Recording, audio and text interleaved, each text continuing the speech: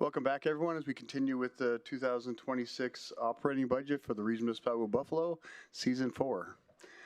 I'd like to start off by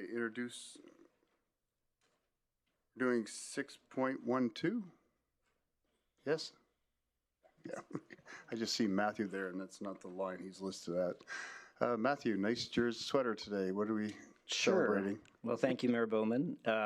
I've got a story for that, actually. First, just for the record, good morning. My name is Matthew Harrison. I'm the Chief of Staff. I will be presenting the Office of the Chief Administrative Officer, the budget, on behalf of Interim CEO Jody Butts. And I have a little story about this sweater. It's Team Alberta North, and I was thinking about budget as we enter the fourth day, Season 4, and how this will hopefully be the last of the days. Possibly not, but it's a bit of a circle back to the first day, this tie into this sweater. On the first day, you heard from the facility operators. So one of those facility operators were the Ptarmigan Nordic Ski Club. And my kids participate in Nordic skiing. And one of my daughters has qualified to be on Team Alberta North for biathlon at the Arctic Winter Games. And both of my daughters have qualified to be on biathlon for the Alberta Winter Games next weekend. So the point I wanted to make in this full circle kind of look is that the investment and the decisions that you're making at the table, that's investing in our community.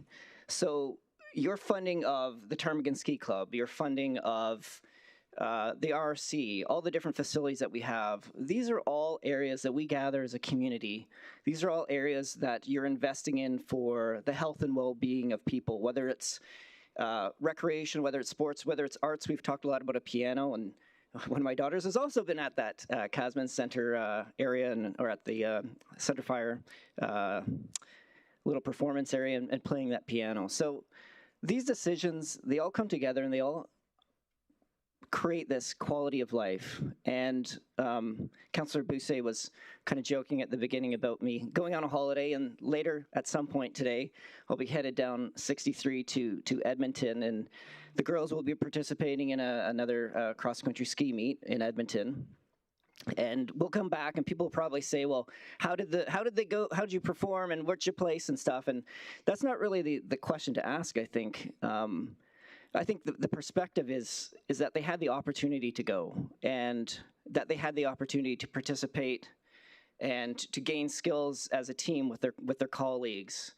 And they also had the opportunity to be ambassadors and to tell people like, wow, yeah, we train in Fort McMurray. Like, you should see our ski club. You should see our trails, the facilities we have. It's incredible. So the investments that you're making over these 3, now 4 days, that just spreads out. That spreads to the whole community. And it's not just for us. It's for the young people, for our kids, for many of your kids, younger or older. So all that to say, there is that aspect, but the group I'm presenting is the Chief Administrative Officer, and so we're here as a group, the Chief Administrative Officer and the Chief of Staff Office, to support you, to support your priorities and your work. So that was my very long introduction. The budget for the Chief Administrative Officer has in years past been referred to as the executive offices, and that's due to the central role this group has in guiding the municipality's strategic direction. And while closely aligned, each office and its employees have distinct responsibilities. For the purposes of budget reporting, the two groups I will be speaking about are, first, the Office of the CEO, which includes administrative and support staff for the CEO, myself, the Chief of Staff, the proposed Chief Operating Officer, and the Mayor's Office. And I also want to note that I've mentioned the Mayor's Office here, but in the next budget presentation, I'll be speaking to individual councillor budgets as well as the Mayor's budgets. So stay tuned for that. The second group that I'll be speaking to, the budget, is the Chief of Staff Office, which includes the branch's corporate records, which is led by Manager Lorianne St. George. Unfortunately, she had a bit of a family emergency where a loved one has passed away. She's actually en route to Newfoundland right now. As well in this group, there's Council Relations led by Manager Nadia McCrone and Strategic Communications led by Manager Megan Limpap. The CEO is the municipality's top administrative official and reports directly to council. This position is responsible for implementing council's policies, bylaws, and strategic direction with focus on the areas of strategic leadership and policy implementation, interdepartmental coordination, council relations and corporate governance, budget approval, and overall financial stewardship. Looking at the proposed 2026 budget for the CEO, the overall proposed 2026 budget is $8,358,354. This proposed budget strengthens the municipality's administrative capacity to support council's direction and strategic priorities and deliver core public services. Key investments proposed by interim CEO Butts include establishing a chief operating officer to enhance coordination and operational performance, adding 2 strategic advisors to strengthen government to government and community relations, expanding employee relations to support a positive and connected workplace culture, and advancing the records management modernization project with dedicated consulting support. The total 2026 budget request increase associated with these investments is $1,326,455. Now, for delving deeper into the numbers on your screen, I would like to touch on staffing.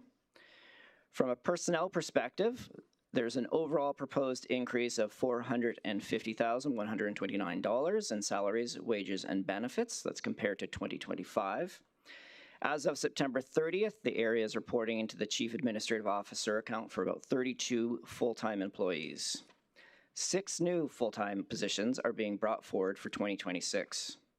The ICO proposes the establishment of a government-to-government position, which you've heard a little bit about in the last couple of days, and a community relations position. The ICO views these 2 positions as essential to closing current gaps and strengthening the organization's approach to engaging with other governments and the community. Now, just as a point of clarity for that, so just as maybe a bit more of an explanation, we do government-to-government relations, but having a position like this, it would strengthen that, provide more of an ability to proactively monitor, to keep an eye out on what's happening provincially, federally, also with our Indigenous governments, and then create more of a strategy to help you and support you in your advocacy.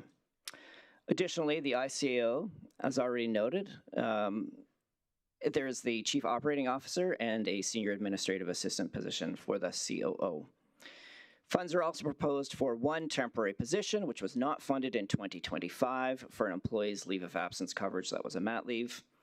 Now, regarding personnel within the Chief of Staff office, an administration coordinator position with council relations has been added to support the needs and work of council. There are cost increases in corporate records where 1 funded FTE was transferred into the group in 2025 for the manager of corporate records. Now that position is existing, it's just a transfer in from another area. Additionally, a new assistant of corporate records position is proposed for 2026, and that's to support the implementation of the records management system and related records and information work.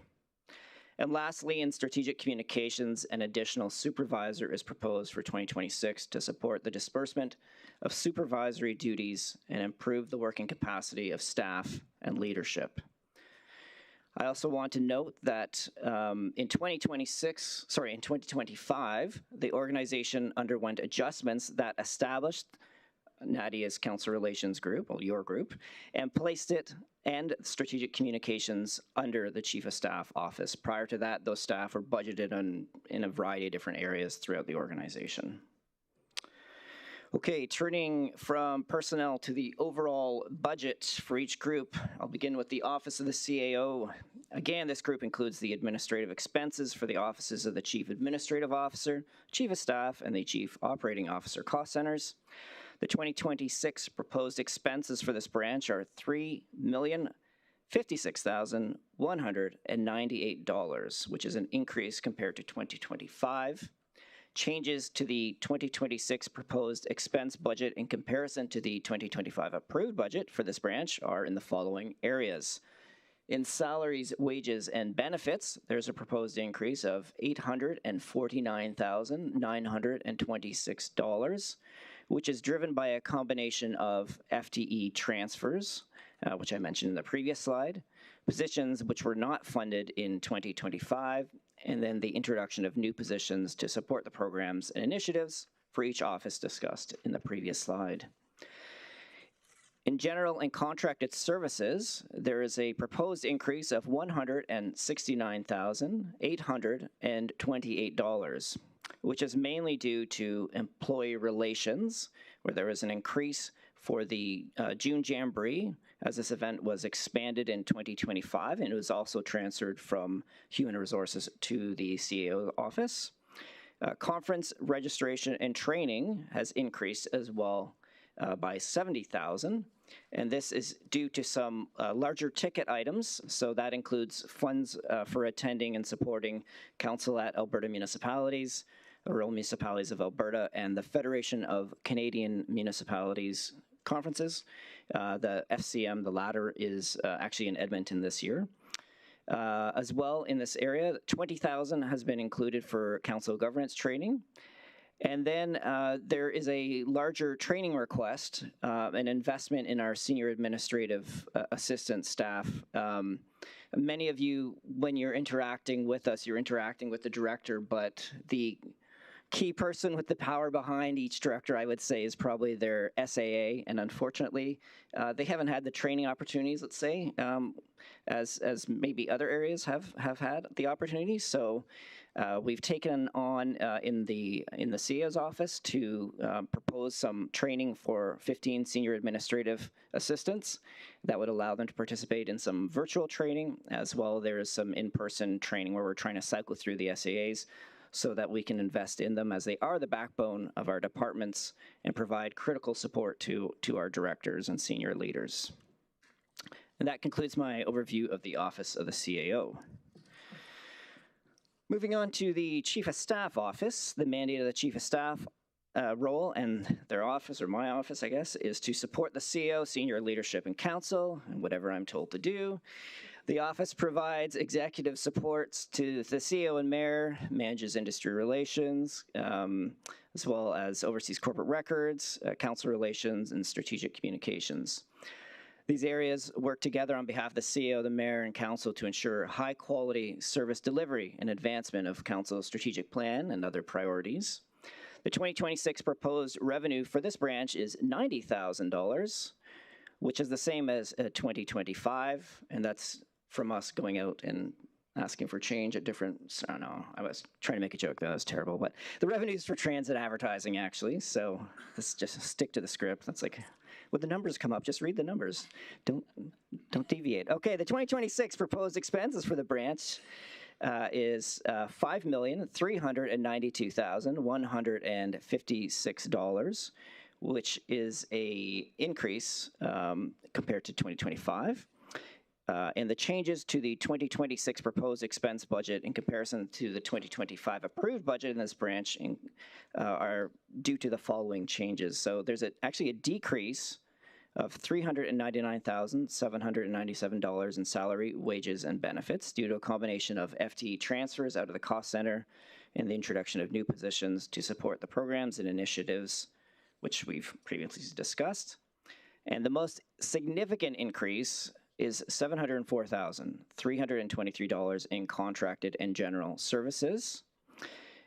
The increase is due to, one, there's an initiative as part of our employee relations that's coming through the strategic communications group. And it's an increase of $120,000 to launch an organization-wide branded merchandise program for staff, which council will also be able to access.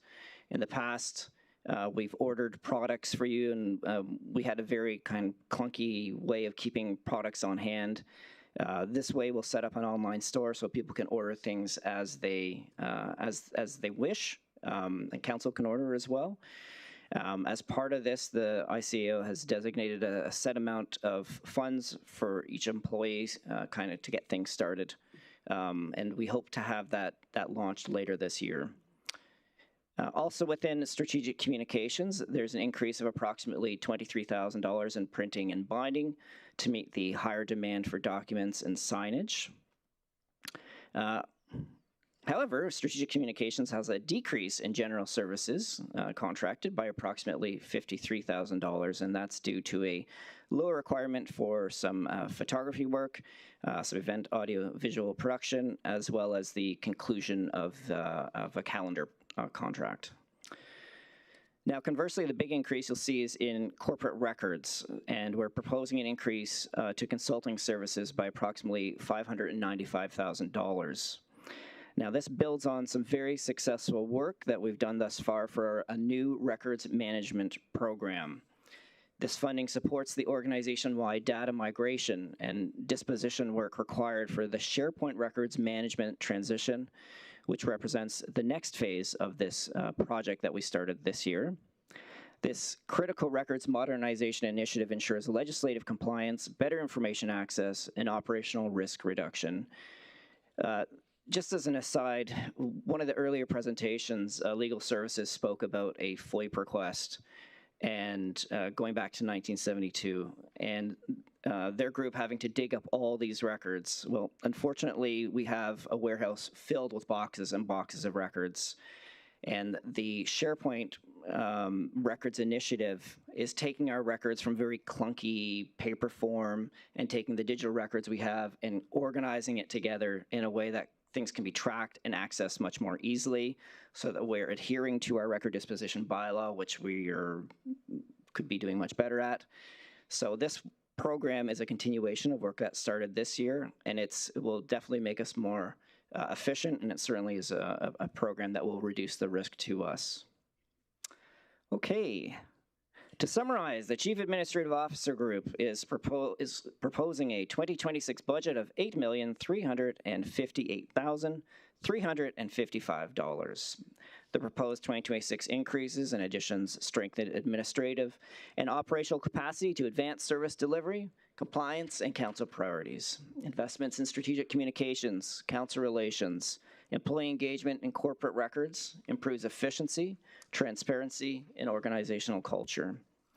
A Chief Operating Officer role bolsters operational focus and coordination. 2 strategic advisors expand collaborations with other governments, partners, and the community. And collectively, these investments reinforce governance, accountability, and service delivery for 2026 and beyond, and create more opportunities within our community. So that concludes my presentation for the Chief Administrative Officer's 2026 proposed operating budget and 2027 and 2028 financial plan.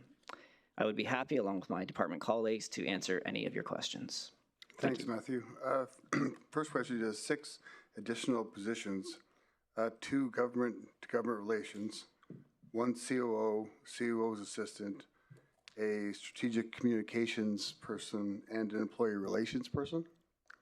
Yep, so the 2 advisors, one would be a government-to-government relations, the other would be a community relations. The COO, I believe, is actually in the 2025 budget, but it would be a SAA to the COO. And then there's the council relations support person, there's the corporate records support person, and then there's a supervisor in strategic communications. And how many people are in council relations right now? There would be 4, including the person in the budget that I just named. So it's sorry, 3. 5. There would be 5. Sorry. So there's 4 currently. No, there's 5. There's 5. Yeah. So that would be 6. No, we are 5. We are fully staffed at 5. But adding 1 will be 6. That person has started in their position. Oh, so it's in the budget, but it's been added from the 2025. Yeah. Sorry if that's confusing. So we're not asking for a position. We're letting you know we have a position. Yeah, that's in there. Yeah. And the government to government, I know we added 1 person to IRR for government to government relations yesterday for the indigenous governments. Meaning that, would you need 1 then for government to government when it comes to Alberta or the government of Canada? Well, if ICO Butts wants to step in at any point, he's welcome to. Certainly the 1 that's proposed would be, so there's the two positions, but one it would be more in working with the community, and the other one would be working more exclusively with the province, with federal, Indigenous government. So there's two positions, but there's separate functions. Right, what I'm just stating is that we added one person to IRR's budget, an advisor position, to work with basically Indigenous governments. That would be our governments we have around the community. Yeah, I would still say that the need to have someone who could be doing the tracking, monitoring, advancing issues with the provincial government and federal government, that still having that position would be of value. That one position, yeah. Perfect. Okay, thank you. Councillor Vardy? Or sorry, do you want to add anything, CEO? Yeah, through the chair to the mayor. Unaware of the motion that came forward, and I just referencing the motion that was specific to a regional water strategy. What Matthew was speaking to is that's a very specific, I guess, a specific function. The government-to-government relations position would recognize all governments and track that for us, and I guess prepare those mayor and council when they meet with those governments. And I want to emphasize that it's in my view, a position that our organization can mature in, and recognizing our Indigenous as government to government. So we have regional governments, we have provincial governments, and federal governments, and that's what I believe is an area that we can do better at. Perfect, thank you. Councillor Vardy?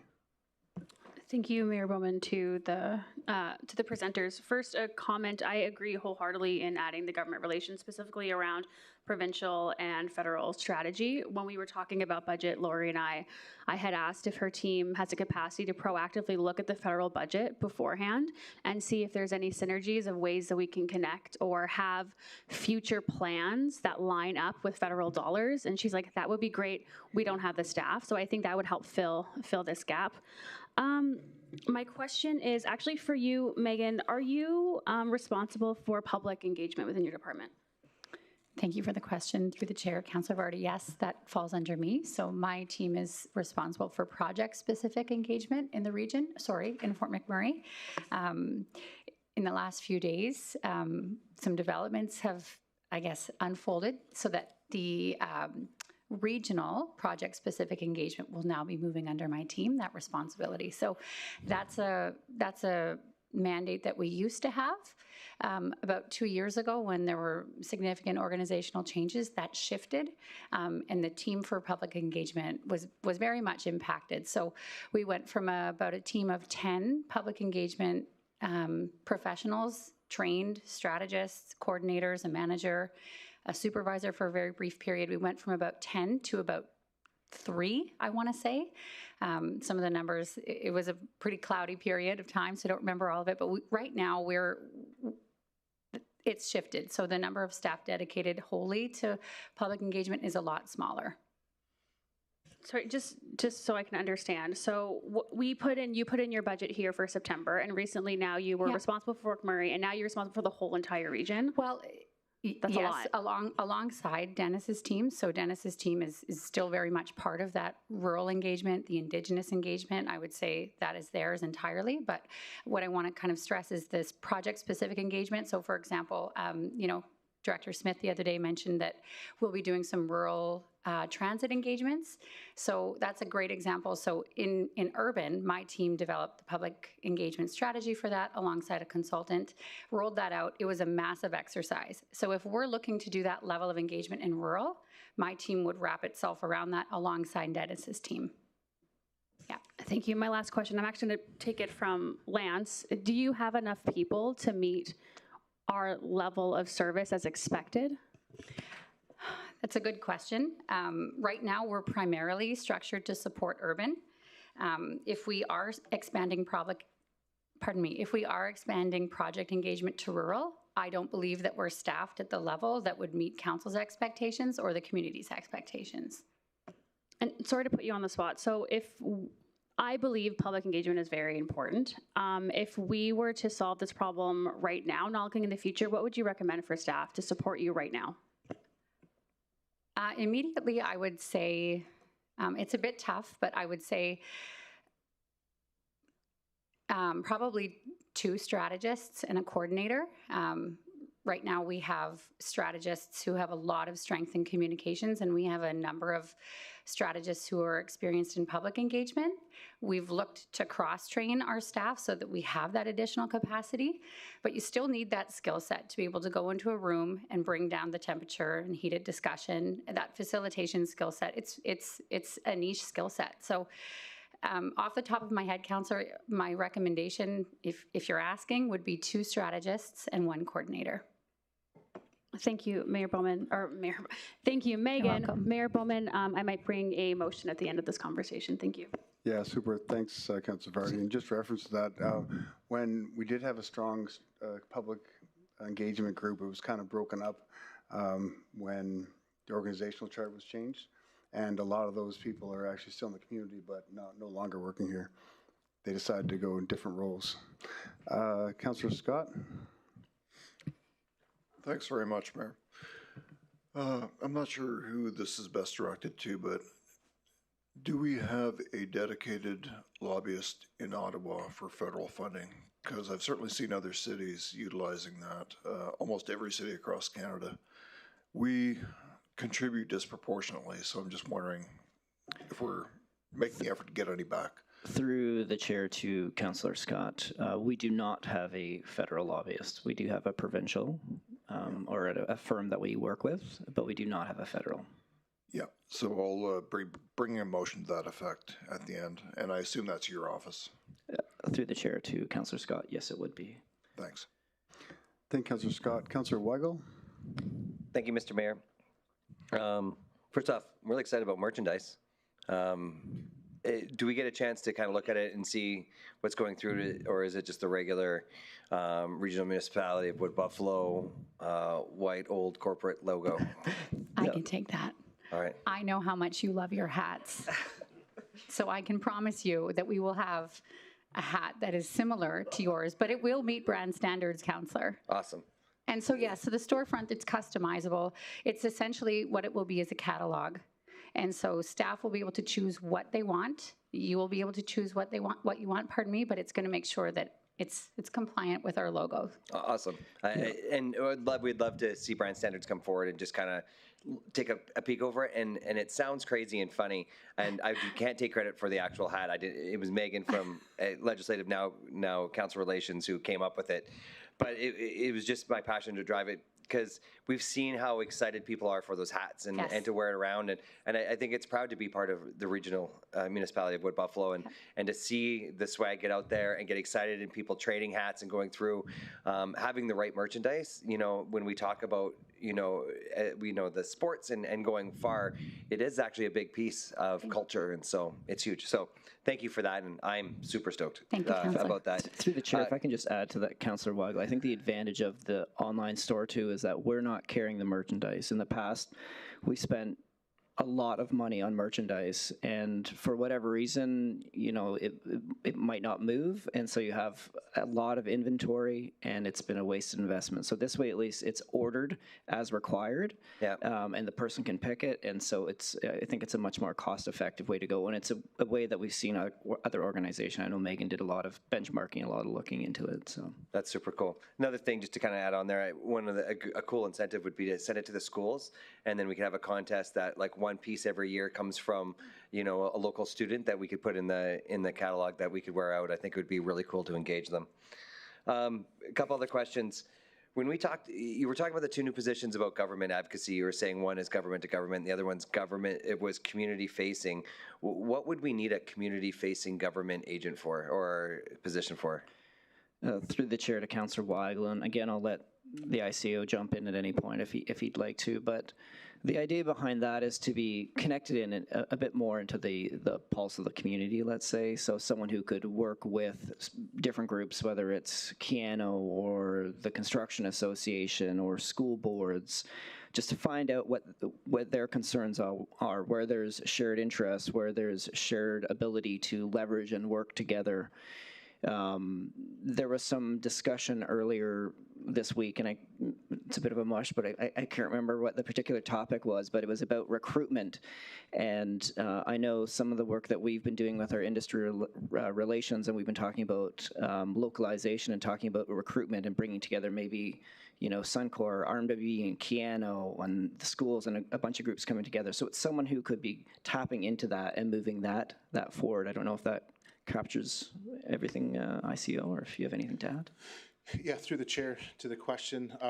Yeah, I echo those sentiments. There's other issues like with our construction association, the procurement concerns, even our local businesses that are impacted by the projects that we perform out there. And you're probably well aware of that one. So Absolutely. how can we make sure that they're recognized? And to yesterday's point, if there's impacts to their business, we should be sitting right alongside them instead of what we do today. Right. Okay. No, I appreciate that. So it's more of a stakeholder engagement like position where we're working with our stakeholders, kind of like what Dennis Vroom does with industry. I would say, and I know how advantageous that position is. Dennis does a great job there. Yeah, through the chair to Councillor Bugle. Yes, that's a good comparison. Actually, that industry relations, and Dennis is already in that role, and then that government relations is the idea they would be kind of working those same ideas, same channels. So. Okay. No, I appreciate that. Last question here. Megan, you were talking in your languaging. You were talking. There was a conversation back and forth, but there was different languaging between public engagement and project engagement. Can you explain the difference? Yeah, so there isn't a difference. Public engagement, I would say, is the umbrella term. It's generally recognized in the industry. I'm using project-specific engagement today to make sure that I'm very clear that my team will not be leading the engagement efforts for council relations or for Dennis's team, for that matter. We work alongside each other, but I won't, for example, be taking over Dennis's Indigenous and rural engagement. That's very different. So project-specific engagement, councillor, would be, to my example earlier about the rural transit. That we are supporting a client, that we would be supporting Keith in his work. Another one that I can think of off the top of my head would be the water intake in Fort Chipewyan. So right now, an engineering consultant has been brought in to work alongside Dennis's team there. And we want to make sure that the work that consultant is doing actually aligns with our public engagement framework and policy. Right now, there's nobody making sure that that's happening. So we're going to fold into that. Awesome. Okay. No, I appreciate that. Thanks for the You're clarification. welcome.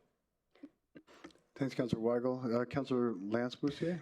Yeah, thank you, Mayor, through the chair. Thanks for the presentation. The government position, what's our role then? Council and the mayor? Through the chair to Councillor Lance Boussier. That's an excellent question. Council will always be the spokesperson. You'll always be leading the advocacy efforts, but you need support. And so an easy example would be Alberta municipalities that we went to back in November. We met with the Minister of Municipal Affairs, Dan Williams. So in that instance, I was there to take notes, there to do follow-up correspondence, there to share briefings in advance to council. So that position would be very much supporting in that capacity.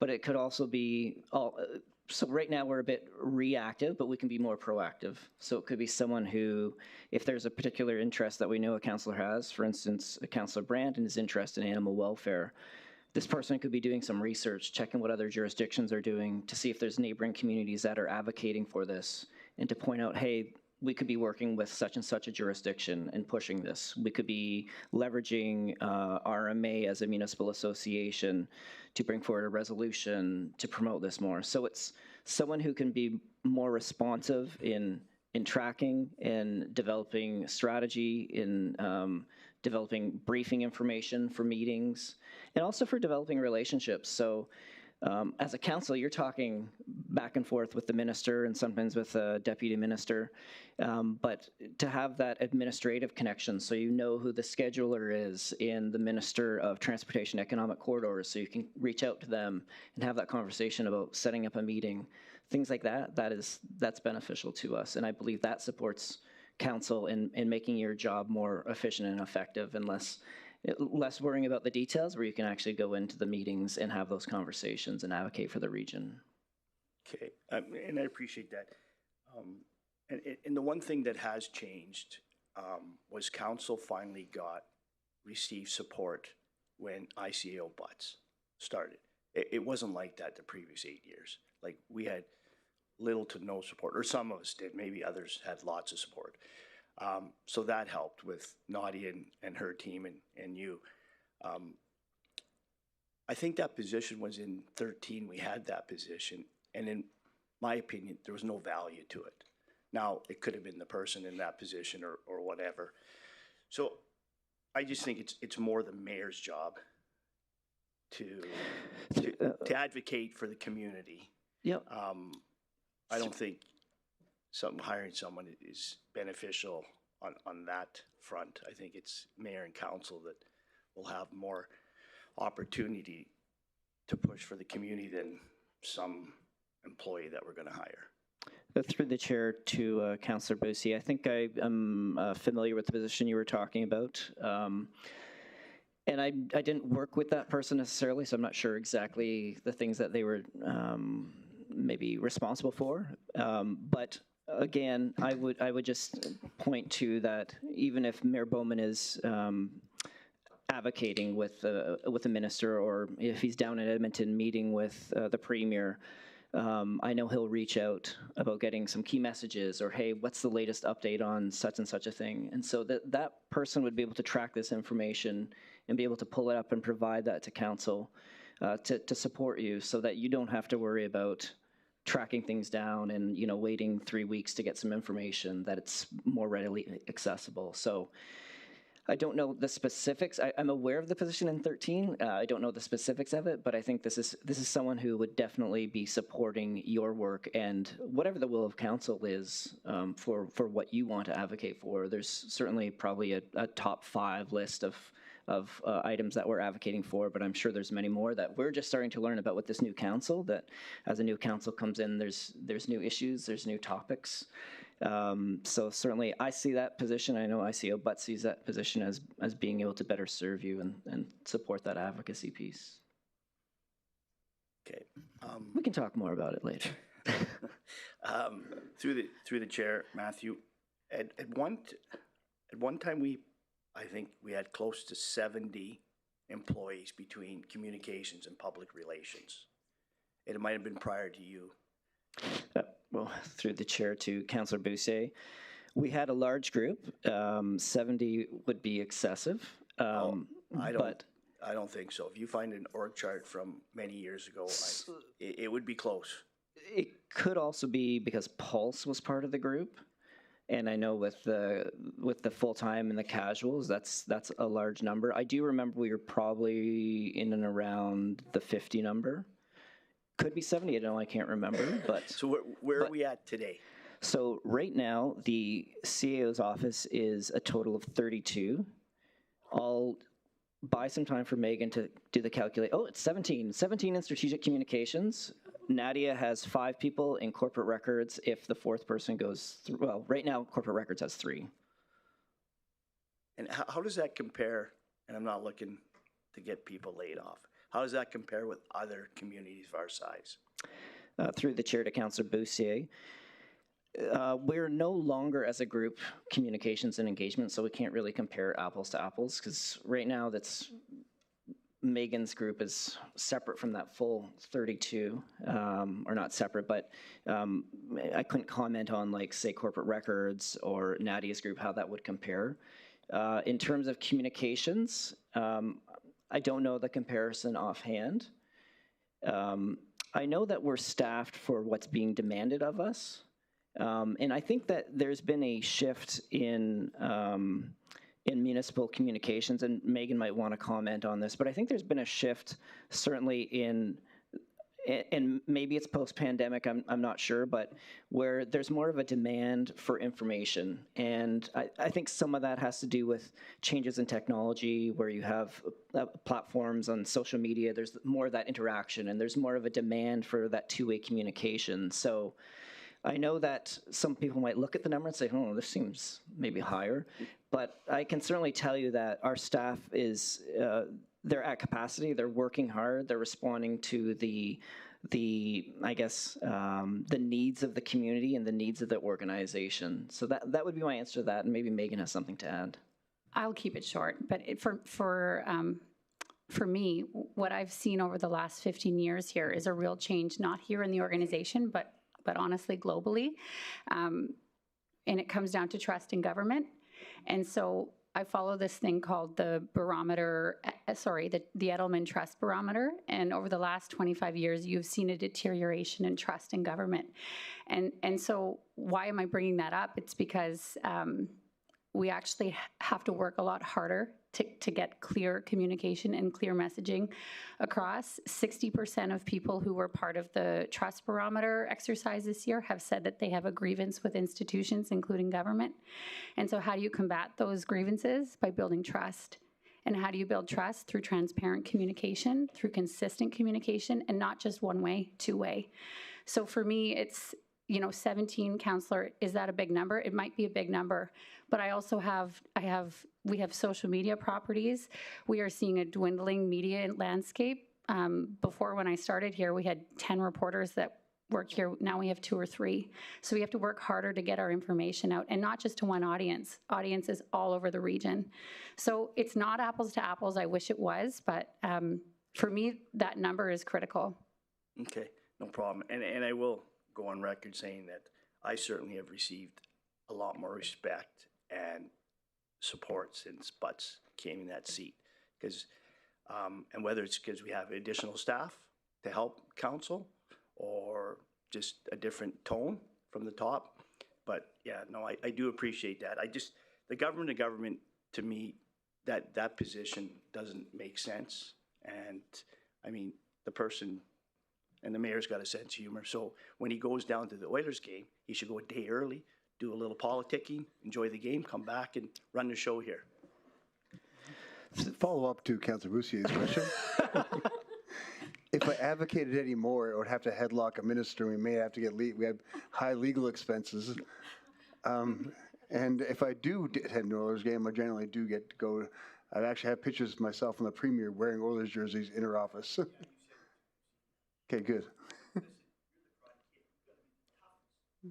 In the world, so maybe use the headlock. And I believe I am. And a lot of my strategic communication actually come from, I have to give hats off to Adam Hardiman. That's a lot, his knowledge of politics, not only in the province, but even the country and across the world, is a huge asset to my office. But I just want to ask the team here, because Matthew's been around since we've been going to Too many. up to the point of headlocking ministers. Assault was not a factor. But what difference would it be? So let's take the last meeting with Minister Williams. What difference in that meeting would a government-to-government relations person make in a meeting that we had there? We covered a lot of different topics in that meeting. Yeah, through the chair to Mayor Bowman. I think that role, you could have the information being tracked and followed up on. I don't want to make it sound like it's a side of the desk project, but right now a lot of it's falling to me, and to be able to look after, we're not able to do the things that I see we could be able to do. Like there's Councillor Vardy had a very good question for me before Christmas about, hey, and actually you kind of brought it up in talking with Lori, like, hey, are we proactively tracking things or reading budgets or things like that, like a federal budget, provincial budget, and providing a report back to council. And we're maybe like, in my capacity, if I can get together a summary, that's great. If not, maybe I can pull it from somewhere else.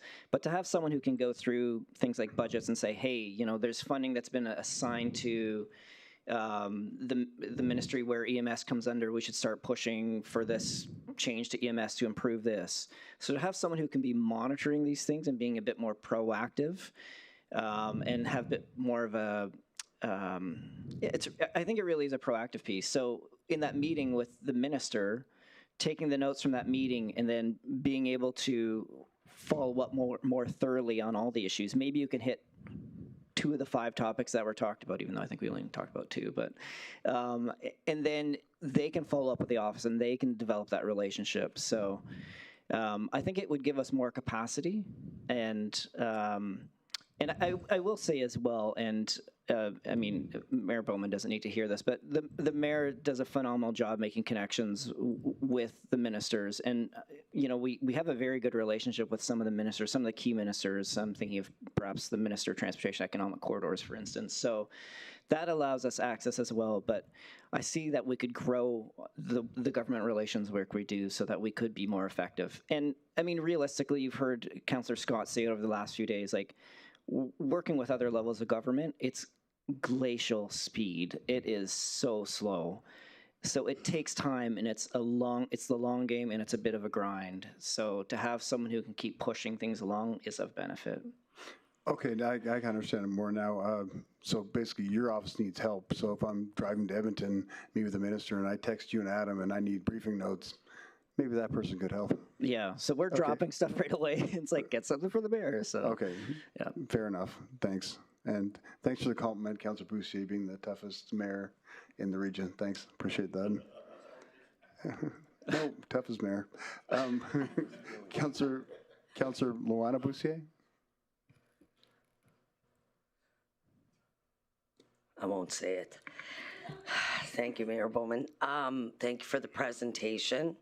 And thank you for all that you do. What has become abundantly clear to me in sitting here listening to your presentation, make a note, Nadia, is that in all of our schools that we had, Elliot would come, everybody came, and we never heard from you like this. And this I felt a little bit like blindsided is a bad word, but I felt lacking a lot of knowledge about what was coming with positions and what was going on. And so a note for next year, like, we also need to hear from you. So I'm sitting here learning on the spot, like, I saw the budget, but I couldn't wrap my head around what these positions were. So yeah, so we can make sure we do that next year.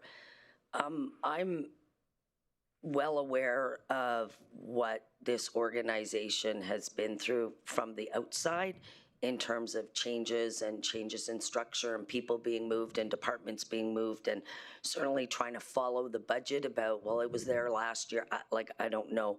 And I am very much wanting to support the staff, you leaders, getting what you need to try to realize your vision. What I am going to say, I'm going to support it. I'm going to give you guys the opportunity, as leaders, to get things organized. But I'm hearing throughout this week of siloing, and it's scaring me. This person's getting a water specialist, and you want this, and government to government, but Dennis speaks to industry, but we want someone to speak to industry, and Keanu, and then someone's going to speak to Stu, but I know Elliot's people are going to speak to, as a businessman, I mean, and I've got a lot of pause. Like, I got a lot of concerns that this organization is siloing, and if I've said anything from the beginning, it's finding synergies, working together, being collaborative. I said it on my campaign, and I'm going to say this really worries me. So I'm going to task you all with making sure, Megan, that you guys are communicating. Like, that's your expertise. So, you know, start yanking on somebody. But this worries me. It worries me a lot. Thank you. Thanks, Councillor Boussier. Councillor Brent? Thank you, Mayor. I'll start off with the government-to-government relations. I apologize for the non-gendered quote, but it comes from swingers. It's the guy behind the guy behind the guy. And contrary to what Lance thinks, is one enough?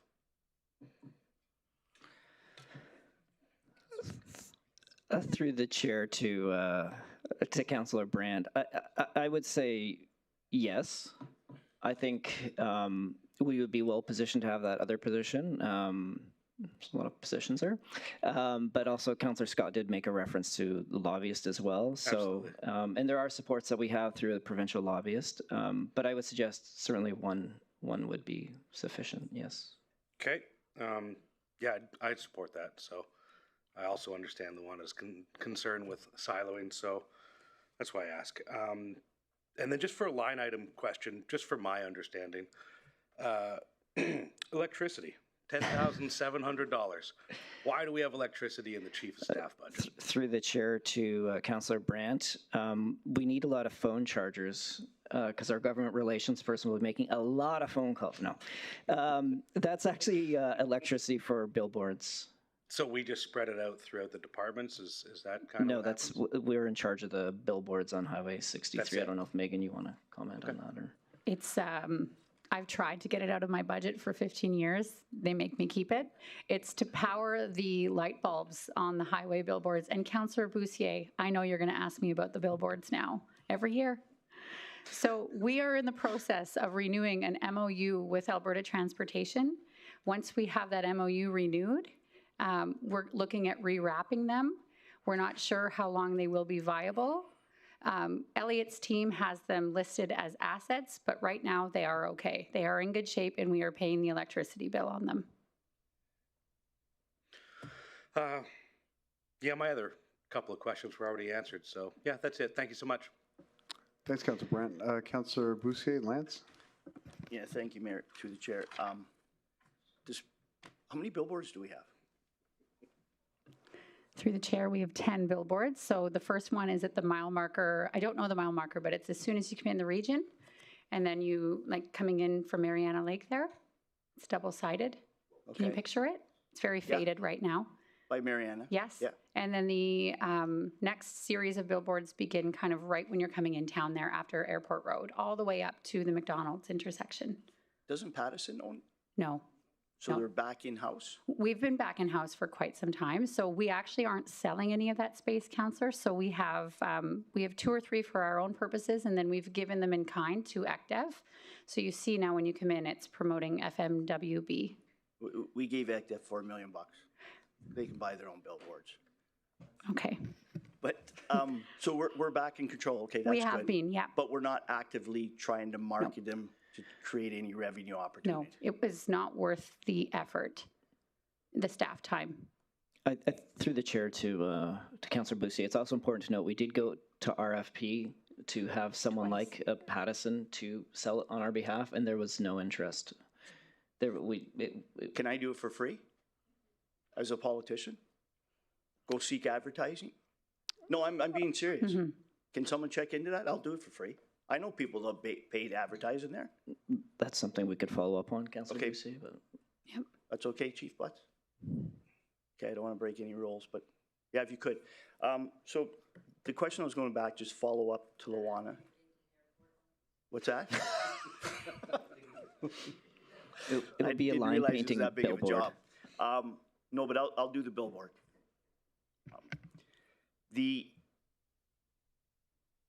So now that we're being brutally honest in council chambers, there's a few people of the 1,500 that work here that like me. Few, not many, but a few. Besides the silo, because I've heard the silo stuff, you know, the different departments, a few people have said that they enjoy working here, the few that I talk to, but they're not challenged. They don't have a lot of work. And I don't speak for everybody, because lead services, Jane, her team, you guys work hard, and probably everybody works hard. Mm-hmm. But I hear that they don't have enough work. Does anybody else hear that? Or is it just...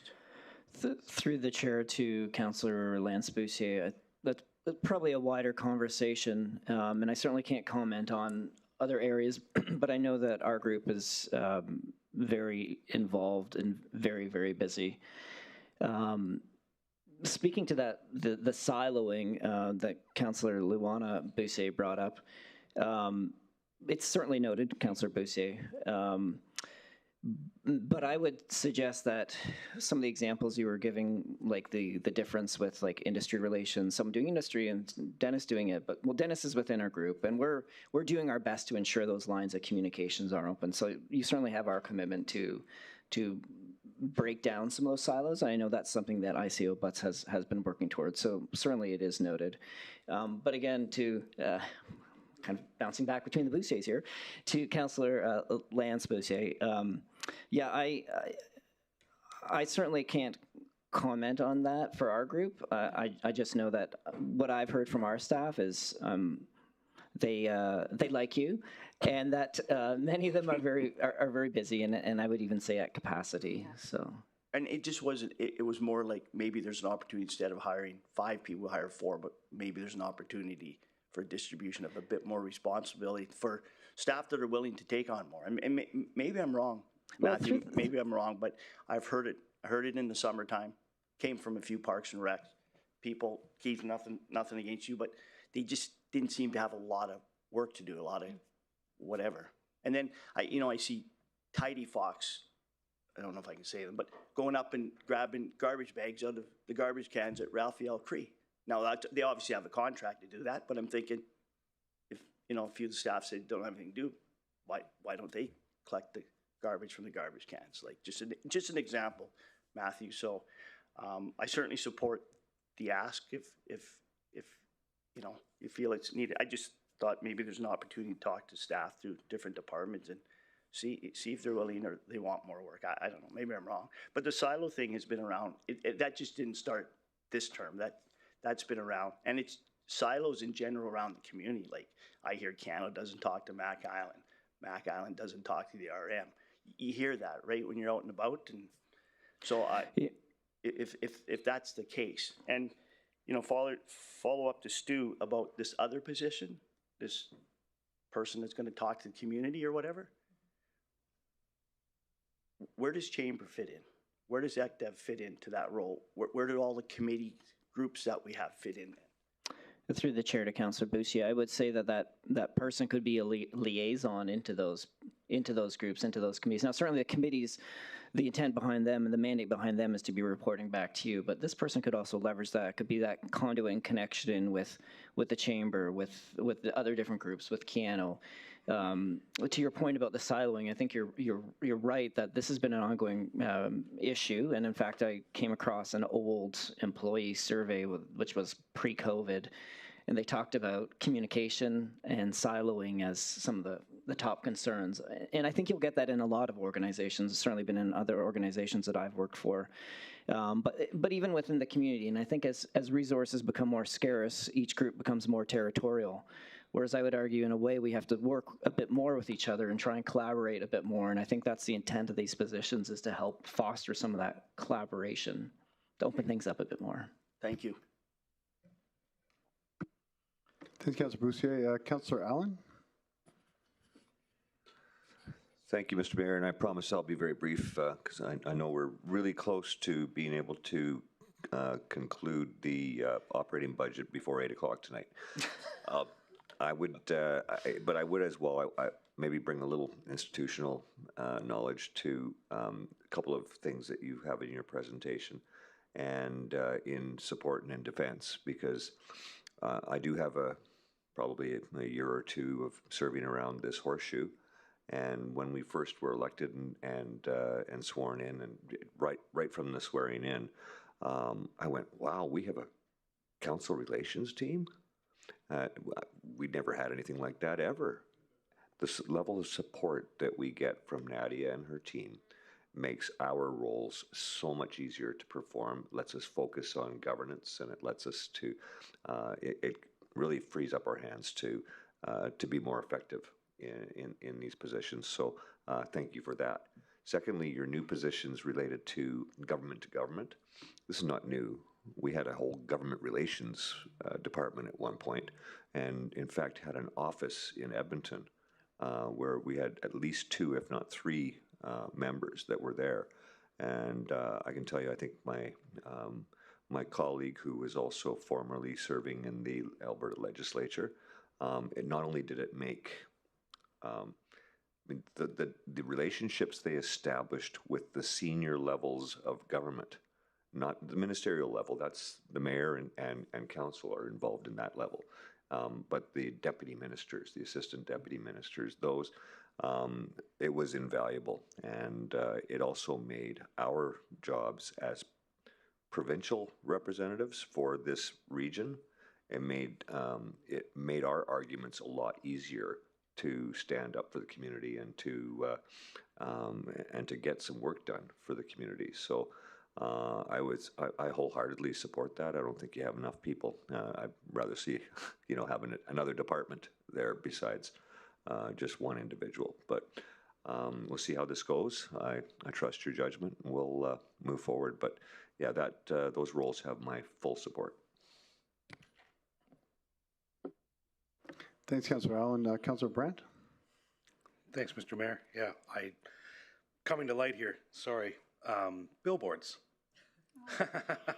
I'm just curious, I can take this offline and we don't have to fully discuss it now, but what happens to the billboards that were previously up? Like one that was up in 2013 perhaps, that has disappeared since the fire. Where would that have gone to? Through the chair, do you mean the vinyl wrap? That's what I'm talking about, yes. So we pay a vendor to do the installation of those wraps, specialty printing, and that includes the forklift to go up and put it in, and I believe they take them or dispose of them. We did have one agency request to keep it because they had paid for it, and we did make that allowance. It was a nonprofit group. It was their wrap. They wanted to bring it back to their helicopter hangar, and we had no issues with that. But beyond that, we aren't disposing of them. Okay, because I do know of another group that's looking for one, and they haven't found it. And again, I'll take it offline, but yeah, I'm curious about it. Thank you. I didn't realize that we own those. So yeah, I also thought it was Pattison. No, we have tried to have Pattison join us in the sales, but we've actually gone to market twice. And what they told us was they wanted digital. They were interested in digital. Now Pattison does oversee our transit sales, and that's good revenue for us. That works well for us, but they were not interested in our static billboards. Yeah, I got another issue with that. But again, we'll take that offline too. We will. I'll keep it moving. Thank you so much. Thanks, Councillor Brandt. Councillor Cardinal? Thanks, Mayor. Thanks for your presentation. What's the difference between, let's say, Dennis's role with the nations, and then we're wanting to add this, and then we have the water strategy position that we added last night, and are they just going to primarily focus just on the water strategy themselves? And what's Director Fraser's role in communicating with the nations? Are we trying to come out of that? Is there barriers? What's happening there? I'm just kind of curious as to that. But let's talk about that one first, if you don't mind. Sure. Through the chair to Councillor Cardinal. I can't comment so much on the water strategy one. My understanding was that position was more focused on that, and again, ICO can jump in at any point. But the government to government again is focused on multi levels of government, and what I've heard the ICO explain it as, we have to look at all the government, all the levels of government that we interact with, and that includes the Indigenous nations as well. So the position is, it would be, I would see it working again, focused on provincial, federal, but there is that Indigenous element. And that would be collaborating with Dennis's group. Dennis has phenomenal relationships with the nations and with all our Indigenous and rural communities. So I would see it as someone who, let's say you identify water as an interest, which we've already done in the last few days. And of course, Dennis is leveraging his relationships with the nations, whether it's talking with MCFN or a nation in a different area. Whereas this person, this government to government, could be like, okay, so we know we have this water interest, and maybe there's been a nation has given Dennis some information about there's a grant to do some kind of work, or there's a water committee being formed. Then this individual, this government to government person, could work with their contacts and maybe get more information about a grant or get more information on this committee, find out about, what's the committee's mandate, how can we be involved, perhaps work on crafting correspondence to try and get on the committee, that kind of thing. So it would be a supportive role, but it would never replace the relationship role that Director Fraser has, but it would help support your work And then in that particular instance, support certainly the work that Dennis and his team is doing. Okay, so do you feel that we're going to duplicate it all? No, I do not. No? Through the chair to Councillor Cardinal. No, because there would be other opportunities and first of all, other levels of government, but as well other issues and other areas of concern and other areas that could be advocated for. Maybe it's not water, maybe it's housing. So one person that speaks to all the levels of government, and then 2 supporting staff. Is that what I heard?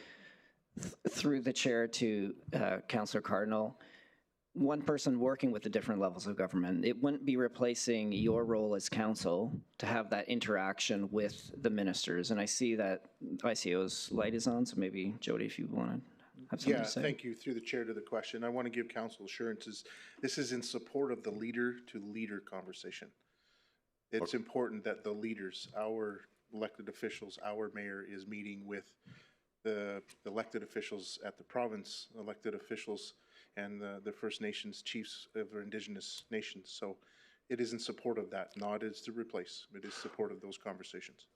Yeah, and that's where it's hard for me to wrap my head around this, is because, us as a governing body for the regional municipality with Buffalo, I mean, there's barriers and gaps because of the fact that, when we have to really push for stuff that needs to happen in the rural communities and in this community, and then, then we got to go out and, speak to people at the RMA, and then it's brief. I like the fact that, there could be somebody that speaks government to government, but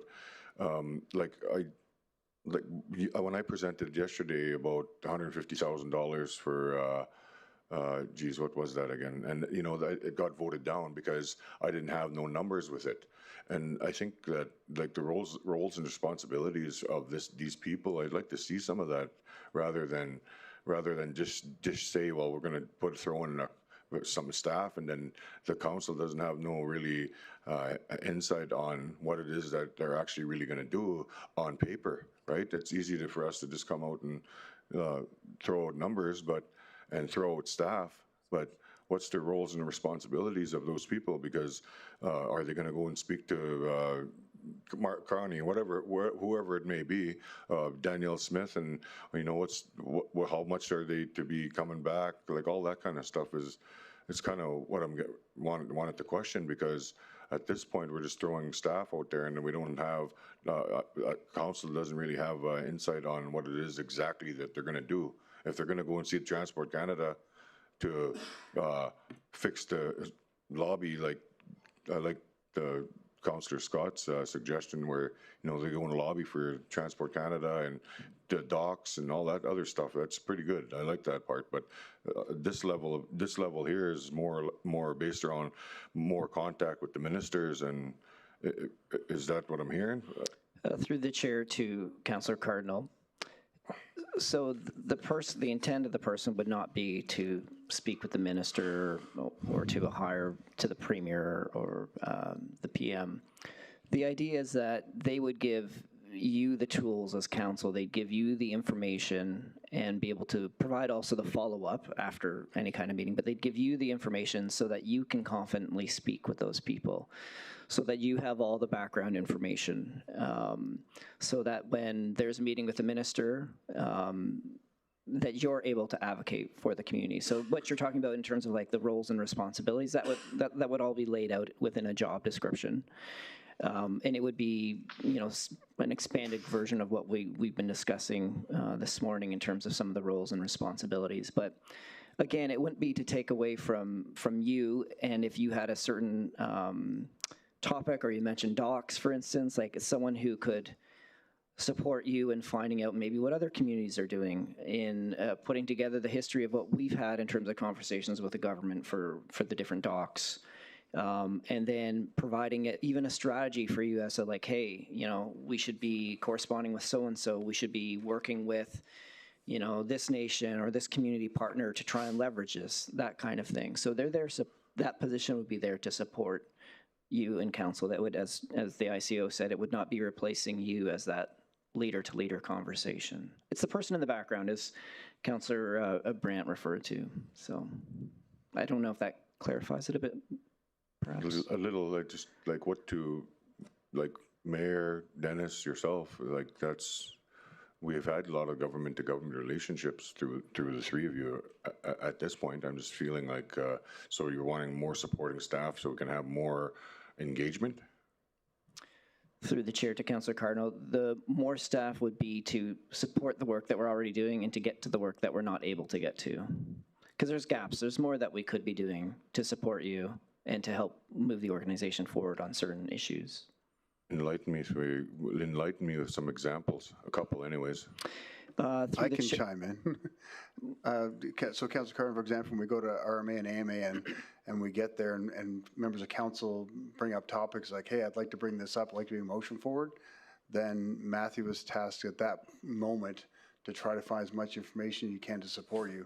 Having someone in government relations be able to do that and get it in advance for that. Or if, like example, I said, I'm driving to Edmonton for a meeting with the minister and something pops in my head on the way down, I text Matthew and Adam. They wouldn't have to drop everything they're doing. There'd be somebody that their position will be to get that information together and already have it ready and available for us.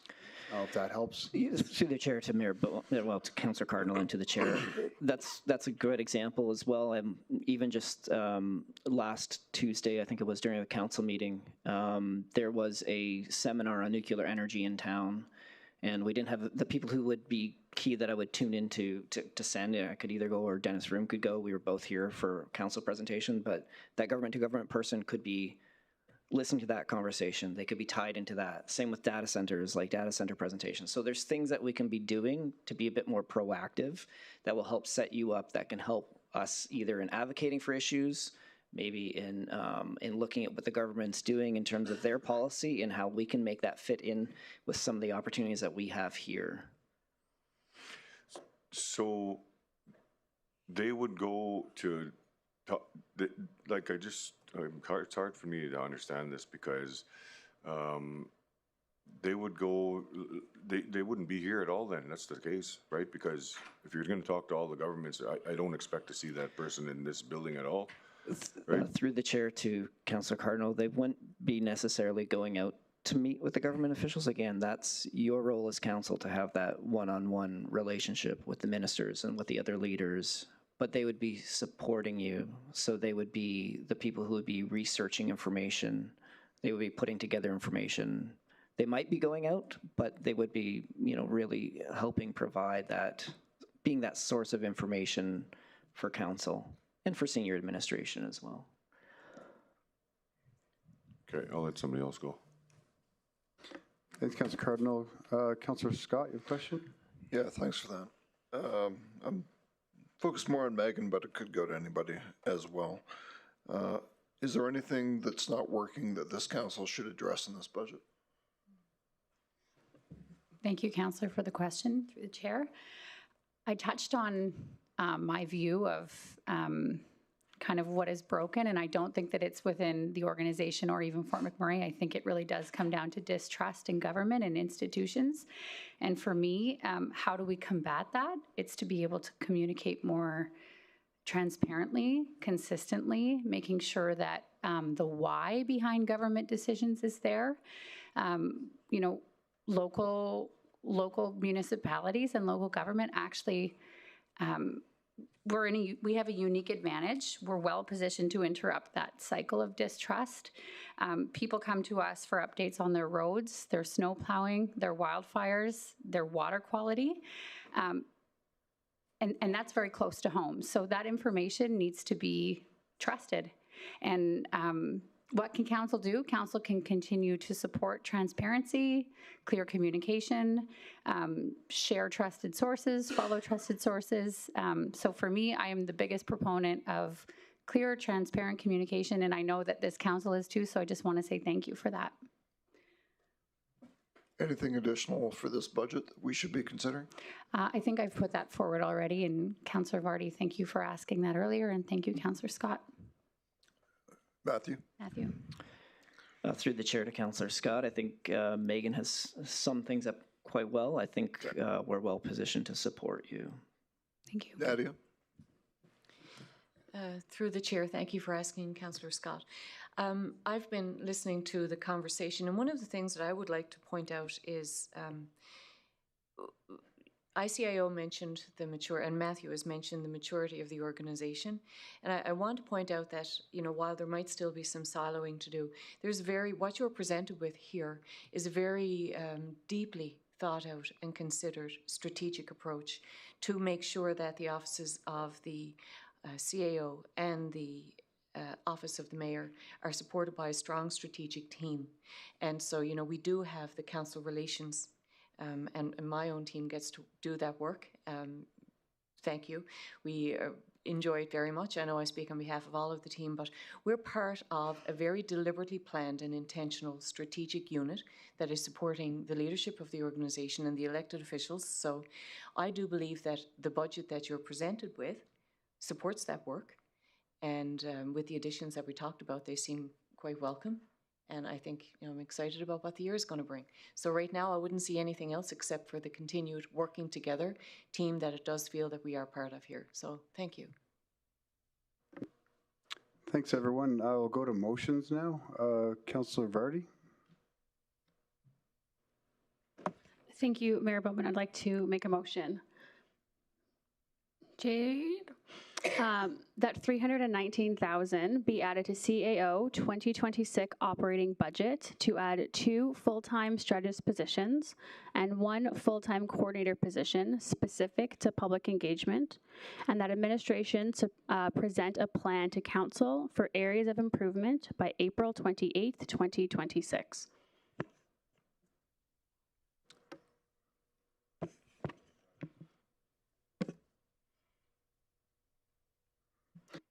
Thank you, Councillor Vardy, and thank you for the second, Councillor Brandt. Would you like to speak to that motion, Councillor Vardy? Thank you, Mayor Bowman. Yes, I would. We heard under the former CEO that our public engagement department was dismantled. Now the way that we communicate and we look for feedback between the residents is done at an individual department level with little municipal-wide strategy standard, and it's done ad hoc. We as a council, I believe, have lost a critical piece of municipal operations. I had heard a couple of comments, and I would like to speak to how this will alleviate that. Engagement requires specialized skill in facilitation, communications, and inclusion, and that includes conflict navigation. I spoke yesterday and, you know, made a joke about Anderson being yelled at in John V for 4 hours, you know, handsome, whatever. But that's the mental health of our staff. And at that point, it was not his responsibility to provide conflict resolution. If we would have had the right people there, we would have been able to facilitate real meaningful resolutions. And at that time, we just weren't. I would like to speak about the work that IRR does. The work of our advisors is to be the conduit, the ally, the advocate for our rural communities, for our Indigenous communities to the municipality. It is not their job to manage emotions and manage conflict during engagements. So we're not taking the job of anyone in IRR. Actually, we're enhancing their ability to do their job. Residents are more likely to trust a process when it's neutral, structured, and properly facilitated. I unfortunately had a resident come to me that they participated in an engagement recently, and they said that they were talked over and they were pretty much bullied. How unfortunate. This dedicated role will ensure that we have consistency across the municipality. We won't have different departments doing different things, not knowing about it. I think it'll address the issue of silos when it comes to communication. Our staff are busy. We have a lot of projects coming up, and engagement doesn't get deprioritized if it's under one department. Transit, for example, I want Keith to be worried about the safety. I don't want him to be worried about the colors of our posters. Public engagement professionals can design, like we talked about, specific strategies, making sure we're talking at the right time, at the right level, not too early and not too late. This also provides equity, accessible, and inclusive opportunities for engagement. Some coffee chats don't work for everybody. I'm a mom of 2 kids, and sometimes I can't come at 3 o'clock to chat. We want to make sure it's inclusive to everybody. This also means more rural participation. This means that the people who have accessibility issues are able to participate. It's not a one-size-fits-all, and I don't believe it should be. It also creates institutional knowledge. We don't have to reinvent the wheel every single time. It helps close the loop with residents. I attended a public engagement in 2021 about the Prairie Creek Loop. Still haven't heard back.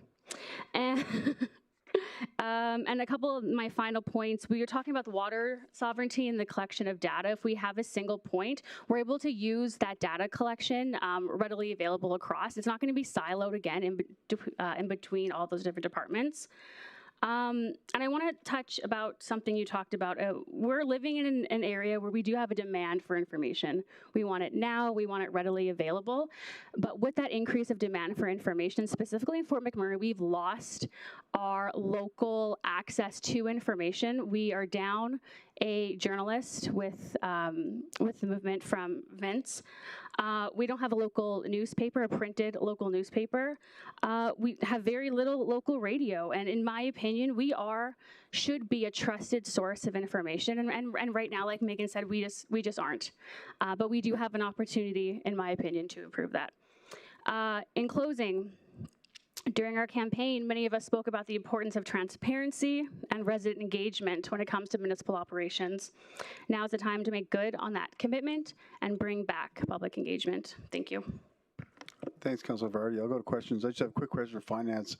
Does this amount reflect the total encompassing cost of 2 more employees in that department? 3 more employees in that department? That's with everything? Through the chair to the chair, we have a calculation of proration for 8 months. So with all of these new positions, the 2027 will actually be higher to represent 100% of their salaries. Perfect, thank you. Councillor Scott?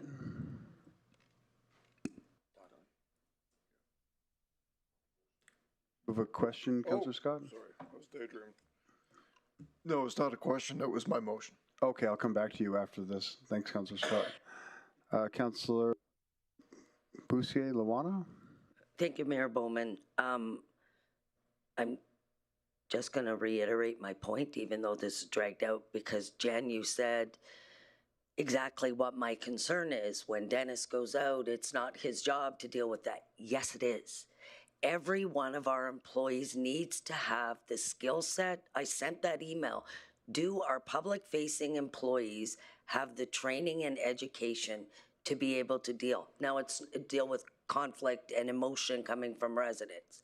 Now, it's not their job to manage the bigger issues, if that's what you're speaking to, but I worry. And so I've been a big advocate for making sure everybody gets training. I love the SSAs, that they're finally getting training. I'm a huge advocate for that.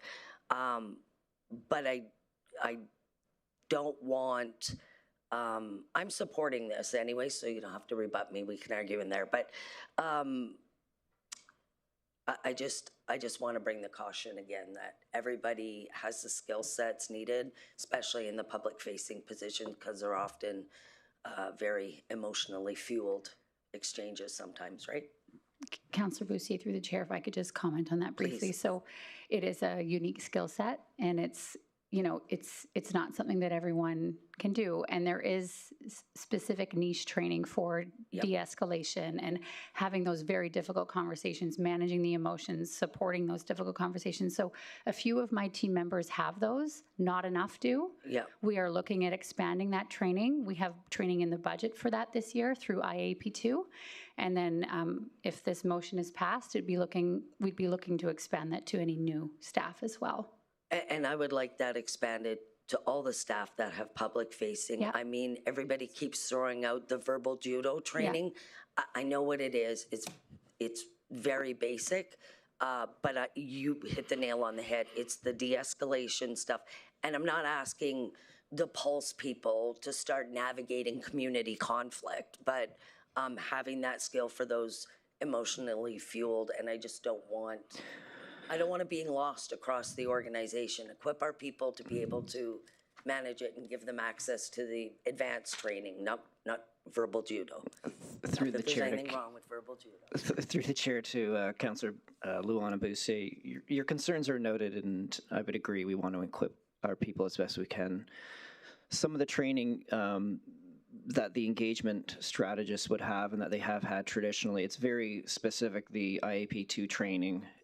So it's a bit more, it's beyond, it's not just the de-escalation, it's the techniques, it's drawing out information, there's some facilitation piece in there. So it is just a bit more specialized training. It's also training that we could even offer to council at some point if there was interest as well. So, and I'll let Nadia can comment as well as public engagement. She was the lead of that group at one point. Yes, thank you, Matthew, and through the chair to Councillor Luana. I also wanted to point out that while we do certainly want to equip any public-facing staff and councillors, elected officials, as best we can, it is a specialized training, but it's also an aptitude. It is also something that people, you can be provided the training to be able to deal with situations like that as they arise. But people would have an aptitude and choose this as a career path and as a career choice. And so, I think that if we start with people, and we will be hiring and looking for people who already have that aptitude and training and experience, and having people with that kind of skill set in the room strengthens the confidence and the experience of everybody who is in the room. And so, while there is a level of awareness and training and preparation that we want to be able to provide to everybody, having those skilled professionals in the room does make it a better experience for public and for all staff and elected officials that can be in the room, I believe.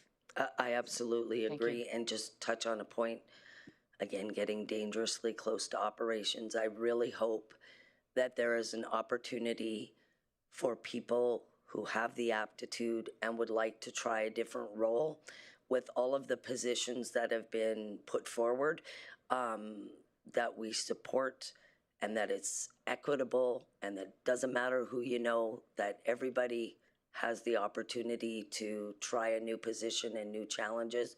Obviously, they have to have the skill set, the aptitude, but this is an opportunity to show some real change in the culture of this organization too. So good luck and represent us well. So through the chair to Councillor Boussier, noted and agreed.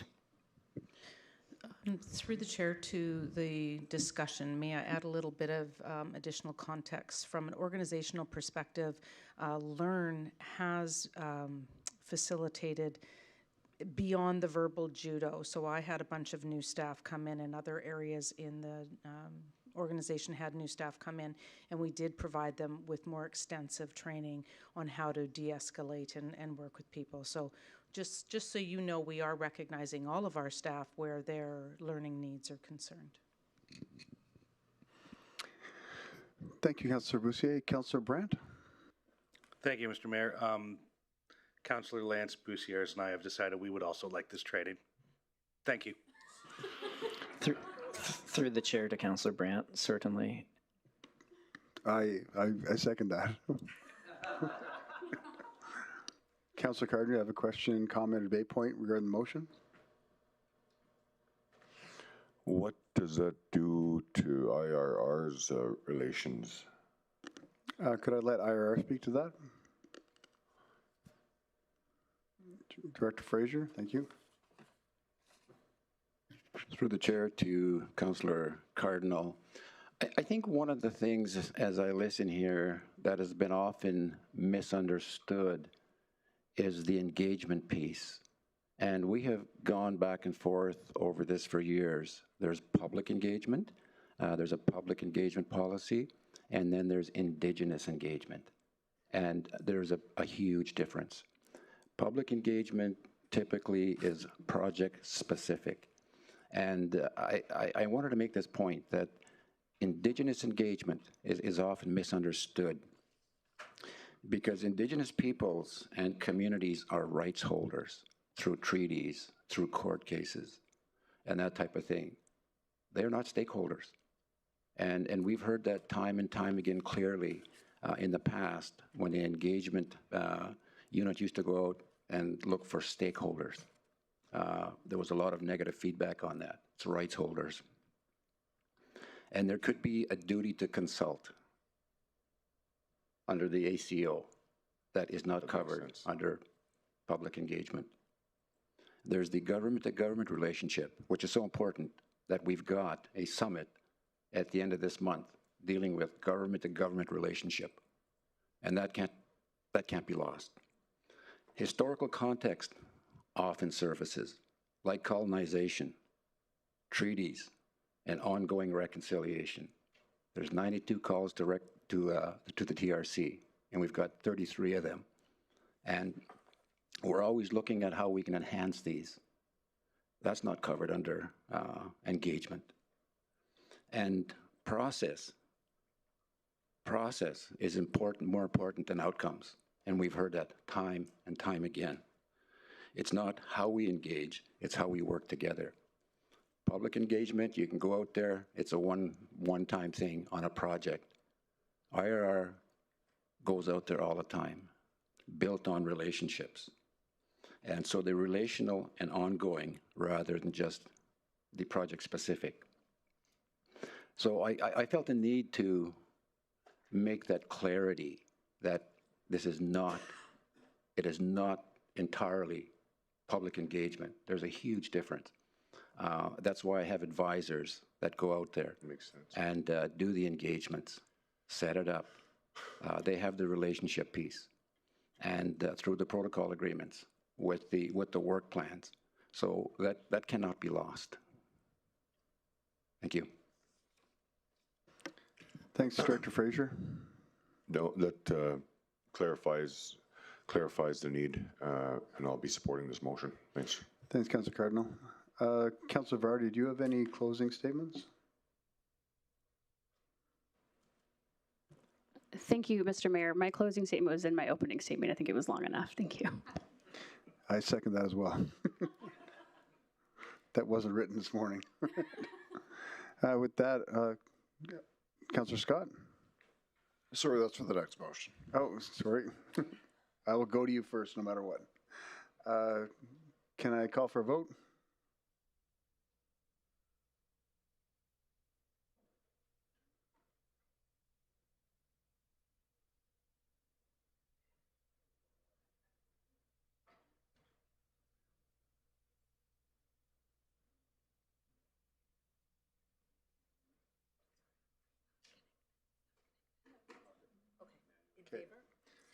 Councillor Allens voted in favor. And that's carried unanimously. Thanks, everyone. Moving on to Councillor Scott, you have a motion?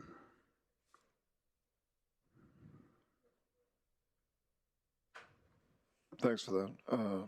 And Jade's put it up on, or Jade's about to put it up on the screen.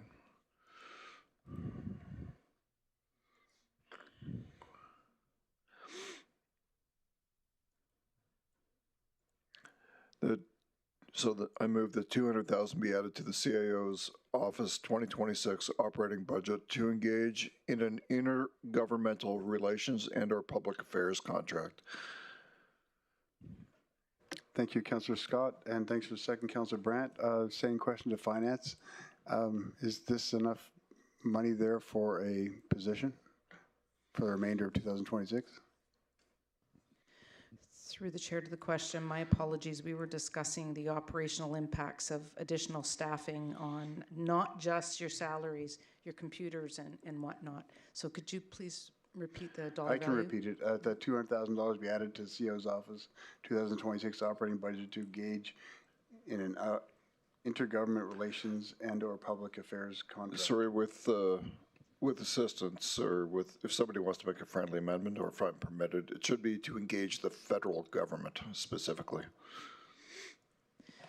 And we did have a bit of conversation about that through the chair to the chair. Is this position going to be expected to be traveling to Ottawa? Are they going to be based in Edmonton? So I'm going to clarify with Councillor Scott. Is this a position or money added there? Contract. For a contract. Okay, sorry. Then that would answer my question already. Thanks, Laurie. Councillor, do you have something to add? Just through the chair to the motion, we have looked into this, and to answer your question, 200 would be enough. Thanks, CEO Butts. And Councillor, any other questions, comments, or debate points? Councillor Luana Boussier. Thank you, Mayor Bowman. Councillor Scott, is this like a, what are you doing? Oh, is this like a lobbyist, like a contract lobby, like a lobbyist as a contract? Yeah, that's exactly what it is. Okay, thanks. And I can assist. I didn't really give much of an opening statement there, but one thing that other cities or regions do as small communities is they lobby Ottawa relentlessly. And Councillor Allen and I experienced that when we were just in Edmonton at the legislature, but other communities are out there lobbying for every penny they can get. And just to give you a sense of it, there's the recently announced Building Communities Strong Fund. That's a $10 billion fund aimed at accelerating infrastructure projects, including roads, water, transit. There's the Canada Community Building Fund. That's $2.5 billion annually to over 3,700 communities for over 19 project categories, including roads, bridges, and public transit. Some of the examples is that small town that Councillor Brandt spoke of yesterday, Toronto, 116.4 million, Ottawa, 180 million, Edmonton, Calgary, Winnipeg, Montreal. When I was in Ottawa last, Victoria was there advocating. So I think if we're not out there advocating, we're just leaving it out for everybody else to take the money that is actually generated out of this region, which is absolutely absurd. And I'm a big believer in advocacy. The nations do it far better than this municipality does. And I would recommend that we join them. We contribute disproportionately to the federal economy, and if we're not making the effort, then it's going to go elsewhere instead of here. We need to do more than complain about it. We need to get some of that money back. So federal lobbyists, usually the way it works, I'll speak from my knowledge of it, and the experience that Councillor Allen and I had, they have relationships. Those relationships translate into results. Sometimes it takes a while, but I would encourage us to support this. Some of the issues we have that we could be thinking about and get a lobbyist to actually advance would be the Fort Chippewyan dock. That's a federal dock. That issue has been going on for as long as I can remember. Another issue is post-disaster resilience. We're spending a lot of money on that. How come the federal government is not contributing more? Wildfire mitigation, once again, same thing. Northern connectivity, transit, flooding, funding. So Ottawa benefits from Wood Buffalo. It needs to go both ways. Thank you. Lori, how much do we get from the federal government in a year? Well, how much did we get last year?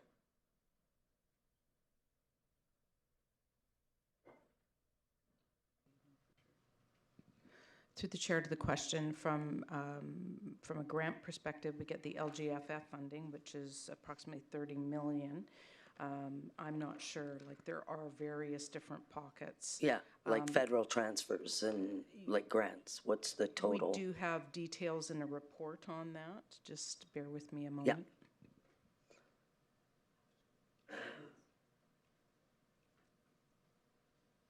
Yeah. So our CAO, our Indigenous Rural Relations does no federal, like government to government on behalf of the municipality? Yeah, through the chair, not to mine, no. Okay. No, and certainly if we're talking to the motion to the federal government, no. Okay, thank you. Like Councillor Scott, like how much, I'm trying to wrap my head, I don't understand this. Like how much, did you say the federal government gives out a year? Like what's the average community like ours would get? And then if they had a lobbyist? Can you turn on his mic? They have billions available, but the only way we're going to get access to any of it or figure out how much is to start the effort. There's been no effort here.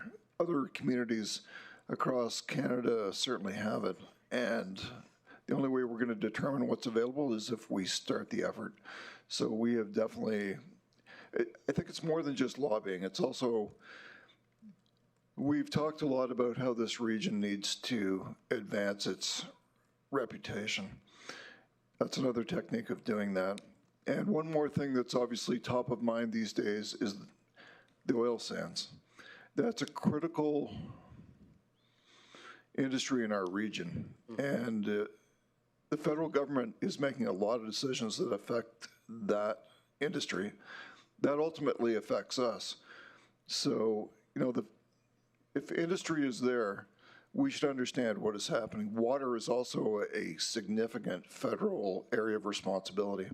If we're not at the table, then we're being left out. So we need to find out what's happening, what other levels of government are lobbying for, and then we need to independently lobby for what's critical to us. Okay, thanks. Thanks, Councillor Boussier. Councillor Cardinal? Thanks, Mayor. Thanks. I appreciate the motion there, Councillor Scott. This is more around the high-level stuff that we've, that the government stuff that I've been speaking about, and it's long overdue. This is a great motion. And I really think it'll help support some of the Indigenous communities as well, primarily through the around airports, docks, whatever else comes with that. But you know, the big dock obviously was, you know, they tried to hand it off and, you know, just, you know, really keep clear communication. So, you know, I really, really appreciate this motion, and this is where we need to be going, is high level stuff like this. And thanks a lot for bringing that motion forward, Don. I'll support it. Thanks, Councillor Cardinal. Councillor Vardy? Thank you, Mayor Bowman. I'll also be supporting this motion. As someone who was former chief of staff working specifically in intergovernmental and public affairs, this position is really important. And there's a couple of people who like to get in the weeds, so I do want to talk about why it is important and not just at a high level. So a lot of the different levels of government have different latitudes when it comes to responsibility. So for us, CIP, for example, we delegate it we are the ones who decide. The federal government, the interdepartments have more latitude to provide funding. So for example, I was negotiating a multi-million-dollar agreement that had nothing to do with the minister, even though it was under his department. So the comment about it needs to be government to government at this level. Sometimes yes, but there is a lot of value in having people, boots on the ground, to be able to do that. Specifically when it comes to having this contracted, my only area of concern is that we need to have our priorities in line if where we want to advocate for, because what they're not going to do is they're not going to come to us with ideas. We have to say, I'll use you. We want to say animal welfare is something we want to focus on, and that's the direction they'll go. So as council, making sure that we have that ready. Thank you. Thanks, Councillor Vardy. Councillor Boussier? Thank you, Mayor Bowman, and through the chair to Mr. Scott. Actually, I think it's probably a great motion, Don. In your opinion, why has there been no effort in previous council terms or previous years? Yeah, I can only speak. Sorry. Keep doing that. I can only speak for a few of the terms that Mike and I, Councillor Allen and I were involved in, where there was a huge effort provincially, because that's where a lot of the effort was. I think there was a point in my term when I was mayor when we did go to Ottawa. I think it was pretty sure it was when I was mayor. We went to Ottawa and we lobbied. And I think there was a recognition, maybe starting in my term, and that's because Councillor Allen and I were actually in the provincial government and we saw everything that was happening. But this region is affected by infrastructure, housing, energy, transition, reconciliation, wildfire mitigation, and economic diversification. We need to do everything we can to get every dollar we can for this region. And certainly I agree, Councillor Scott. The role of this person, he or she, how does that person interact with our MP? Are they a team, or are they?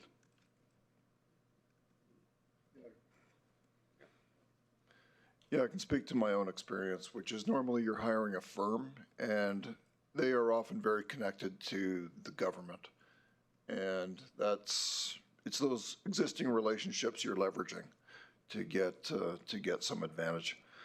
Usually it's somebody in our region, maybe the mayor, maybe the CAO, maybe Matthew, or maybe Megan, but somebody of that nature who would be giving direction based on our strategic plan and what we think is the priority. Okay, I have one more question before you turn your mic off. How do we measure the success of this? Is it just funds into the community, projects completed, or? Yeah, I think it's going to be measured over time. We're hopefully going to see a couple of different things. Ideally, we're going to see funds delivered.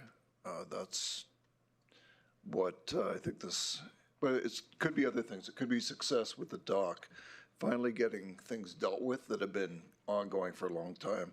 The federal government has no interest in dealing with that dock. They just want to download it to everybody else. They're responsible for it. That's just one example.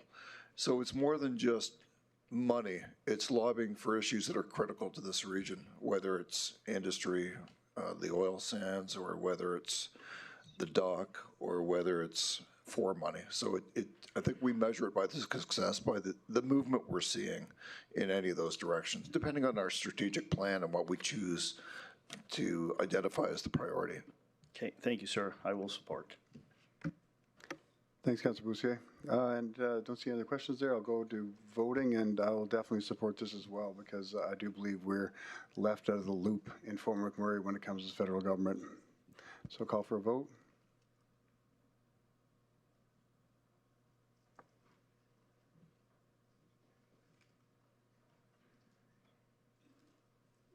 And that's carried unanimously. Thanks, everyone. Thanks, Matthew, Nadia, and Megan. And for the record, my Oilers jersey is very popular at the Board of Legislature, except with Speaker of the House, Minister McIver, who I believe is the only Calgary fan north of Edmonton. Well, except for that one guy in council.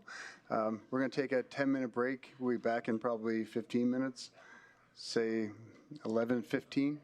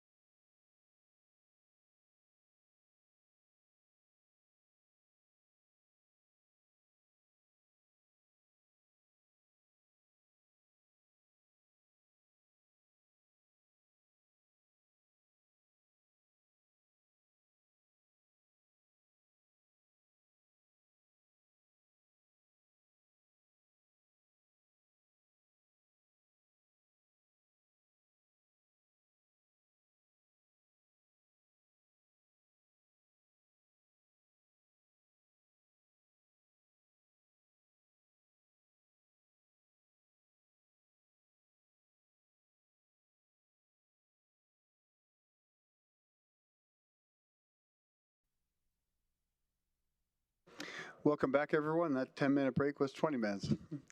So I'd like to invite the Chief of Staff now to present the Mayor and Councilor's budget for 2026. Good morning, Mayor and Councilors. Once again, for the record, my name is Matthew Harrison, Chief of Staff. I'm here today to present the proposed 2026 operating budget for Council, which includes the Mayor and Councilors. This grouping is divided into two branches, the Mayor and Council, or Councilors.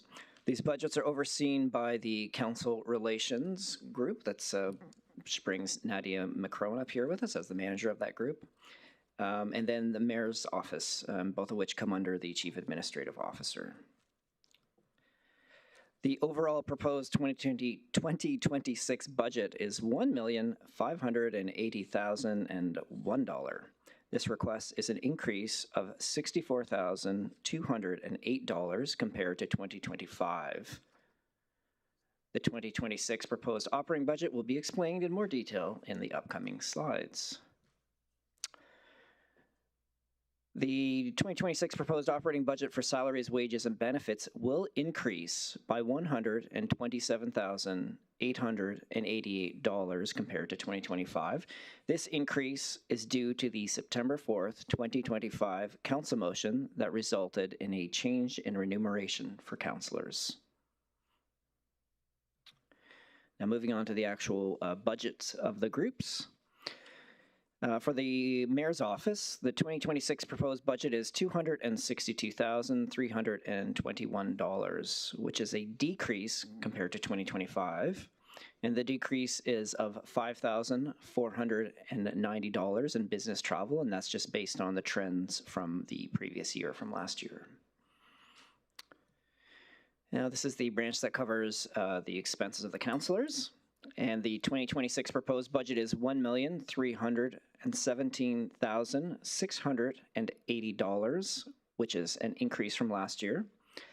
As I've already noted, the increase in salaries, wages, and benefits is due to the approved motion on September 4th, 2025 for councillor remuneration.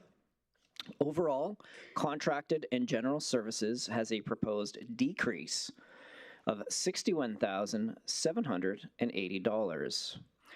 And that's due to a number of different factors. So we have a reduction of around $38,000 in business travel and training due to changes in requirements and general budget trending.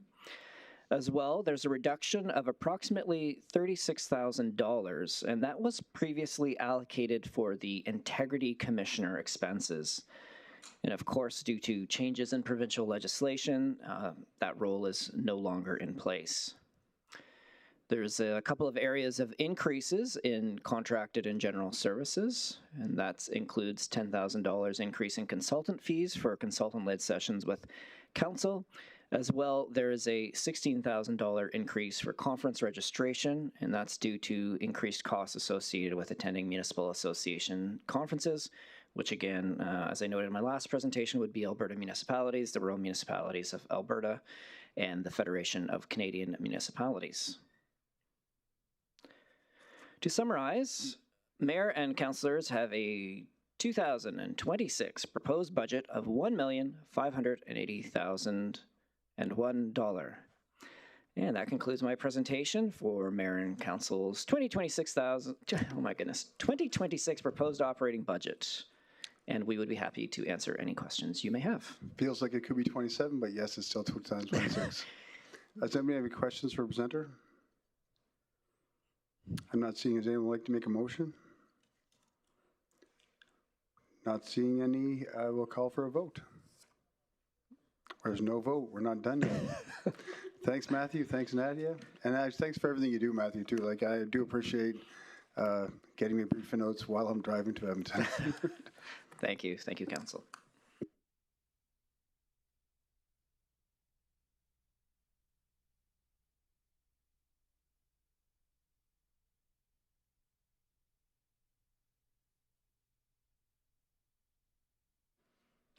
Councillor Vardy, you have a motion? Thank you, Mayor Bowman. Now that we've concluded operations, we've added a lot of, I'll speak to it first, sorry. Whereas council approved additional staffing resources to support municipal operations not planned for in the initial budget creation. Therefore, it be resolved that administration report back to council in 6 months on the status and impact of the additional hires, including progress on recruitment and onboarding, how the additional positions are supporting service delivery, and any measurable improvements, challenges, or adjustments that are required.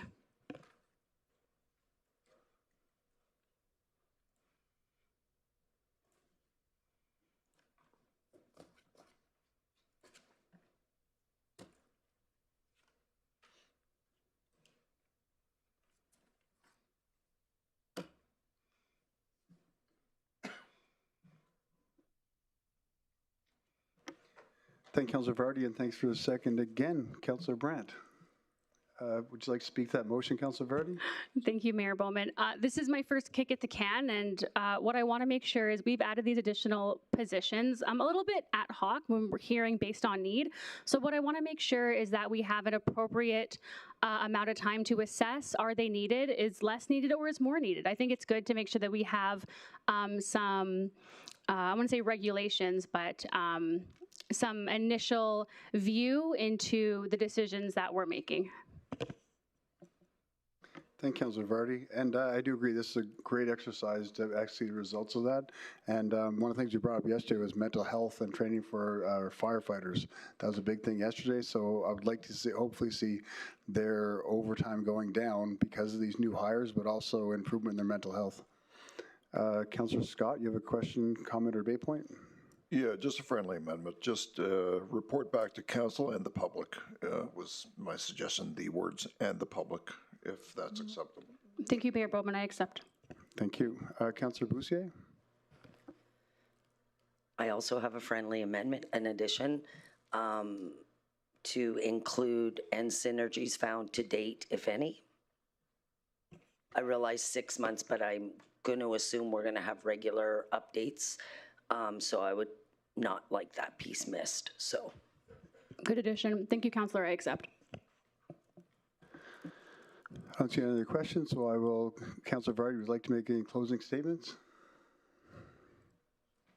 No, thank you. Thanks, Councillor Vardy. I'll call for a vote.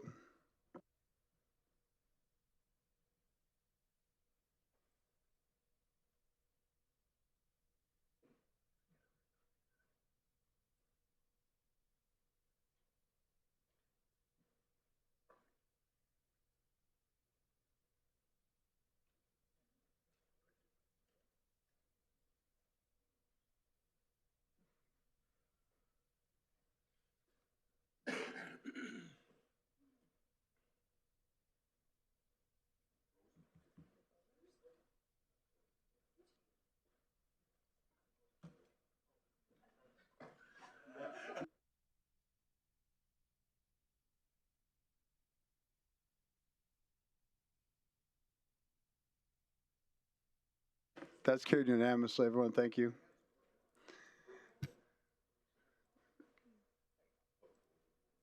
Do you have another amendment, another motion, Stu?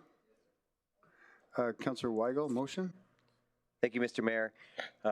Whereas council's approved 34 new positions, it costs $4,000 to onboard each position, and so I motion that we add $136,000 to the operating budget under IT to do the onboarding for these new positions.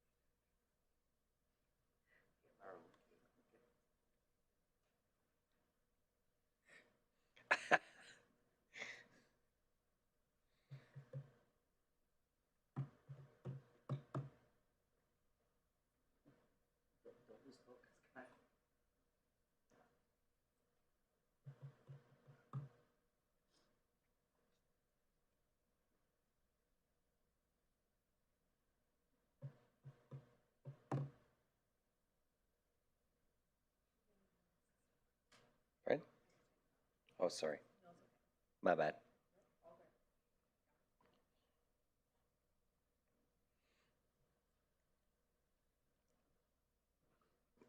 Thank you for the motion, Councillor Weigel, and thank you for the second, Councillor Boussier. Councillor Weigel, would you like to speak to that motion? Yeah, absolutely. Just with speaking with finance in administration, we hadn't put into account the cost of actually onboarding all the new positions into it, and so it just would have been a gap that was missed. And so just in conversation, it costs $4,000 to onboard each of those positions, and so just timesing that by 34.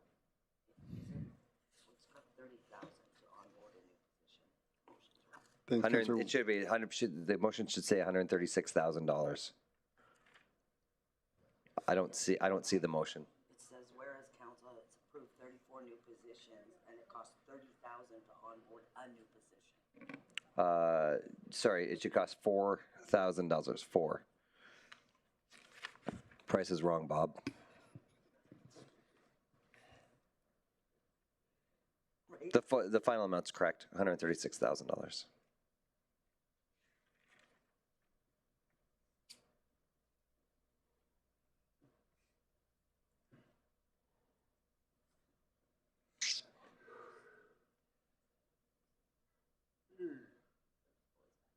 COVID's over, right?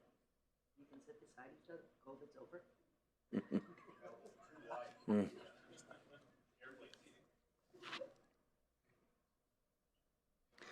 Does council have any questions related to this motion?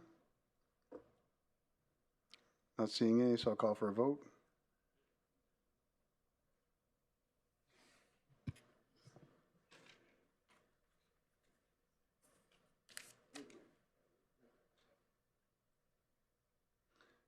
And that's carried unanimously. Thanks, Councillor Weigel. So that concludes the operating portion of our 2026 budget. Moving on to,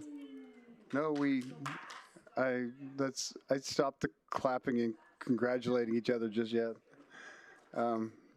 Moving on to capital.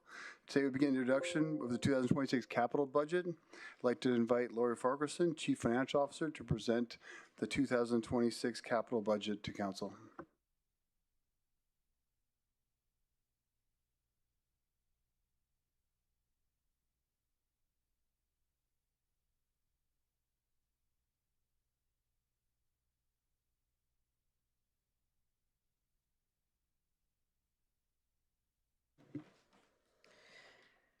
Good afternoon, Mayor and Council. For the record, my name is Lori Farquharson, Chief Financial Officer.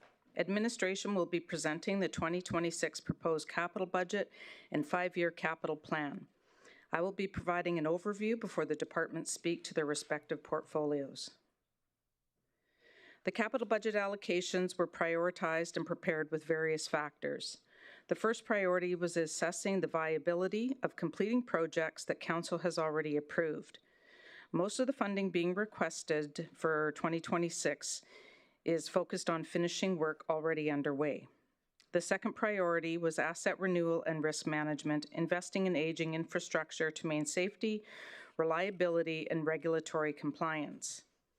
We've also placed a strong emphasis on financial sustainability, particularly improving cash flow forecasting so capital funding aligns with when construction occurs to leverage our investment strategy. Where required, the plan includes targeted investments to support growth and evolving community needs. Finally, we focused on maximizing grant funding and improving project readiness so projects come forward with scope definition and cost certainty. Together, these priorities ensure the capital plan is disciplined, deliverable, and aligned with Council's long-term objectives. This year's presentation will summarize ongoing capital projects, identify projects previously approved by Council that require a 2026 future budget request. We'll be presenting new capital projects proposed for 2026 and highlight the ongoing projects previously approved by Council that do not require future budget changes. And at the end of the capital presentation, we will present a prioritization exercise for defunding or canceling of legacy projects. For transparency and clarity, all previously approved projects with a proposed budget amendment are supported by a capital amendment form. Net new projects are supported by a 2026 capital budget request. All supporting information is included in in Council's budget binder under the capital tab and is also available online. Capital projects span multiple years. The data presented here measures the annual performance, compares actual spending, including commitments, against the total approved budget available for each year. The information is inclusive of new approvals and approved carry forwards. At the same time, we separately tracked what Council approved each year to maintain transparency and accountability. Over the past 5 years, Council has approved significant capital funding. When comparing total approved capital budgets, we see a downward trend while the total annual expenditures remain relatively constant. These trends do not reflect reduced investment, but rather improved capital planning and delivery discipline. Historically, capital budgets were often approved with a full budget in the first year. As a result, approved funding frequently exceeded what could be spent in a given year. In recent years, administration has strengthened project validation, cost estimation, and cash flow forecasting. This has allowed capital requests to better align with realistic delivery timelines and organizational capacity. External pressures such as inflation, supply chain disruptions, labor availability, and increasing project complexity have also reinforced a more focused approach, prioritizing fewer, more ready-to-deliver projects. The result is a capital program with lower overall budget asks and spending that more closely aligns with approved authority, improving predictability, transparency, and financial stewardship for Council. As of today, the municipality's active capital project portfolio includes 131 projects with a total Council-approved budget in excess of $1 billion. Of that approved funding, approximately $722 million has been spent to date, which represents about 69% of the total approved budget, leaving $321,646,197 in available budget. It's important to note that the remaining amount is not allocated or idle funding. Of the $321 million, approximately $190 million is already committed, primarily through executed contracts, purchase orders, procurement activities tied to projects. The remaining balance reflects funding that is scheduled for future phases of work, including construction milestones, holdbacks, and projects still processing through design or regulatory approvals. These figures highlight that the capital portfolio is actively advancing. The majority of approved funding has already been converted into completed work, with a significant portion of the remaining balance contractually committed. The remaining uncommitted balance is allocated to the approved projects, which is necessary to manage timing differences, multi-year construction schedules, and external factors such as market conditions, grant timing, and seasonal construction constraints. This concludes my opening presentation. I'm happy to take any questions before we begin.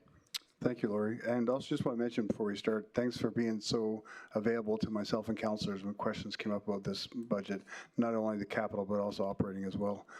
Councilor Boussier, Luana? Thank you, Mayor Bowman. I don't know that this is for Lori. I think it's for legal.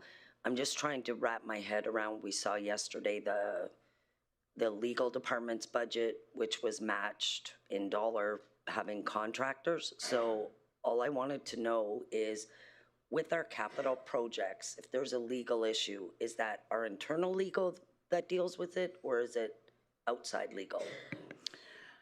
Through the chair to the question, our internal legal department is our conduit for them to assess whether or not they have the expertise or capacity to take on the support. Where they do not, they have contracts where they will leverage experts external to the organization. So it just depends on the subject matter. Is that answering your question? Yeah, it does. I'm just trying to wrap my head around the operations, which I know we're not in operations, but I'm trying to understand it. So thank you. Thank you, Councilor Roussier. Does Council have any other questions? I'm not seeing any, so thank you, Lori. Thank you.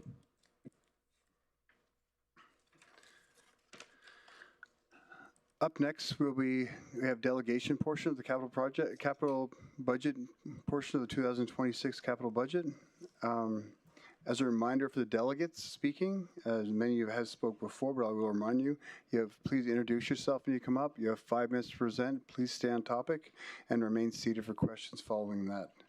And number 1, we have Shrika, and I'm sure she knows the rules.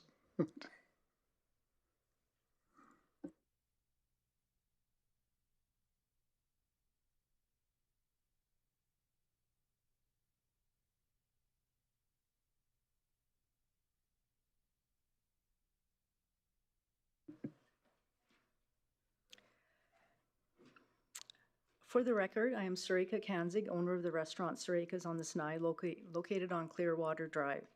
Thank you for the opportunity to speak. During the summer in 2025, for 5 months from July to November 30th, Clearwater Drive was closed because of work at the Hardin Street intersection. The road closure had a significant financial impact. Although the road was closed for 5 months, I have been advised there is still work to be done at the intersection, and that work will be completed in 2026. A month ago, on December 4th, I was advised that Clearwater Drive in front of the restaurant is to be closed again in the summer of 2026, this year's construction season. Also, that the parking lot adjacent to the restaurant will also be closed. Both the road and the parking lot would be total closures, which means regular road access and the parking lot would not be available to the restaurant for the duration of the construction, essentially all summer and probably another 5 months. This would result in possibly 3 consecutive years of road closures. My request to administration at that time was that the portion of work around the restaurant be moved to the end of the flood mitigation project, so there is enough time to recover from the financial losses incurred in 2025 due to the total road closure. On Friday last week, I was advised that the project has now been moved to 2027 and the project can be done without a total road closure and without a total parking lot closure. This is better than a total road closure. However, this new information leads me to believe that the Hardin Street intersection could have actually been done without totally closing the road and without the resulting financial impact. In May of this year, we will be 8 years open. 6 of those years, we have faced road closures due to road construction or flood mitigation related matters. Opening a business takes a lot of courage and personal financial risk. Maintaining and working to keep a business open takes hard work, commitment, and determination. Sometimes it's an extremely difficult thing to do on a regular day, never mind when there are other issues added. It is evident how hard it is as we watch many businesses in the region open and close. I have the following requests for Council's consideration, please. That the work remaining at the Hardin Street and Clearwater Drive intersection be completed without a total road closure. That the flood mitigation portion regarding the road in front of Rex Turpinning Landing and the adjacent west parking lot be completed once all other flood mitigation projects have been completed, and that when the road in front of Rex Turpinning Landing and the adjacent west parking lot portion is undertaken, it is done without a total road closure and without a total parking lot closure. That the RMWB administration be directed to discuss proposed projects with business owners and take into consideration the impact of their actions on businesses from a business perspective and try to understand the impacts of actions on businesses when projects are in the planning stages. I understand that the work has to be done. I'm not asking for any special favors, just that the choice be made to complete the projects with the least possible impact to the restaurant and time to recover from 2025. Thank you for your time. Thank you, Sharika. And I think we've heard this from other businesses as well, as Councilor has brought up the same thing. Some of the things that happen on McDonald Drive that can be planned better. We do have project management coming up at 2.5 where we could be looking at those things. Councilor Allen, you have a question for the presenter? Yep. Thank you, Mr. Mayor. Through the chair, you have all my sympathy, having owned a business downtown, and I've too have been impacted by capital infrastructure projects that have completely shut down parking lots and access to the business. I just wanted, with your experience in dealing with this all these years, have our municipal staff been difficult to deal with, or are they easier to deal with? Is it they seem to understand or be empathetic to the challenges you're facing when those closures occur?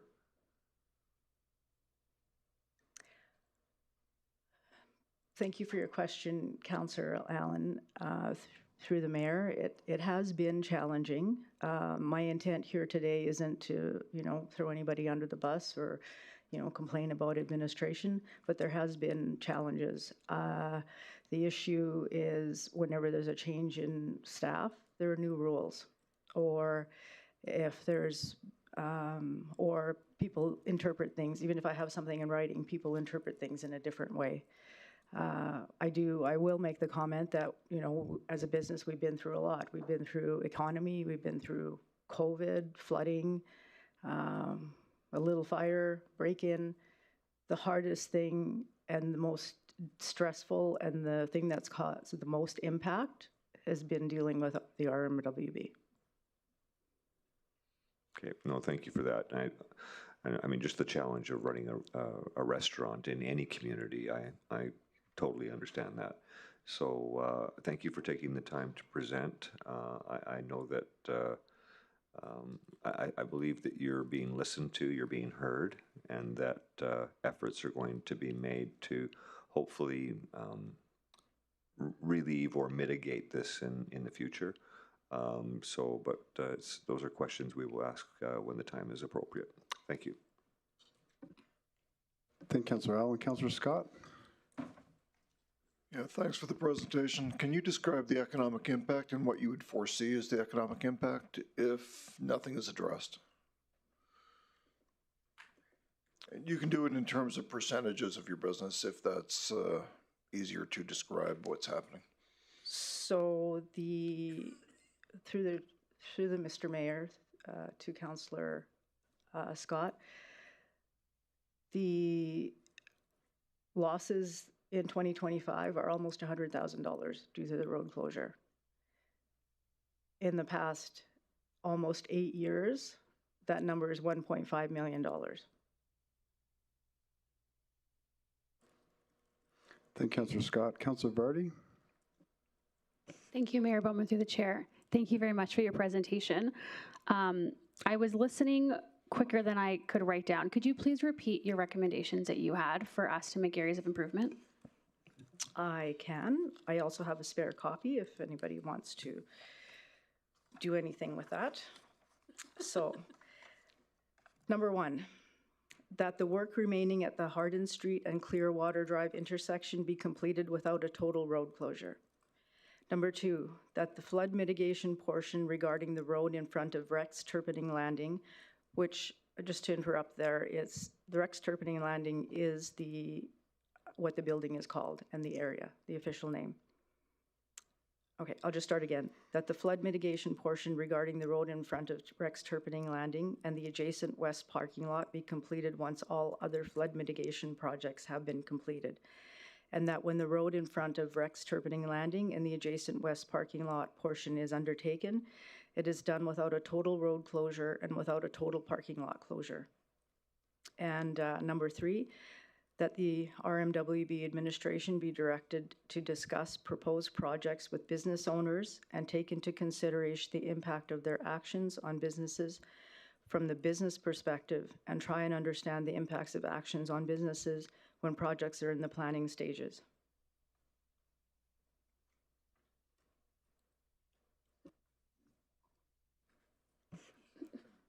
Sure. Thank you very much. I have a lot of questions specifically for administration, so I'll save them, but thank you very much. Appreciate it. And we visit your restaurant often, and when we have people visiting, like, have you gone to Sharika's? No, that's where you need to go. So thank you for everything you do for our community. You are a true gem. Thank you. Appreciate that. Thanks, Councilor Vardy. Councilor Weigel? Thank you, Mr. Mayor, through the chair. Thank you, Sharika. I appreciate it. You guys are our top date night spot to go as we try to get away. Speaking to a couple things to your motion, did administration ever come to you beforehand, not only in the previous years, but in the one next year, to discuss the closure and mitigation, any mitigation things that they could do to get around it? Through the chair, yes. In the past, no.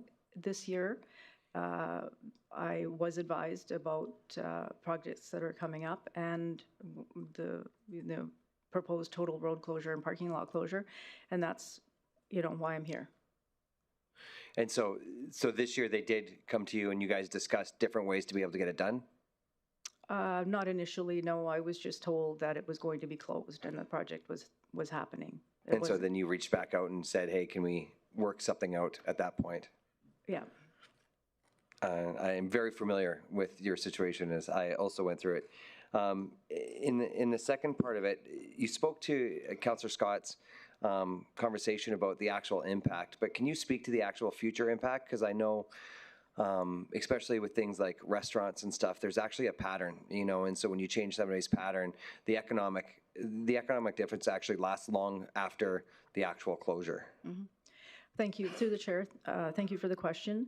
The impact is, if the road, any continual road closure is going to be harmful for the business. Human nature is such that whenever people see a detour or a road close, they're not going to take the time to investigate. They're just going to go somewhere else. The impact of continual closures is you get forgotten, and you're out of habit, you're out of top of mind, and business deteriorates. Absolutely. So this could impact you from years way after the closure and years to come. Yes. Thank you. Thank you, Councillor Weigel. Councillor Bussier? Thank you, Mayor Bowman. I would like to hear from from Director White to respond to this and make some sense of it, if you're comfortable doing that. Director Elliott White. Thank you to the opportunity to speak to this. Is there other questions to be had by Mayor and Council before I respond? Because maybe that would be best, and I can respond to all.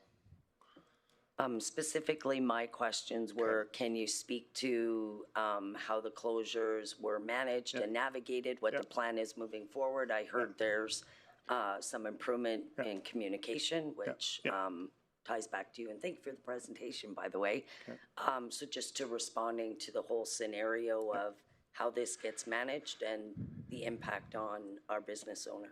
Okay, I'll just provide maybe some context to the whole thing here. So, and through the chair to the questions that we have in front of us. What we had when I became involved and when the PMO was created was a multitude of projects. We had the waterfront project. We had what we call Reach 4, which is the project in front of the restaurant. And we also had the project that was at Hardin Street, which is the actual intersection. So that intersection, for those that are not familiar, we had to dig up that intersection to install undergrounds to protect the community. So those three projects were in front of us. And there was different ways to execute those projects. One of them could have been to do all three at one time. So basically, waterfront, shut down the waterfront, shut down the intersection, shut down the area in front of the restaurant. We didn't take that route simply because we felt that it was too impactful to the area, not only the restaurant, but to users of the park area and the sidewalks. So we went with a model where we spaced things out a little bit. So we started with the waterfront project. We then moved to the Hardin Street intersection project. Now they kind of aligned last year, but we wanted to do the Hardin Street intersection in time such that when the waterfront project opened, people can actually access the park. So that's how those two projects were timed. We met with Mrs. Kanzig in December with respect to Reach 4, which is in front of a restaurant. And we explained what the current delivery model was going to be for that project. The original plan was to close the parking lot that's adjacent to the restaurant. We would use the parking lot that's just over to the side off of Father Mercady. So if you continue on Father Mercady, you go up on the hill, there's a parking lot that's owned by the municipality. We were going to use that parking lot and shuttle customers over to the restaurant. We would maintain some access to the restaurant. However, in talking with Ms. Kanzig, we realized that this was quite impactful to her restaurant, her employees, to the public, to her patrons, everyone involved. So we took it away, and we didn't want to necessarily focus on that. We wanted to look at all things. How could the municipality benefit from a change in model? So we also looked at some of the other infrastructure improvements we needed to do in the area. And we realized there were some other flood mitigation initiatives that we wanted to take later on in the future. So what we have common, this is what I'm moving now into conclusions, is that on Friday we met with Ms. Kanzig and explained our new plan. So what our new plan is, Reach 4, which is a reach in front of a restaurant, will be is planned to be delivered next year. It would also include those additional works that I spoke of, the future works. So that way we capture that all together at one time, so we don't have to come back again and again. What we also did is we changed the execution model of the construction. So no longer are we planning on using that Father Mercady parking lot. We worked with our design team to figure out a way to close half the parking lot at the restaurant, raise that parking lot, because we have to raise the entire parking lot. Once we raise that one side, we would flip and then raise the other side while utilizing the other parking lot. It is going to be impactful to the restaurant, no doubt. We're going to be looking at sort of alternate ways to get into the restaurant, because we're going to be in the middle of construction. But we feel that this is an opportunity for all of us to improve. And that's what Friday afternoon was about, was explaining those new plans. So now what we're doing with our design team is implementing those plans, putting them into the tender, and then we can move forward with a tender later this year with that project. So are you comfortable that every step is being taken to minimize the impact on Sarika's business while still getting the work done that's necessary? I'm comfortable with the new relationship that Ms. Kanzig and I have, that we can continue to build on that relationship and open our communication channels, so that as we continue with our tender development over the next months, she can be part of that exercise to ensure that we have an opportunity to talk about those impacts to the business, and do everything we can to support. I want to say support the business, but I want to say that the learnings we had over the last few years, it's important to do this not just for this project. So it's not just specific to Ms. Kanzig, but our next project and our next project after that.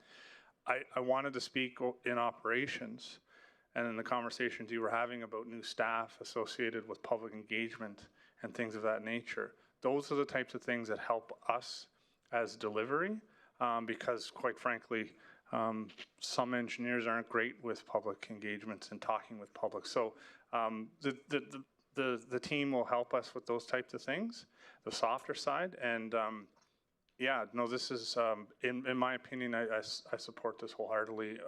I know that there's a journey to have here.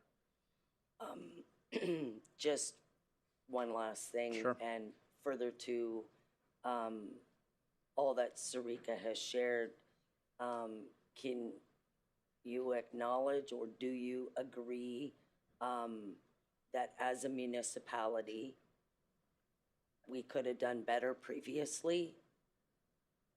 To that question, we can always do better. is that, apologize, is that, to the chair, is that a fair statement? Like, I think we learned a lot in the last 2 years associated with what we call the Saunderson project, Morrison Street, Biggs Avenue, McDonald. That was a big learning for us. We're learning a lot in Fort McKay. And yes, we do need to improve, particularly when it impacts large segments of the community and our partners in the business industry.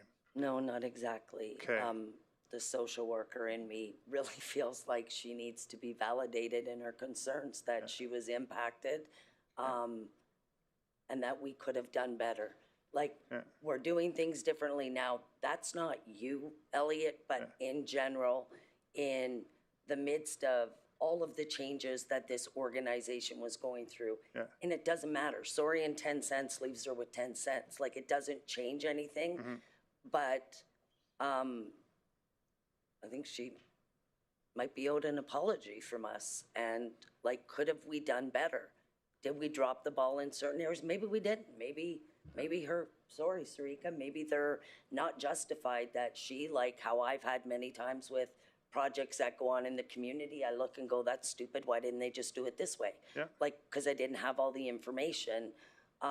That's, I guess, what I'm asking for. Is this a case of, no, Sarika, I'm sorry, we couldn't have done any better. That's the way it had to be done. Or is it a case of, yes, we could have done better? And if I'm making legal cringe right now, I'm sorry. Okay. Through the chair to the question or comments or conversation. We delivered the project as we thought was the best manner in terms of closing the road, doing the waterfront at similar times, doing Reach 4 later. I don't think that we could have done anything different there. We had to close Hardin Street intersection. It's just physically impossible to do so. Could we have improved conversations with Ms. Kanzig? Yes, absolutely. Could we have done things slightly different on how we closed roads and how many signs we had out and how we offered opportunities for people to travel to the waterfront? Yes, we could improve. Perfect. Absolutely. So we could have done better. Okay, thanks. And sorry for the impact on your business, Sarika. Thanks, Councillor Boussier. Councillor Cardinal? Oh, thanks, Mayor. Thanks for your presentation. I'm just curious as to what the impact that we've obviously helped assist incur with closures of the road. Do we have something on policy for reimbursement or of some sort, or in the finance department? Since we closed the road and she was affected? Through the chair to the question, and the mic's on for me, I guess I'll answer it. I'm not aware of any policies related to reimbursement. In yesterday's council, I did talk about programs that exist in Canada that if that's the will of mayor and council, that could be investigated for sure. So have any documents been shared with the amount of economic impact that you've had in each, like say 2 years ago and then 2 years before maybe? Has anything been discussed with you at all, or have you even thought of it? To the councillor, through the mayor, financial information has not been shared yet. This is the first step here for me in asking for the project to be deferred, to give some time to catch up. Again, it has been a big financial impact. Like I said, we've been in business almost 8 years. 6 years of those have been we've had road closure issues. So, to answer your question, long story short, I have not provided financial impacts yet, but I can do that. Maybe this one's for Elliot. Do we have a similar situation as Sharika that happened to another resident in this community as a business owner?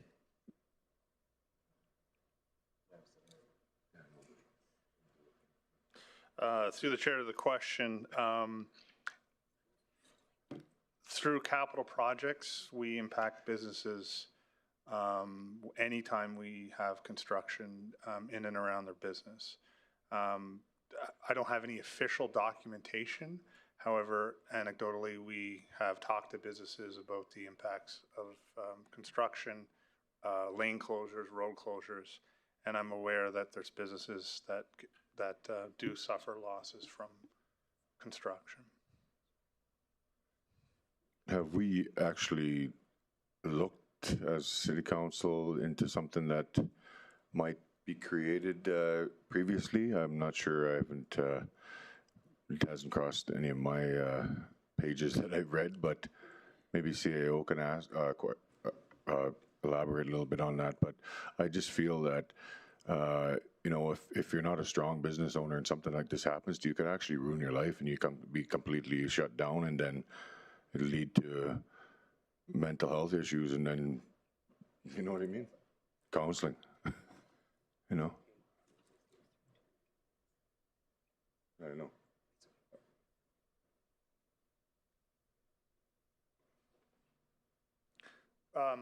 I'm not aware.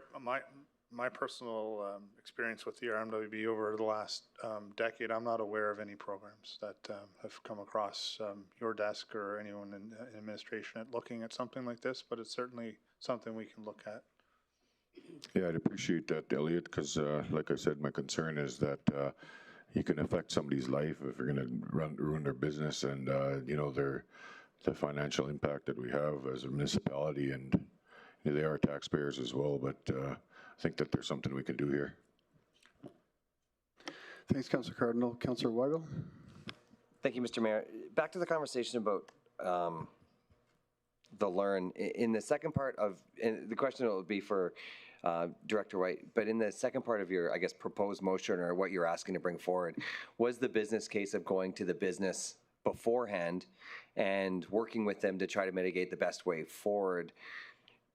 The question across, just to the comment that to Councillor Boussier, when she was asking if we could have done anything, and I appreciate that we delivered the project the way that it was stated, but the learn, as I personally went through it for 2 years, there was a constant conversation around going to the businesses first, as they would understand how the impacts would most affect them.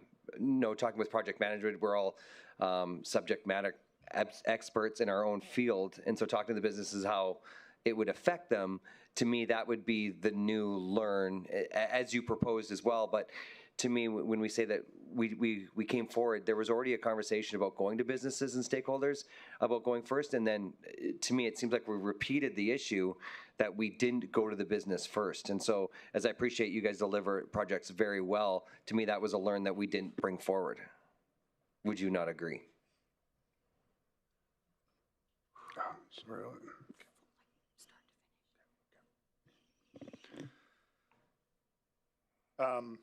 As I was talking with my colleague and eliminating some of the silos, I just would like them to have an opportunity to speak on some of the things that we've spoken about internally within administration.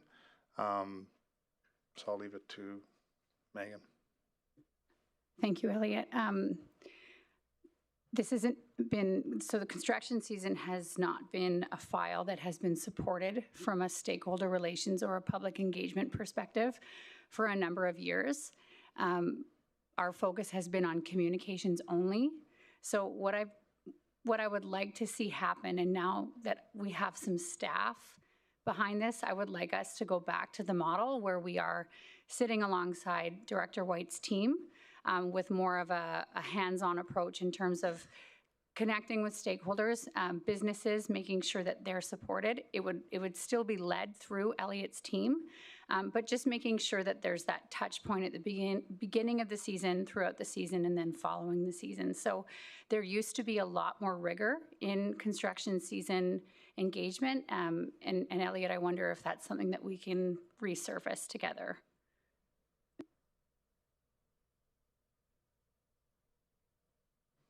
For clarity, I 100% agree. Okay, thank you. Thanks, Councillor Weigel. And Councillor Boussier. Thank you, Mayor Bowman. Just to delaying flood mitigation, I wouldn't support that because we need to get this done. But I think it was Director White that, was it you who talked about a program in Montreal yesterday? I don't know if people remember that, but the program that looks at impacts on businesses when municipalities are engaging in various major project, and was it a grant program, Elliot? Through the chair of the question, I believe it was a grant. Yeah. So is this, I don't know who this question is to, is that an ECDEV task? Is that something that the Jody and you sit on the board, right? Like, is that something We could ask them, yeah. We could ask them. If they could, or the chamber, or something that we could look at, developing something that meets the criteria when, I mean, you'd be impacted too, right? Like, or have been, but I'm not talking retroactively either, just to be clear. But something that we could bring forward that looks at that Montreal model when situations like this arise under major. I would suggest, this is just my suggestion, that we bring it to the Pro-Business Advisory Committee and let them do some homework on it. That has all the associations in there. Okay, and if we could put some quite quick timelines on it, so it's, I mean, if there's a model in Montreal from which to build on, let's not recreate the wheel, but maybe we can Yes, my suggestion would bring it to the Pro-Business Advisory Committee. I would agree, like whatever you think is best, but let's just get They're all moving at the on it. table, so. Yeah, okay, thank you. Thanks, Councillor Boussier. Councillor Cardinal? I was just going to ask Elliot if you can share those documents with council, if you don't mind. Thanks. Through the chair of the question, are you referring to the information from the City of Montreal? Is that what you're referring to, the grant, other grants within Canada? Is that what you're asking for? Which documents? No, just the model that you were talking about yesterday from Montreal. 100%. Thank you. Thanks. Yep. Thanks, Councillor Cardinal. So thanks, Rika, and sorry for the inconvenience this has caused you. It's been, I know I've talked to you quite a bit regarding it, and I think even better signage getting there would help. Thank you. Councillor Cardinal, you had something to finish? Yeah, I just wanted to say, what's the follow-up with her? How often are you communicating with her to let her know what's going on? Through the chair to the question, I would, I know this might be a note, but as often as we need to meet to ensure that there's collaboration between the both of us meaning the administration and her and her business. We have time between now and tender for the project that we have time to pivot as necessary. So she will definitely be hearing from our team on a regular basis to ensure collaboration. Thanks, Elliot. Maybe this is for finance. Have we ever supported anything with companies for the loss of finances, whether it be through comms of any sort to help boost their communications at all? You know, who can answer that? Through the chair to the question, I don't believe so, and this wouldn't be a finance question. You're crossing over into legal territory, in my opinion. So What's that? In my opinion, you are crossing over into legal territory, which would be more in the range of a claim. So I'm not aware. I haven't been involved in any details within this organization on that point. Well, that's what. Thanks, Lori. That's why I was maybe if I just wanted to know a number that you've lost. To be honest, and if you can get that to us. Thanks. Thanks, Councillor Cardinal, and thanks, Sharika. Thanks for coming in. Thank you for the opportunity to speak. Appreciate it. Okay, see you soon. Next, we have Mr. Evan Crawford and Mr. Ryan Pitchers. And again, two people don't have to let know. You have 5 minutes to present. Remain seated for questions, and please introduce yourselves for the record.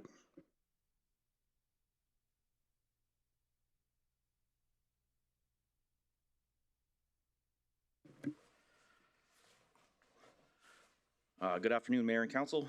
My name is Evan Crawford, President of IFF Local 2494. I have Ryan Pitchers here as well, former President and Ops Trustee. So I thank you today for the opportunity to present a critical capital requirement for the Fort McMurray Fire Department, the replacement of our 2002 aerial apparatus. Funding a new aerial is, in this budget cycle, is essential for safety, reliability, and long-term fiscal responsibility. Fire aerials serve two important purposes during an emergency. These include initial rescue operations for any potential victims, elevated access to higher floors or roofs, as well as safety egress for firefighters battling a structure fire. An aerial also provides elevated firefighting capability to reach points of the fire that may not be accessible to crews on the ground.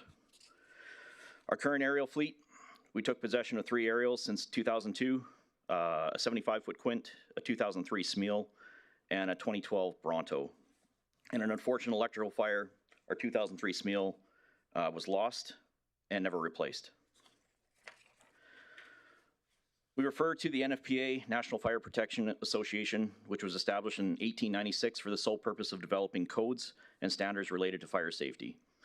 These codes and standards serve as guidelines and recommended practices for emergency services organizations across the globe and continually updated as new practices, codes, and safety standards are changed.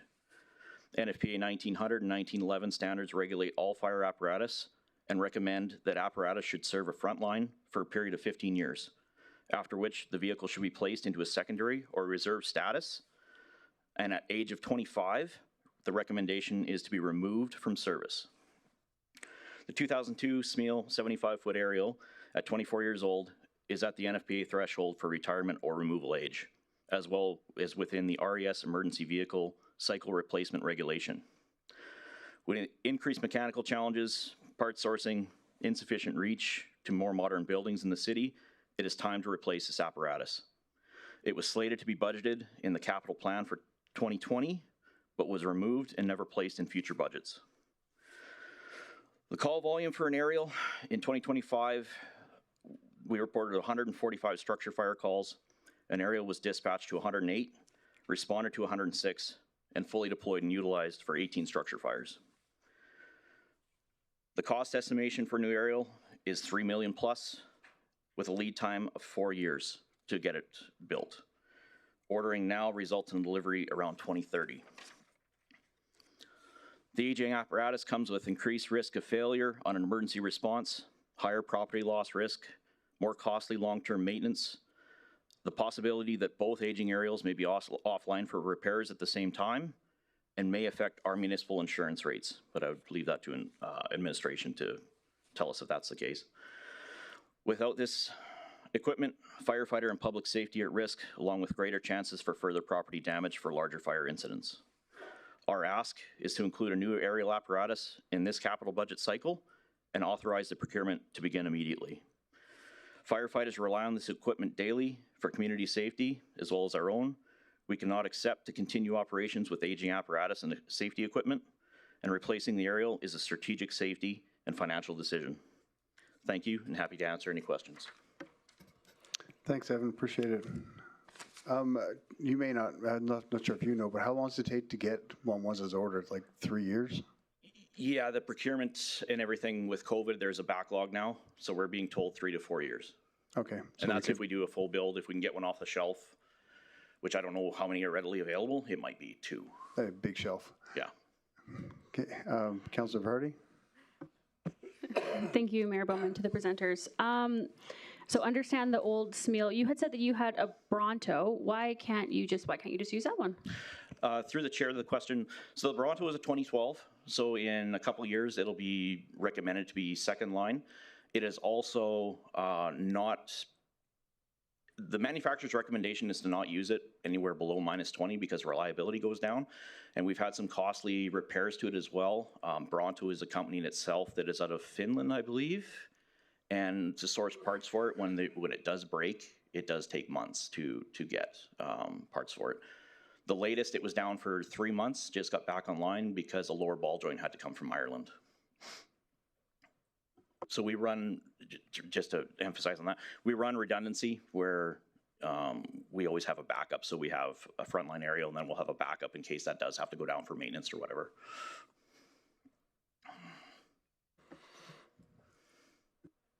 Thank you, Mayor Bowman. This might be a question for legal. What kind of risk do we have if we have equipment that's being utilized that is not within the warranty it's supposed to be used? I hope you know what I'm saying. That was weird.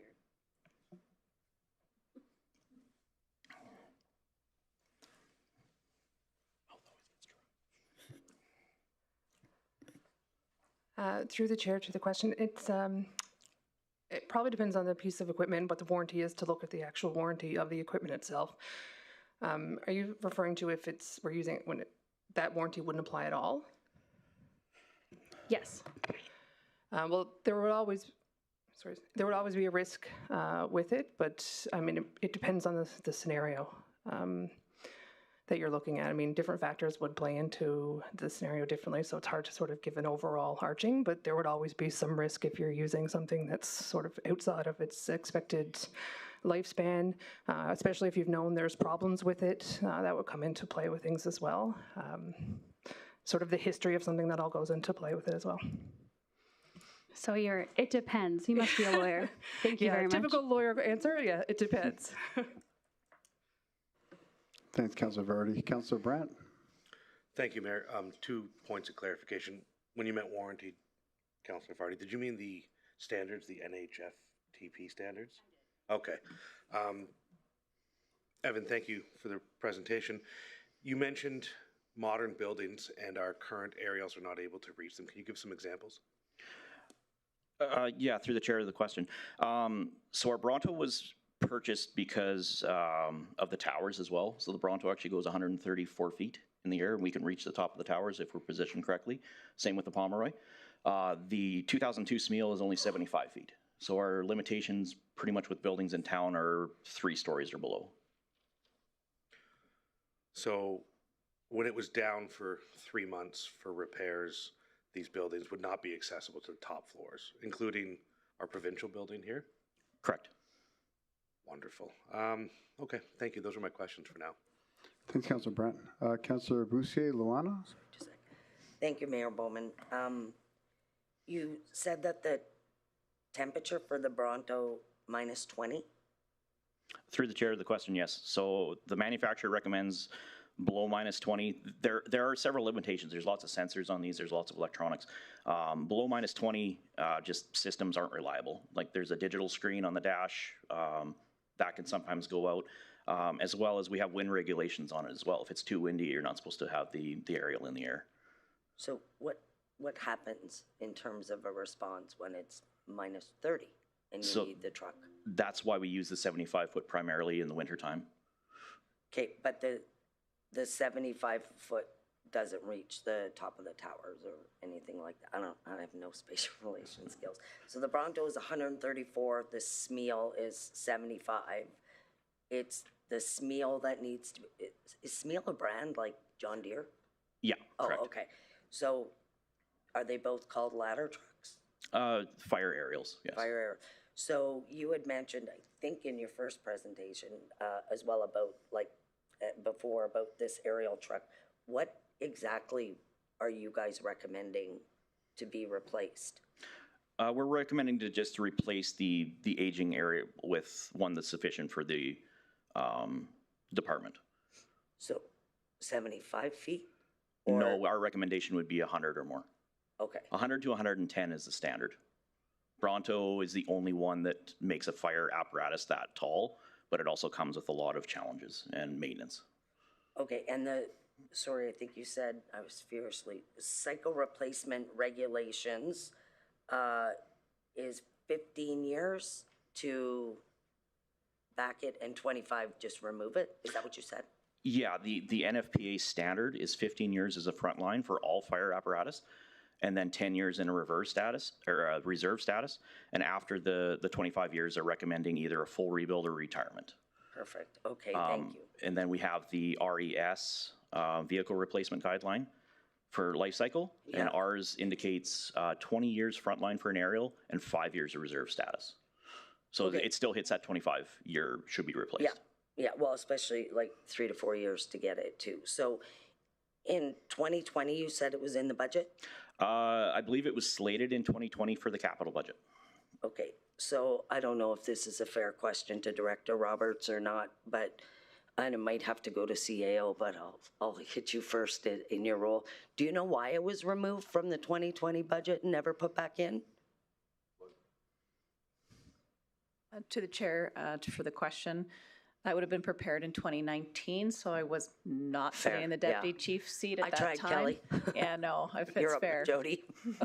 Yeah, through the chair to the question, that was the direction of budget constraints. And so we had to pull back on our original ask.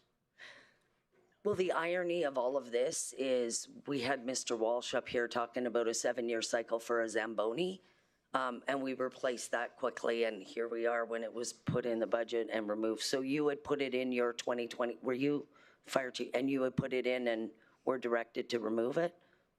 Oof, okay. So what part of me? Well, would have been by his boss. We don't need to ask him to throw anybody under a bus publicly. Okay, thank you, Jody. Thank you, gentlemen, for your presentation. Thank you. I'll be bringing forward a motion, Mayor Bowman. Yeah, that'd be during the RES, yeah. Yeah, there'll be an opportunity, yep. I'm not keeping a list because the list would be too long. No. Thank you. Perfect. There's people for that. Councilor Boussier, Lance? Yeah, thank you, Mayor. Thanks for the presentation, Evan. I've always stated publicly that I will always support anything that has to do with safety. I said I will always support publicly what we need to support and the safety of our community and our residents. So I guess my question in Evan is, you have 3 pieces basically of outdated equipment, but you're only asking for 1. So the Smeal and the Bronto or Bronco will eventually go to fire heaven and we'll just be down to 1 piece and that's sufficient? Through the chair to the question. So the main concern here is to get the one apparatus that is at its retirement age replaced. The Bronto still could serve as a frontline with its year of service, and it'll go to a reserve status when this new one comes into place. So we'll still maintain 2 as long as the budget cyclings allow for it. Okay, and then I guess the strategy is next year, 2 years from now, ask for another piece of equipment, or? That would be an administration call, yes. Did you want to say something, Lori? Yeah, through the chair to the conversation here, I'm just chatting with my asset management team. This is something where we need to have this on a 20-year plan at a minimum. We have this with ambulances and fire, your regular pumper trucks, but this one appears to be from 2012. The life expectancy is generally 20 based on what my asset management team is telling me. But definitely this is something we need to make sure we're life cycling and having it on that long-term plan we've been talking about. So we can definitely help with this from a planning perspective. We just need to work closer with the RES team. If I may tag in on that, the Bronto received a midlife rehabilitation that was required for that unit a few years ago, and it's currently slotted for 2032 replacement. Thank you. Does that mean we ordered in 2028 then, or 2029 to have it ready in 32, or the order comes in at 32?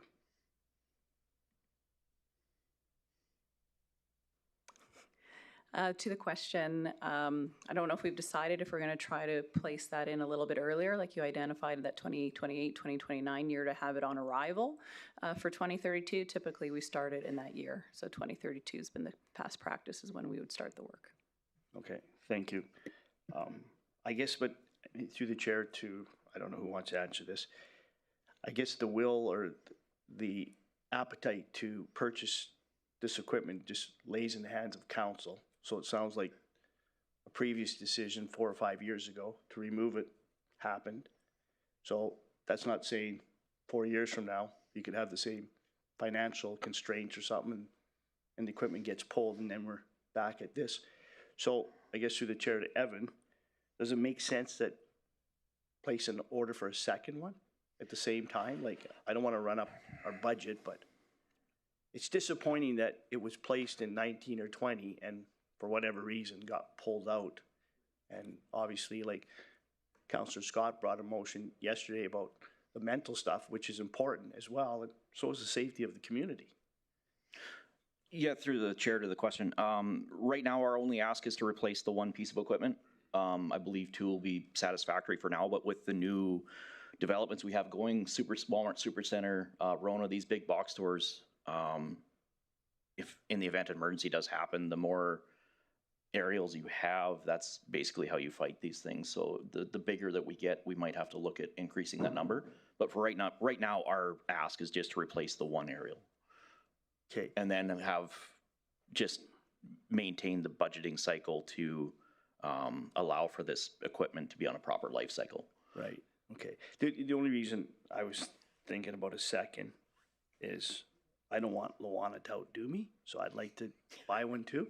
But if we ever got the new, if North Parsons continues to grow with the whole Walmart and stuff, it'd be nice maybe to have one apparatus downtown or south and one north, because I don't know where this one currently sits, if it's at Hawkins Fire Hall or if it's Thickwood. One currently sits at Fire Hall 4 in Timberlea, and the other one sits at Fire Hall 5 off of 69. Okay. Okay, thank you. Thanks, Councillor Boussier. Councillor Brandt? Thank you, Mayor. Sorry, we were just talking about the life cycles and the overhaul, the 10-year. What was the cost of that? Through the chair of the question, I've heard a number thrown out, but I think I'll let Chief Roberts. I think I heard 300,000, but that's low? So I'm just curious the cost of a 10-year overhaul compared to a new unit. Yeah, it's curious. And then for Fire Heaven, as you've described, sounds fun. I think you mean the Firefighter Museum in Calgary, but either way, is that something that this would be going to? Because where else have we seen a Bronto? Is this a common piece of equipment throughout the province? I'll try to answer both. So from what I've heard from our mechanics branch, I believe that overhaul was $380,000. When we first purchased the Bronto, it was around $200,000 with inflation and everything. Brontos were kind of a thing of the day. They were a new shiny piece of equipment that got brought into the fire service, and the more that people bought them, the more people realized that there were issues with them. To a point where even the only Alberta maintenance branch out of Red Deer has stopped providing support for them as well. So we're looking into the States now, I believe, for maintenance on these things.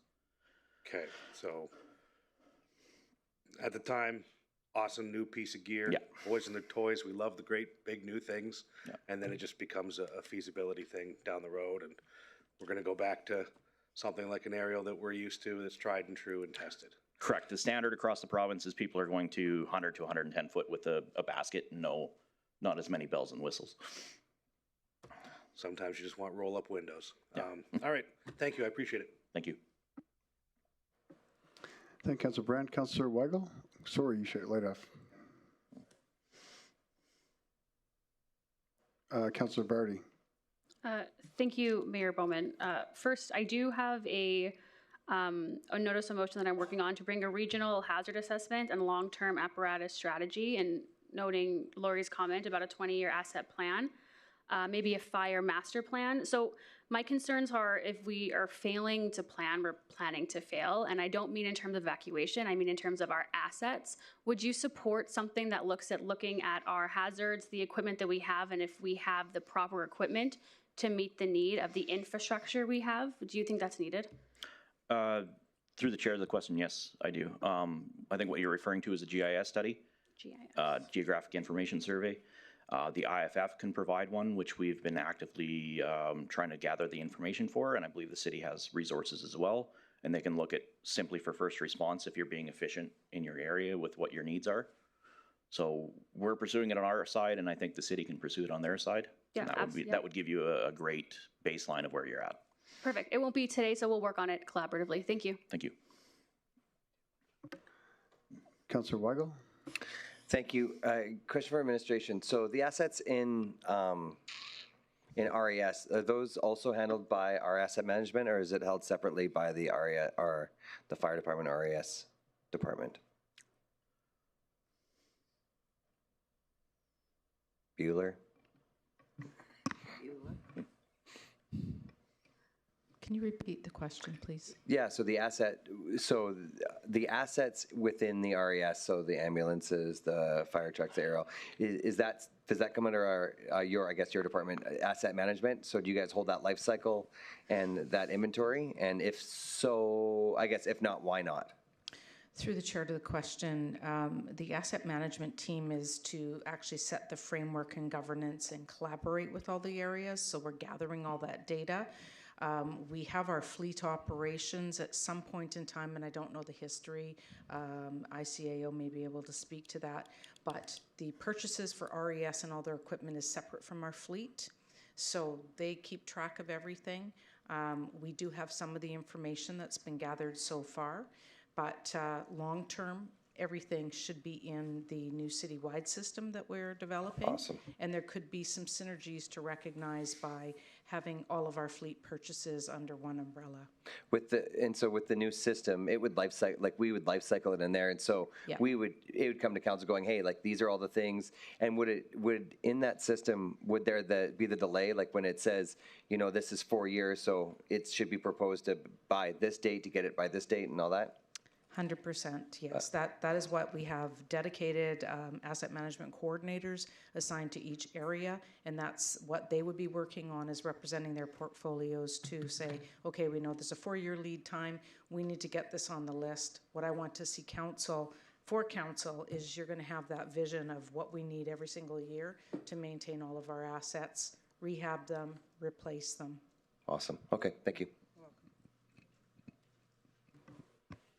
If I can, through the chair, just add a comment. I'm going to, our Director Smith, comment from the fleet perspective, because I know through past years about how the replacement of our fleet and some of the organizational decisions and how we're sitting here today addressing that. So, Mr. Smith, if you can kind of add your experience to that whole thing, because he manages the overall fleet. Through the chair to the ICAO, are you asking me to discuss previous years when we came forward for budget? That's exactly right. Okay. Through the chair to ICAO Butts and to council, again, as Councillor Bussier mentioned earlier, not to throw anybody under the bus, but the last 5 to 10 years, whenever a fleet did come forward, it was usually a low-hanging fruit that that was removed by those above our pay grade, and when it came to budget, so that's why you'll see the state of our fleet that is in currently. The last assessment that we did of our municipal fleet, the average age was about 8.7 to 9, and it would take, I can't remember how many millions of dollars just to keep it at that level. So in the last 5 to 10 years, we have not, as an organization, did any type of asset management planning with our fleet. Again, it was just looked at low-hanging fruit, very not forward-thinking at all, and just removed each and every year, and we sunk more operating dollars into maintaining it than what we should have. So if I can just follow that up, and thank you for that, Keith. There has been, I would suggest to council, an opportunity here for some policy, because it changes, and it changes with the people that change, and it changes with the environment that does. So us as an organization with a policy, then we can follow that and more consistent, and so we don't find ourselves in our situation here. Thanks, Chair. About Councillor Bussier. Thank you. Perfect timing. I have a question. So when you say that, Jody, like a policy, do you mean specific to budget commitments and that?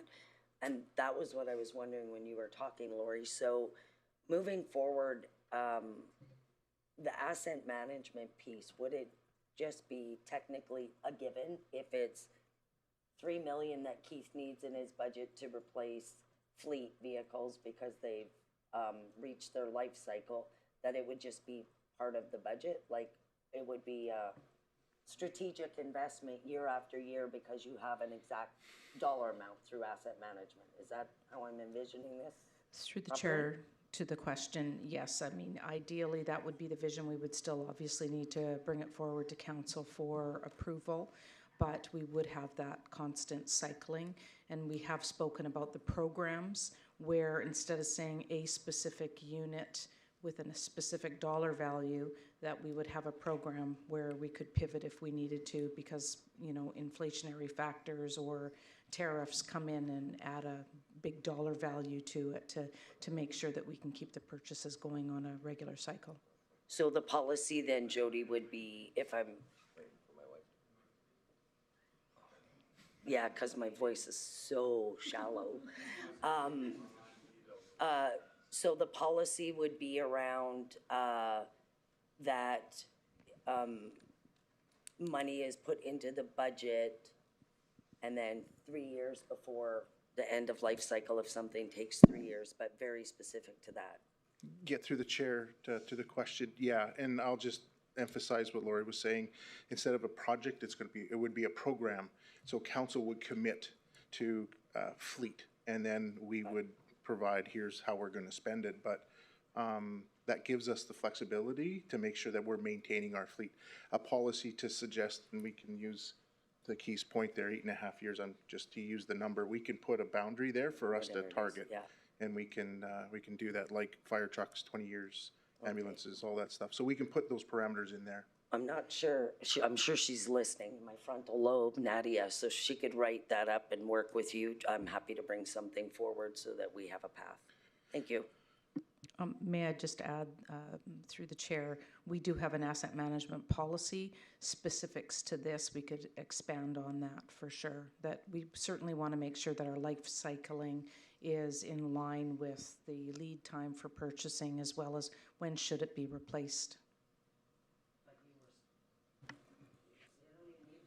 You were specifically talking about fleet, right, Jody? Yeah. Or are you talking about? Fleet is an asset. Yes. It should be a part of our asset management program, but that extension of that policy would commit to making sure that we are going to maintain, we're going to replace our fire trucks every 20 years. I'll take this offline, we'll figure it out later. I guess I'll add to, it's a great segue into what we're going to be talking about, capital projects, and from a program versus project, playgrounds, trails, road rehabilitation. Do we want come back every single project, or does council, and to your discretion, want to provide a program ensuring that the standards are being kept? Yeah, thank you very much. Thanks, Councillor Boussier. Yeah, I agree with what you're saying. I think bringing this offline to develop some motions later on, and right now, just if we direct questions to the presenters that are graciously been here for 3 days. Anyone have any questions for the presenters? I'm not seeing any, so thanks, Ryan. Thanks, Evan. Thank you, everyone. Thanks, Pat. Thanks, Dave.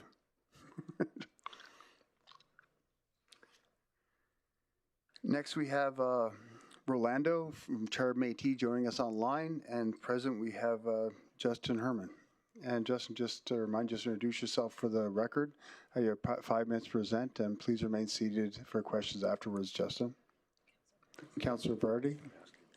Thank you, Mayor Bowman. I have to recuse myself due to potential pecuniary interest, as I am an employee of Justin. Bye, boss. Great segue. Thank you. I'm Justin Herman. I'm the CEO for the Charter Métis Nation. Thank you, Mayor and Council, and thank you, the administration, for your time today. I'll only take between 5 minutes and 2 hours. So I'm here to request RMWB support for Charter Janvier Community Center, a community-led facility designed to improve safety, access to essentials, and year-round programming. Our community currently lacks safe, accessible community infrastructure. We have no recreation center, no cultural gathering place, and very limited spaces for youth and families. The nearest full grocery option is over an hour away. This creates persistent food access barriers, especially for elders and families with mobility issues and families without a reliable means of transportation. Community leadership has been clear.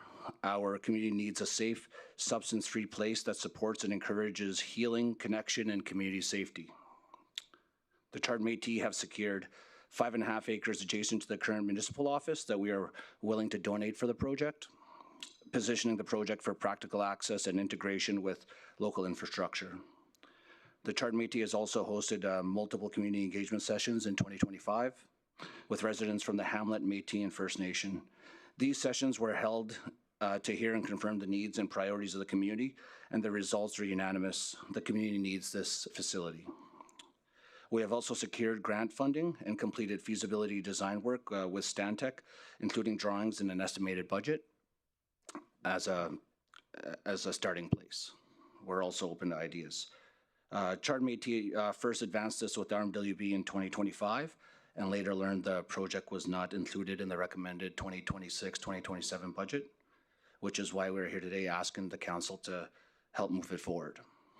The concept is a community center anchored by 3 practical functions: a gathering place for culture and recreation, space for training and workforce readiness, and space for access to essentials through concession-style store, supporting food security in a way fitting to the community's needs. The design also includes Chard Métis office space to coordinate programs and partnerships, an on-site residential unit to support staffing and security sustainability. The concept also includes child mind space so parents can participate in other services and programs.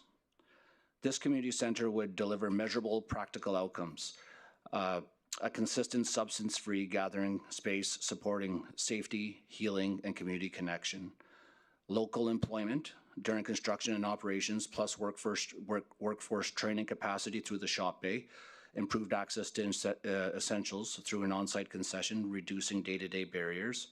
This approach builds on what we already know works, a community hub model like the former OCP facility that burnt down a few years ago and has never been replaced. That facility supported recreation, training, and employment opportunities, and at one point employed almost every person within the communities. It was the first place that anybody in the community had access to any workforce or preparedness for getting out to site. The current estimated project cost is approximately $22 million, built conservatively to reflect northern construction realities. About $18 million in construction and landscaping, $2 million in furniture, fixtures, equipment, plus 10% contingency in project management. Stantec's concept package and cost work also indicates a base project cost around $17.9 million range. Reinforcing that estimate is grounded in real costing. Regional comparisons show the request is within the spectrum of northern community facility investment. Our request is for RMWB to cover the full costs and to work with the Chard Métis Nation on the implementation path so this can move forward from concept to delivery. Chard Métis Nation can assume operations and programming if the council and RMWB sees fit to ensure the facility is active, accountable, and community serving year-round. Marcy Joe. Thanks, Justin. Appreciate the presentation. We'll have IRR presenting later on to any motions I made during that. Are you envisioning something similar to what's in Fort McKay? 100%. If you look at all the other rural communities and Indigenous communities, Jambier and Chard is the last one that doesn't have any facility. Yeah, no, I completely agree. Yeah, and I would, and you mentioned also you had grant funding secured?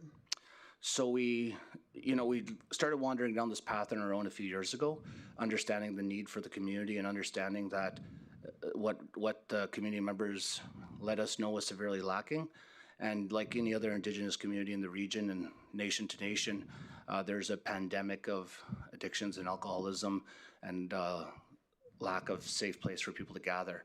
And so we started on the path for that, and through our wonderful work of our staff, we were able to secure grant funding for a feasibility study and then further grant for a design.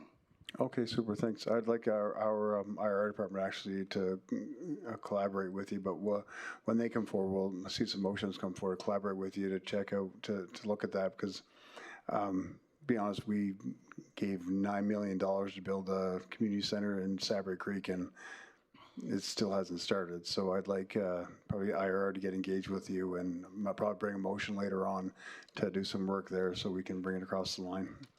Councillor Van Castian?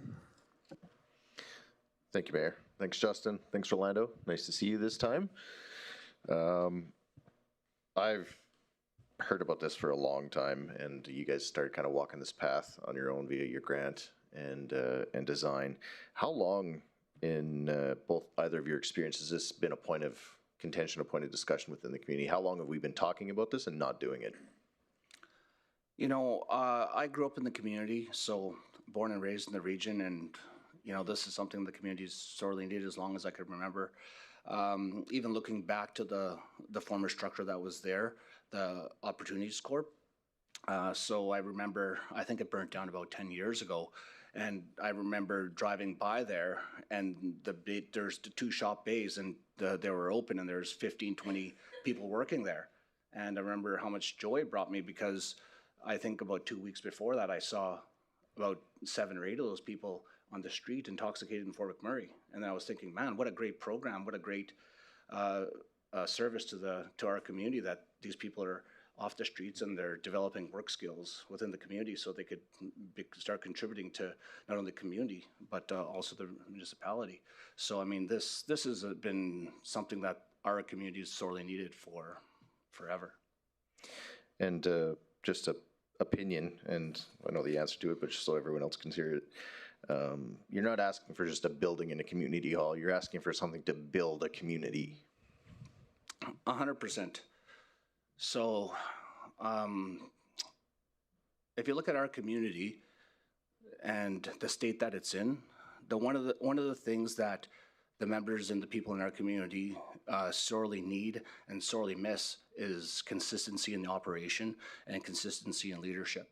And that's something that the Charred Métis has been trying to bring and develop within the community the last few years. And, you know, too many times they've seen great programs come and go and great ideas come and go as a flash in the pan. The one thing that's always been, that seems to be lacking and that's been consistent, is the lack of consistency. And that's something that we're trying to bring, and that's something I believe this facility will bring to the community as well. Thank you, and thank you both. Thanks, Councillor Van Castian. Councillor Brandt? Sorry, Ty.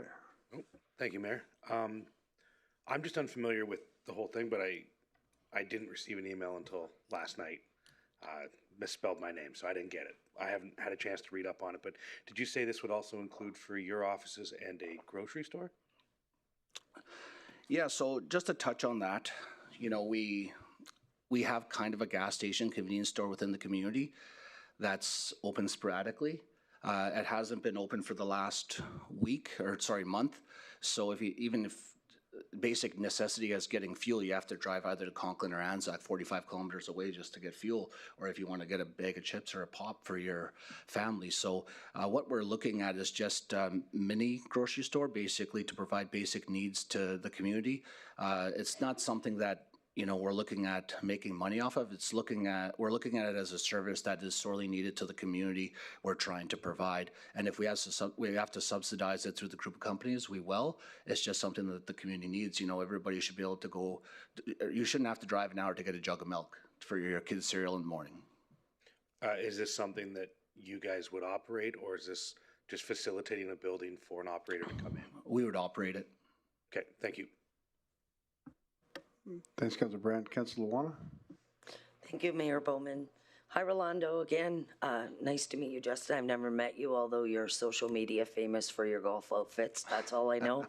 I have a couple of questions. So Ty asked, so it'll be a municipally owned asset, and then is the intention that you would apply through the community services for, or that you would apply for an operating grant from the municipality? Through the chair to the question, we're open to suggestions and collaboration. It would be a municipal asset, and I know from what I'm told, the other facilities are operated by the municipality and its team. And I think that this is something that would probably work best collaboratively with the people in the community.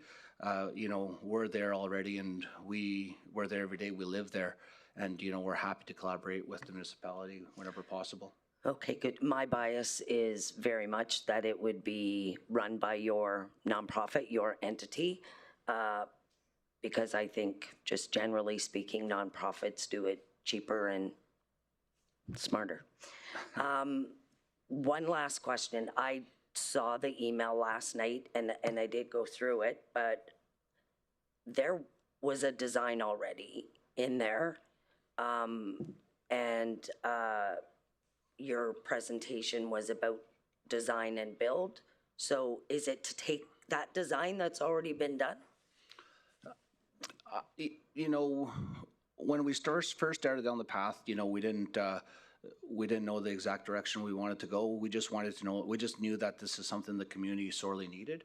So our mentality was, we'll get this done one way or the other. If the RMWB was willing to help us, fantastic. And as further we go down the road, we understood that it's going to be increasingly difficult, almost impossible for us to do it by ourselves, especially when we started to understand the cost of the overall project. Absolutely. So in regards to the question, we're open to suggestions for the design. At the very least, we started down the path. If the RMWB were to go forward with it, we'd be open to suggestions and changing the design as well. Does the existing design that was submitted to us work for you, or does now, with hindsight, it go, this maybe doesn't meet the scope of our needs? I believe, to be perfectly honest, you know, we'd be grateful for whatever we were able to get. You know, I think it meets the needs now. Is it something, our focus when we were first designing it was to try to build something that was usable and that we could easily utilize all the space. We don't want to have another facility in one of the rural, or we don't have a facility in our community that's going to be underutilized. So we try to base the focus of the design to the scale of what the community needed. Perfect, and I guess I would just say I appreciate your obvious collaboration and your willingness to collaborate. My recommendation only would be to stand strong in advocating for what it is your community needs. Nobody knows your community better than you. We have a history of overbuilds and incorrect builds in this region. I don't think anybody would disagree with that. So I would just say stand strong in advocating for what you want and what meets your needs, and you will absolutely have my support. I know John VA has, Chard has not had this services that others have. So thank you. Thank you. Thanks, Councilor Bussier. I think maybe Rolando has something to add, or he's waving. Thanks, Mayor Bowman. I just want to add, like, to the point and to the question, like, this design is a concept which is open, as Justin said, to collaboration and tweaking. It is born, the concept was born from the engagement that the community did with community members. So, you know, there are pieces, components within there, like a child mind center, like some kind of concessions, offices, a gathering space, other things like training space in there that the community identified as a need. And, you know, it's building on, I think, the trajectory that the community is already on, which is a positive trajectory over the last 5 years, because we've introduced, you know, social services and programming. Now, in the last year, we've introduced education to employment. We've introduced, you know, we're doing career fairs, trade shows.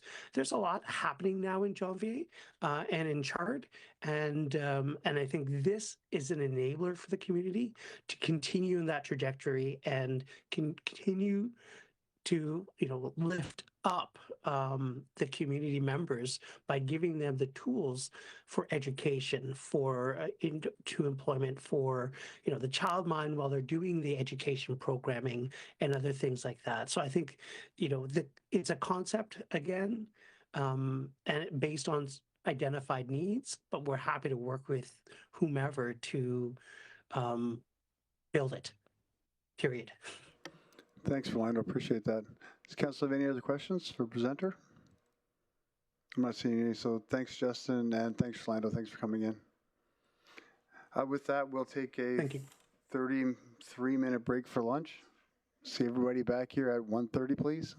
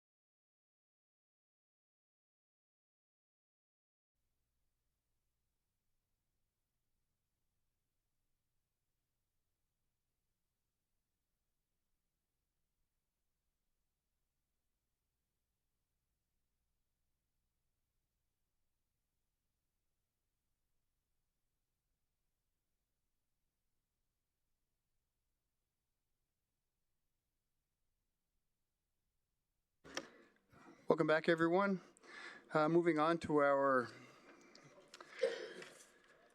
2026 capital budget presentations. We've heard from delegates. Now moving on to community services to present their 2026 capital budget. Whenever you're ready, Tony. Good afternoon, Mayor and Council. For the record, my name is Tony Elliott, Director of Community Services, and with me is Janelle Fleury, the Manager for Community Partnerships and Initiatives. We are here today to present the Community Services 2026 proposed capital budget. The Community Services capital budget is focused on completing previously approved projects, renewing aging assets, and addressing safety and risk within our community facilities. Overall, this plan supports safe, reliable, and accessible community services for residents across the municipality. The current capital project portfolio for community services includes 5 active projects, 3 of which are municipal facility capital grants from 2024 and 2025 that are ongoing. The total approved budget for these projects is $23,057,027. The $5,718,427 spent to date are the disbursements provided to those 3 capital grant projects. The available budget is $17,338,660.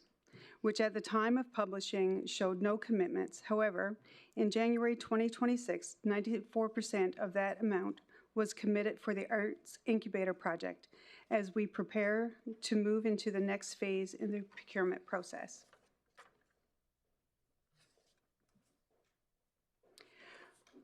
Four of the 5 projects mentioned on the previous slide do not require additional funds. The one project that will require funds in 2026 and into the future is the Municipal Accessibility Upgrade Project. We are requesting an additional $500,000 in 2026, and the capital plan includes $500,000 in the next 3 years.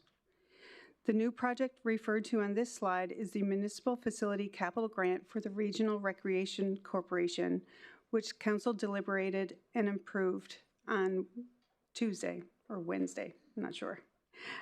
The total capital request from Community Services, including the grant already approved, is $3,568,087. This slide represents the one active project, Municipal Accessibility Upgrades, which was presented for the 2025 capital budget as a multi-year initiative. This chart indicates the funds previously approved, the $500,000 requested in 2026, and the future capital plan, and a total project budget of $2,500,000. There is no scope or funding change proposed for this project. Thank you, and this concludes our presentation. Thank you, Tony. Thanks, Janelle. Councilor Boussier? Thank you, Mayor Bowman. Thank you for the presentation.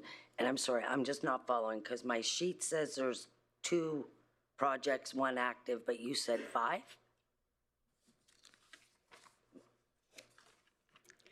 This says 2. Through the chair, to the question, there are 5 active projects, 3 of which are the municipal facility capital grants that would have been provided to the Regional Recreation Corporation in 24 and 25, and the Vista Ridge capital grant for 2025. Okay, so Arts Inc., where is that at and when do we expect it to be completed? I don't know if that's an Elliott question. It's an Elliott question. I'll defer. Just want to make sure, okay. Through the chair of the question, we are working in the procurement stage at this point with the Arts Inc. We will be looking at starting that, the actual physical work mid-year this year, and we're looking at targeting the end of completion at the end of 2027, early 2028. Once that contractor is onboarded, we'll be able to refine our schedule. So I could probably just ask Leanna, but they had a design. Correct. That is that the design that goes ahead? Correct. Okay, perfect. Thank you. Thanks, Luana. Do we have any other questions from council? Councillor Allen? Thank you, Mr. Mayor. I'm actually I have a motion to bring up. Okay, I'll just check if council has any other questions. Before I go to motions, does council have any other questions? I'm not seeing any, and I think CLO will bring it up on the screen for you, Councillor Allen, but you can go ahead.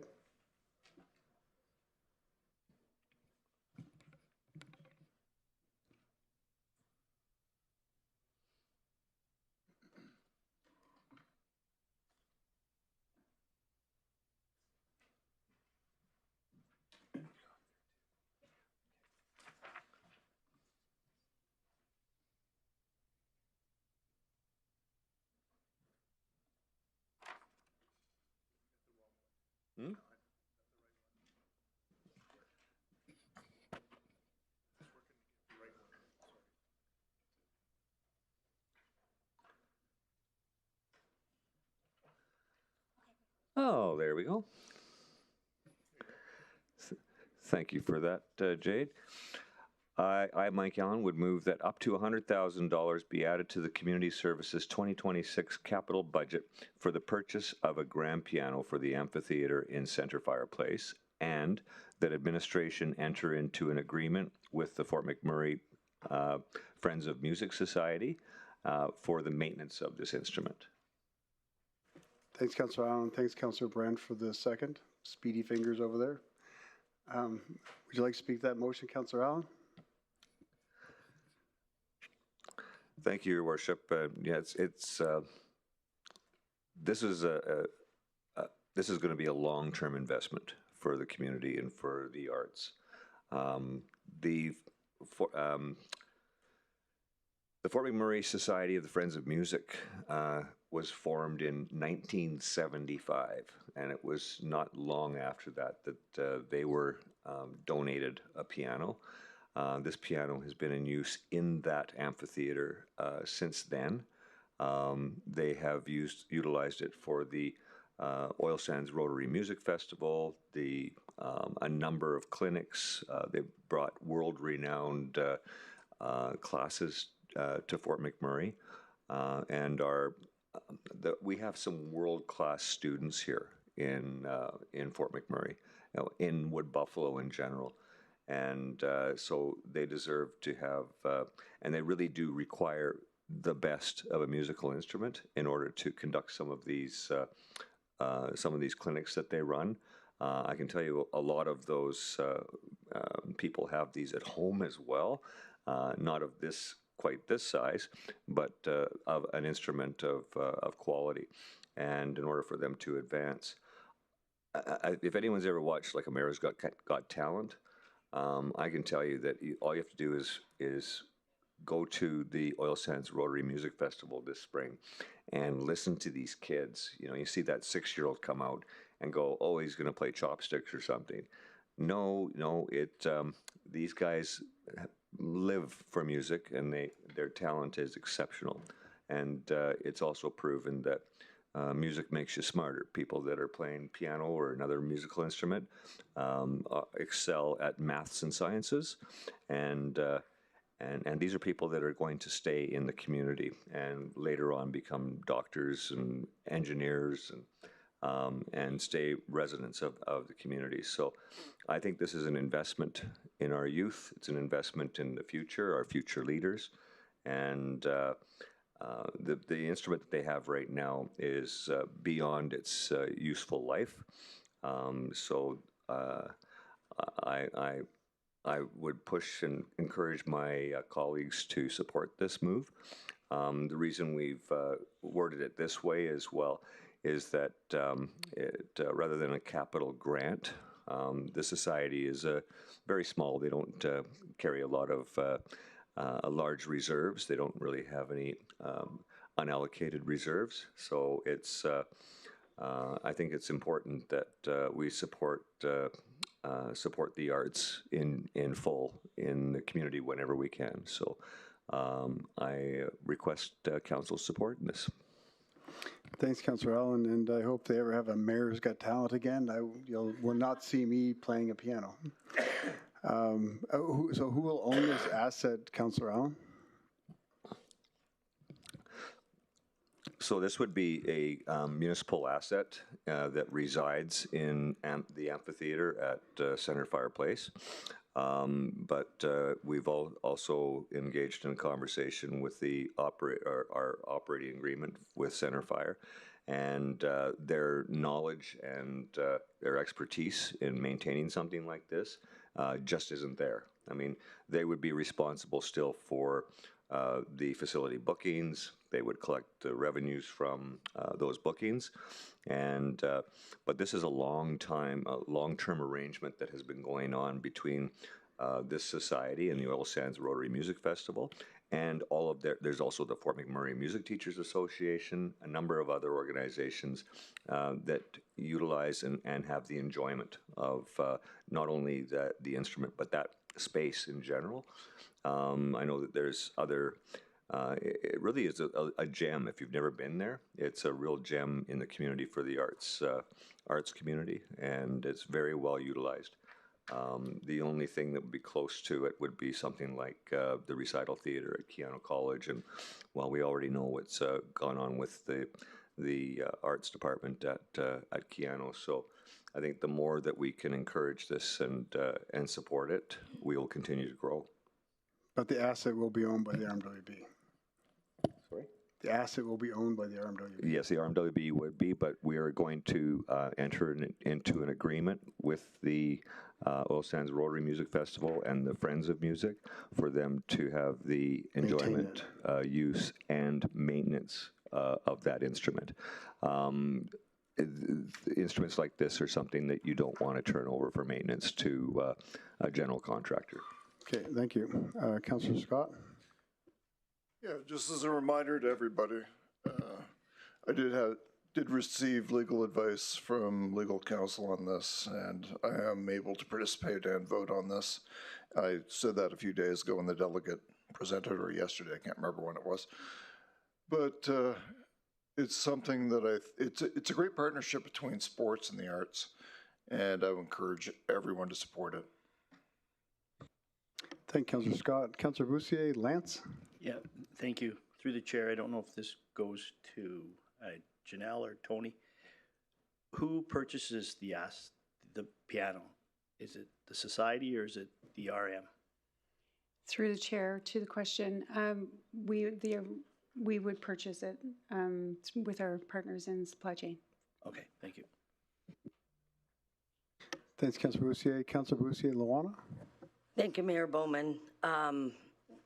I won't be supporting it, which is, I'm sure, not a shock to anybody. My concern is that organizations increasingly using the municipality as their only sustainability plan. There's grants out there through the Foundation of Arts, and there's other things. I'd be more comfortable if the group could have shown that they had attempted to access and secure additional funding. And I just really believe that we need to encourage groups. I mean, further to Councillor Scott's comment before about the province and the feds not owning up to their levels of responsibility, the same can be said. We need to encourage and be applying to the province and for provincial grants to support our nonprofits too. So short of them being able to show that they've exhausted other options, I'll not be supporting this. Thank you. Thanks, Councillor Bussier. Do we have any other questions, comments, or debate points from council? I'm not seeing it, so I'll call for a vote.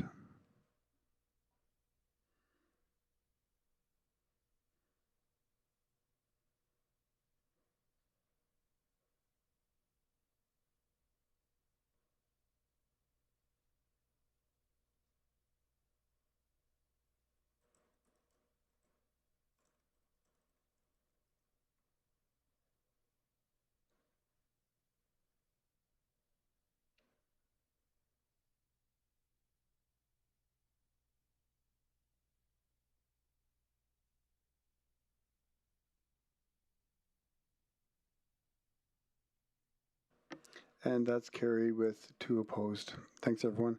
Do we have any other motions? Councillor Van Kestien. Thank you, Mayor. I, Kyle Vandekash, move that $2 million be added to the 2026 capital budget for the design of a community space for the community of Janvier. That administration engage with Indigenous partners in alignment with protocol agreements and community stakeholders to understand design elements for this project that will serve community needs, and that administration provide advice and recommendations on operating agreements with prospective user groups and community organizations for the anticipated facility.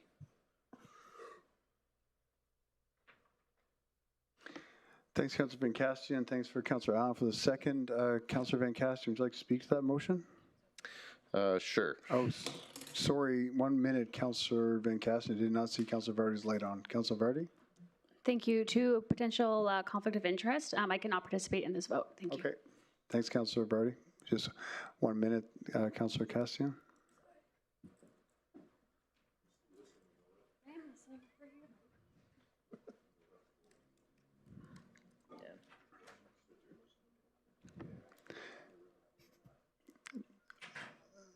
Thanks, Councillor Van Castian. If you want to speak to your motion, please. Sure. Thank you, Mr. Mayor. As we heard from the presenter this morning, this facility is long overdue in the community of Janvier. It is also in alignment with a regional indoor recreation and community facility master plan that was conducted almost a decade ago. There were several recommendations for a community hall to be in the community of Janvier, with feasibility to take place between 2015 and construction be completed by 2018. So we're about a decade behind that already. The proposed vision for this community space is right-sized for the community and focused on the needs of the community. We're not by any means suggesting or implying an overbuild. The investment in this community would be an extraordinary quality of life change for those that live there. It would be a space to teach, a space for our nonprofits and Part 9s to provide programming and counseling, somewhere for the community to host funerals and to mourn. And what I feel is the most important is a space for youth to gather in a safe and positive manner. We're building more than just a community hall, a community facility. We will be building a community. Thanks, Councillor Van Castian. Councillor, any questions, comments, or debate points? Councillor Cardinal?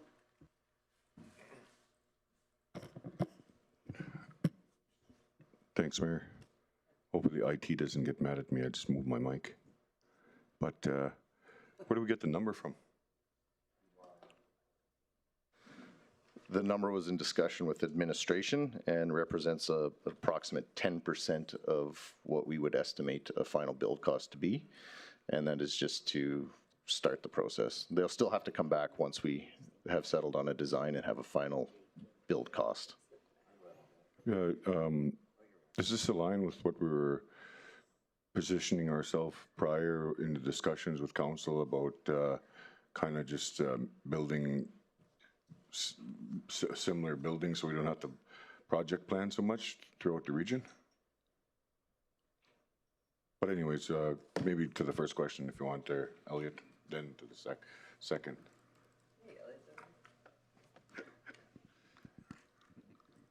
Through the mayor to, I suppose the motion on the table in general, because there's probably a lot of questions, and there was questions about where did the number come from. You were referring to project plan and try to shorten timelines with design. So there was a lot of takeaways over the last few days. One of them was about collaborating with, in the case of Ms. Kanzig, with a particular stakeholder. We learned from Director Fraser about rights holders and things of that nature. What I want to explain is that the work that's been done thus far is not it's not a design ready package. We don't have a design in hand, at least the information that I've received thus far. We've received a concept, and so what I'm concerned about from a delivery side of things is the cost estimate that's put in front of us. I could take it away and look at it and go through it with a fine-tooth comb and come back with a number. But what I've done is worked with my team and looked at some of our costs that we see in Fort McKay and other buildings that we've done of recent time. Based on what we saw in the design concept that we were provided, is we're going to see that project come out at a higher number than 20 million. So that's I just want to raise that now. So we want to make sure we walk into this correctly. I think there's opportunities for us as an organization to, if this was to go forward, to work with the rights holder, with the Charter meeting, with the community, with us as an organization to find, as we mentioned, the right size, the right project for the organization, for us and for them as a community. The model that we typically use for projects, whether you're doing a building or whether you're doing a road, it's pretty standard. We do what we call design, bid, build. So we design it, we build it, and then we go and construct it. There's other models available to us. And in the interest of finding the best model for this particular project, there's other factors that come into play. And I want to be able to at least have an opportunity to review those models with the organization to find the best fit. Part of this conversation, and I'm going to kind of talk about in the future, there's also a conversation about another building in Johnville on the capital budget. So when you look at synergies, there's opportunities for us here within the community and how we deliver this project. Where I'm getting to is that I'm not 100% sure about the $2 million and just saying, oh, here's $2 million. What I'm recommending is that if it's the will of Mayor and Council to put an initiative forward for a building in Johnville, is put that on the budget, even if it's $1, and say we're gonna provide administration direction to start the process. Here's $1. We're gonna go back to our cubicles in our offices and crunch some numbers and do some things and research and look at the best model for us as an organization, and not only us for an organization, but for them as a community and a nation. And what I'd like to do then is come back with a plan and an execution plan and present it to you with what we see as more aligned numbers, Class D, stuff like that.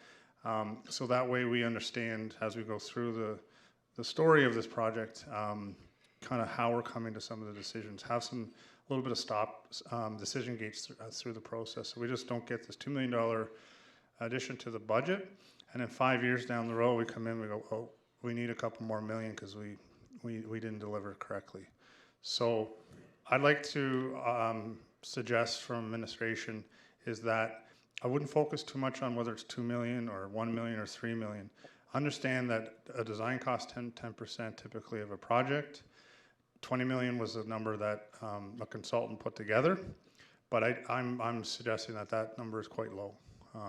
I was looking at it more like a $30 million project, and so I think what we heard from the Métis, the nation, is that they're willing to right-size this for the community, understanding cost impacts. There's also the team of grants that we have within the facility, within finance, so they will have an opportunity also to do some research.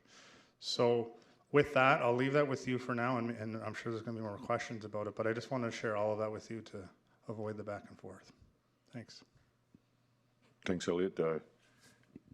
From the email and context of the email and presentation that they sent us, it's a concept design, but what I was getting at is that we had spoken about, and obviously hearing it from CEO Justin Herman, that he was not in opposition of a similar project like Fort McKay. And what was the price of that one?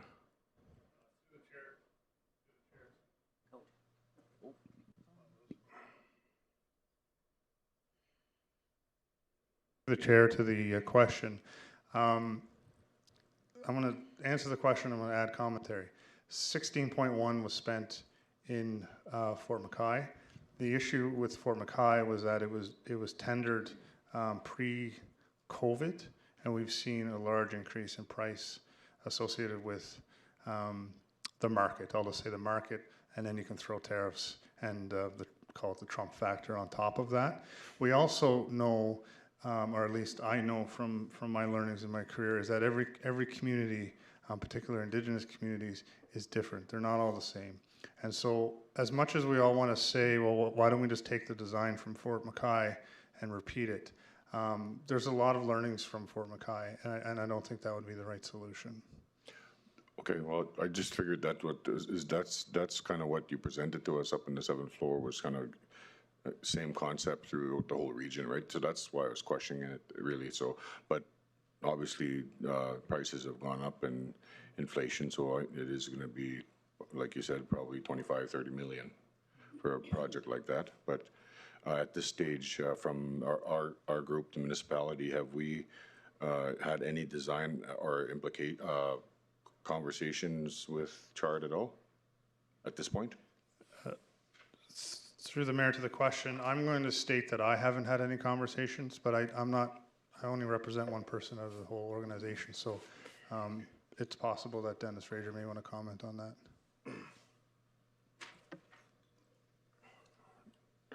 No, I'll support it as it is. I think that Janvier needs some collaboration, and they've been neglected quite a bit for programs for the children and for the elders and food sustainability and all that jargon and good stuff. So I'll support the motion. I just kind of had some questions about numbers. That's all. Thanks. Thanks, Councillor Cardinal. Councillor Weigel? Thank you, Mr. Mayor. I sit on so many sides of this. I guess for me, I don't understand, so excuse my ignorance and maybe just educate the public. Say for a $20 million community center, what is what's the $2 million cost? And just for my own perspective, like I can design a whole restaurant for $200,000. So why does it take $2 million to design a community hall? Sure. Through the mayor to the question. Just to clarify, I'm an ex-consultant, so I got to be careful too. It starts with geotech, understanding the undergrounds. So there's a drill program.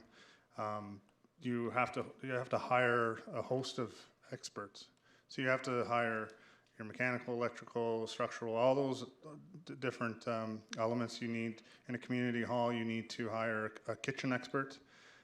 So when you start adding each one of those layers to a design, it adds up rather quickly.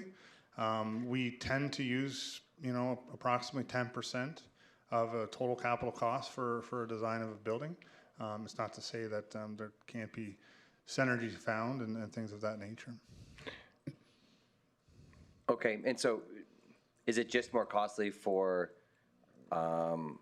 public money to spend than private? Because again, like we're 10 times building like a business of the similar size, and we'd have to get all the same things because we'd have to get electrical permits, all that kind of stuff. So those specialists would still be needed for that type of build. Like I guess I don't understand the extrapolation of cost. Okay, through the chair to the question. Like, is it the environmental? Obviously, a private business wouldn't be getting environmental. Is that a high amount of that cost? I wouldn't. Sorry, through the chair to the question. So, to clarify, any project, any construction, typically is, let's just say 10%. So it's not that it's a building or it's a community center. So just clarify that.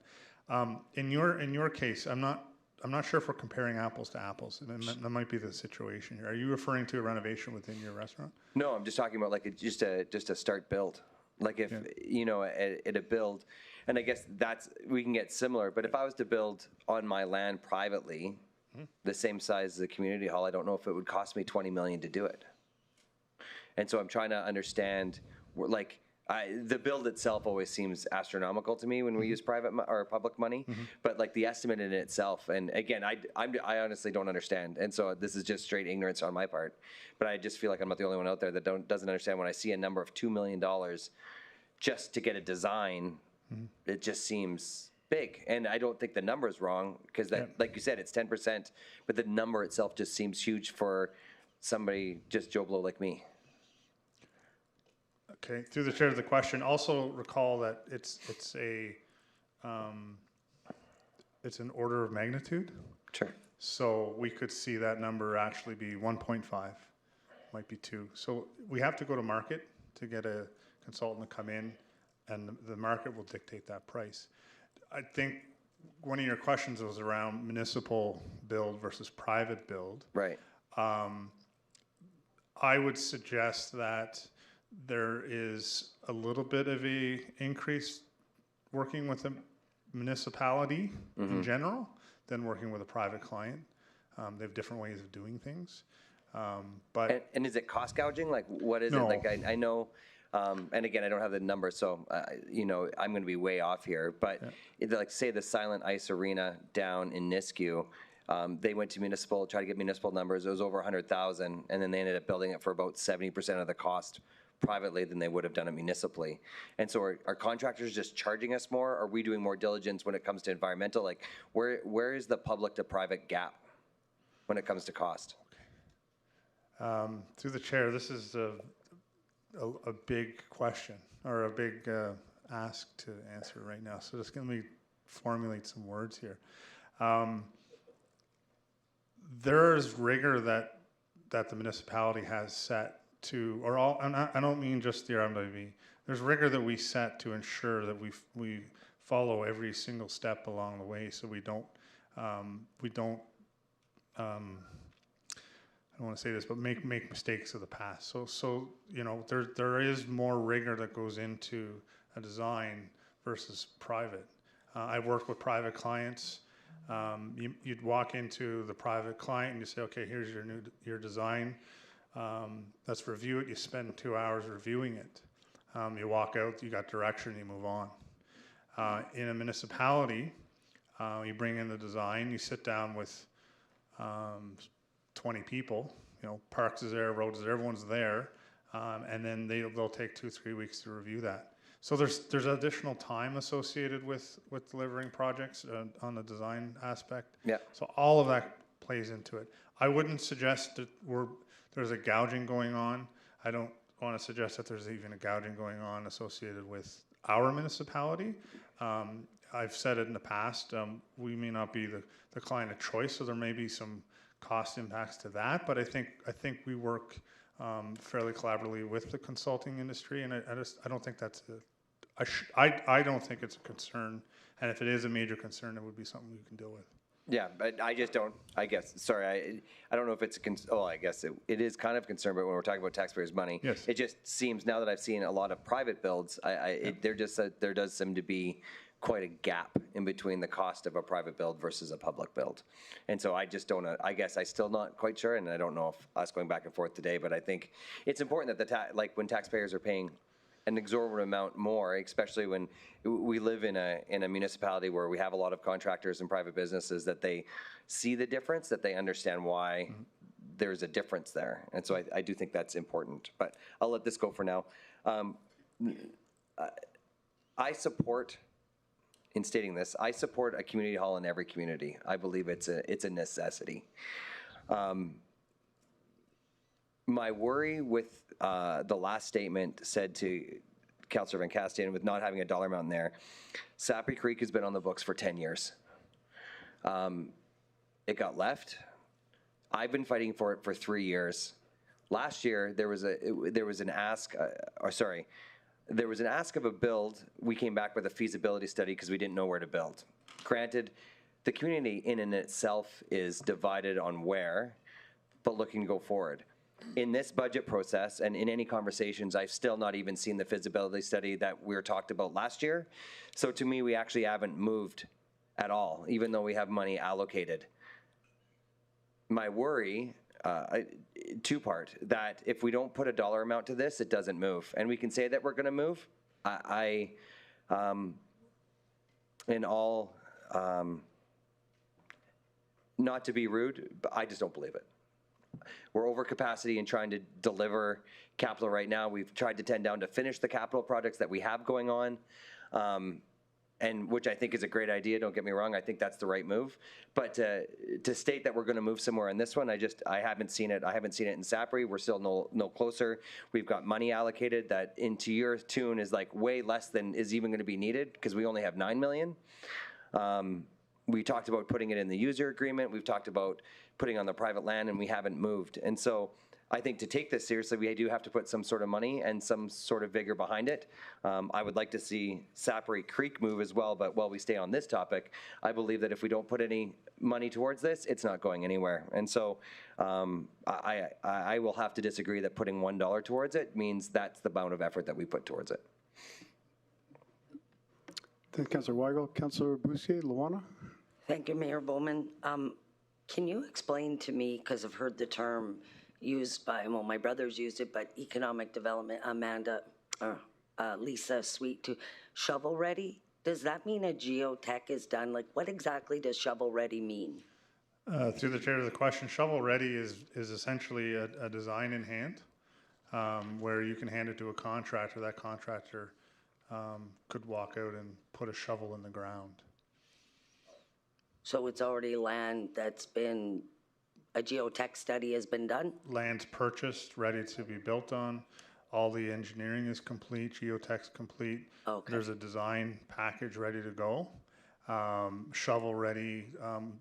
A lot of organizations like Alberta Transportation, for example, what they do is they design stuff well in advance, so maybe even 20 years, and they'll put it on the shelf, and they're shovel ready. And when it's time for that project to come off, they'll kind of blow the dust off and go, it's shovel ready.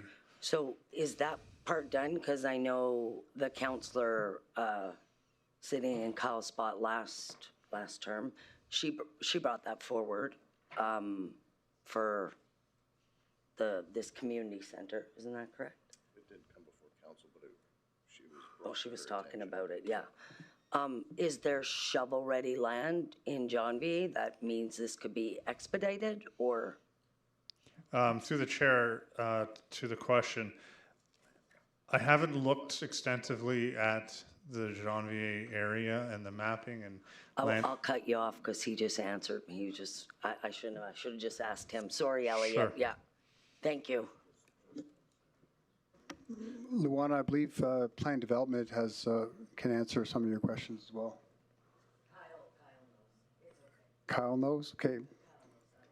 Kyle knows. Okay. Any other questions or comments or debate points from council? Not seeing any. Kyle, would you like to press the button?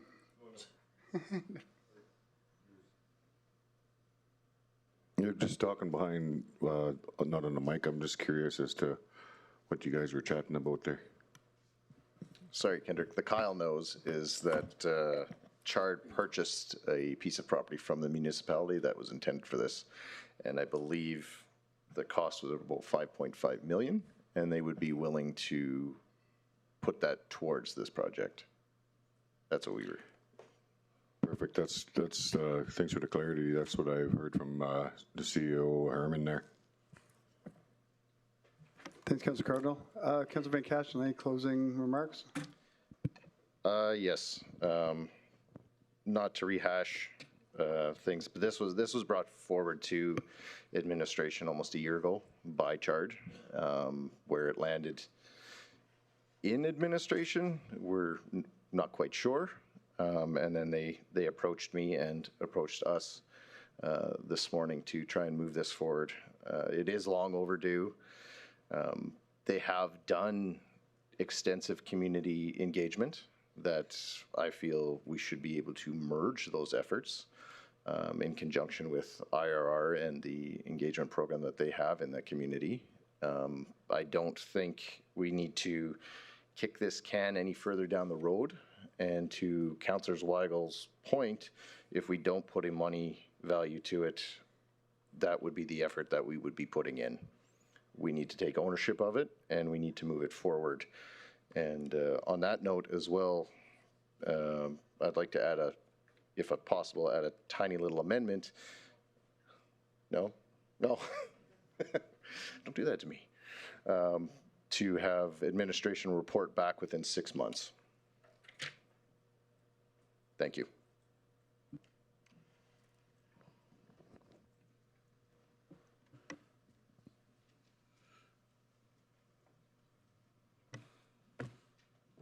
Through the chair to Councillor Van Castian, can I just have an opportunity to ask staff, is 6 months enough to get a proper? To the chair, to the question, may I ask, what would be your expectation in 6 months? And maybe I need to help you through that, but because, yeah. In 6 months, I would expect us to come back with a recommendation of design so that we could potentially put a construction budget into the 2027 and forward capital plan. Okay. Open to feedback. So I think what's important here is to understand what's in front of us. And I already mentioned the John Way Fire Hall. And so why I bring that up, and I understand this, obviously that's not approved yet. There may be synergies of putting them together and designing them together, building them together, having one contractor. So depending on how that works, that plays into a factor. To get a design team on board and to start a design, that takes time. So in 6 months, if it's a simple project, we go and hire for this project alone. We can come back in 6 months and tell you we know how much it's going to cost to hire that design team, and we kick them off. We wouldn't be able to come back here with a design in 6 months. For clarity, we did research on all of our builds in the last while, I'd say half a decade, a little bit longer than that. We're looking at 5-6 years for a building to go from the point at which it's at now to cutting that ribbon. So I just want to set that expectation that it does take time.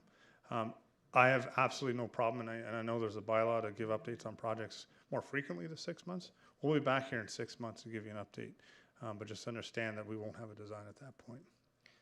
At least I don't believe we will. We will work as hard as we can to get that project started as fast as possible, considering what Mr. Herman brought to our attention. So with respect to what you just said and the fact I'm not a builder of the buildings or a project management person, are we, and we have been given a wealth of information from CHARD, from essentially the community. Yeah. Are you saying that we're just going to crumple that up, throw it in the garbage, we're starting from zero, and we have to take 5 years before we cut a ribbon? I don't, and to be clear, if it takes 5 years to cut a ribbon, fine. But what I don't want to have happen is that in 6 months, 12 months, we sit here and have this conversation and say, haven't quite got an acceptable design yet. And we end up continuing. I mean, our own master plan had this, and we decided not to. And that is, council's gone past, decisions and priorities change. But are we going to spend another decade on this? I think that's unacceptable to the community. Through the chair to the question or statement, a decade is not in the realm of what I'm thinking, but we have to appreciate there's two aspects to what we're dealing with. One is procurement law, trade agreements, and laws around ownership of design.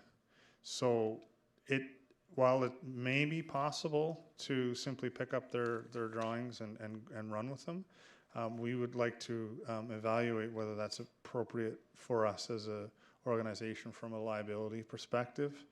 And then again, if we were to pick up what they have and build it, my statement that I made earlier, that it's not, in my opinion, is not a $17 million build, it's a much higher build. We have to understand that adjusting the design takes time as well. For sure. And I'm definitely not telling you to go steal somebody's work. And that design may not be the final design. We spoke and you said it is more complex than we figure. And we don't want to balloon something by simply taking what's been thrown at us.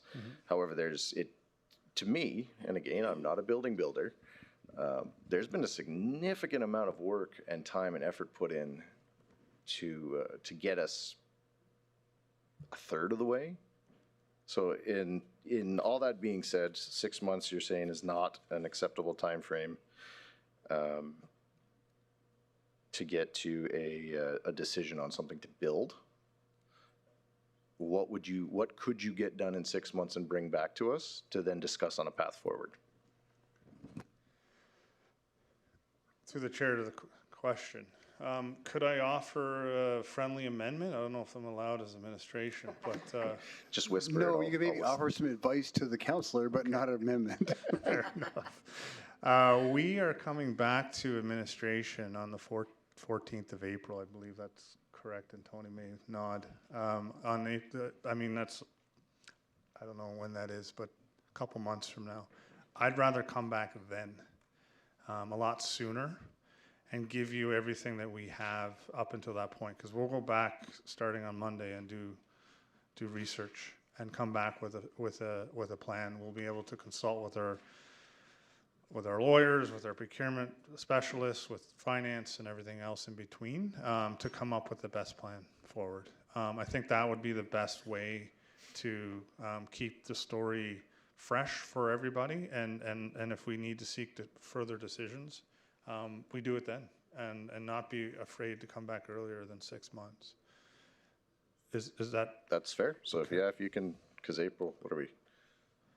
February, March, April. 2 months? Yeah. Yep. I'm fine with Negotiations finished? April 14th, Elliot? April 14th is the day? 100%. And completion by 2027. Negotiations complete. Thank you, Mayor.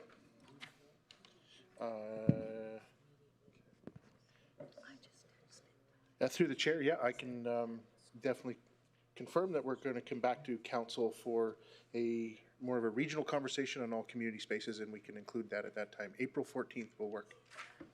Perfect. The motion's been updated. Councilor Cardinal, you had a question, comment, or debate point? No, I do actually. What am I saying? Elliot. No, no, I'll just speak to the motion actually. I think, this is one of the reasons why I love my job, and I'm proud to be sitting on this council once again, because so these projects and stuff that we really look into, and this totally aligns with the council's strategic plan and reconciliation, and lifting up the community that's in the rural, and not only that, just providing those services to the little kids and the elders that we always campaign on and we talk about. So this is a motion I'll be supporting, and I look forward to this not going to 10 years like the 6-bay garage, but hopefully we work on it. Thanks, Councilor Cardinal. Councilor Bussier, Lance? Yeah, thank you, Mayor. Through the chair to Elliot. Elliot, and just, I guess, continuing on from where Councilor Wago left off, and I think I've asked this before, mentioned it kind of briefly yesterday. Do we have the capacity and resources required to do what we're expected to do with all our projects? And if we don't, what does it take? 30 more people? 10 more people? And I recognize council, including myself, needs to take some responsibility for delays or whatever with projects, because one day we're doing it, the next day we pull it, but do we have it in the organization? Through the chair to the question, if you're referring to adding this one project to the capital budget along with the projects that we're proposing here today, I believe we have the capacity. If we have a conversation on April 14th and there's decisions made about the future of community spaces in this whole region, that's when we really need to have a conversation about staffing complements associated with all these community spaces. So I guess I hate to defer it. It's almost like we need to wait for that April 14th conversation to really truly answer that question about where our staffing is. The next 3 months we'll have enough staff to do all the research we need to get us to the point. But if respectfully, if we say, let's lift up Sapper Creek and move and build a new community hall and do one in Janvier, and we do something with Monomoy Hall, if there's, there's conversations already, there's other communities in conversations with community halls. If we all stand around and say, yeah, we're gonna do that, that's when we need to have a conversation with staff. Okay, but I mean, just looking at Stu's, Councillor Stu's issue with Sapri, like, we're no closer, I think, going forward with Sapri than we were 3-4 years ago. Now, is it, like, was it a council issue? Was it, like, and now we're gonna bring on more projects or additional projects? And, like, I fully support if you need more help to move the needle. Like, I mean, we spend a lot of money in capital. Yeah. Through the chair to the comment. You said me again, and Me. I don't think it's just necessarily a conversation about the product delivery team. I think it's a conversation about our team, procurement team. Everybody Council. Involved. Council included. Yeah, but it's to lift all these additional projects up. It's not just necessarily my team. So a concert conversation needs to be had internally to say, okay, if all of these projects, or let's say all these buildings or all these community halls land on our books, what is needed? We also need to have a conversation about the model. What is the right model to deliver these buildings? If we can find a model that limits administration's time and efforts, then all the better. And we're already starting that research to see if we can find another way or build another mousetrap, as they say. So that's what, between now and the 14th of April, we can bring forward some of these things so we're ready for whatever decision comes our way. There is synergies around, building multiple buildings at the same time, but you also risk other projects not being delivered. And we all know that flood mitigation is, as I understand it, one of the #1 priorities for council. So we can't lose sight of that. And understanding that we're not going to be constructing buildings next year. It's going to take time to design and everything else. So I believe that we have the capacity to deliver one building, 2 buildings, whatever that might be. But if we get into a situation where it's a half a dozen, that's a different conversation. Yeah, and I just didn't mean you. I mean, it's procurement, it's planning and development, engineering. Do we have enough staff in place to make these things happen in a timely fashion? That's So the question, are you referring to this one project, no, or just all overall, in general? the whole projects. I mean, like, are we in a position, given our staff complement, whether it's engineering, procurement, planning, to meet these obligations? Just, and I guess there's probably no right or wrong answer. I don't know, but Kyle brings some forward 6 months. Well, we're going to take a few more months to get all the work because everybody's busy. It's fine. Through the chair, I'm being uncomfortable for a reason. I'm uncomfortable because I can only really speak to my department. Okay.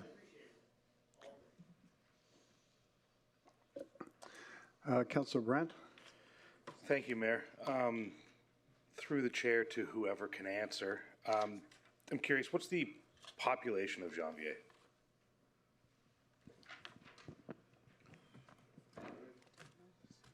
For anybody that might know it, I mean, We can probably look into the census and someone could check that. rough estimate. Are we talking 300? We actually have a census we just completed, so the numbers around here.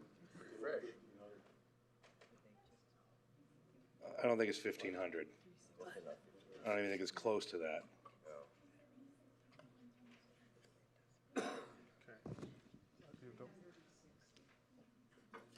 I think the number being talked about back here is 360. Yeah, through the chair to the question, it's, I'm looking at a phone here that says 360 in the 2021 with an estimated population of 376.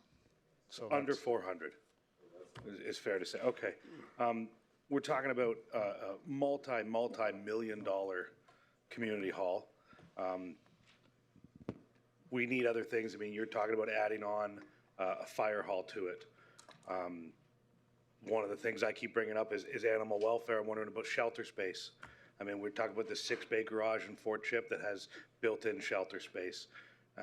This is end up being a multi-use facility that's just going to keep building and building and building. I was at a wedding in Amber Valley, Alberta. They have way more than 600 people in their community, and it's a very small cultural center hall. It's basic. It served all the needs of the community. We're talking. We're going to end up, if we just keep going this path, it's going to be another $50 million Conklin Center. Like this is what we're getting to. So I'm just curious, like all these things we want to add, all these things that we need for the community, it's getting bigger and bigger and bigger for less than 400 folks. It's hard to justify that ask, for me anyway. We're spending a lot of money on a lot of different things. So I'm just trying to understand I understand the needs, I understand the wants. It just, there's a lot of money for something that is going to need more than what we're even talking about here. So it's more of a comment than a question. All right, thank you. Thanks, Councillor Brandt. Councillor Luana? Thank you, Mayor Bowman. Elliot, with all of you met with us a number of times and we went through project canceled, like your recommendations deferred, all of those things. Does that get us on track for quicker project completion, like stuff already on the books? Through the chair to the question, I would say no. Okay. I think those projects that we talked about, that we're talking about later, those were sort of dormant. So I didn't necessarily have a project manager assigned to it with energy put into those. Okay. Yeah. Am I correct that I think maybe one of the issues is we're not deeply understanding the depth of the processes that go from A to B? And so maybe not you personally, Kyle, but like me, I was guilty of it going, well, why isn't this up quicker? And I look at the Twin Arena and I said to you, how can that get built so quick? Well, it was kind of a canned, already, I don't want to say boxed project, but shovel ready. Shovel ready. Is that kind of what happened? Is that maybe we're not deeply understanding that it takes 5 years, you don't just, so moving forward, I think it would be helpful for me if we could say, this is typically something that would take 8 years. Mm-hmm. Like now, 5 years, right? Yeah. Is that something that can happen? Is there a standard for the most part? There isn't a standard, but we use benchmarking of our own history.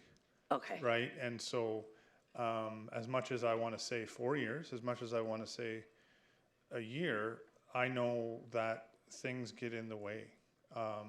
Whether it's environmental issues, land issues, geotechnically, all those things that happen, sometimes respectfully, it could be a political item. So it's, I'm using the history of the organization as an example. We could, as I said, we're going to spend a couple months here to figure out how to understood. To get this. Yeah, understood. I want to make sure, and I don't want to go, like you look at flood mitigation, okay, and we piecemealed it all out. I don't know how many consultants we hired. Respectfully, there was a lot of them, and it was just we chopped it all up. Had we said at the beginning and said, we're gonna just make this one big thing and deliver it in a different model, it may have been different. And so with this community hall conversation, if we know, so I'm just making sure Mayor and Council's aware, if we know what your intentions are over the next 4 years when it comes to community halls, then we can figure out what the best model is. That, and then we can, fine tune our schedule better. Okay. Yeah. Thanks. I've learned a lot from you and Mason since being elected, and I'm just very grateful for your patience in dealing with me. So thank you very much. Thanks. Thanks, Councilor Bussier. Councilor Weigel? Thank you, Mr. Mayor, and truly thank you, Elliot. I know you're in the hot seat, and it's not personal. We love you. It's just you're in that position, and so away we go. Before I go down the rabbit hole, can we explain? I might have missed that part of the conversation. In April, we're coming back with how do we deliver all projects or community halls? Through the chair, it's a conversation on community halls. Okay. Yeah. Then I'll ask my question. And then go back to Councillor Boussier's question. Last year was one of our lowest percentile capital spends versus budget. Was it not? Through the chair to that statement or question, yes, that's correct. And so what can we give you? I guess the question is, and maybe this has already been asked, what can we give, I guess, you as administration? Like you said, it's a orchestra of things. Mm-hmm. And maybe the question's for the CEO, but what can we provide you to execute more projects, to be able to continue to go? The money's there, and so what more is needed to deliver more projects?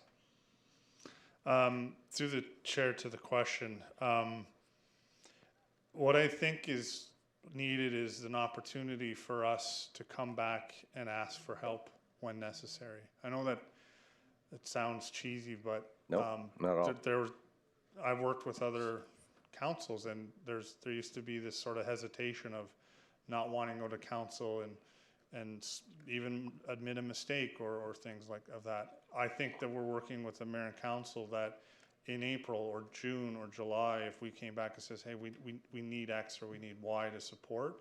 So as long as that invitation remains open over the next 4 years of your term here, I'd rather just have that relationship, and that will help us know we're in it together. So that's Hey, no, I appreciate that comment. Yeah. I agree with you. I think this council is incredible, and my colleagues have proven very much that they want to do whatever it takes to get stuff done and to do it properly. And so I'm very open, and I know they are too, to hear whatever obstacles are in your way, so we can start delivering for the citizens. So I do appreciate that comment. Thank you. Thanks, Councillor Weigel.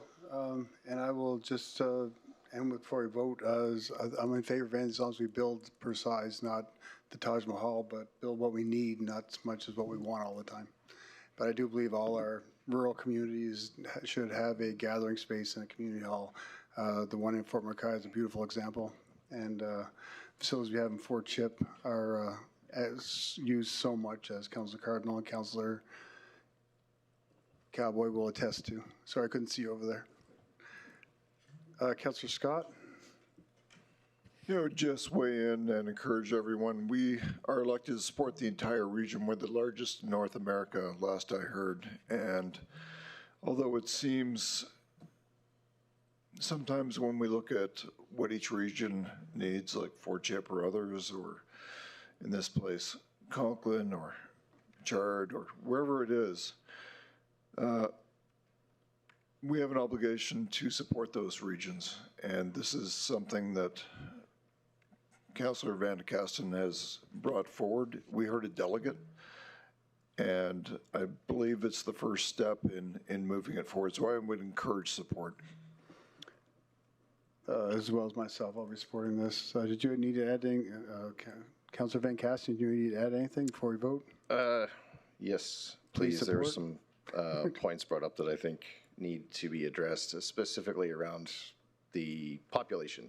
So we have 360 on the census. That does not include, as we have heard from planning and development, the First Nations on the opposite side of that hamlet, which are, although not counted in our census, are members of our community and would be utilizing this facility as well.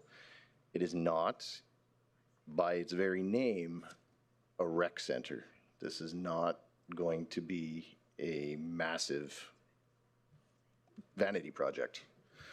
This is something the community is going to use for community functions, for addictions, for mental health, for building of our youth, and in an area that quite literally has nothing.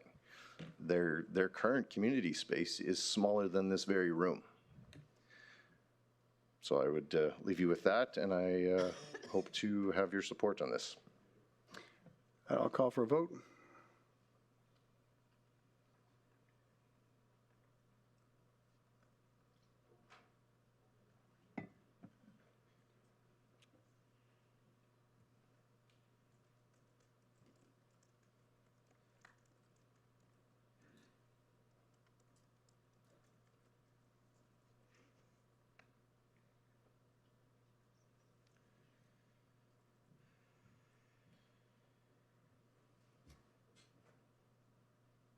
And that's carried unanimously. Thank you, everyone. Are there any other motions before we move on to the next item?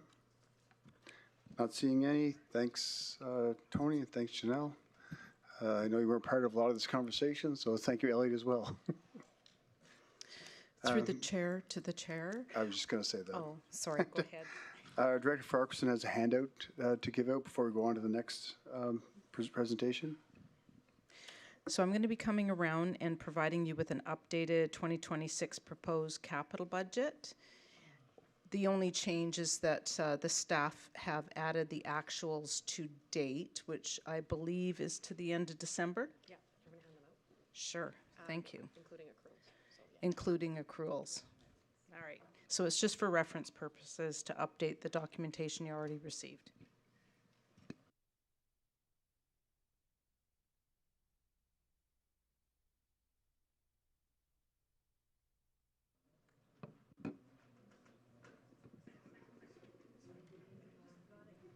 I think I'm up next.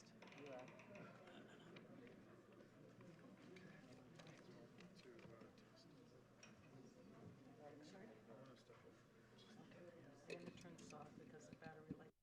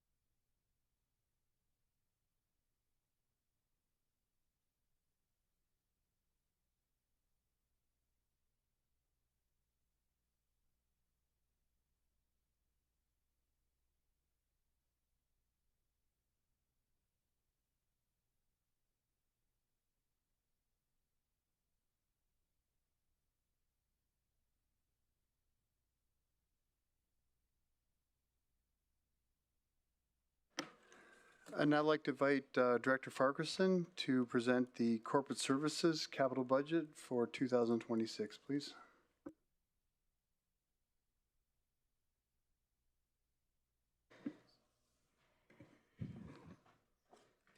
Good afternoon, Mayor and Council. For the record, my name is Lori Farquharson, Chief Financial Officer.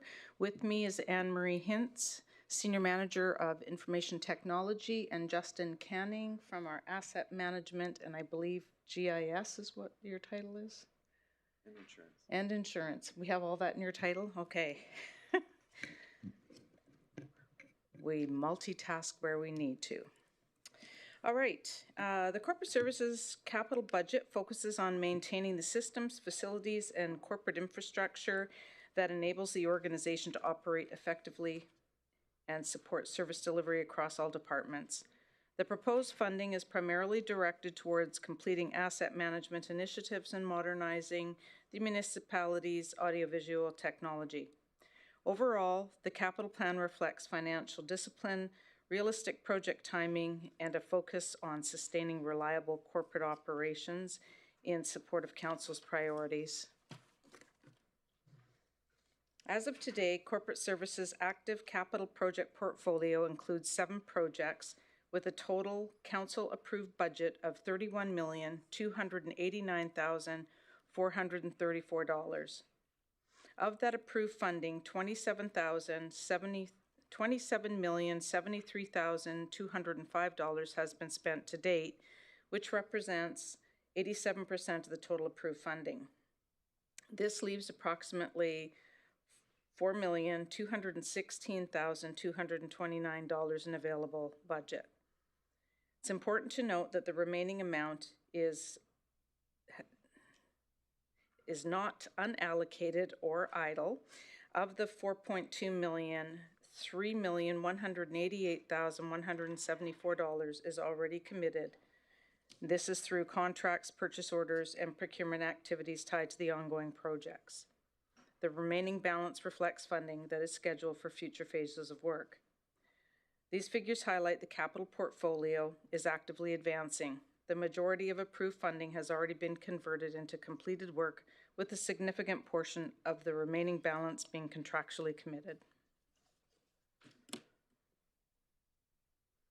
Of the 7 previously approved active projects, 2 are continuing forward with an additional capital funding request for 2026 to support ongoing delivery. The remaining active projects are continuing within existing approved budgets and do not require any additional funding. There are no new capital projects being brought forward for Council's consideration for funding approval.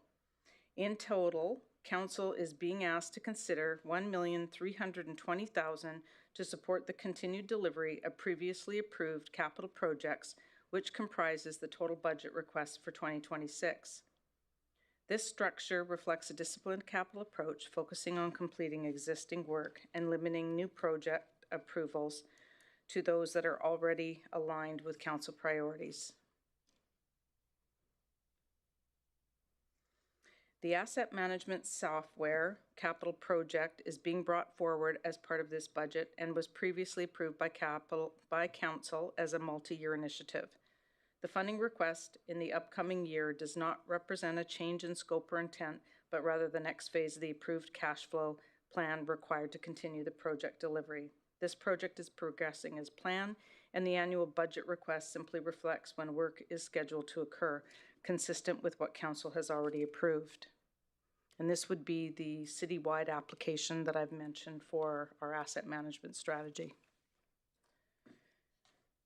Next, we have the audio visual infrastructure project, which modernizes and standardizes technology across municipal facilities to improve communication, collaboration, and public engagement. It includes installing and integrating displays, microphones, cameras, and conferencing systems in meeting rooms, offices, and council spaces to support both in-person and virtual operations. This project was originally approved in 2025 as a multi-year project. The planned 2026 scope includes advancing 13 rooms from future years, which consists of 13 executive offices. To accommodate expediting project delivery for this portion of scope, $920,000 is being requested in the 2026 budget, with $730,000 being requested in future years, for a total projected budget of $2,200,000. There is no scope change or increase to the overall budget to support the overall implementation timeline.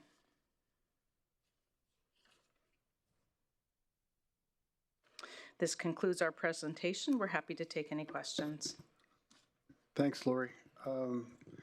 Quick question, the capital budget request for audiovisual infrastructure, is that straight across the region to all our facilities, or is it just here in Fort McMurray proper?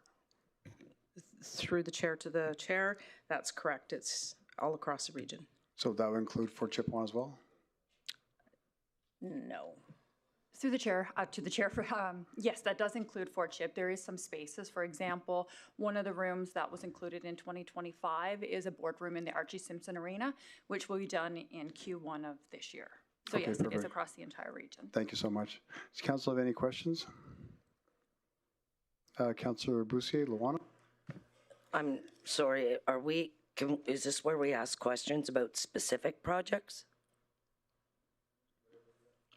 Yeah? Okay.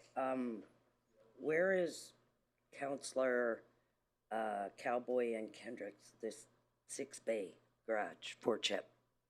Oh, sorry, I can only answer questions related to corporate services right now. Apologies. That's all of these? No. 2 of mine are on there. All right, never mind then, sorry. I am over. I believe that would be a question for Director Elliott. Okay. Councillor Cardinal? Yeah.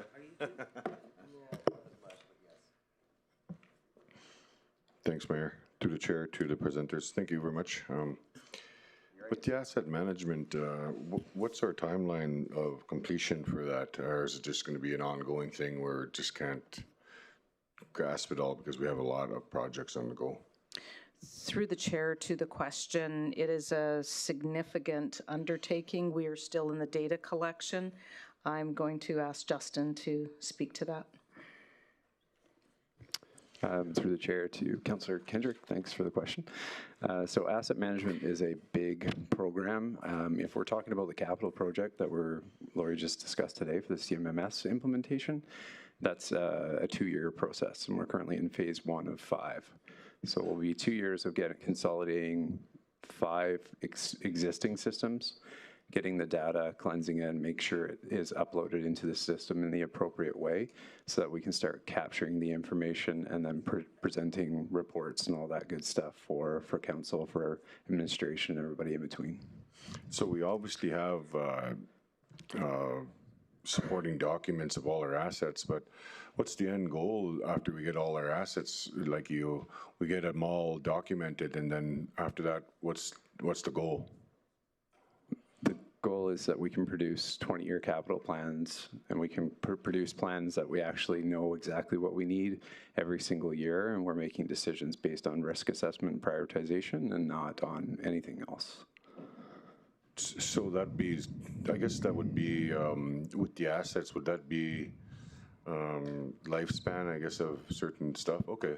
That's, yeah. Now that makes sense more, because we don't want things to break while we're, okay, thanks. I appreciate that. And just to add a little more context to that, so we only look at, we're talking about replacement and capital, but asset management looks at the whole life of it, right? So the operate and maintain phase is a big part of that, and that's where we're going to be working on assigning criticality and risk prioritization and risk treatments and maintenance and all that stuff. So yeah. With the asset management, what's the biggest department that has the biggest assets? By portfolio, probably environmental services. Environmental services, that's why it's the thickest. Yeah. Right on, thanks. You bet. Thanks, Kendrick. Thanks, Councillor Cardinal, and again, nice cardigan, Justin. I got elbow pads today. Oh, sweet. Did you have another question? Yeah, when we get to questions first, I'll hold on. I'll go to you first, though, Kendrick. Do we have any questions, Council? Not seeing any, I'll go to motions. Councillor Cardinal, you have a motion? Thanks, Mayor. I, Councillor Cardinal, move that $75,000 be added to the 2026 corporate services capital budget for the purchase of a new high-quality projector and stand and a new screen for Momway Community Hall.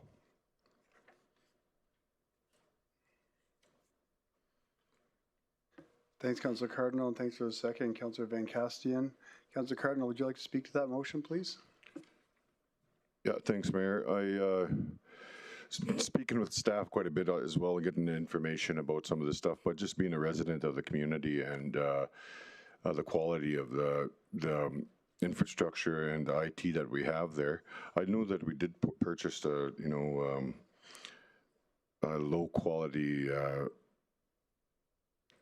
what the hell is it called now? Projector, and it just doesn't fit for the community and how they have, obviously the church burnt down, so they don't have no place to have funerals. So our funeral home is also the community hall in Fort Chipewyan. They have the kids' events, all the dances and stuff for the kids, and they put it on the projector. It just doesn't have the proper cables. It doesn't, it doesn't align with each other. So as well as just when IRR or even public relations, public engagement go to the community, I mean, we just don't have the proper infrastructure there that provides, a clear projection of our facility. And when you're sitting back at the community hall in Fort Chipewyan and you look at the screen when they're having a slideshow for the funerals, we can't barely see them. So I got this number came from, obviously, I forgot your name, Anne-Marie, and Derek had phoned Ernest, and he indicated what it is that we needed there to make things a lot better, and it helps with the winter carnivals and the community events that we have there. So it's not just one particular thing; it's a whole bunch of other things that it would help support, and it's our municipal building. So thank you, and I hope that you support the motion. Thanks, Councilor Cardinal, and I will support this motion as our building. But first, I want to ask if any of the money that we allocated, that I just previously mentioned, was any of that to upgrading Maui Hall facilities? To the question, we did do, as Councillor Cardinal had mentioned, in 2023, we did do some upgrades to the technology in that space. It was requested that it would be a portable setup. And so we did provide a projector and a screen, et cetera, at that time. But I don't think it was right-sized at that time. Trying to keep, in with the constraints of it being portable doesn't meet the needs now of the space. And so going forward, we will look at a more robust, tougher solution to make sure all of the needs are met and still being able to be portable for the other events that are held outside of the space. Okay, perfect. I'll support that And motion. it's not included, sorry. It's not included Not in this. included, so Yeah, this I would got be an that. addition because it wasn't on our life cycle because it had already been completed in 2023. Right, perfect. Thank you. So I'll support this, Councilor Cardinal. I know there's a lot of events that are held at community hall, even Oiler games, as I recall. Oh, yeah. You didn't mention that. Councilor Allen? Thank you, Mr. Mayor. I guess in a way I'm speaking from my background as an AV tech and used to sell this stuff too. This is specifically for Maui Hall, why would we not do a permanently installed and then just keep the mobile one for other events or other structures? Because I'll get there, and I'm not talking about whether it's rural or urban or anything else in a community hall setting or a community space or rental space. Equipment like this tends to get broken, tends to disappear, and it tends to not be utilized properly. So if you have it permanently installed, it's like a plug and play operation. You just plug in your computer, you plug in whatever your audio and video source is going to be, and then it's working well all the time. So I'm just questioning why we would want to make it a portable ask instead of a permanently installed ask. If I may add, through the chair to Councillor Allen, back in 2023, the equipment that was put up there was during the wildfire. And so we responded very quickly to support the community needs and to support communication between ourselves and the DEMs that were operating up there. The the information that we have from the team and the motion that has been put forward would be for permanent equipment. Yeah. And then on a go-forward basis, we are suggesting, we've heard conversations that council might want to be traveling to other regions. We would provide and work with communications to have mobile equipment for those types of events, but that's future conversation. So this particular would be one that is just it's a mounted projector, not projector and stand for moving in a screen, or I mean, you can have an electric screen installed in there that just push a button, down she comes. Oh, pardon me, I have misspoke. I'm going to let Anne Marie speak to that. Through the chair to the question, the price that was given at the 75 was again for portable setup, as that was the request, and so that's what we looked at for providing that pricing. I completely agree that there is going to be still that same issue of wear and tear, cables going missing, which I think is what had happened before with the previous cabling. We can certainly explore putting in a permanent solution and then a less robust for remote and for portable solution if that's the need that is identified. I think, like, I appreciate that comment, because primarily that's probably what we'd want, but just the way that the building's set up, it's the stage is, let's say this is the stage, and then the projector's on the side and it's on the floor, right? So, but if we were to put the projectors facing the stage, then we wouldn't be able to talk on the mic and all that stuff and do the presentation. Instead it's put on the side on a whiteboard or whatever, right? And that's, yeah, and it's a short stage, so it just does, I feel that I'd love to have a permanent one there, but also if we're going to be expanding the community hall in the future, maybe that wouldn't fit either, because maybe we'd have to move it. So they are movable. It's a mountable unit, so you can mount it on the back of the wall. You can mount it from the ceiling. You can hang and project. You can. Just to add some context, if it was going to be a permanent solution, our recommendation is actually a wall-mounted device and not a projector and a screen, just because it offers a better viewing, less maintenance. In some cases, depending on the actual size of the screen, it's a cheaper alternative than to do a projector and a screen. It would be something not as grand as this, but a permanently mounted display on the wall. I'm just going from what Ernest requested at the community hall, so if that's kind of what he wanted, I don't know, like, I'm open to suggestions if it needs to be bigger, but I'm hearing from Ernest that it moves around so much, and that a permanent thing like this might not work there because of the in and out of that area that we have the projector screen, and they have like lifts in there that go, and they got to work on stuff in the ceiling. It's all clogged into one corner, and then that screen kind of always blocks all that stuff, and it's kind of a little bit of a mess, to be honest.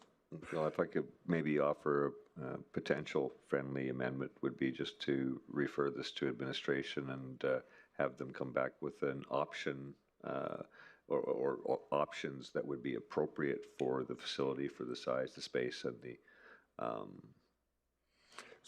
So, if the amendment was done, how long do you figure something like that would take?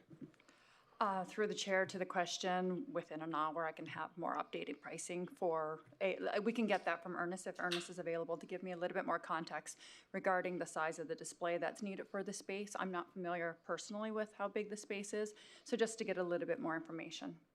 We'd say, allocate an amount up to, say, up to $100,000 for the appropriate audio-visual equipment for Manly Hall. I feel that that would be an adequate amount to include up to $100,000. And $100,000. the equipment that you have now, the portable equipment, it's still functional, it's still usable? From my understanding, it still meets the needs of events that take place outside of the hall. I think the challenge is with it for events that take place within the hall, for viewing, quality, et cetera. But again, I would have to defer. It's just blurry when you're, it's the projector's basically not high quality, so you look on the screen, you can't barely see that's what it is. And then the stand, there's no stand, so you got to put books on it, right, and to lift the screen up kind of thing, so it's kind of. you know, lots has been Yeah, changed I'm in the okay with that, industry Mike. since I was doing it too. So I would go with the recommendations of the manager of information technology, and I would trust that source far better. But I would still recommend having a permanent structure. Okay, you want to amend that then? Thanks. Thanks, Councillor Allen. Councillor Brandt? Thank you, Mayor. I'm having a really hard time wrapping my head around this number. We just went from 75 to now 100,000. Where did you come up with the original $75,000 for a projector, stand, and screen? I've been up to the hall. I know what we're talking about. I looked into a setup for myself. I got a over 1,000 ANSI lumen projector. I got a stand. I got a Pelican case to protect it. The projector itself is made for outdoors. It's drop safe up to 3 meters. It's waterproof. It's dust proof. It is 4K. I got a battery pack for it, and I hook up my Wii and we play Mario Kart outside in the neighbor's house on the garage. It's fantastic. It's 120 inches. That entire setup cost less than $1,500. $75,000 from mobile projector. I mean, what did this screen up here cost? We're talking about something permanent. Through the chair to the question, I don't have the exact costing for that display because it was a part of a bigger capital project for an entire upgrade to this entire space. So I don't have the details in front of me. No problem. But I mean, you've come forward and you've given Councillor Cardinal the recommendation of $75,000 for projector, stand, and screen. I'd love to know the model that we're talking about. I mean, we've obviously researched this. We know what projector it is. That number is astronomical to me. Through the chair to the question, I don't have the details in front of me on the make the model. That's just based on our most recent upgrades to other similar spaces that we had done. We didn't get an official quote because this is just a new request that came through this morning, but it's based on previous equipment that was purchased for other facilities that are similar. For example, the North Operations Center that we just did, as well as the Fort McKay Community Center. So those estimated numbers are based on similar installs that we just did. So, I mean, we're coming off of corporate services talking about retrofitting multiple aspects, like up there in the 7th floor boardroom with the mechanical screen that comes down and the projector that's there. I believe it's an Epson. I'm not 100% on that, but even that is less than $5,000. So to hear, like, if it was a misprint and you meant 7,500, I mean, there's a few people in this community that have their own home theater setups, and they'll tell you $75,000 is a huge amount. So I'm just trying to really grasp, and we talk about the difficulty working with us, procurement processes, who our suppliers are. I'm going to get into the AV business. I'll sell you guys a projector and a screen. I'll fly up to Chip. I'll set it up. I'll do it for $7,500. Go for the lens. Yeah, you can help That's it. Just that's nuts to me. I'm just trying to understand. I mean, I'm all for it. I understand the need for it. Like I said, I've been up to that hall. I go up there for community events, for a career fair. I get it. And when you want to talk about portable, talk about winter carnival, if you want to do things outdoors, that's what I got mine for. But this number is nuts to me. Through the chair to the comments, we would only spend and pay for what we need to meet the needs. Again, the wording on the motion is up to. Our intent would only be to procure, again, what meets the needs. And if it comes in at much lesser than that, that would be fantastic. Again, the estimate provided is just based on what we're seeing for similar spaces that we've had to do. Well, that's what I'm saying. So it's what we're seeing. We've done similar projects. Like, I don't want to get into operations, but I'd love to see the receipts for these projects because, yeah, I can't say it enough. That's a huge, ridiculous number for what we're asking for, unless I'm misunderstanding what the purpose is. We can get multiple screens, multiple projectors, all synced up. We have an incredible AV team here that can do that for, by my estimate, way less than 10,000. So just trying to understand that number. I mean, I'll support it if it's justified. And you're right, if you say it's up to that, but I'd like to hear back on where we purchased from, what our procurement process was for it. Did we buy multiple? Is this the same as what we're getting in other areas? Like, yeah, I've said enough on it, but those are my points. Thank you. If I may, just for one last comment, the technology that exists right now in the hall that was put in 2013, that's not meeting the needs. The cost for that at that time was over $8,500.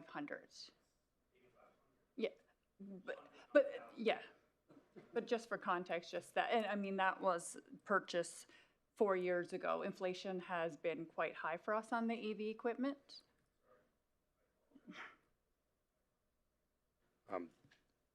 It's from 2013, but you said it was purchased 4 years ago? So we replaced it 4 years ago for 8,500? Correct. And now we're 4 years later, we need to replace. I get technology advancing, but that's what I'm saying. The technology has gotten better. The price has definitely gone down. So we did this for 8,500. Now you're saying something similar to replace it, we need 75,000. Maybe there's miscommunication here. I'm not getting it. Am I the only one here? Yeah. We're happy to bring back the costing on that. I do know that it would also be the contracted services for the install, and it's also the audio as well. Again, here's my problem. For the install, I thought this was a portable unit. We're talking about a stand, a high-quality projector, a screen. That's a permanent unit. So we don't need a projector for that. If it's mobile to take outside, to do for winter carnivals, to do these activities, like I said, I'm all on board for this ask. I get it. I understand its purpose. I think it's a great thing. I think it adds. It's one of my biggest joys in summer is playing Mario Kart drinking games with my friends. It's fantastic. I get its purpose. The number is insane. I hear you. We will get details and report back. Thanks, Councilor Brent. Councilor Van Castian? Thank you, Mayor. I'm with Ty on that one. Like, that's a big number, especially since you just told us the last one was 8,500. Over a 10x increase seems a bit much. Not going to dwell too much on that. I have a question regarding process, and maybe this is a Jade question. Since the wording of the motion says that up to 100,000 be added, all that other stuff, does that mean once they go back and get their costs, they're going to come back to us and say it costs this, yay or nay? No? No, through the chair. Thank you for the question. My interpretation of how the motion would be followed through and carried out by administration would be that we would include up to $100,000 into that capital budget, and then they wouldn't be able to go over that maximum. Okay, my concern, again, leaning into the cost side of things, is if you tell me you have $100,000 to go buy hunting gear, I'm spending $999,000 to do it. Through the chair, I can assure you that my team is extremely frugal and diligent with managing their budget. I would like to add that from a basis of comparison, we just finished doing the Fort McKay Hall. The AV equipment in the hall was $180,000. So, you know, I understand that there's differences in being able to set up your own personal stuff. I know I get sticker shock from it as well, but we are trying to provide, you know, decent equipment. This particular chamber and all of the equipment, I can't remember the dollar value for this. As a part of the redesign of everything was over $1 million for the AV setup in this space. And I guess that's maybe a question for you, Kendrick. So we've got AV equipment, which you said a stand, projector, and screen. Now, I'm not an AV expert. Maybe Councillor Allen can help me out with this when we get over to him. But it's usually the A part of that, the audio, that is extraordinarily expensive. I know a few people that have their own home theater thing, and they spent $10,000 on their TV and $50,000 on their speakers. Is that where are we going with like audio as well, or is your intention projector, screen? Just looking for some clarity on that. My intention was a projector, screen, a stand, proper cords. I'm not sure if a computer was in there, but and then the whiteboard, high quality whiteboard to where you can't just break it. You know what I mean? So what has happened is we got the whiteboard that, you know, as soon as you move it around a little bit, it just falls apart, right? So that's why I'm saying that investing in high quality projector and whiteboard and audio visual equipment, and then we don't have to ask for it again for a while. You know what I mean? Okay. And I guess, again, sorry, Jade, does the wording of the motion reflect the direction that Councillor Cardinal is attempting to give, or did we create a broad stroke here? Sorry. Through the chair, personally, I like council to be as specific as possible in their direction to administration. It helps provide administration with the clarity that they need to action council's will. May I suggest 100% in support of your request, Councillor, perhaps for us to go away to collaborate with the team in Fort Chip, collaborate with our team here, get some different quotes and see what the costing would be based on what your needs are. And then we could bring this back to council. We have standing items where we come back and request capital or, report on changes to capital, and we could present it at that time. When would that be? We have council meetings scheduled for later this month, the 24th of February. We could come back with a report on that. Sure, I'm good with that. Okay.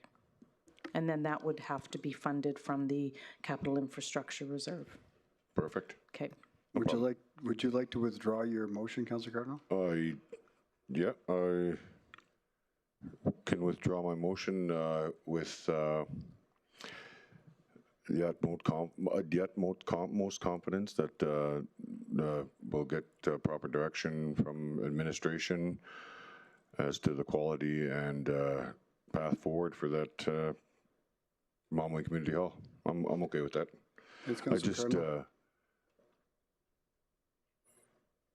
I've done this before, and I just want to make sure that we move on some of this stuff because we've requested things before in Fort Chip 1, and it's unfortunate that they haven't been done for a long time. So that's why I'm just hesitant. At the same time, I'm going to trust that you guys will get it done. Thanks. Thanks, Councillor Cardinal. Does any other council have any motions they'd like to bring forward? So I'll withdraw my motion. Thanks, Councillor Cardinal.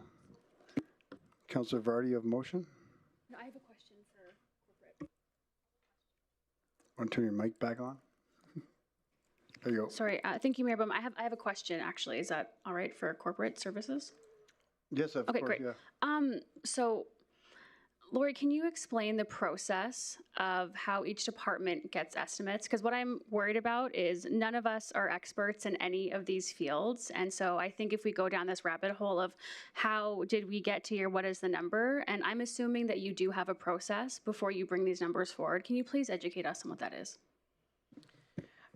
Through the chair to Councillor Vardy, just to speak to the request today, this was just asked of us yesterday, and we sought more clarity just before this session started for capital. So we went back to the team, told them what we were looking for based on feedback from the councillor, and that was what we took it from, was based on everything we've done X number of similar setups, what would a portable unit for a facility like this cost? So that's where that came from. The team has been updating the audiovisual equipment over the past year and a half. So I believe we have contracted services that are supporting us with the equipment and the install in consultation with our team. So they would be going back and going to vendors to get those estimates, I would assume. I don't want to overstep, yeah. I'm sorry. Thank you very much. And my question wasn't specific to this one. I mean, when we look at the Janvier water upgrade, for example. So your team had time, not your team, but other departments had time to look into resource. So can you talk about how we get to this number, just so we as a council aren't questioning why it costs X amount of money to put asphalt on the ground? And did you do your due diligence, you and all the departments, to ensure that that we can trust the numbers that you're providing with to us? Yes, Through the chair to the question, I know that that is something that the organization has struggled with between, after COVID with all of the increases in costing, inflation on top of that. Now we have tariffs. It is a difficult one. I know that the project management office now has a cost estimator. That is something that I know that the PMO is relying heavily on. And for the other areas, I can't speak to it. I think we're getting a lot better at it. I think that historically, a lot of these legacy projects that we have on the books, they might have just, as we've said before, thrown a dart at the wall. In some cases, they had very large numbers and they weren't necessarily cash flowing out the way they should have. So this is something we've been trying to work towards the past few years, is what is truly the cost estimate? What is it? How long is it going to take? And really trying to understand and working with the consulting community and our vendors where we can. And one of the great things that we do now have is canoe procurement, where we're able to look and see what they've done globally for their procurement activities for similar materials and services. Thanks, Councillor Vardy. Councillor Luana? Thank you, Mayor Bowman. Lori, can you tell me what our policy says about unexpensed allocated dollars?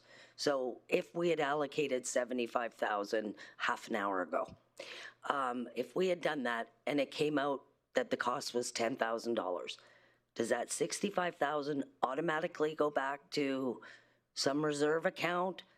Is it within someone's purview to move it over here? What happens? What's our policy say? Through the chair to the question, I'm not sure about a policy, but the way we manage any project allocation, if a project is set up, the money is attached through what's referred to as an IO, an internal order. The money gets attached to that. Once that project is closed off, if it is a capital project, the money is going to go back into the CIR, the Capital Infrastructure Reserve. If it's an operational in nature, the money would go back into the General Operating Reserve or the Emerging Issues Reserve. But it goes into reserve. So if we over budget, if we over move in a motion, it just ends up back in a reserve account. It can't be moved to somebody decide we're going to buy flowers. That's right. We're not supposed to buy flowers. No, we can buy flowers, big ones in. Oh, that's big true. ones in Fort Chip. Yeah. Okay. So it goes back. So the optics of our budget and our passing, I know, maybe is one thing, but the money is put back. Right. So under the FIN 160, which is a council policy, we can only spend money that we have the approved budget for. So if you give money for something specific, we have to spend it on that. If you give money for a program such as paving, and the money is for paving where we see that there is a need, then the money is going to be restricted for paving in a certain area or for the whole region. I don't know. But that's the only difference, that we would exhaust that budget for that particular task. Right. So it doesn't answer to Kyle's point about just spending the max, but it's going back. So that's what I needed to know. Fiscal responsibility is something that certainly we try to be very conscious of. Thank you very much. Thanks, Councillor Boussier. Councillor Brandt? Thank you, Mayor. I just want to clear a couple of things up. I'm just going to start by apologizing. I want people to understand, everyone that's been here, we're in the 4th day of this. All the staff that's had to deal with this, all of us, my fellow colleagues. I struggle with this because I'm looking at numbers. I'm learning a lot through this process. It's a lot to take in, but I mean, it came up yesterday with Councillor Boussier's and the line paintings for the airport in Fort Chip. I almost feel, anyone that's a fan of the movie Slumdog Millionaire, I'm a fan because I feel like that's what I'm living right now. Everything I've had, my life experiences have come to this moment where I have the answers, and it's frustrating. I only know about those line paintings because My friend was a project manager with E-Construction and repainted the lines and did the asphalt at the airport. We talked about it. We went out for a tour of it. I understand it because I've lived it. I talk about AV gear. I'm just, perhaps there wasn't an interest in the last few councils that just kind of took the word for what these things cost. So to Jen's point of asking more details, as you can tell, we are a very inquisitive council that wants as much information as possible. We don't want to get things wrong, you know, like we're trying to do the best we can for us as citizens and for the entire region. So we ask a lot of questions, but when it's things like this that very rarely, and I've got to do it twice, but very rarely do I get to be a SME on these issues and subject matter expert, sorry. These things come up and I understand them, and then I'm taken back by some of these issues. So I'm sorry if I come across as a little agitated or anything like that. It's, like I said, we are 4th day into what should have been a possibly 3-day budget and might not even finish today. So again, I'm sorry, but it's frustrating for us. So I just want you guys to understand that it's not directed at anyone in particular, and I just wanted to make those points. Like, there are people around here, Mike, for example, that sold this type of gear. I mean, I looked into this because I had to buy a bunch of stuff for a podcast and a YouTube channel. Like, I priced out all this AV gear. I understand this aspect. It comes into this, and it's, if I'm seeing something like that I think is a 10x cost, it makes me wonder about other projects. I think that, not pointing fingers, but it feels like there's maybe bad actors that are taking advantage of our misunderstandings. Not in the RMWB, in our vendors, in our allocation, in our procurement processes. I'm obviously not going to solve it today, and I'll move on from this, but I just wanted to get that out there so that people were aware of why these things keep coming up, and it's not directed at any one person. So thank you. Thanks, Councilor Brandt. Does council have any other motions for this item? Not seeing any, so thank you very much. And again, nice cardigan, Justin.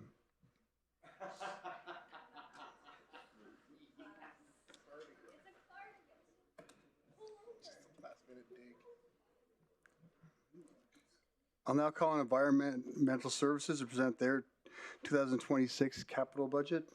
Director Remp.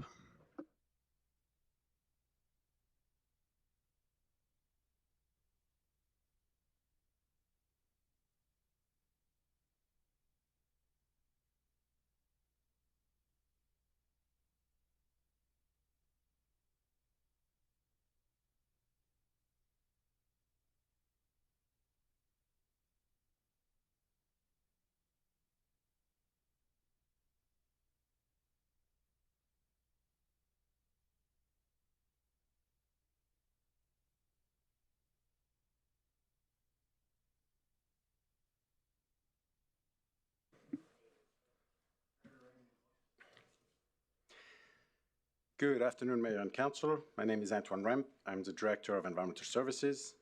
I'm here today to present our departmental 2026 proposed capital budget. The Environmental Services capital budget focuses on maintaining and upgrading core infrastructure that supports safe drinking water, wastewater treatment, and solid waste services while meeting regulatory and environmental requirements. The proposed funding is primarily directed towards completing previously approved projects, renewing aging assets, and managing risks to ensure reliable and sustainable service delivery. Overall, the capital plan reflects financial discipline, realistic project timing, and alignment with Council's long-term environmental and infrastructure priorities. Environmental Services currently has 38 active capital projects, with a total council-approved budget of approximately $237 million. Of that approved funding, $158 million has been spent to date, representing about 67% of the total approved budget. The remaining $79 million in available budget largely reflects work that is either in its final stages are already contractually committed. Of that remaining balance, approximately $67 million is committed for existing contracts and purchase orders.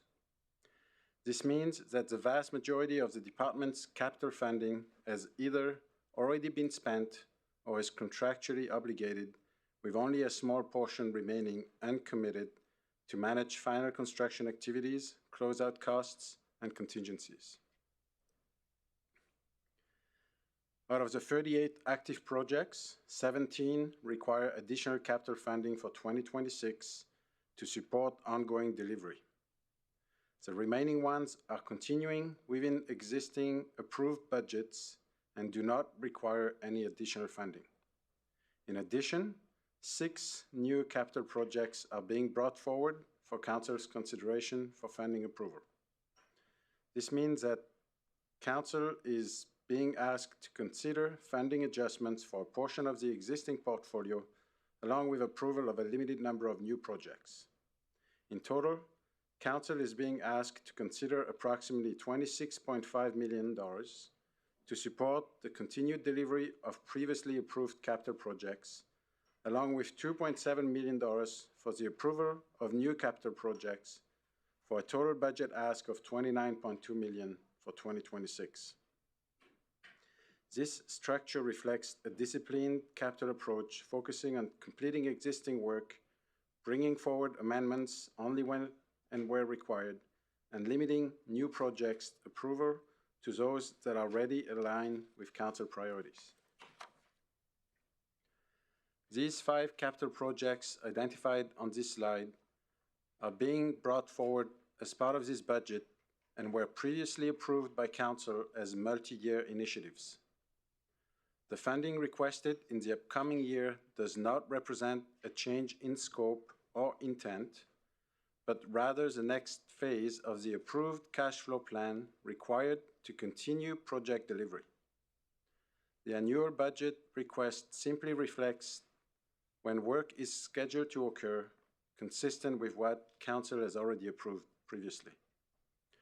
The budget required by these ongoing projects in 2026 is $13.5 million and $30.67 million for the following 5 years, for a total of $47.22 million going forward.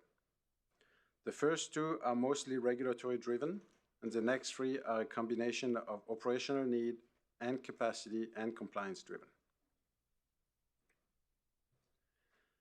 First project is the Fort Chipewyan Water and Sanitary Sewer Construction Project. This project involves the construction phase for rehabilitating existing water and sanitary sewer mains, as well as some of the roads in Fort Chipewyan. Through the recent capital prioritization exercise and updated technical review, administration has reassessed the originally proposed scope and is recommending that this project be cancelled.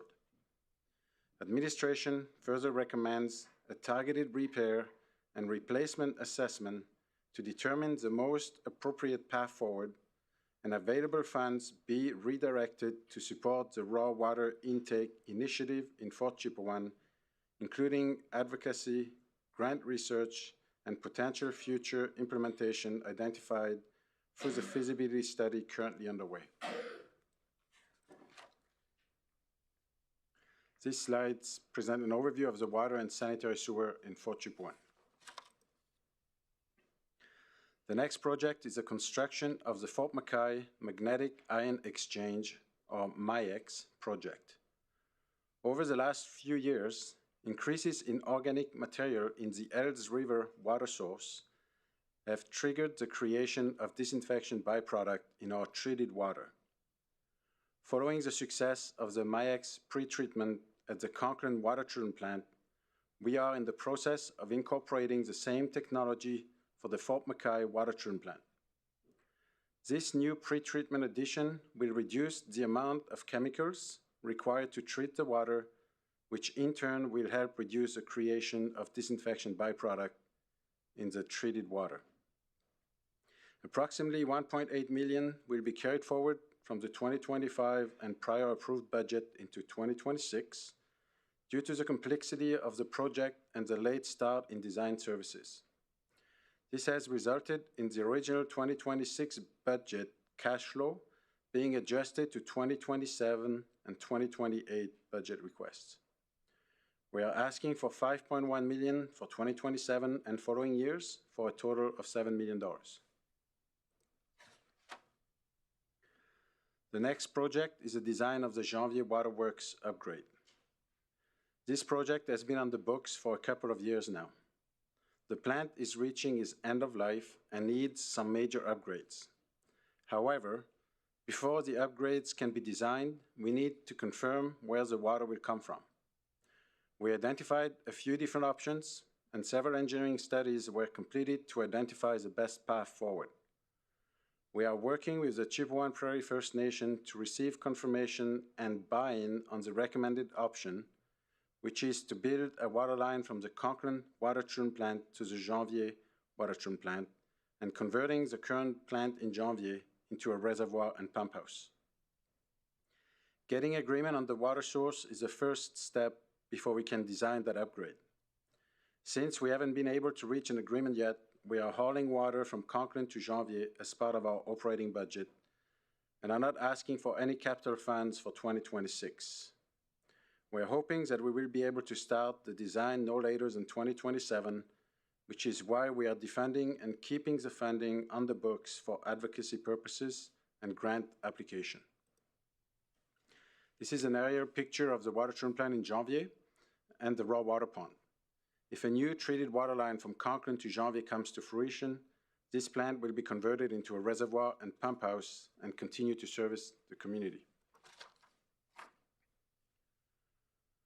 The next project is the construction of the Conklin Sewage Lagoon.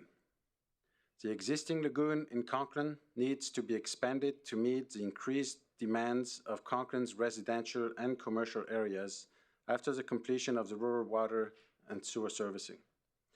This project will also ensure that we continue to meet regulatory compliance.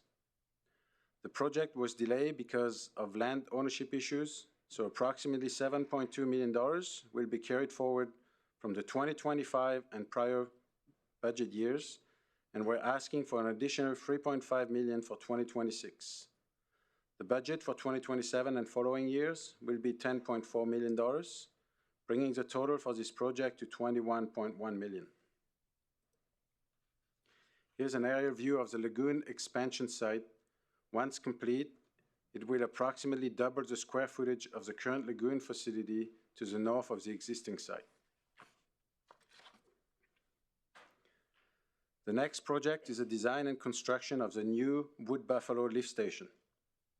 This lift station was constructed in 1999 and is reaching its end of life.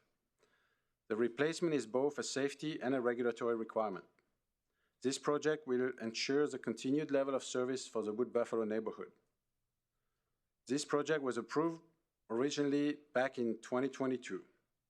While there is no change to the scope, an additional $2 million is being requested for the 2026 budget, an additional $300,000 for the 2027 budget year, as the budget was originally established in previous years with a cost estimate that had a lower level of accuracy.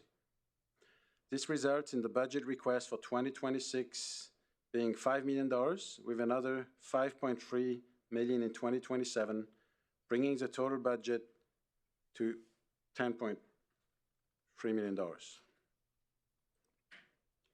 Here's a rendering of the proposed included building in the design package of the Wood Buffalo Lift Station.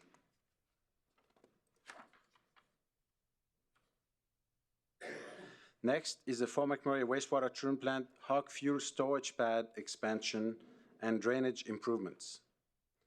The hog fuel pad is used to store wood chips, also known as hog fuel, that will be mixed with the wastewater sludge or biosolids that is the remnants of the wastewater treatment process.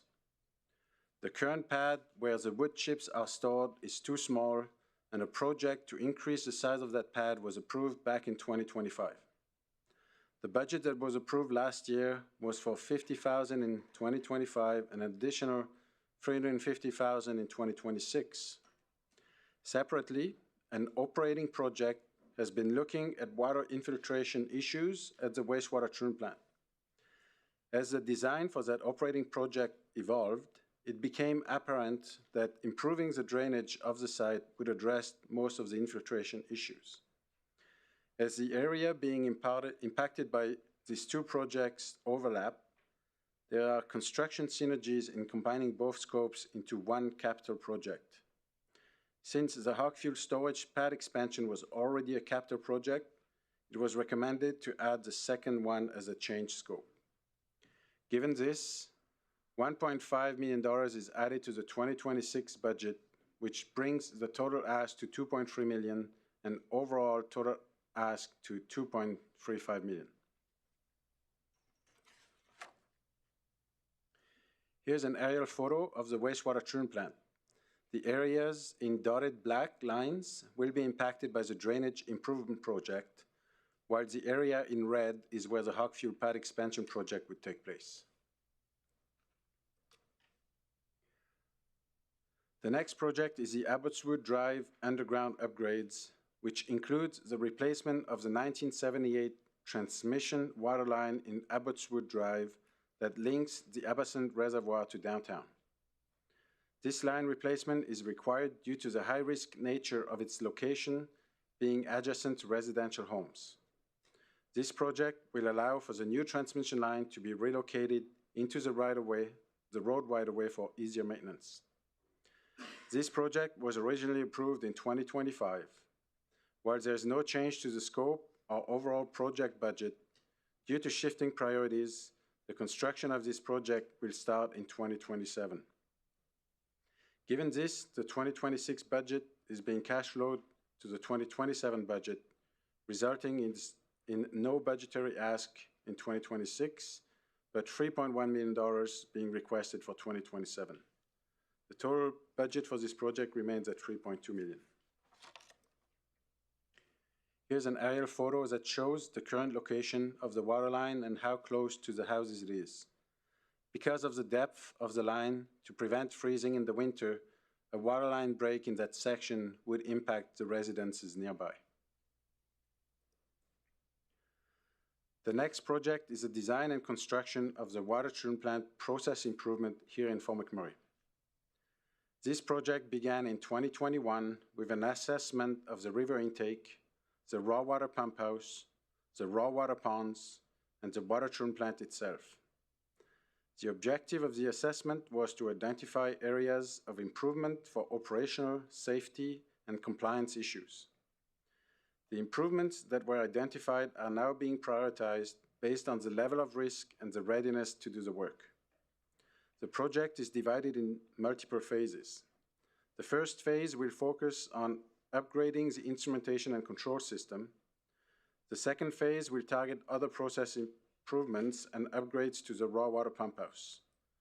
More phases will be implemented as we continue to address the findings from the assessment. Phase 1 is currently under construction, while an RFP is being prepared to onboard a design consultant in 2026 for the second phase. The budget that was approved for 2025 and prior years was $10.4 million. The original budget had $4.3 million allocated to 2026. However, to improve the schedule of the program and to balance internal resources, $3.8 million will be cash flowed from 26 to 27, leaving a $500,000 budget request in 2026 to cover design services for Phase 2 and construction administration services for Phase 1. The total budget for this project is $14.7 million. Here's an aerial photo of the water treatment plant in Fort McMurray. The next project is the design and construction of the Fort McMurray wastewater treatment plant process improvement. This project will focus on critical equipment within the facility that requires upgrades or replacements. These improvements are essential to enhance efficiency, reduce life cycle costs, improve maintainability, and ensure reliability, which will allow us to continue meeting safety and regulatory compliance. As the tender is anticipated to be issued in the second quarter of 2026, with construction expected to commence at the end of the third quarter of 2026, there is no funding request for 2026. Instead, the $1.5 million budget that was approved in previous years will be carried forward into 2026 to cover funding needs. The initial budget was approved back in 2021. As we progressed through the pre-design stage, the consultant was able to provide a more refined cost estimate. That, plus the price correction to account for inflation, led us to increase the budget for the overall project by $1.85 million. The 2027 to 2031 budget request is $7 million, and the total ask for this project is $11 million. And here's a picture of the wastewater treatment plant in Fort McMurray. The next project is the design and construction of the Timberley Reservoir and Pump House. The Timberley Reservoir and the Pump House have been in operation since 1981. They are both approaching end of life and require rehabilitation. This project is to refurbish the Timberley Pump House and Reservoir so they can continue to meet the community's current and future demands. While the detailed design is complete, further analysis has determined that the municipality would see a reduction in risk if the project execution was phased. Therefore, additional time is required for further design work to support a phased approach strategy. Given this, approximately $9.3 million will be carried forward from the 2025 and prior budget to the 2026 budget year, and $5.5 million will be cash flowed from the original 2026 budget request into the 2027 budget year. An additional funding increase of $7.1 million is being requested to the overall project budget to execute the construction under a phased approach strategy to reduce risk. As a result, $13.6 million is being requested in future years for a total budget of $24 million to complete the project. Here's a picture of the Timberley Pump House and Reservoir. As mentioned in the previous slide, the initial approach required the reservoir to be offline for nearly 2 years, which would put us at risk of losing water pressure should anything happen with the Parsons Creek Reservoir anytime during these 2 years. When this project started, relying on the Parsons Creek Reservoir was a reasonable option. However, after the initial design work was completed, the RMWB suffered a series of recurring outages of the Parsons Creek supply line, making it apparent that relying on the Parsons Creek Reservoir is not a viable option for the Timberley Pump House and Reservoir project.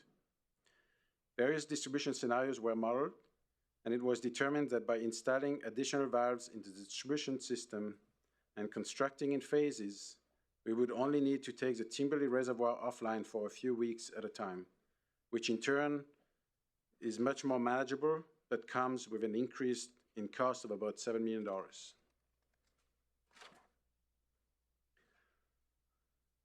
The next project is the design and construction of the regional control system replacement. This is for the water treatment infrastructure across the region. This project involves the phased replacement of control systems at the region's waterwork facilities to address obsolete hardware and software no longer supported by suppliers. As a result, a new automation control system is required for the entire region. The project will be completed in 3 waves, and Wave 1 is already underway. Wave 2 is expected to take place in 2026, and Wave 3 is expected late in 2026 or in 2027. Some of the hardware and software is already obsolete, so we're having to adapt new models to continue maintaining our service levels.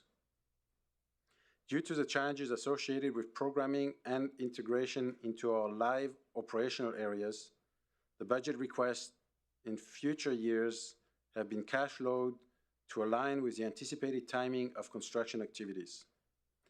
The ask for 2026 is $2 million and an additional $3.95 million for future years. The total budget for this project remains at $16.25 million.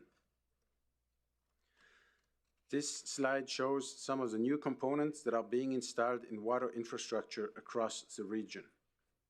The first major asset to receive the upgrade was the Conklin Water Treatment Plant.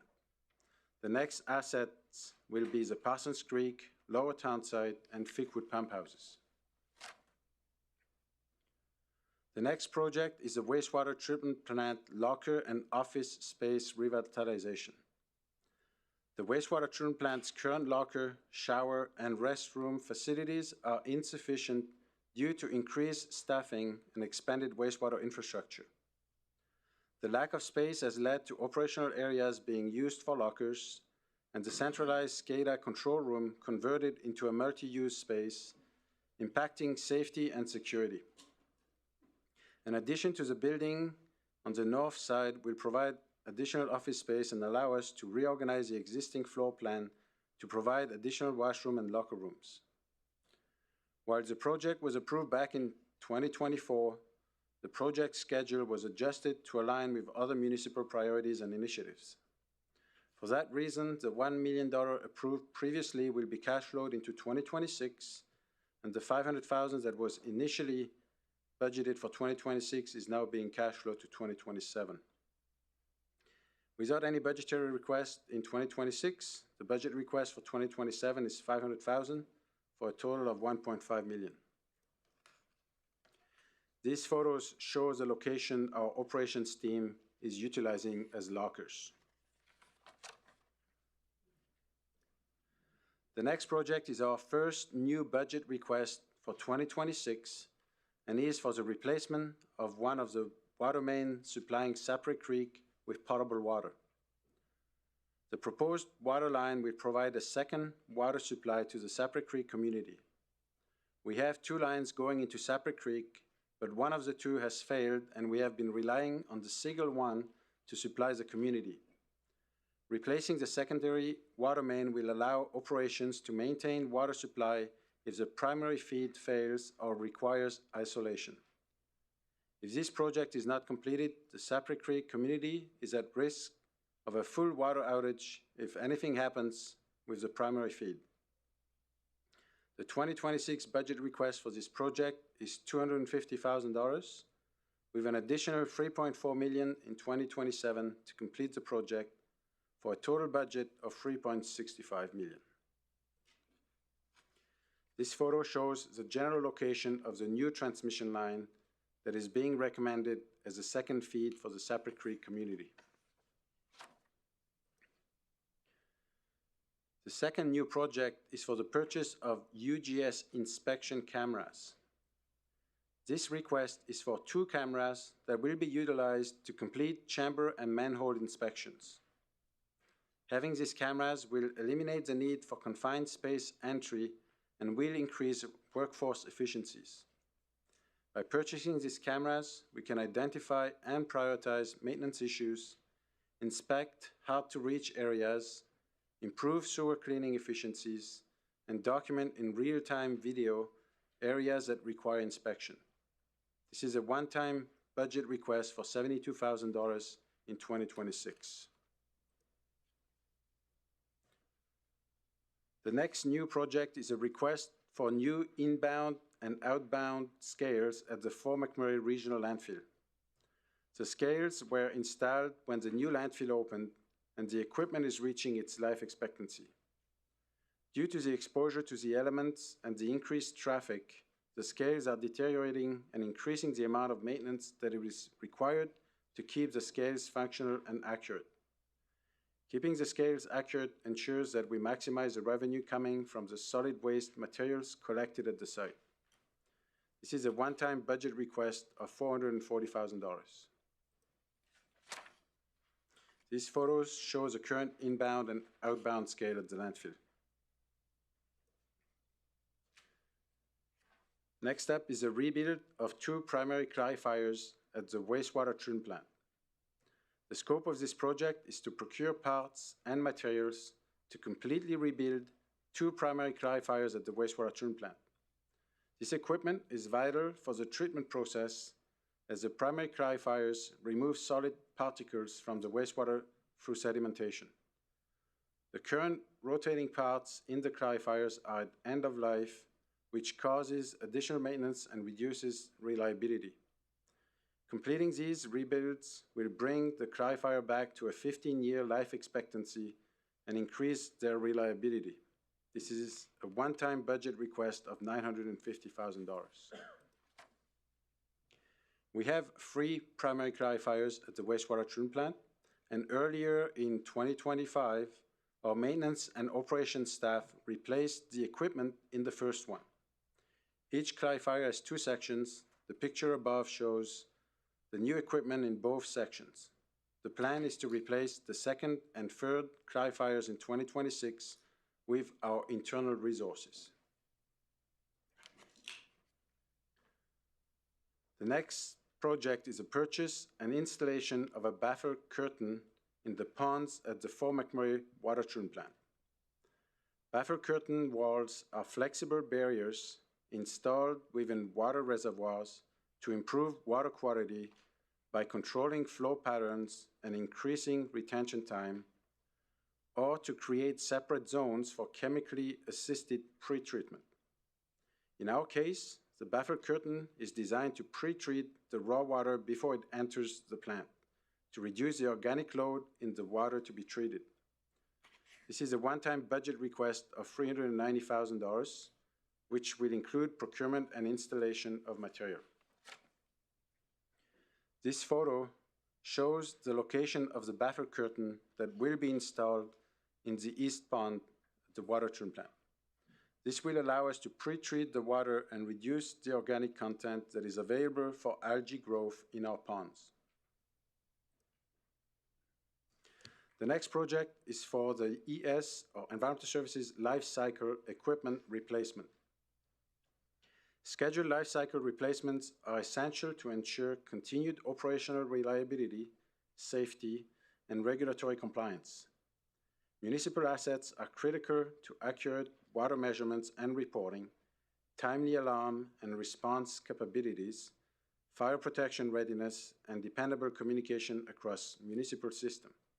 Replacing them or components within them proactively and at the end of life reduces the risk of failure, avoids costly emergency repairs, and safeguards public safety and service continuity while ensuring that municipal facilities remain compliant with industry standards and proactive regulations. Components being considered for replacement this year are various clamps on flow meters, auto dialers, fire pumps, radio 16 gigahertz backhaul replacement, Millennium field line flow meter and installation. These kinds of work used to be covered under our operating budget, but in an effort to be more diligent with our asset management approach, we are shifting them under the capital portfolio. The 2026 budget request for this replacement program is $641,000. This concludes my presentation. Thank you. Thanks, Antoine. And just for my education, the old landfill that was capped and closed, what's the extra steps that we need to take beyond where it's at right now, where it will be a $10.5 million price tag the next 5 years? So the chair to Mayor Bowman, thank you for the question. So the old landfill needs to be capped, and the gas that evaporates from the landfill has to be captured. So we have been working on that project for several years. We approached Alberta Environment with a solution which we thought might be a good fit for us, where we could use some of the compost that we're creating through the wastewater process and the landfill process to cap the landfill. But Alberta Environment told us last year that this was not acceptable. And so we had to go back to the drawing table, and we're going to cap it with clay and also a system to capture the gas. So okay. There's a little bit of work. Yeah, that explains it perfectly. Thanks, Antoine. Councillor Boussier-Luana? Thank you, Mayor Bowman. I just have 2 questions. 2 of your projects, the Conklin Sewage Lagoon and the Fort McKay Raw Water Supply Infrastructure, both had active grant funding. And I see that Conklin was $4.4 million out of the $21 million. 5.4 of it was grant funding. What was the McKay, do you know? Through the chair to Councillor Boussier, the Fort McKay grant is $10 million. $10 million? And can you confirm that we're on track for using that, not at risk of losing any of it? Through the chair to the question, from the information I have so far, we're confident that we are going to be able to meet the requirements of the grant, and we are not going to lose it. Ideally, we should have started that work sooner, but the plan is to start construction this year, which is one of the requirements for the grant for us to remain eligible for the grant. Okay, perfect. And my second question was about the Abbotswood. I assume that it's going to involve digging up the ground around there, or no? Through the chair to the question, that is correct. We are going to have to dig the line in the right of way. So my assumption is we're going to leave the one that is currently very close to the houses there. We're just going to abandon in place once we have the new line built that is going to be further away from the house. Is it going to be a significant disruption to the residents up there? Actually, here's my question. Have we looked ahead at least a couple years to make sure there's no other work that needs to be done there that's not an emergency so we can minimize disruption? For the chair to the question, that is a right approach. You are correct. So we have done, I mentioned earlier this week about the CCTV inspection program we've done for the sanitary lines. And we've identified that the sanitary line in that area also needs to be replaced. So we're going to replace both at the same time. Beautiful. But in terms of disruption, we're going to have some disruption, but we're going to try to minimize that as best we can. Thank you very much. Thank you. Thanks, Councillor Boussier. Councillor Van Castian? Thank you, Mayor. This may be more of a question for Director Fraser. Janvier Waterworks upgrades, running the line between Conklin and Janvier, and discussions with CPFN. Where are we at with that, and are we stuck? Through the chair to the question, we have had numerous engagements, meetings with Chip Prairie leadership, probably over the last 4 to 5 years. And there was 4 options available, and we presented that to them. And as of right now, there's not consensus on which route to take. With ourselves, the work that we've done, as well as the feasibility study, it's the line from Janvier to Conklin, but there's also water sovereignty challenges where Chippewa Prairie would like their own water source from one of the lakes, either Bond Lake or Calpar Lake, and preferably Bond Lake. And all the studies done so far that's not adequate. So we have had numerous meetings, and they've either not been agreeable to the water line, or so yeah, we're still meeting with them. Antoine, so all that being said, we're trucking water from Conklin to Janvier. How much is that costing us? For the chair to the question, great question.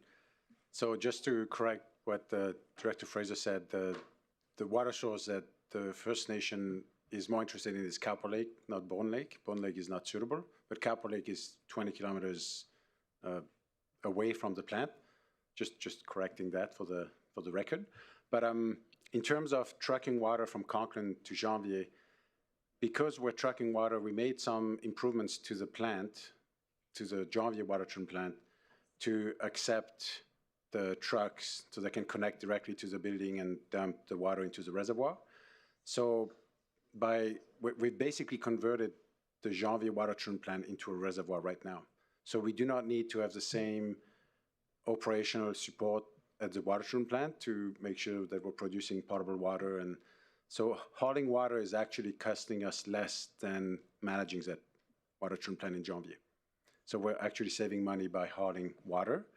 And one could argue that we could be doing this for the next 30 years, but I would much rather have a water line and not trucks on the road, because every time you put water in the truck, water out of the truck, there's always a potential risk of contamination. But we do have testing at the Janvier water treatment plant to make sure that the water is still potable and meets all the parameters right now. I would agree. We definitely need to get the source problem fixed. It's a shame to spend all the money on RWSS and still be hauling water. But just if I may, through the chair to the question, the water qualities that we're producing in Conklin because of that additional MIEX treatment process is probably one of the best we have in the region. So the waters that we're hauling from Conklin to Janvier is really good quality and no more disinfection byproduct, which has been an issue in Janvier for years. So it's an improvement, but. Okay, no, and just for knowledge point, we've got a lot of wastewater treatment projects. Are we in a reactive or a proactive manner with a lot of these? For the chair to the question, great question. I would say a little bit of both. Like in Anzac, for example, we have a building, a wastewater treatment plant in Anzac that we built back in the days when we thought the population was gonna grow a lot. So we had not upgraded our infrastructure because we had that brand new plant. And turns out the population growth didn't materialize. So then we had to catch up and upgrade our lagoon there. So that's been one that was more like a reactive. And in Conklin, the reason for the upgrade is with the addition of RWSS, we had to increase our infrastructure there as well. So we're probably a little bit of both, I would say. Okay. And that Anzac building's conversation for another day, but yes. Thank you. Thanks, Councillor Van Castian. Councillor Weigel. Thank you, Mr. Mayor. Thanks for the presentation, Antoine. First question, do you believe that all of your projects are able to be executed and done this year that you have on the books? For the chair to Councillor Weigel, I'm not sure if you caught on my notes, but because of challenges with capacity to deliver some of these projects, we've pushed a few of them back. So we're confident that whatever is left now to be done this year will be done, as long as we don't run into environmental issues or political issues. But yes, I would say we're fairly confident that what is left on the books to do this year is going to be done. That's exciting, and I'll try not to get in the way. Second, the capped, I think we talked about this before, and I can't remember the answer. The capped landfill piece is crazy question. We can't turn that into a snow dump, eh? For the chair to Councillor Weigel, the answer is no. That's probably the worst possible thing to do, because the whole reason we couldn't cap with the bio layers that we wanted to do is because water infiltration.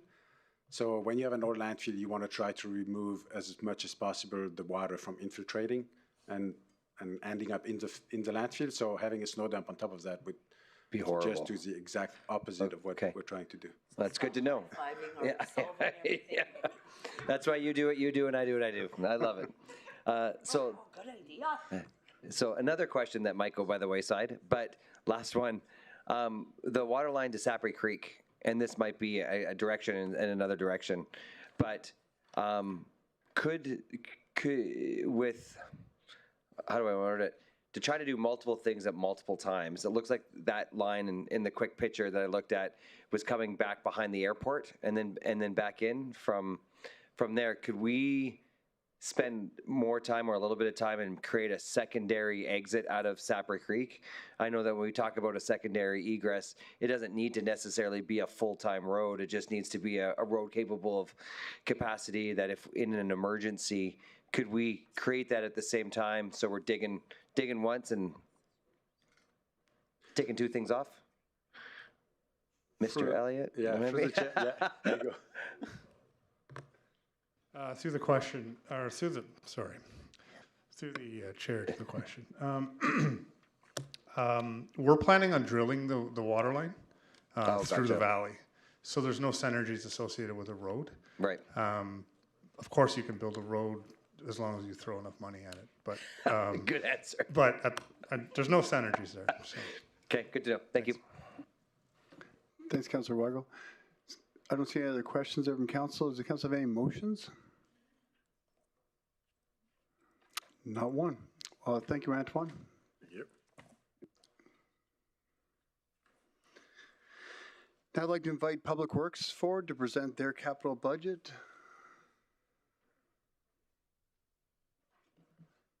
There it is. I just invite Director Smith, please.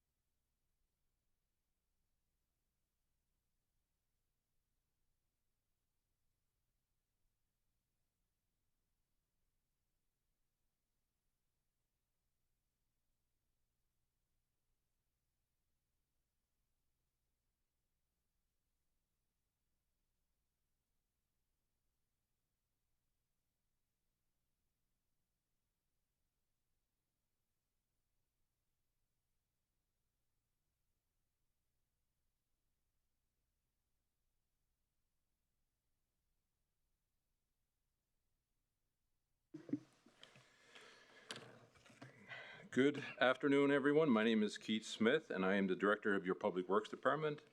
I'm here today to present to you the Departmental 2026 proposed capital budget. With me, I have the Manager of Roads and Parks, Kelly Goldburn, to my left, and the Manager of Transit and Fleet, Mark Assier, to my right.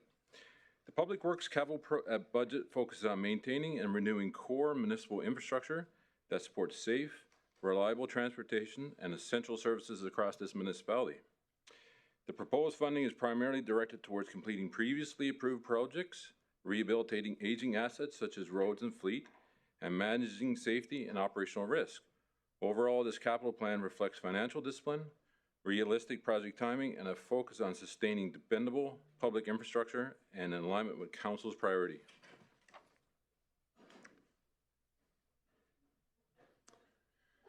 That's a facilities issue. Who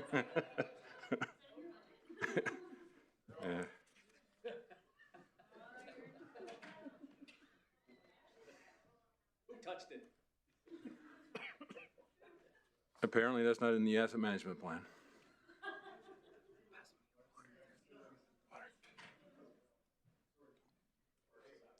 No worries. Public Works currently has 36 active capital projects with a total council approved budget of approximately $94.8 million. Of that approved funding, approximately $48.4 million has been spent to date, representing about 51% of the total approved budget. The remaining approximately $46.4 million in available budget largely reflects work that is either in final stages or already contractually committed. Of that remaining balance, approximately $23.1 million is committed through existing contracts and purchase orders. This means that approximately half the department's capital funding has either already been spent or is contractually obligated, with the remaining uncommitted to manage the next phase of project delivery. In short, this is an ongoing portfolio with spending and commitments closely aligned to Council's original approvals. Of the 44 mentioned previously active projects, 9 are previously approved by Council and are continuing forward with an additional capital funding request for 2026 to support ongoing delivery. The remaining active projects are continuing with existing approvals and do not require any additional funding. In addition, 8 new capital projects are being brought forward for Council's consideration for funding approval.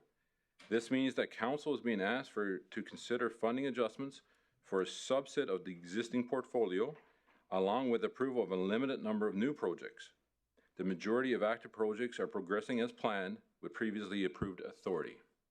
In total, council is being asked to consider $14.8 million to support the continued delivery of previously approved capital projects, along with $8.8 million for the approval of the new capital projects, for a total budget as of $23.5 million for 2026.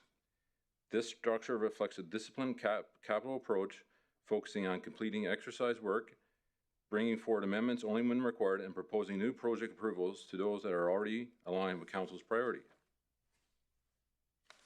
The Athletic Games O's capital project is being brought forward as part of this budget and was previously approved by council as a multi-year initiative.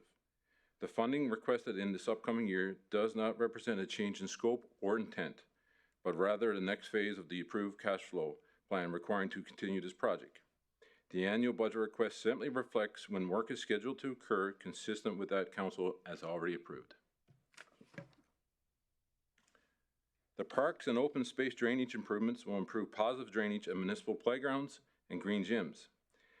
These upgrades will protect municipal assets from water damage and excessive heaving, ensuring safe and accessible play areas compliant with CSA standards, and reduce operational demands related to localized flooding response and control.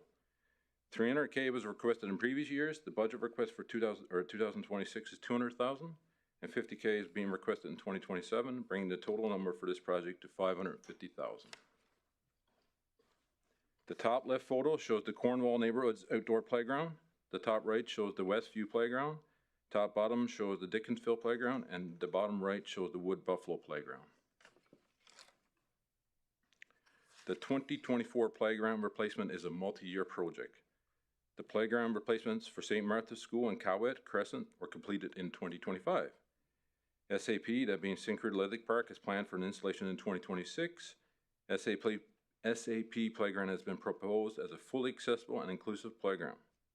For 2026, the scope of the project is being expanded to include the replacement of the playground at Beacon Hill, which will also be inclusive and use a hybrid surfacing model. $1.275 million was requested in previous years. The budget request for 2026 is $1,215,000, bringing the total budget for this project to $2,490,000. This request was approved as part of the 2026 interim capital budget on December 9th, 2025. This is an area photo of SAB, Syncrude Athletic Park, highlighting the playground area. The 2026 to 2027 trail replacement program is a multi-year project. In 2025, Public Works requested budget to replace the remaining portion of the Birchwood Perimeter paved trail. During the design phase, it was identified that the overhead power lines in the area proposed a fire risk to the community due to their proximity to the Birchwood forest. Public Works began working with ACO to investigate relocating these lines underground to mitigate the risk. ACO has estimated that this work can be completed in 2027 to minimize disruption to the area and avoid incidental damages to the trail. The trail replacement project will be paused until the underground line work is complete. Drainage improvements for the green gyms along the trail will also be incorporated into this project at the time for the same reasons. The associated costs are anticipated to be realized in 2027. 2 trail repairs are proposed for 2026, that being the diluted passive trail and the Gravelstone Pond Trail, approximately 675 meters of asphalt in the diluted passive park between Lindstrom Crescent and Sandpiper Road, has exceeded its useful life and has seen additional damage from tree roots, causing heightened risk. Gravelstone Pond Trail, a 200-meter asphalt trail in Stone Creek, as we're beyond the capacity of regular maintenance to fix and is experiencing ponding in low areas. This requires the installation of a culvert to move forward with underwater under the trail into the storm pond. $675,000 was requested in previous years. The budget request for 2026 is $430,000, and in 2027, $725,000, bringing the total budget for this project to $1,920,000. On the top left is the Gravelstone Pond Trail in Stone Creek. On the bottom left is the Birchwood Paved Trail in Thickwood, and on the right is Ludet Passive Park Trail in Timberlea.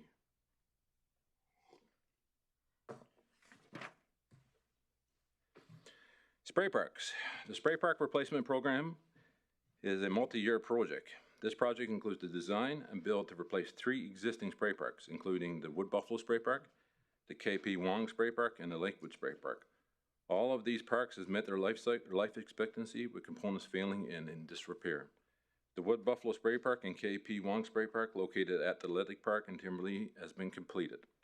The Lakewood Spray Park is expected to be completed in 2026.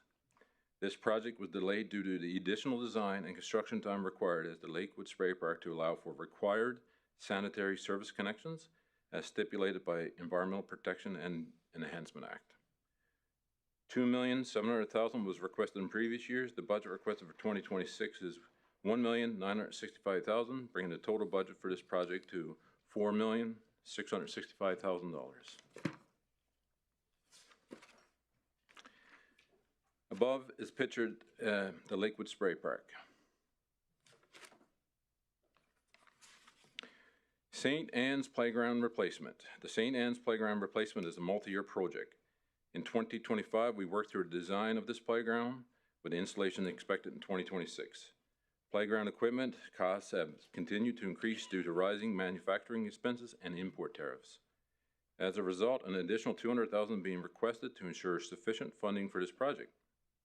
This will allow the new playground to maintain the current level of service provided to both the school and the surrounding community. $200,000 was requested in previous years. The budget request for 2026 is $550,000, bringing the total budget for this project to $750,000. This request was approved as part of the 2026 interim capital budget. RMWB has received concept drawings for St. Anne Playground, which incorporates features requested by the St. Anne School, support from Moms Committee, and municipal subject matters experts. This is an aerial photo outlining the area of St. Anne's Playground.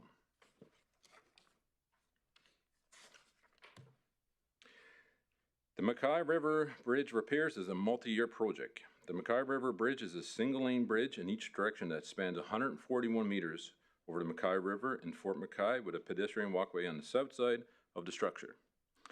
After conducting a monitoring program on the structure from 2021 to 2024, it is recommended to complete structural rehabilitation based on early signs of deterioration observed. The project is currently in the design phase, which is expected to be completed by the end of 2026. Construction will follow with a completion targeted in 2027. Due to ongoing infrastructure work occurring in the community in 26, funds will be cash flowed to 27 for bridge repairs, while the bridge remains safe. Rehabilitation is required to extend the service life of the structure.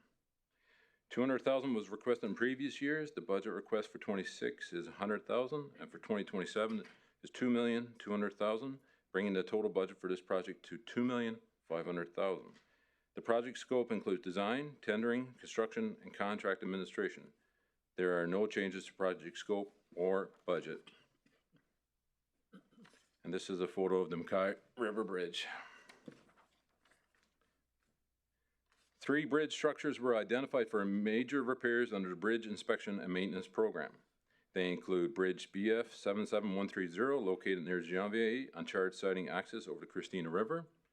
Bridge BF 72806, located in Conklin over the Jackfish River. Bridge BF 72119, located in Draper over the Sapphire Creek. Completing these repairs maintains the integrity of the structure. The project is currently in the design phase with construction plan for 2027. $200,000 was requested in previous years. The budget request for 27 is $200,000, with an additional $600,000 being cash flowed from 26 to 27, bringing the total budget for this project to $1 million. There is no change to the project scope or the budget amount. This is a photo of Bridge 77130, located near Janvier on charged siding access over the Christina River.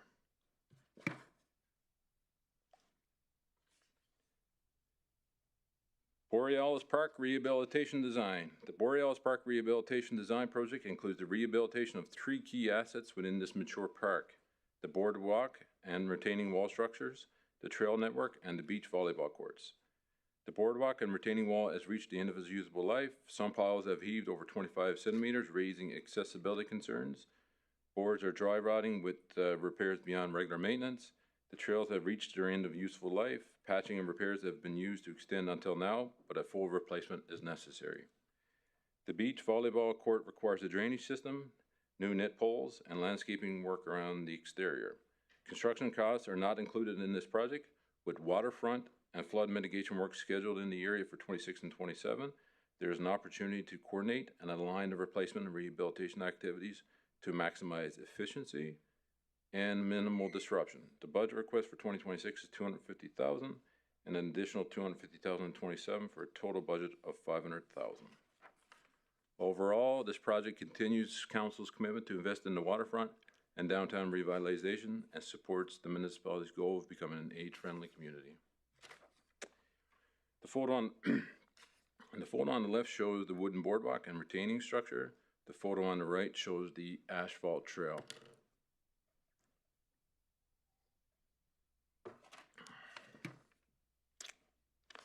The Ron Morgan batting cages roof and lighting addition. Providing batting cages, roof, and lighting allows for the association and its members to continue to practice at the facility during the inclement weather days. FMMBA has produced multiple championship teams at the provincial level, including the 12U and the 14U all-girls team in the first year of competitive play. Roof and lighting allows players to participate longer into the evenings, including early spring and fall. The budget request for 2026 is $330,000 for a total budget of $330,000. This photo showed the Ron Morgan batting cages. The Ross Henniker baseball field upgrades include replacing and extending the perimeter fence, installing protective netting, and adding field lighting. Perimeter fence replacement and extension at the current perimeter fencing, which is approximately 400 meters, is compromised due to shifting piles and no longer meets the required height or safety standards. A new wire fence is required to accommodate the increased ball travel associated with aluminum bats. Protective netting installation to ensure safety for adjacent residential properties and walking trails. Field lighting installation would also extend usability later into the evenings and further into the season, especially for provincial and national events.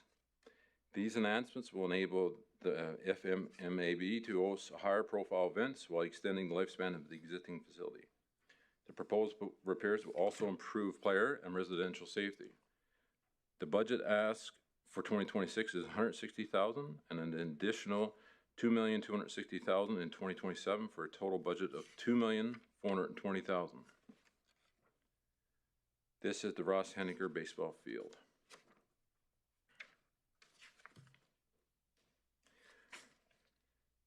This is a multi-year project. This is the conventional bus replacements for 2025 to 2032. Procurement is currently underway to purchase 8 new conventional buses to replace units that have been reached the end of their useful life. The request for proposal has been posted and the contract award is anticipated in early 2026. The intention of this replacement program is to gradually replace conventional buses that have reached the end of their useful life cycle while implementing an asset management plan to establish a sustainable approach for future replacements. By spreading replacements over multiple years, the program reduces capital pressures associated with bulk purchases every 12 to 15 years and ensures predictable life cycling model. Transit is proposing to replace 6 to 8 buses annually per year until 2032. This is a total of 48 buses, which is the target fleet size for conventional buses outlined in the TMP. Council previously approved $7,600,000 in 2025, with $1 million allocated for cash flow that year. The remaining funding required to complete the first phase of the procurement is $6.6 million in 2026, with an additional $38 million planned for 2027 to 2032, with a total budget request of $45,600,000. And this is one of our conventional buses. If you can hold on for 1 second there, Keith. Councillor Allen? Thank you, Worship. And I'm sorry to interrupt in the middle of this, but I just thought at this point of the presentation, I would recuse myself for the balance of the presentation due to an upcoming pecuniary interest. Thank you, Councillor Allen. And also, as it's a long day, if any councillor wishes to step aside, use a washroom or anything, the council meeting is live in the other room. Sorry, go ahead, Keith. No problem, sir.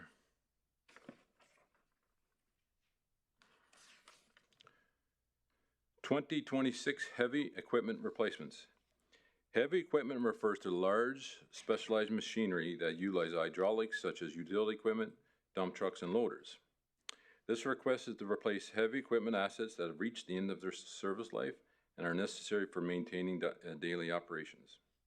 Investing in new equipment will reduce costs on maintenance and downtime associated with aging assets, incorporate modern technology that improves service continuity and operational efficiency. The budget request for 2026 is $1,870,000. Here are some photos of the heavy equipment that is being requested to be replaced in 2026. On the left, we have a utility vehicle that's used mainly for cleaning sidewalks with accessories that can be changed out. And on the right, we have one of our tandem trucks. 2026 heavy equipment additions. These pieces of equipment are being requested by various operating divisions to support the delivery of essential municipal services. The 2026 additions will allow for improved operational efficiencies, reduction of service delays, and meet the growing needs of the community. Fleet Services works very closely with operating departments to understand their requirements and was able to accommodate some needs within the existing fleet, which helped reduce the overall size of the 2026 request. The budget request for 2026 is $3,510,000. Here are some pictures of heavy equipment additions being requested. On the left, you'll see a loader, and on the right, you will see a waste shredder for environmental services. Light equipment refers to smaller, versatile equipment typically used for everyday operational tasks. This request is for replacement of light-duty equipment that has reached the end of its service life and requires replacement. These replacements are essential to maintaining daily operations and minimizing service disruptions. Replacing the identified light equipment will reduce maintenance costs on aging assets, improve equipment availability, and introduce new technology and efficiencies that enhance productivity and safety. Fleet continues to strengthen its asset management program while ensuring the fleet size is appropriate to deliver the required services. The budget request for 2026 is $1,900,000. Here are some of the pictures of the light-duty vehicles requested for replacements, and these are examples of two of our light-duty trucks. 2026 light equipment additions. This request is to purchase additional light equipment vehicles to maintain service delivery. This request is specific to bylaw services department, and the vehicles are required following recent staffing recruitment success. This request also includes animal control vehicles to service rural areas. These additional vehicles will allow the department to effectively deliver on their mandate. The budget request for 2026 is $640,000 for a total budget request of $640,000. This is a photo of bylaw interceptor vehicle that is included in the light equipment additions request. Column hoist replacement for transit. This request is to replace an existing column hoist located at the transit maintenance shop. This unit allows mechanics to safely complete preventative and corrective maintenance on transit buses. It has reached the end of its usable life. Numerous failed repairs have been completed and is impacting daily operations. Replacement is necessary and will restore normal operation service levels and allow mechanics to continually perform daily tasks. The budget request is the budget request for 2026 is $85,000 for a total budget request of $85,000. This is a photo of a column hoist lifting a bus and what is being requested for replacement. This concludes my presentation of the proposed capital budget for Public Works. Myself, Kelly, Mark, and Elliot will answer any questions you may have. And Elliot. Thanks, Elliot. Keith, quick question for start. I know we had gone through this a few times. Is there a machine in here that I just missed in the presentation that we have an event where we have a big ice freeze and there's large chunks of ice? Was there a grinder in here somewhere that I missed? Through the chair to Mr. Mayor, no. So in that case, what we do use is our snow blowers. However, what you're talking about is something that we are currently whiteboarding. So when we come back with a new policy, that grinder will be in there. Okay, perfect. Yeah, I'll look forward to that. Councilor Vardy? Thank you, Mayor Bowman, through the chair to Keith. My questions are specifically about the spray park and beach volleyball. So are we ever assessing the usage of the spray park being used or the beach volleyball and comparing it to how much it would cost to replace or remove it to add something of more community value? I know, an example, the beach volleyball, if it's not being used, are we ever saying, oh, maybe we should put a pickleball court instead because right now it's being more used? Do you have that system in place? Through the chair to Councilor Vardy, in 2019, we went ahead and came to council and got the Parks Master Plan approved. And at that point in time, I looked at both the urban and rural areas and seen all the assets that we had and made the suggestions on where we're over compared to other communities and where we're under and opportunities that we can do to change. When it comes to spray parks, we're definitely over compared to other communities of similar size. However, we do not have anything in place that empirically says how much they are used. But I can tell you anecdotally from my visits, from Kelly's visits, from everybody in parks, these spray parks are heavily used. However, where you're getting at, and I agree, is that when it comes to volleyball courts, again, they are used and we're often asked for more. But where we're seeing the shift, and when you're asking for pickleball, is there's opportunities where there used to be tennis courts. So tennis, at this point in time, I'm not a tennis player, so I can't say it's not quite as popular as it once was, but pickleball is taken right off. So what we're looking at is opportunities, whereas we can convert existing tennis courts to dual purpose. Or like we did with the previous council, we put some existing, or we used an existing ODR and put 4 pickleball courts into it. What my thoughts are is not in this budget. There's a lot of work to be done, but I want to work with Tony's group, and we're going to update, my plan is to update the Parks Master Plan and also incorporate it kind of like a recreational management plan. That kind of comes to where we need to be with these assets. Okay, thank you. Thanks, Councilor Vardy. Councilor Roussier, Lance? Yeah, thank you, Mayor. Through the chair, Keith, thanks for the presentation. The Cowette Crescent, you mentioned something about Cowette Crescent Playground. Isn't that a condominium? Or is that just, go ahead. Through the chair to Councilor Bussier, Lance, that would be our playground. We do not manage any condo playgrounds. Well, so it's on our property.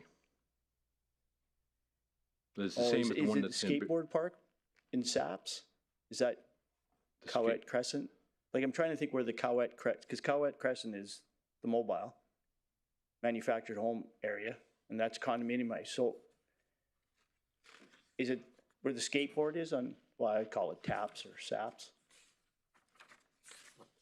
You're correct. Cowette Crescent's up in that area, and definitely the skate park is owned by the municipality. Okay, so it's not in the condominium lands? Through the chair to Councilor, no. Okay. We have 106 playgrounds, and all 106 is on our property. Okay.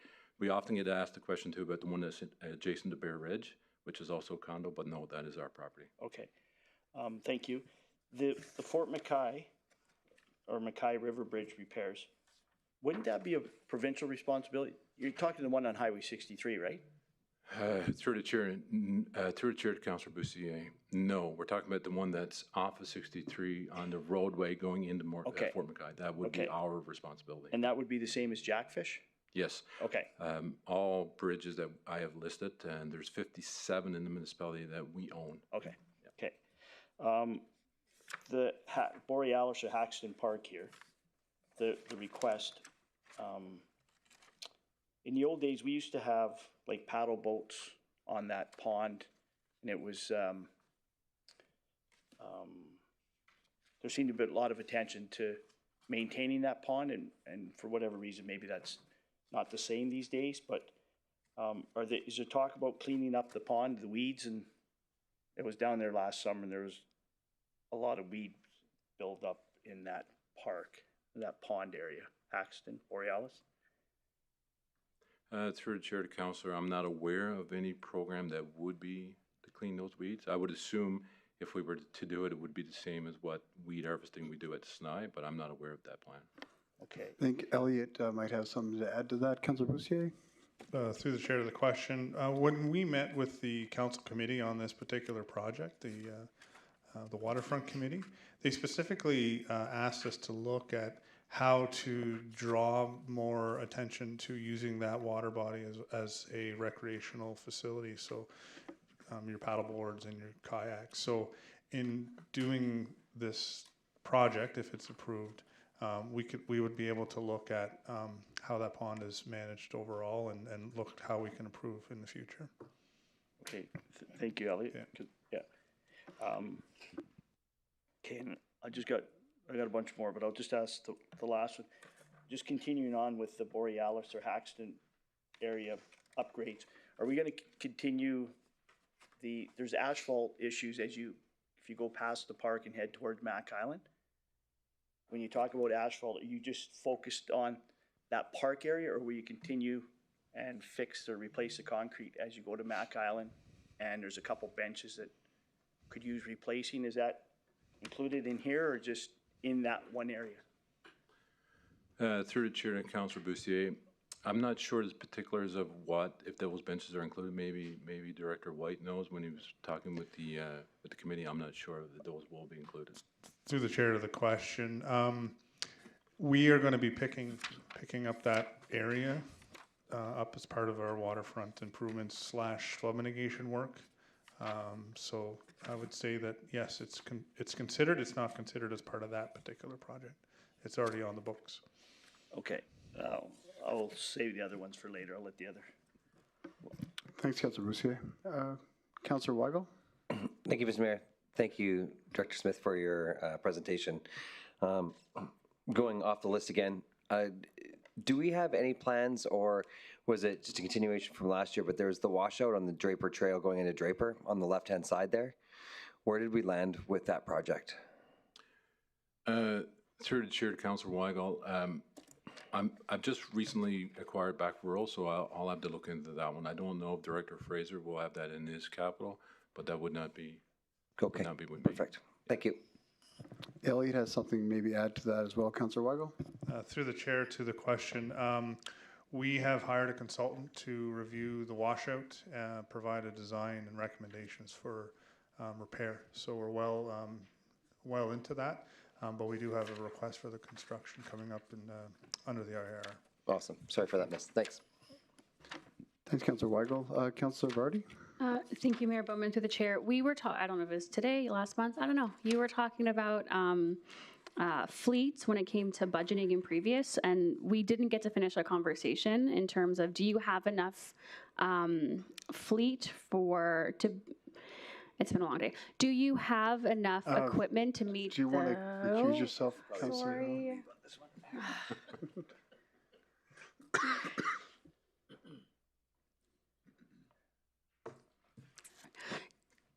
Do you have enough equipment to meet our service level?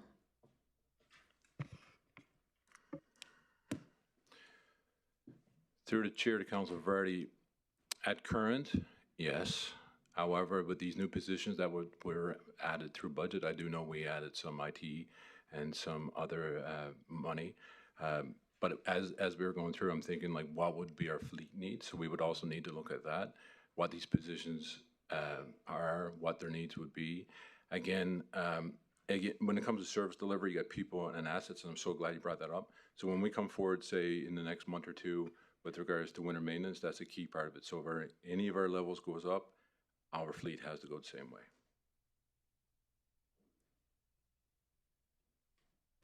Thanks, Councillor Vardy. Councillor Luana? Thank you, Mayor Bowman. Keith, I noticed we have this printout of the various grants and stuff, and we have Borealis, we have recreation facilities, amongst other things. I see no grant funding from your department for any of these projects. Can you tell me if that's something that it's just not on the sheet, or why would your department not have grant funding for especially recreational things? Through the chair to Councillor Bussier, I'll definitely have to refer that to finance. They're the grant writers, the grant experts. I can tell you that based upon in the past, whenever we've done anything transit-wise, especially transit, there's always grants associated to it, but quite often it's, you apply for it, you build it, you get reimbursed. But however, I'll defer that question. I don't write the grants. Finance? There. Through the chair to Councillor Bussier, we do have an application in right now for the Canada Transit Fund for the conventional bus replacements project. But for the most part, a lot of the grants that we would apply to the Public Works Department would be LGFF or CCBF, and our practice there is looking at projects that are contractually obligated or are in with it or close to project delivery. So we've focused on some of the projects that were proposed to us outside of Public Works in order to utilize our grant funding properly. So what we would rely on is for them to let us know when they're ready to either go to market or it's ready to be delivered, and then we would look for grants, or we could start to fund them with CCBF or LGFF. So I guess in short, the reason is just that it's more efficient to use our grant funding on other projects, knowing we can fully fund, as opposed to what the projects are within Keith's portfolio at this time.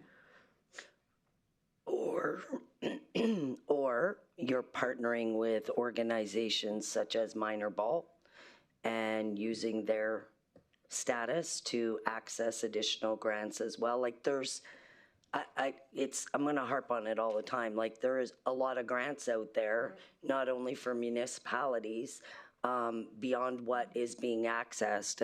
And I hope moving forward, ICAO butts that the message is delivered that this is a priority and more effort is put into accessing money out there. That's further to Councillor Scott talking about earlier, the responsibility of the federal government. And there's lots here that I know is not being accessed, especially from my years of involvement with sport. So that's no criticism of you, Mr. Mayak, either, but there's lots of requests for things, and I just don't see us maximizing or grant funding that's available. So hopefully next year when we're sitting here, it's better. Sorry, yeah, through the chair to Councillor Boussier, you're completely correct. We'd love to really utilize that flow-through method of using an external organization to kind of flow through us and go through minor baseball, for example, to support with the Ross Henniger or Ron Morgan. It's something that we've brought up recently because we're newer. My grant administrator is right here with me as well. It's newer to us, and the Alberta Council has actually provided us a lot of those opportunities. So we really want to see how we can leverage it. It's just not something that has been done yet, but it's something that we should absolutely take full advantage of. And Sunshine actually just told me that we did just get approved for the conventional bus program, so that's great. So through the chair to Councillor Boussier, before we move on, I just want to assure you that from our perspective, we will definitely work with finance to gain any grants that we can.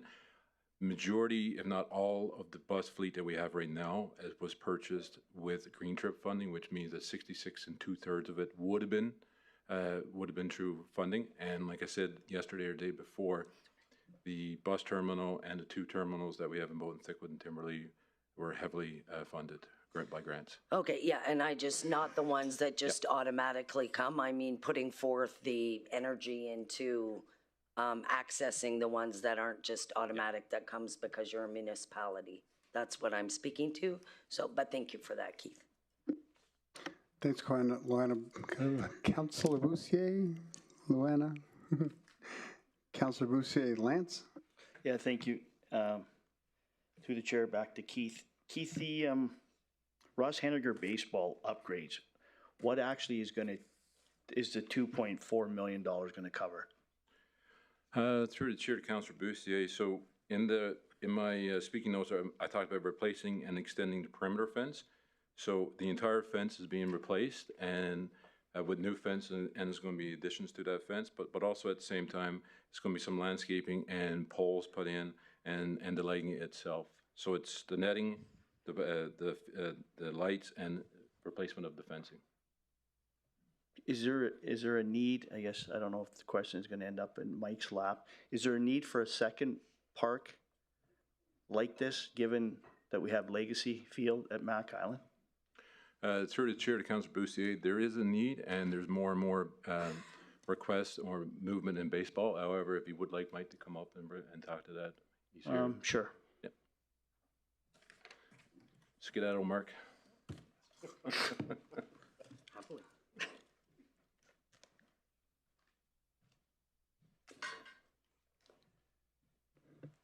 Here we are again. I guess through the chair to the question, is there a need? Yes, I do believe there is needs in the community for building more baseball parks. You mean when I look at currently Ross Henniger, you mean that park is a premier park. You mean it's a beautiful park that when a lot of teams come to Fort McMurray provincially and or nationally, that park, since it was done as a legacy to the Western Games and back in 2014, I believe, which is now coming on to just over 10 years, that park, you mean, has served not only the 18Us, but it also serves, I'll say, the 15Us as well now a lot more. And why it does serve the 15Us is that Ron Morgan Park, which used to be, of course, the 18U field back 10 years or 12 years ago. Now when Ross Henniger got the upgrades, that moved over. But with different inclement weather, I'll say, along with that, our 15Us have used a lot more of Ross Henniger Park. And with also too then with the, of course, Legacy Dodge primarily being the Wimble team, which is separate from Fort McMurray Minor Baseball, we do find times more than cases that, yeah, we do find that we cannot use fields because of inclement weather or we have to postpone or move games. Ross Henniger is also used, which was part of pre-approved back in, sorry, I'm trying to remember my history right now, of 2022 of accessibility project, which council and everyone approved, which was a great addition to Ross Henniger where all those beautiful pathways were added to the park. So you mean on Mondays and during the week, we do our Challenger baseball program there for kids with disabilities. You mean Ross Henniger also, due to inclement weather, first I'm kind of more on the weather side, is that field can be used a lot more with other kids being able to access it.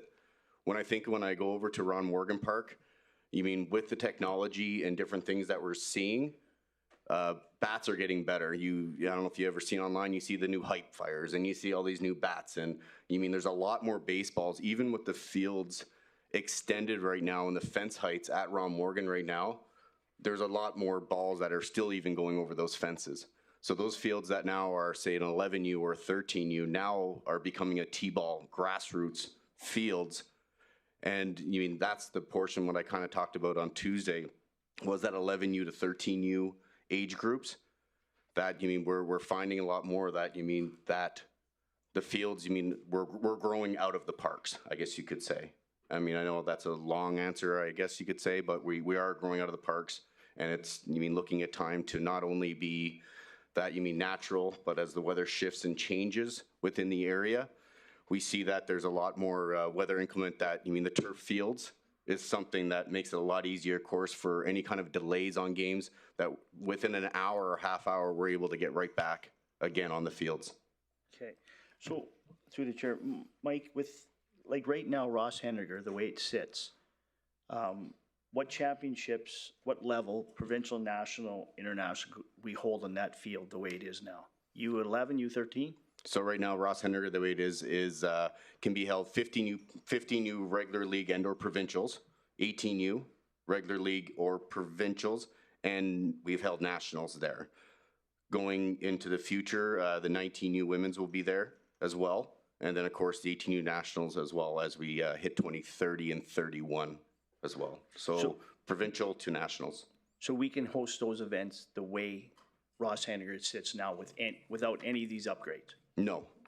Okay. Sorry, I misinterpreted your question. And I probably didn't say it right. So currently, right now, what age bracket are we allowed to host provincial nationals? So right now, sorry, and I may misheard your question as well a little bit, so technically can we host them? Yes. But as the rules have changed going into 2026 with the bats, so a little back history that composite bats was a normal for that 18U, 15U. Baseball Canada has shifted this year that now BB core or aluminum bats, for easier, is now being used at that 15, 18U. So which is now going to be causing, of course, more baseballs also to be going over the fence, not only on the outfield, because that field is a short field.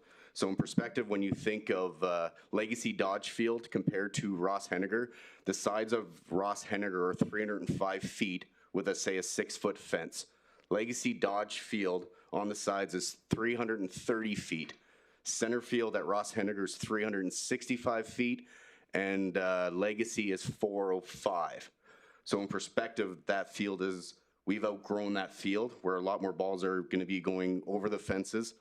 Hence why working, of course, with the Public Works team and the Parks Division has put the request in also around the safety netting, because as you hit foul balls, they're going to be on the houses on the left side. On the right side, we do have those batting cages, which a lot of balls do go into the trees, including then kids are going into the trees, which I see also as a safety act, because we are on the Birchwood Trail, natural trail for potential animals that are coming up. So we do have safety protocols, of course, in place.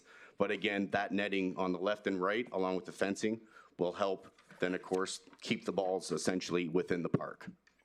Okay, and there's no lighting there, is there? There is no lighting there? No, sir. Okay. I think that's it for that. Thank you. Thank you. Thanks, Councilor Bussier, and thanks for being such an expert, Mike. Appreciate you. So, Councilor Luana? I had a few more questions, Mayor. Sorry, No, I'm done Councilor with Bussier. Mr. Mayak. I Okay, got a no, couple on sorry, the go ahead. buses and I thought you were our finished. vehicle fleet. Go ahead. Sorry, I thought you were finished. Just got to kick Mike out again. Okay, so. Sorry, Luana. That's okay. Through the chair to Keith. Keith, with our improved efficiencies and transit master plan and changing stuff, you're asking for 48 buses. Yep. Over the next, I guess, 4 or 5 years, that's correct? Through the chair, correct. Replacing, not adding. Yeah, no, I'm sorry, I meant replaced. So is that what our current stock is now, 48? Through the chair to Councilor Bussier, no, we're somewhere in the 60s right now. Okay. So, and we were quite higher than that, if you can recall. Through the transit master plan, what we're doing is we're making things more efficient.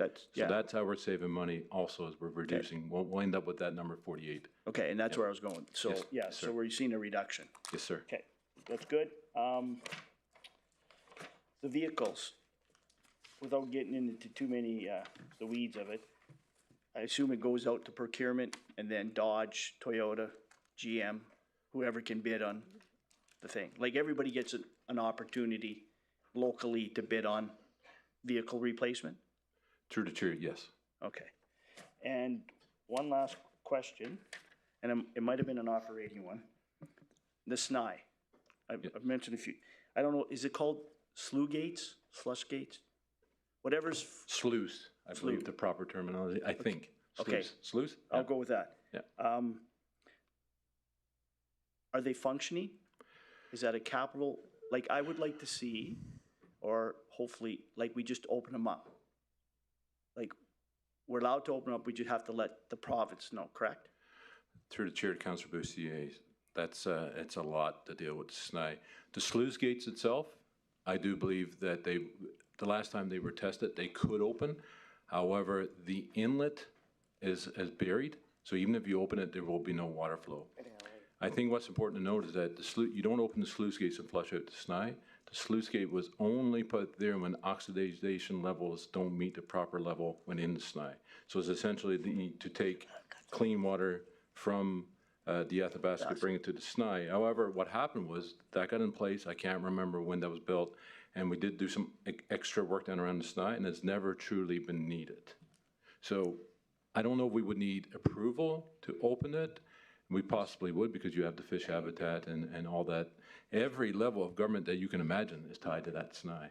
So if we're going to alter any type of habitat, then we would need to do that. But as of right now, I can't say that we'll never need it, but it hasn't been needed. Okay, I guess my question would be, it was an asset that we put in there for a reason. Yes. I mean, every summer, the SNI seems to disappear. The water seems to disappear. And I'm not saying open these gates is gonna prevent that from happening, but I don't know why there's been a resistance or a hesitation to clean them out and open them up. My understanding is all we need to do is let whoever is in charge of the waterways that we're opening them. And I would just like to see one summer where we actually have them open and see if there's any difference. Through the chair to Councilor Bussier, the SNI itself is a definition, is a water body, is what connects two rivers. It's calling the SNI is like calling a dog a dog. So when we put in the causeway to Mac Island, essentially what we did was we isolated that water body and is no longer flowing. Now the danger with that is, and may not get approved, because What happens if the water quality in the Athabasca doesn't meet or is not at the standard of what's in the Snai? Then we would not be allowed to open it. Okay. So if you want that to be free flowing, essentially, I think the only thing that you could do there is put a bridge across to Mac Island. Yeah. Okay. We'll take it offline. Thanks, Keith. Thanks, Councillor Boussier. Councillor Loin? The bridge across the River Snai. Mike? Motion for a bridge. Can you come up? Sorry, man. Sorry, Mason.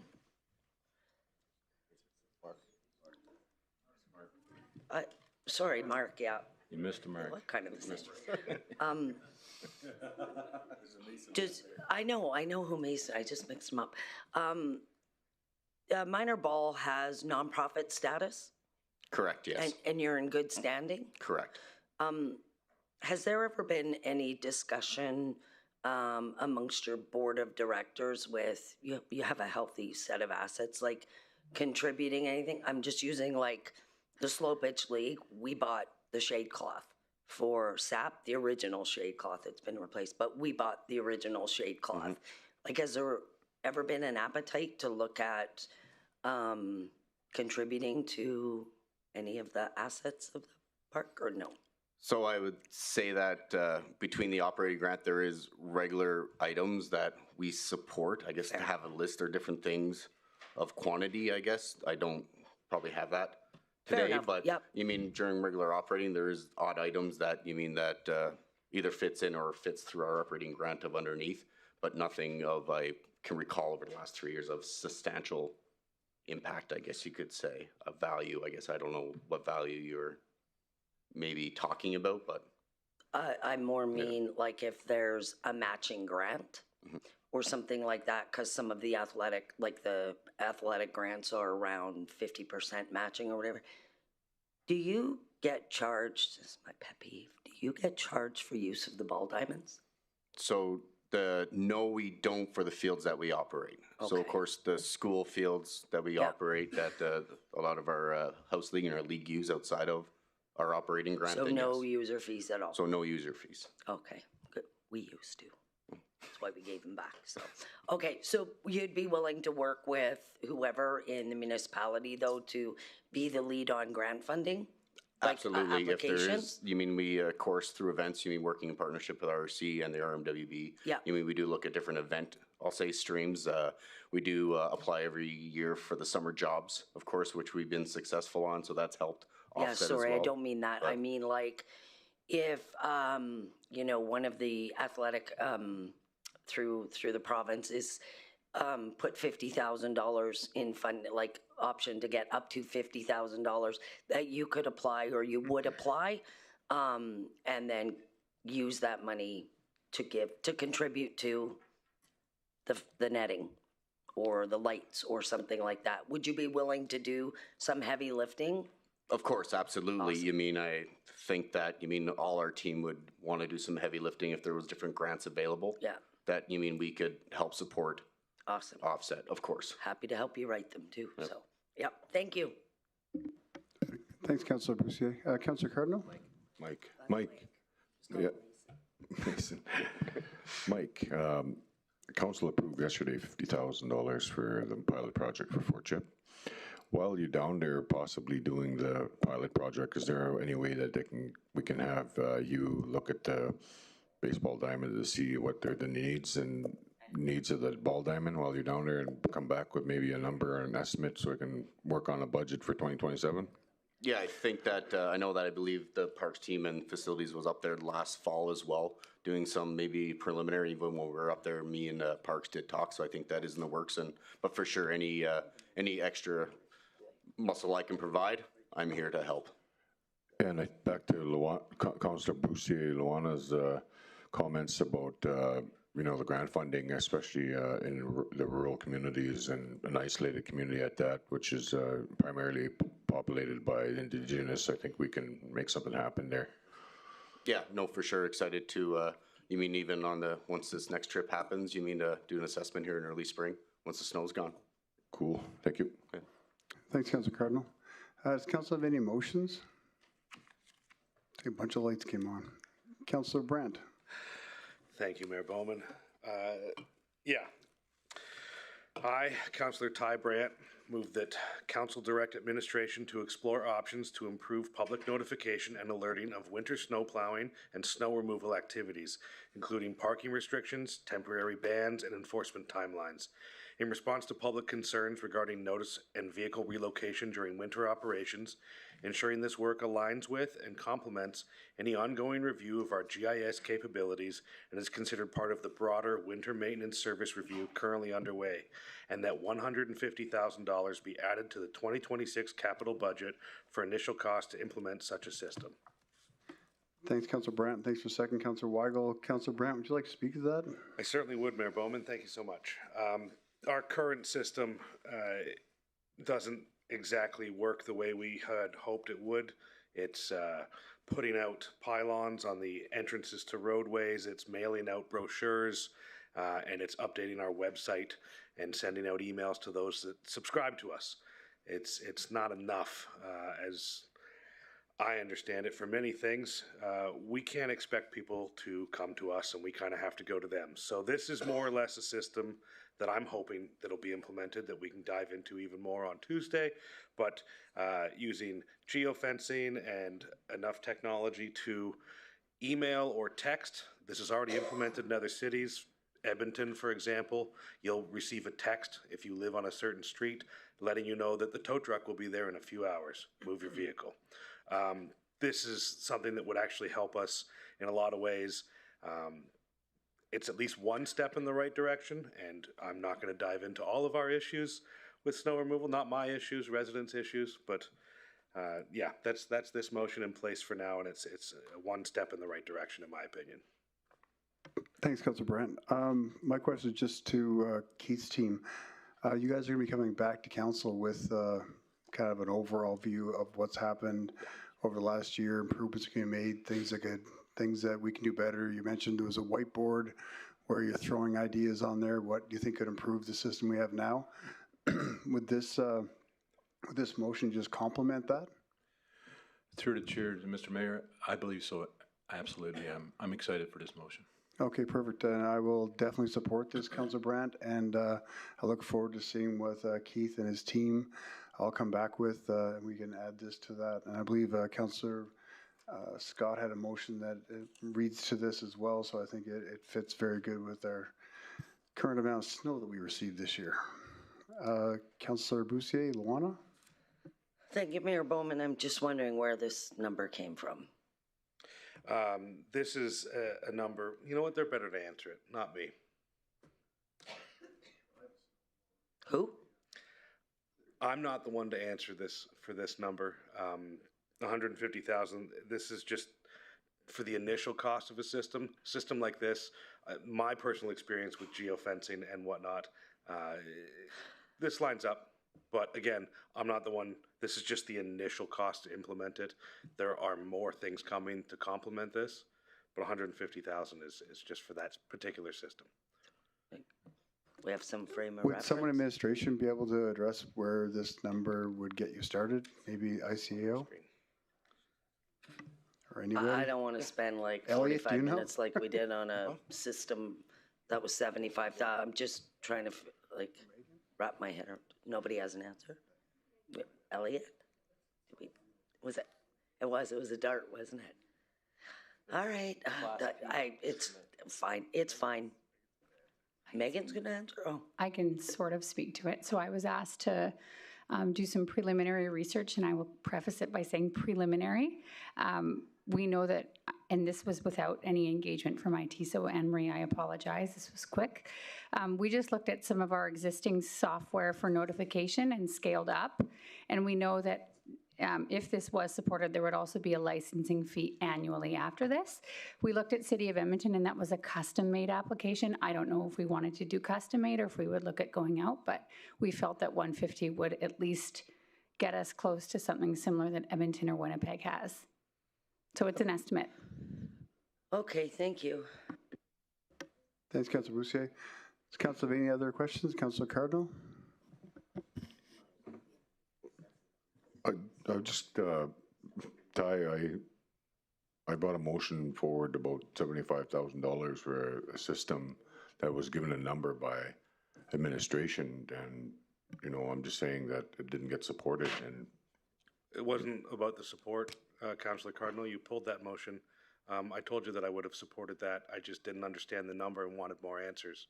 You pulled that motion, so we didn't get to it. so it wouldn't, the number on this is not, it's not an exact number as well. This is not a physical thing that we are purchasing. This is an implementation and the initial cost for a system that we put in place. I can explain it a little bit more and go into the heavy details. We can dive into it if you really want, but it is a notification system. So this is not communications. This is public notification that would, like I said, we know that we're coming on Tuesday. The night before, you're gonna receive a text message on your phone. You didn't even have to register for it. We just know that's where you live. And geofencing, the way the program works, it's gonna send you that message and say, hey, tow truck's coming. We're clearing your street tomorrow. Make arrangements. If you're away at camp or whatever, I mean, it is what it is. Maybe we notify a couple of days in advance. The cost of doing something like that, 150 grand is just an initial cost. That's not even the total. Yeah, I'd seen your email about the references you provided in other cities. I did see that. I think it's a great idea. I just curious that, like, if we threw a number out there, and I'm just like, I threw a number out there. I'll support the motion, but I'm just saying that. I intend for this to cost more, but as it's stated here, this is the initial cost to implement such a program. I'm fully happy with admin coming back and explaining the licensing fees, the actual implementation of the program. Are we paying someone that's gonna have to do this through communications? Do we need someone else to do it? Is this something that can work with our current systems? This is just the initial process. But again, this is not a physical thing that we are purchasing. And I think the CFO can probably add something to that.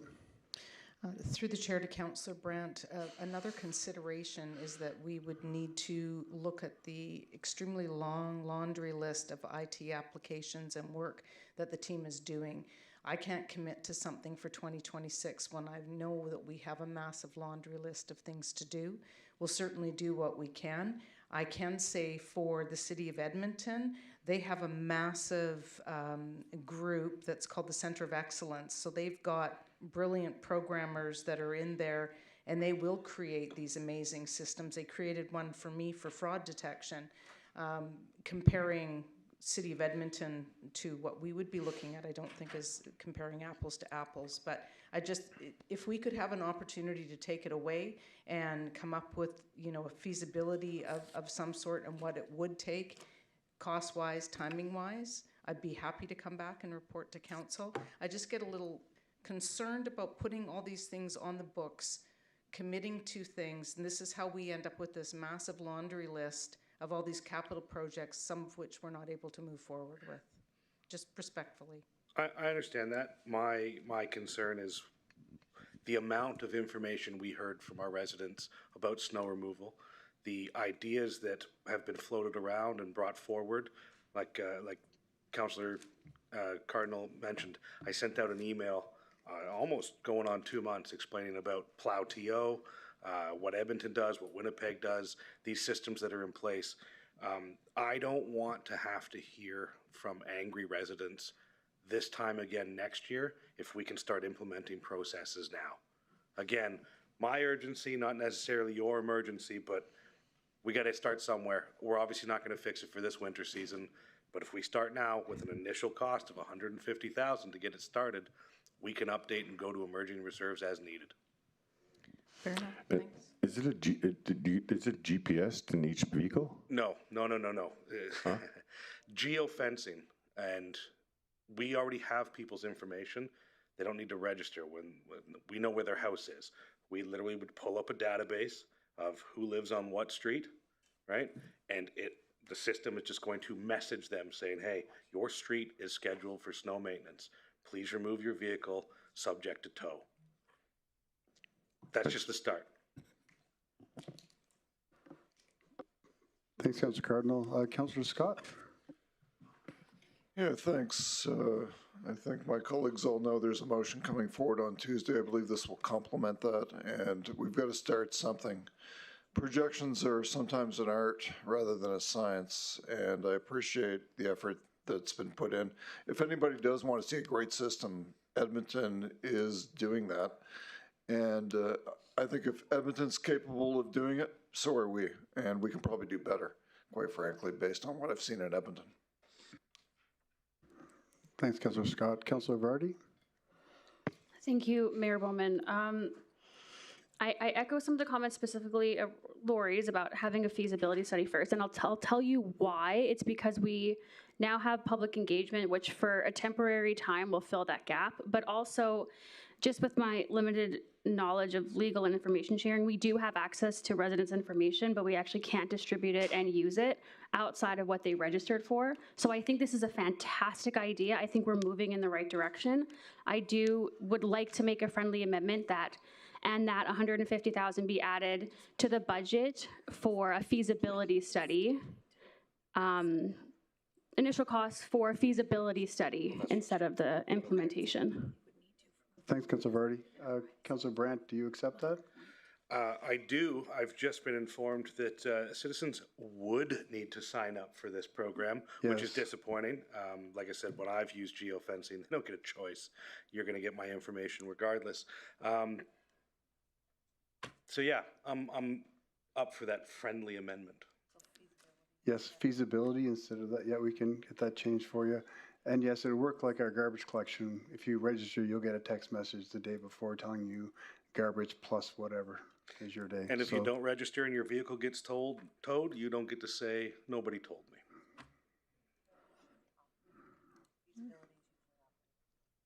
So feasibility is usually operating, so it wouldn't fall into a capital, but. Cool. I don't care where it goes. Through the chair, Councillor Brandt, can I update your motion? Please do. I will. Thank you. While CLO is updating, Councillor Allen. Thank you. I'm loving this discussion.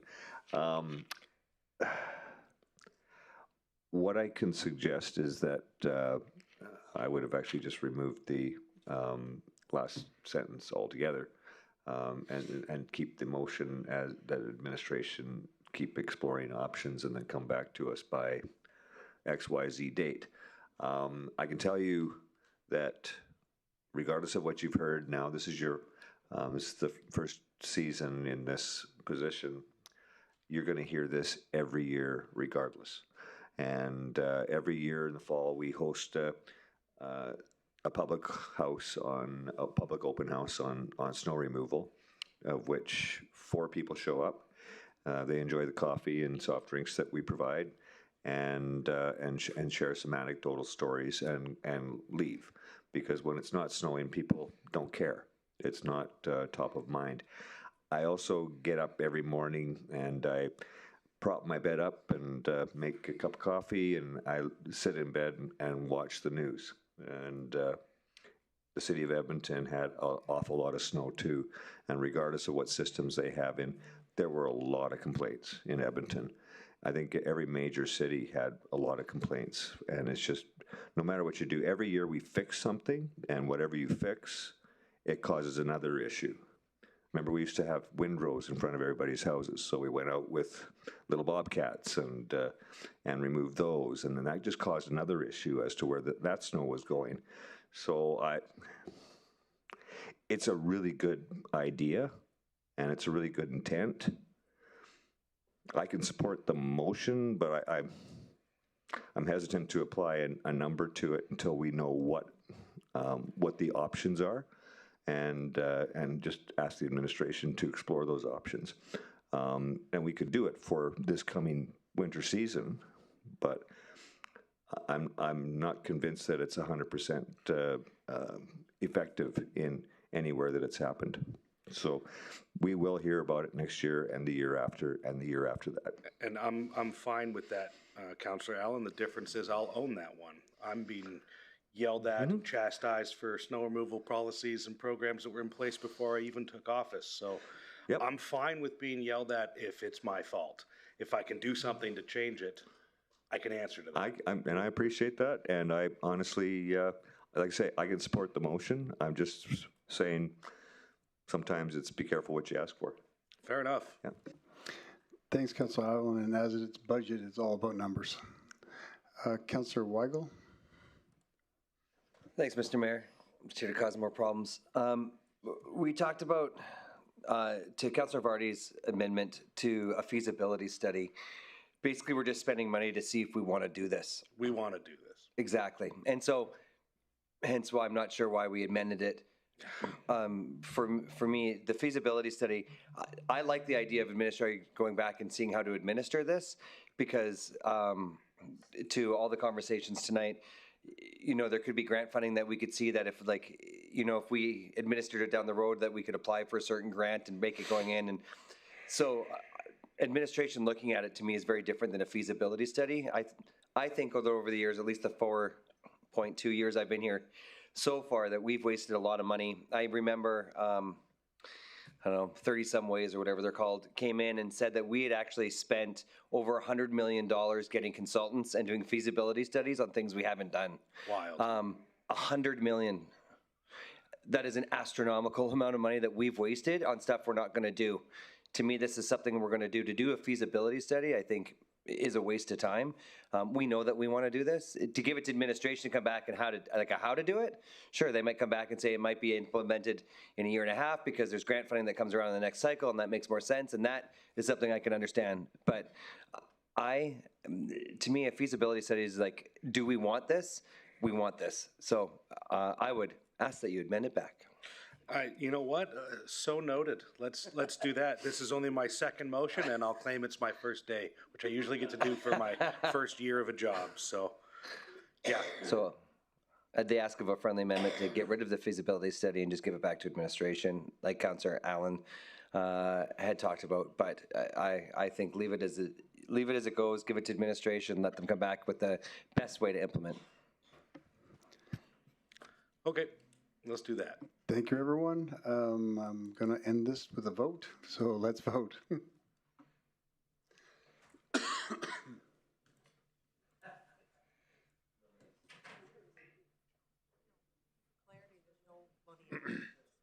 150,000. 150,000. Okay. Councillor Brandt, can you read the motion that you would like? I'm going to read the exact motion I have in front of me that I already read. Okay, yes. That's fine? Okay. I, Councillor Ty Brandt, move that Council direct administration to explore options to improve public notification and alerting of winter snow plowing and snow removal activities, including parking restrictions, temporary bans, and enforcement timelines, in response to public concerns regarding notice and vehicle relocation during winter operations, ensuring this work aligns with and complements any ongoing review of GIS capabilities and is considered part of the broader winter maintenance service review currently underway, and that $150,000 be added to the 2026 capital budget for initial costs to implement such a system. Thank you, Councillor Brandt, and voting is in progress.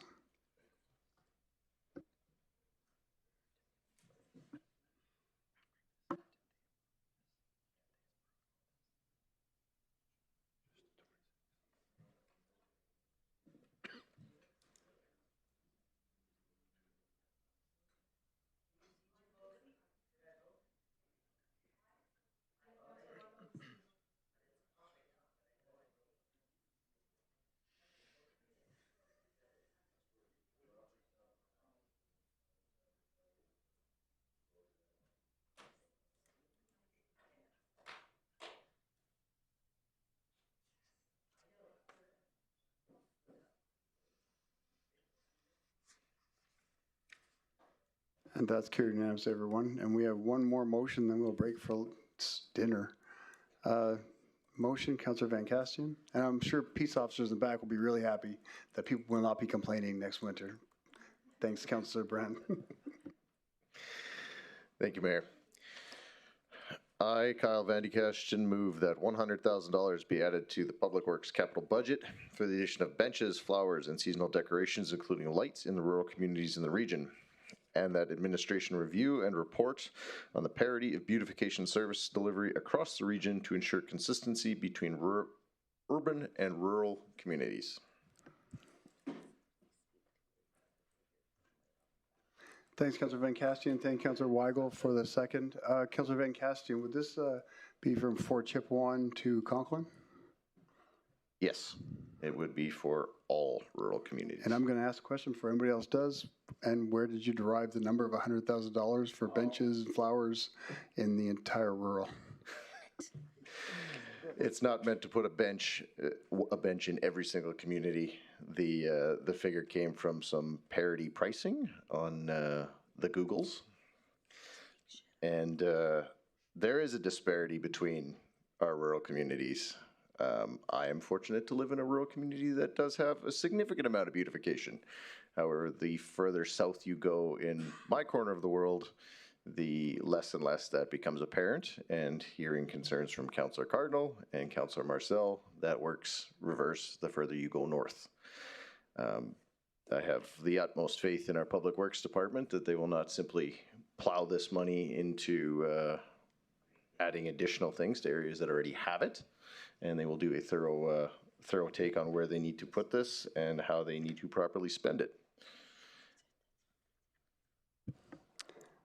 Thanks, Councillor Van Castian. Yes, and I know Anzac is beautiful. Councillor Allen.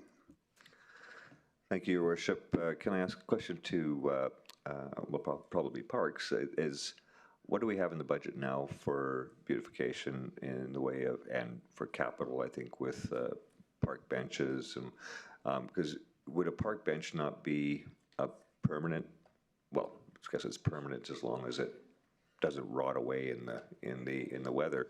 But whereas your other decorations are seasonal. So I'm just curious what our actual budget is now, and are we just going to supplement it up to 100,000, or are we going to add 100,000 in total to the budget? Through the chair to Councillor Allen, as I discussed yesterday, I had the numbers for the flowers and horticultural. I don't have the numbers for the remaining. What I see with this motion, and how I see the councillor put it, is that we'll look at all the rural areas, see what the current service levels are in each area, and if for some reason one is lacking more than the other, then that's where we will concentrate that money. Yeah. We also got to take a look into what's been done historically, because this council wasn't aware of it, but the placemaking initiatives that occurred in each community. So there's already been a substantial amount of money invested into placemaking, horticulture, benches to make the communities look beautiful. However, how I see this is a report coming back saying, almost like a comparison of all the hamlets, and see if it's on par and if it compares to the urban area. Yeah. That's how I took that motion. Just maybe as a friendly amendment to say something like up to 100,000, look at beautification upgrades, including benches and flowers and seasonal decorations, etc. Without having to, well, obviously we're not just going to go out and spend that $100,000 if we don't need to in some areas. I'd accept that friendly amendment, and just as a point of clarity to the second portion of that motion, to address, I know there's concerns around everyone here about just throwing spaghetti at the wall for whatever in urban or rural. We're asking administration to also provide a report on parity, so we are beginning to set ourselves a service delivery standard, and we can better and more fiscally responsible. Sorry, brain's a potato right now. If I could just add a point of clarity, if we're talking flowers, and depending on exactly what your intent is, we're looking at a combination of operating and capital. I recognize at this point people probably don't care, but we are going to have to do an adjustment to that. Would it change your adjustment if we put a pot behind flower and make it a physical asset? Well, I mean, I would assume we're not buying a flower pot and not putting flowers in it. So the implications there already. Would that ease the budgeting? We'll figure it out. Thank you. Thanks, Councillor Allen. Thanks, Councillor Van Castian. Councillor Van Castian, just for clarity, as Director Smith His understanding, is that your understanding, just to be equitable across the rural region? That is correct. Okay, perfect. I 100% support that. Councillor Brandt? Thank you, Mayor. Councillor Van Castian, when you say parity, can you expand? Are we talking per capita spend? What are we talking for parity? If Timberley has 10 benches and 30 flower pots, what are we talking parity here? I don't mean parity in number of flowers, number of pots. Maybe parity is the wrong word to be using, but an equitable level of service delivery so that residents feel and see that that their communities are being uplifted and being beautified, and they're comfortable with it. I myself personally have had complaints from residents in Conklin and in Janvier, and I know from my other rural councillors, including Councillor Weigel, that there's similar feelings in other communities as well. So by no means am I saying we need 10 benches in every community, and I'm sure Director Smith and his team will make sure that the intent of this is carried out. He seemed to be pretty good at reading my mind on that one. So that's why I'm curious about parity, because like I said, I did this mental math exercise yesterday on the cost of just flowers, and I'll repeat it because why not? We're here long enough. $7,000 for flowers for Fort Chipewyan, $120,000 for flowers for Fort McMurray. It's 144% more flowers in Fort Chipewyan than Fort McMurray. So that's why I'm curious about parity. I just wondering how we're addressing parity. And I figured you might hit me with that one. So if we were to divide this equitably between all the communities, we'd be looking at about 17 grand a community. If you think of all the rural hamlets that we have, and you'd be about $50 a head. For benches and infrastructure, I feel like that's for flowers, something that dies and we replace. I understand the argument, but for a physical asset that we're going to keep, I think that's a fairly decent. It's not an argument. I'm just trying to clarify what we mean by parity. No, we're talking about equity and parity. And parity may not be the right word, and if somebody has a different one, Yeah, I think it's just making everything look as good as Anzac. Councillor Cardinal, or sorry, Councillor Brand, are you finished? I am. Thank you, Mayor. Okay, thank you. Councillor Cardinal, you have a question, comment, or debate point before we vote? I do. I'll support the motion, but I just wanted to clarify a little bit. The $7,000 also is $2,800 for a chartered flight to Fort Chipewyan. That's a part of it. So because we put all our flowers on the flight, and then they go to Fort Chipewyan as one big load, I think, right? Is that how it goes? Through the chair, Councillor Cardinal, is my understanding the 7,000 was just associated to the horticultural budget. I don't believe that includes transit or transportation. I'll have to double check that number, but I don't believe so. But also the benches with the placemaking, the benches in some of the rural communities are also, you sit on them, they fall over, right? So, you know, the pads that they were put on, it just, the parity comes from the flower, the quality of the flower. Here, you look at a flower box, flower pot, nice big jumbo flowers. You go into rural communities, they got these petunias, or whatever they're called. That's it, they're about this high. And if you go to the municipal building in Fort Chipewyan, it's one big row of flowers this high. You come to Fort McMurray, the flowers are big, they're in flower pots, they're beautiful. And what I'm just trying to say, that's where the parity comes from, is that the rural communities are not getting the quality that Fort McMurray is getting. And that's where I think that Councillor Van Castian is going with the motion, as to where we want some parity and some quality in the rural communities.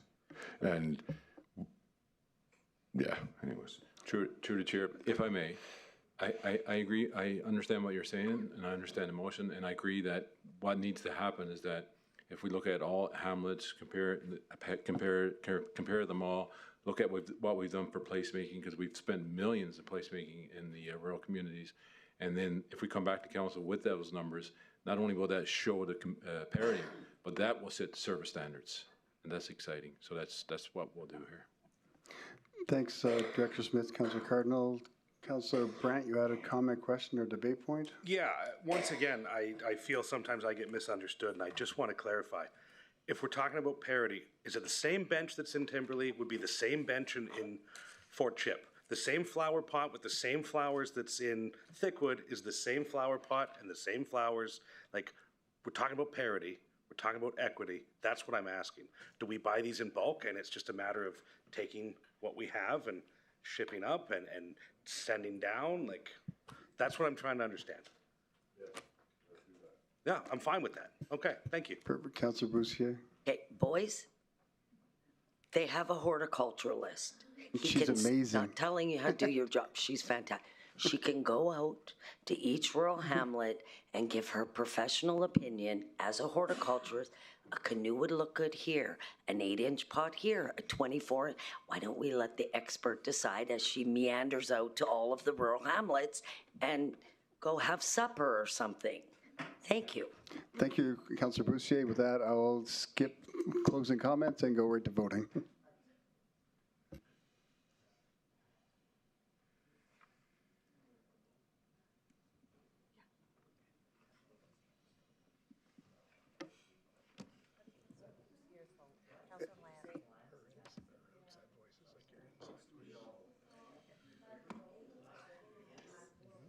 That's carried unanimously. Thanks, everyone.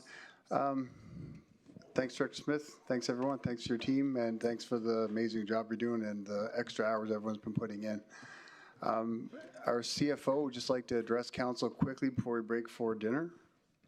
I just wanted to provide a little bit of context to Councillor Luana Boussier's comments about the grants. When we're dealing with grants, we do a funding swap. So yes, we use tax dollars on the front end for budgeting purposes, but we're actually not able to apply for grants unless we have approved funding from council. So when I look back at the Q3 fiscal performance report that was just presented back in December, we actually had $20 million, almost 20 million, I'm rounding, in one-time grants. So we are constantly, we have two very hardworking grant administrators. They're working with our teams. Any opportunities we have to get grants, we get grants. And then we come back to council and we're going to be giving you that boring long list of saying, we did a funding swap, we did a funding swap. So I want you to realize that we are in fact working hard to get those grants and apply them, but we can't do it on the front end with the budget cycle. And I know that's different than what you would have experienced in. Sure. No, I just, for everybody here, I want everybody to realize that so far at the end of Q3, $20 million in one-time grants that we didn't have planned in our budget process was recognized. And I'm sure by the end of the year, there will be more. So, and thank you to council for allowing us to have that second grant administrator that just started late last year. Thanks, Lori. Councillor Cardinal, you have a question for a CFO? Well, both to the CFO, Councillor Scott, and Keith Smith. The Port MacKay Bridge, let's say for an example, yep. It services a rural Indigenous community, First Nation community, and Councillor Scott's motion with lobbying for the federal government. Do you think that there's a possibility that we could possibly get funding for them through the feds if we're servicing a First Nation community? Want me to answer that? Through the chair to Councillor Cardinal, funding for anything I would assume if you lobby is possible, but that road and that bridge is our asset to maintain and to replace. Okay. Yeah. That's fine. Okay, thanks, Councillor Cardinal. Councillor Scott? Yeah, I just wanted to follow up on the comment that was made by the CFO. It's one thing to put in a grant request, and it's another to go and follow it up and back it up. I was in Ottawa recently, and I asked how many people were lobbying personally for a grant, just a single grant, and it was 100 organizations all across Canada. That's just one example, and municipalities are the exact same way. Well, we're sitting here, others are doing the work there, so we just need to make sure we're doing that work to back up the grant request. Thanks, Councillor Scott. With that, we'll take a 30-minute break for dinner. See everybody back here at 6:21, please. 6:21.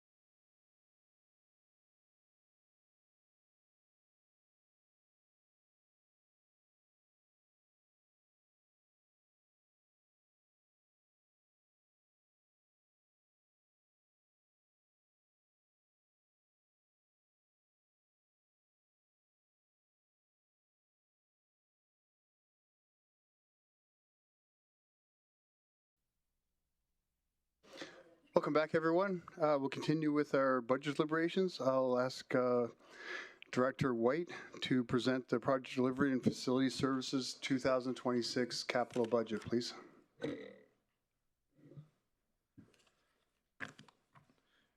Good evening. My name is Elliot White, and I'm the Director of Project Delivery and Facility Services. Project Delivery and Facility Services capital budget focuses on the delivery of council-approved capital projects and supports the ongoing maintenance of safe, functional, and reliable municipal facilities. Project Delivery and Facility Services currently has 20 active capital projects with a total council-approved budget of approximately $587 million. Of that approved funding, approximately $464 million has been spent to date, representing 79% of the total budget. The remaining $123 million is available, the $123 million in available budget largely reflects work that is either in planning or already committed. Of the 20 previously approved active projects, 8 are continuing forward with additional capital funding requests for 2026 to support ongoing delivery. The remaining do not require additional funding. In addition, 1 new capital project is listed, which was previously presented in December and was approved by council as part of the interim budget. This means that council is being asked to consider funding adjustments to a subset of existing projects, along with approving 1 project. In total, council is being asked to consider $56.8 million to support the continued delivery of previously approved capital projects, along with $3.8 million for approval of a new capital project for a total of $60.5 million for 2026.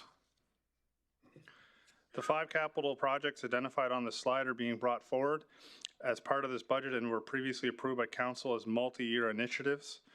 The funding requested in the upcoming year does not represent a change in scope or intent, but rather the next phase of the approved cash flow plan.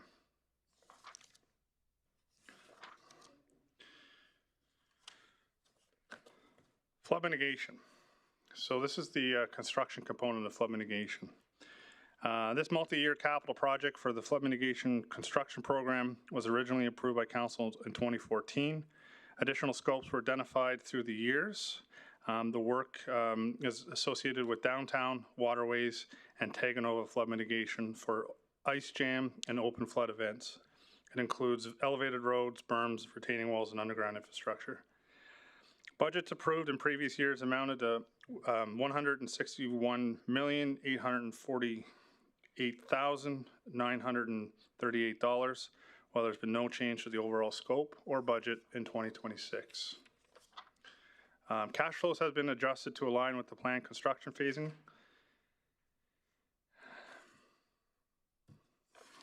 This is a picture of Reach 5, the wall, and further up is some of the other reaches that have been constructed. The flood mitigation is a critical component of protecting community and community safety by identifying flood risks and implementing proactive measures. The municipality can significantly reduce damage and recovery costs. Rural water sewer servicing construction. This multi-year capital project for a rural water servicing program.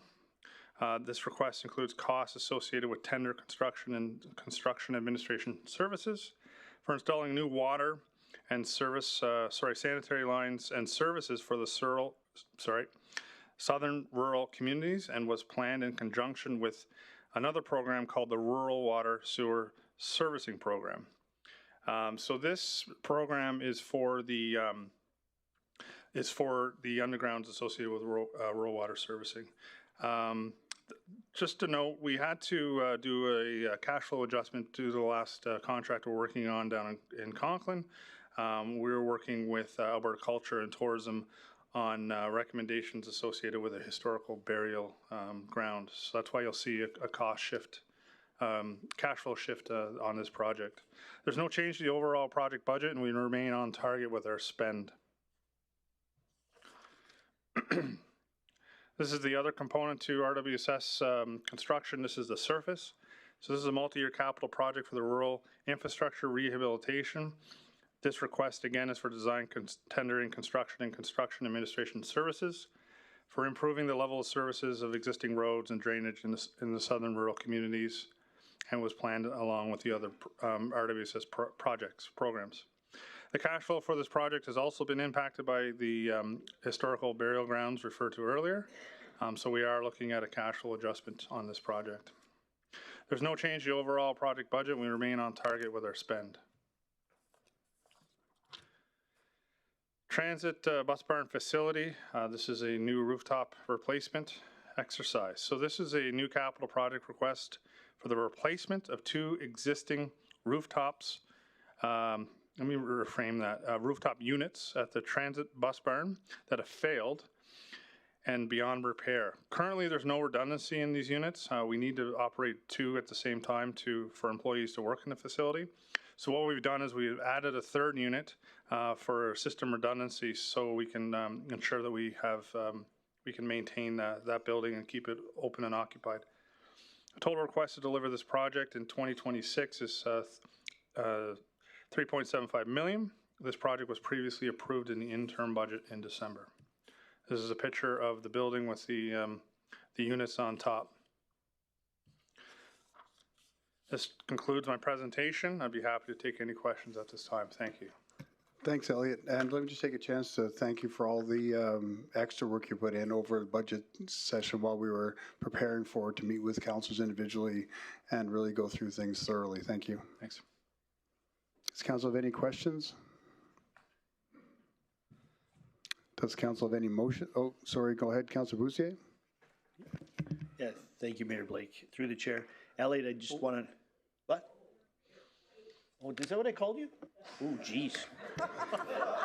You've called me worse. We're good. Yeah, I think I have, probably. Sorry, Mayor Bowman. Through the chair to Elliot. Elliot, first of all, I want to apologize for my last question. It's probably borderline on unfair in a public light, so I do apologize. Thank you. But I do have a question, 2 questions, I think.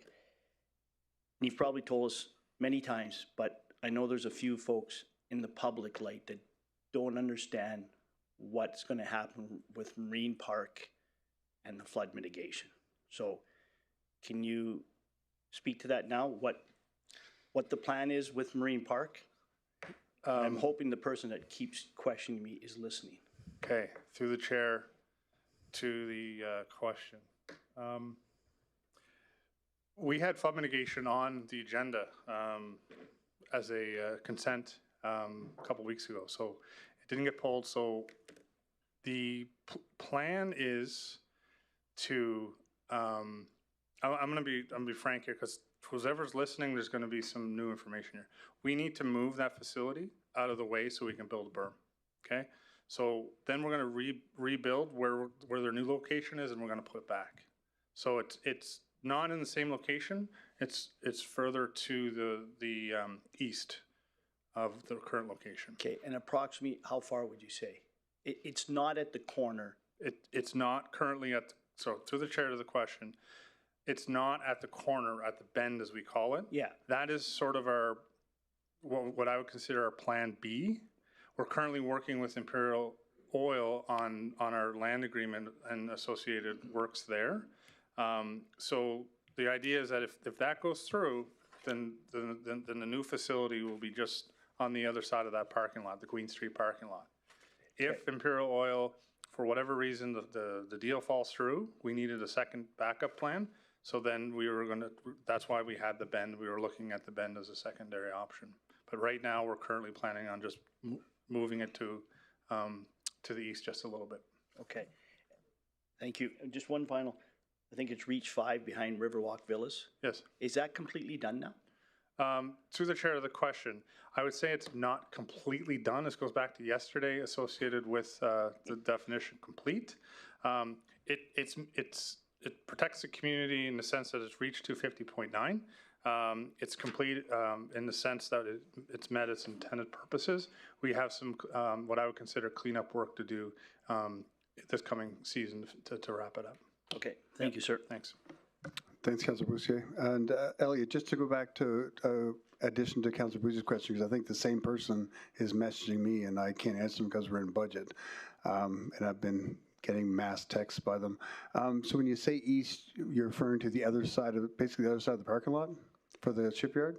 To the chair, yes, that's correct. To the other, that Queen Street parking lot is what we call it. So to that side, correct. Okay, and second question is, will it be still on the flood side, or will it be on the inside, on our side of the berm, or on top of it? On top, correct. On top of the It'll berm. be based on the through the chair to the statement or question. Based on the motion, we were to protect the artifacts at 250.9, so it'll be up top. Yeah. Perfect. So for anyone listening, it's east of the parking lot that exists there now on top of the berm. Correct. Perfect, thank you. Does council have any motions? Councillor Allen? Thank you, Mayor Faulkner. I just had to get that in there. So, was that on anybody's bingo card? it's been a long day, but no. Thank you, Mayor Bowen.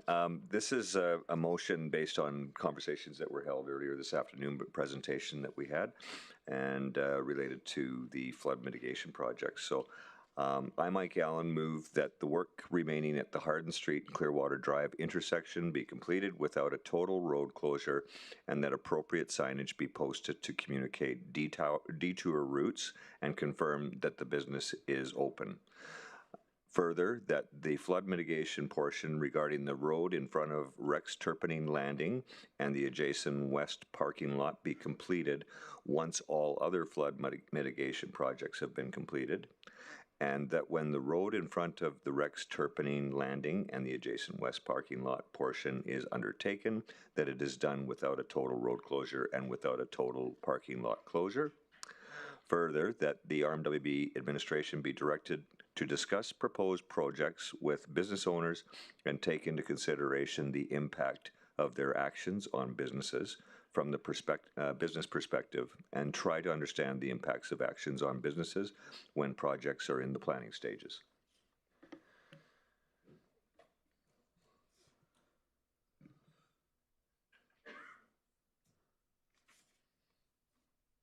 Did he? Thanks, Councillor Allen. Thanks, Councillor Van Castian, for seconding that. Councillor Allen, you had quite a bit in your motion, but would you like to speak to it further?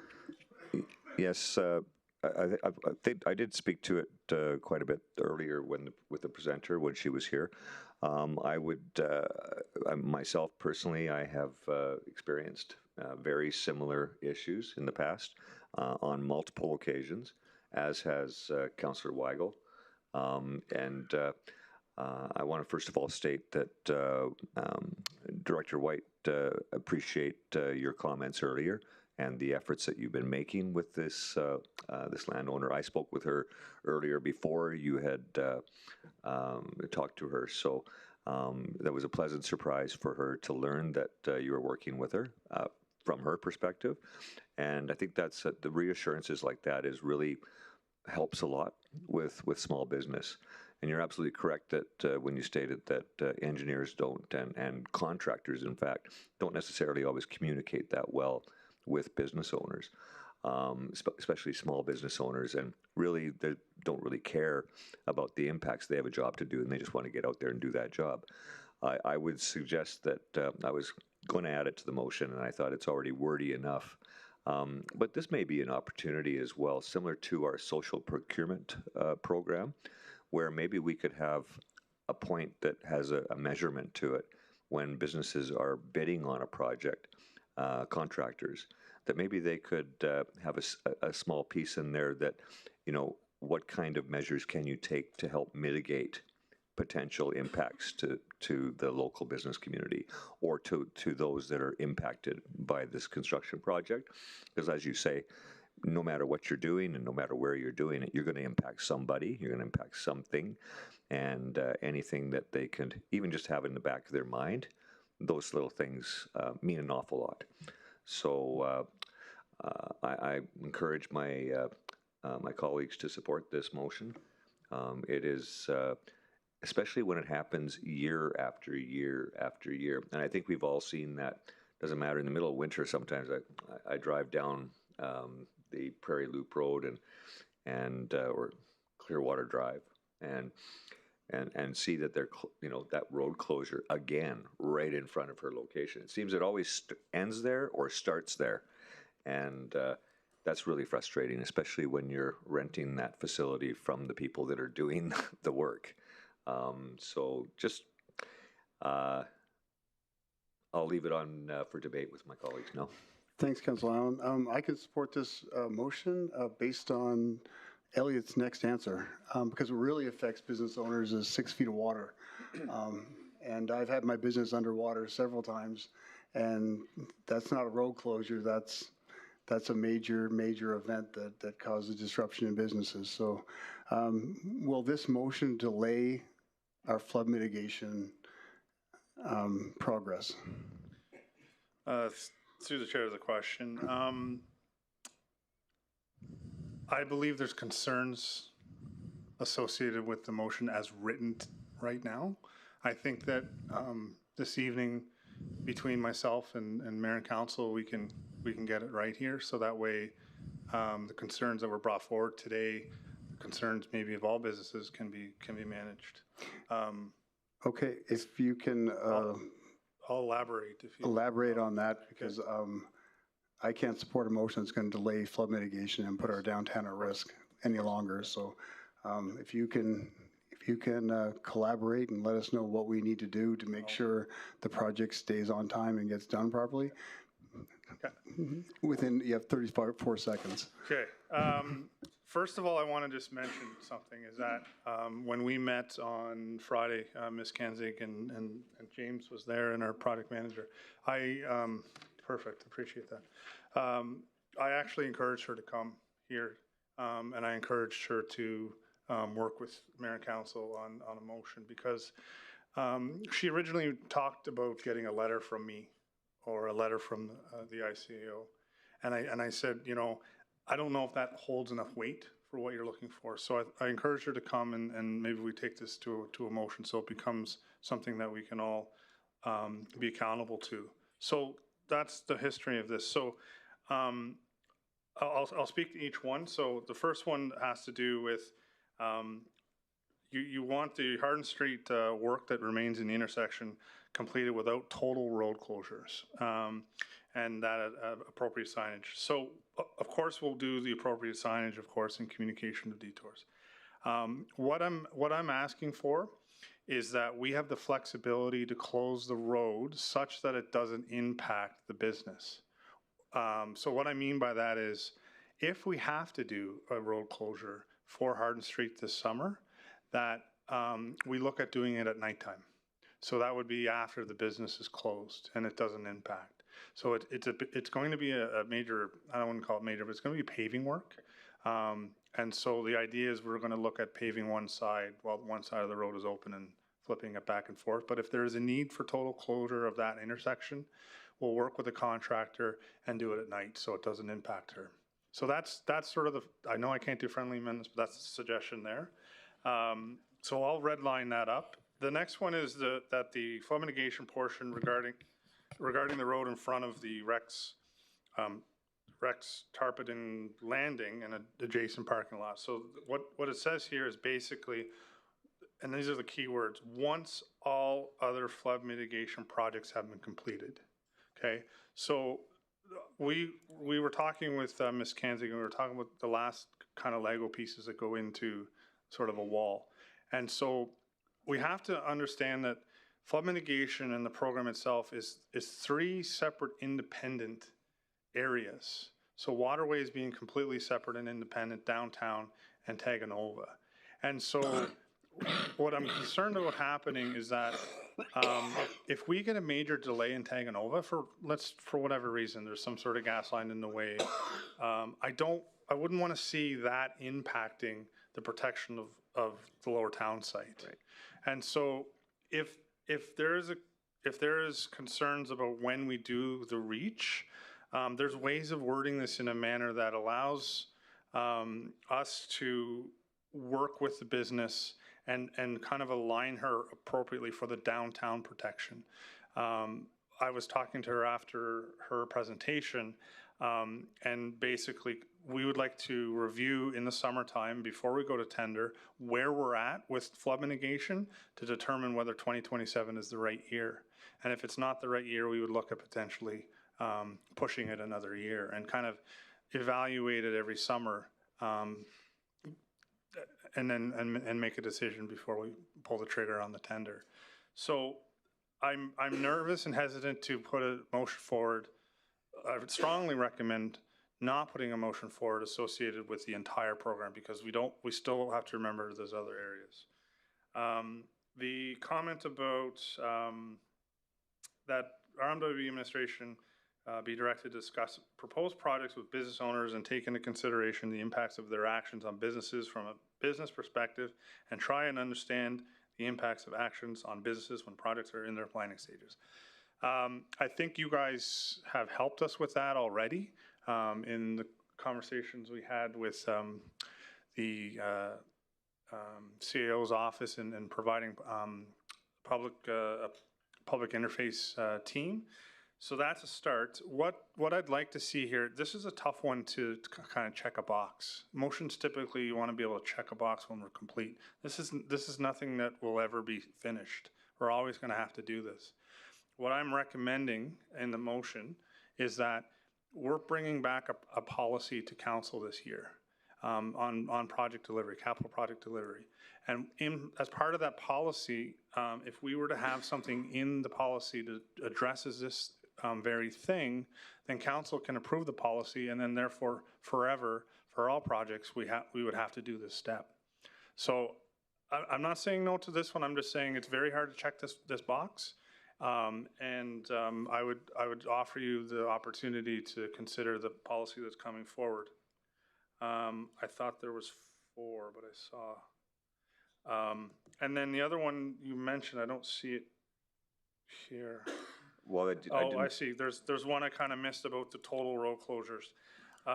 When we do reach 4 and doing her parking lot, I don't know right now if it's possible to actually deliver the project without totally closing her parking lot.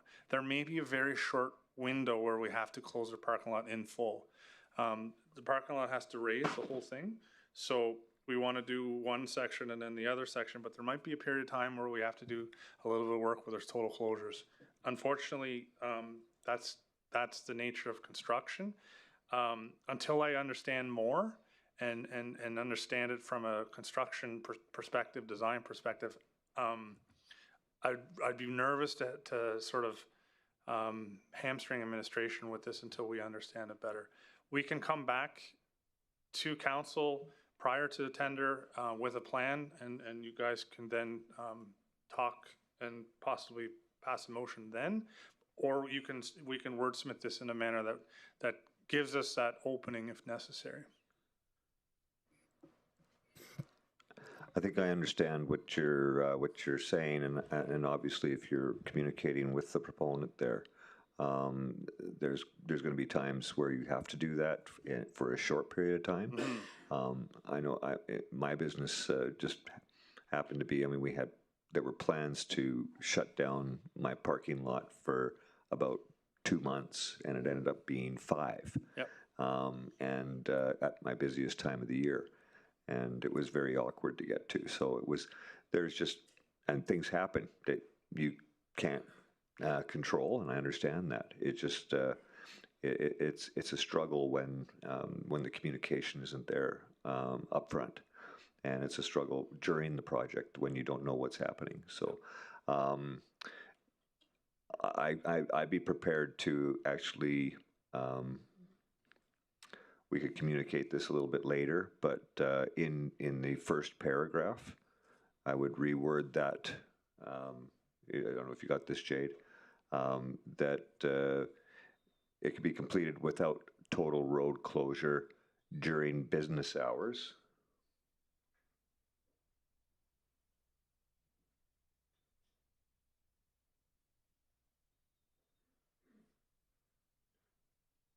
And I wasn't aware of what was going to be, that the parking lot was going to be raised. So obviously that, I think her biggest concern right now and in delaying it till the end of was more so just, can we make sure that it happens this year, that we're, give some relief this year, so she could catch up on the past challenges that she had.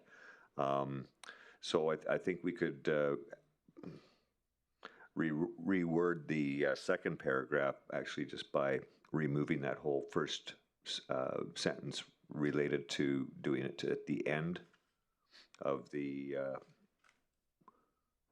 flood project, of all other flood mitigation projects, and then just in the last sentence to say that done without a total road closure during business hours, and limit any closure of the parking lot.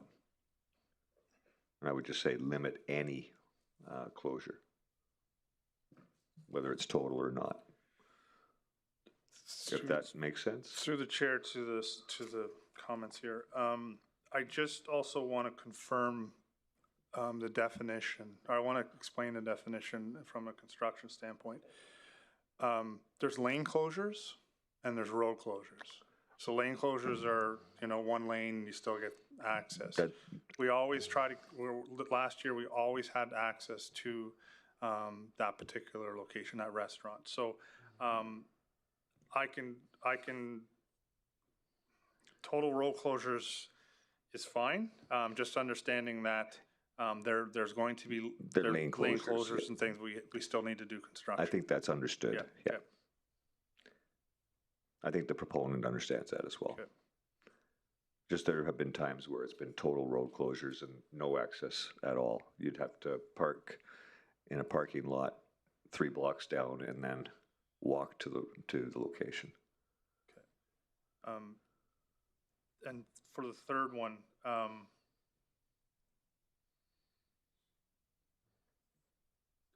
that I don't know if I can offer a suggestion, but that the RMWB administration be directed to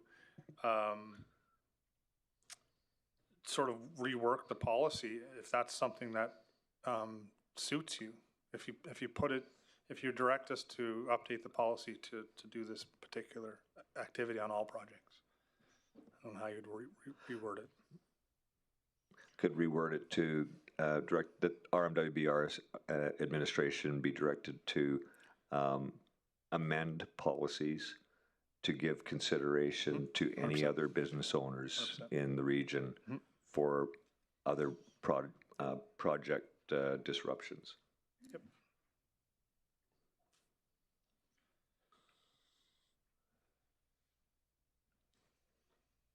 That would work. It would actually simplify the whole.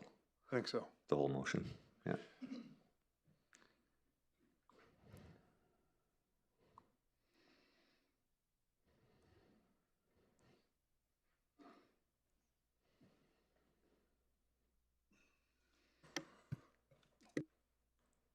So to Elliot, my question now as it's written, will that delay flood mitigation? It's not written yet? To the she's just editing it right now, so I'll give it a minute. Okay. I could speak to it if that's okay. Through the chair to the chair. I don't believe this is going to delay the end result of flood mitigation. The idea is that you want to be, once we're all done, then it's finished. So I think we have the opportunity to come back to Mayor and Council if there's an issue, if we come up to a hurdle and try to break down hurdles together. So I don't have any concerns with these, and if I have a concern, I'll come back. Okay, that I appreciate it. So as Councillor Allen's motion and as Elliot said, if there is something that comes up that will delay it, please come to us. We can try to correct that before it does delay it. So with that said, I will support this motion. Councillor Allen. Councillor Van Castian. Thanks, Mayor Bowman. Loaded question for you, Elliot, or for maybe Rachel. With this motion, the way it reads now, are we into any active tenders or accepted any that would, by completing this motion, put us at a extended financial cost outside of what we already assumed? Through the chair to the question, it's a great great question you have. You're basically asking, does this decision cost money? Flipping from a daytime exercise to a nighttime exercise may have cost impacts. I don't believe that should, this is my own professional opinion, considering the cost of flood mitigation conversation we had today. I don't think we should,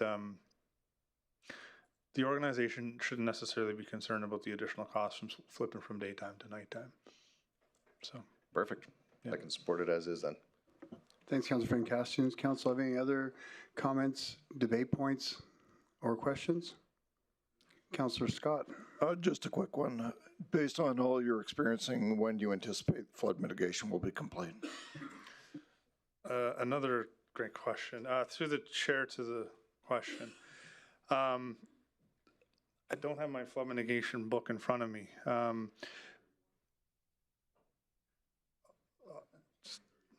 Okay. We plan to have, and I want to talk about this a little bit because it's a bit of a loaded answer. We plan to have, I'm going to look at my team as well.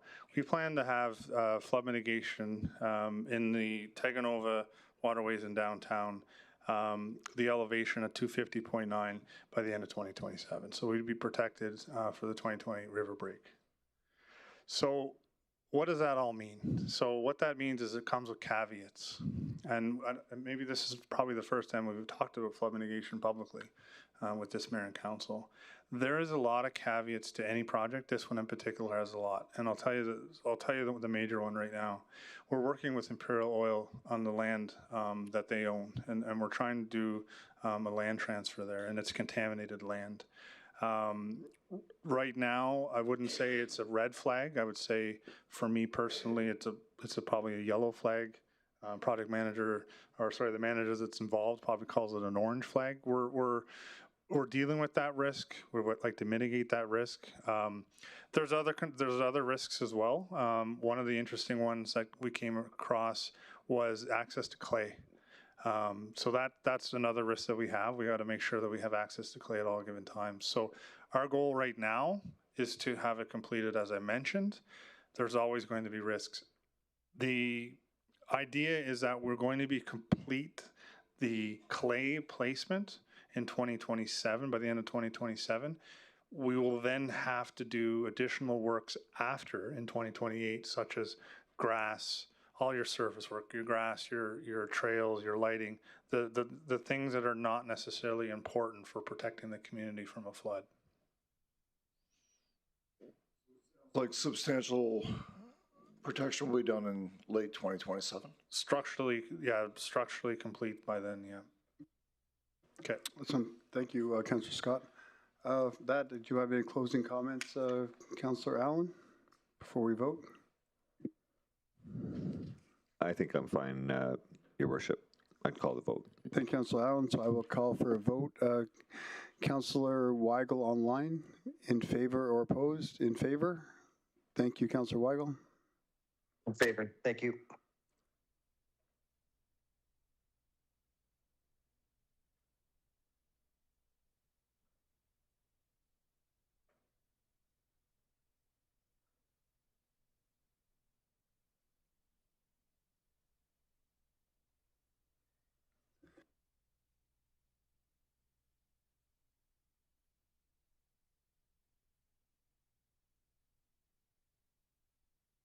And that's carried unanimously. Thanks, everyone. And thank you, Director White. Moving on with our rural relations capital budget for 2026, I'd like to invite Director Fraser, please.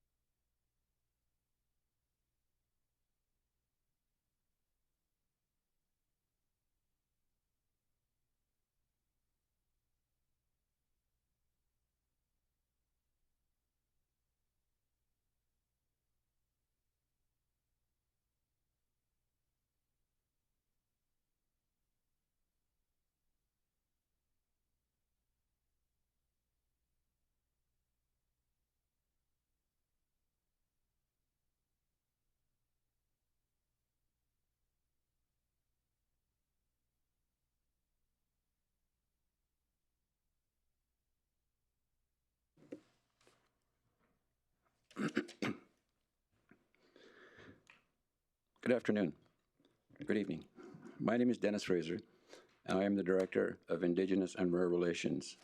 I am here today to present to you our department's 2026 proposed capital budget. With me today is Michelle Brewer. She is the Manager of Rural Operations. The Indigenous and Rural Relations, or IRR, capital budget focuses on supporting infrastructure and community investment that strengthens relationship with the municipality's rural and Indigenous communities and enhances service delivery in rural and remote areas.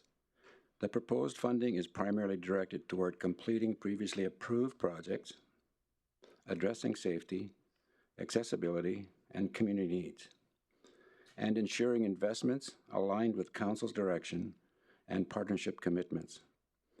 Overall, this capital plan reflects financial discipline, realistic project timing, and a focus on sustainable, community-responsive outcomes.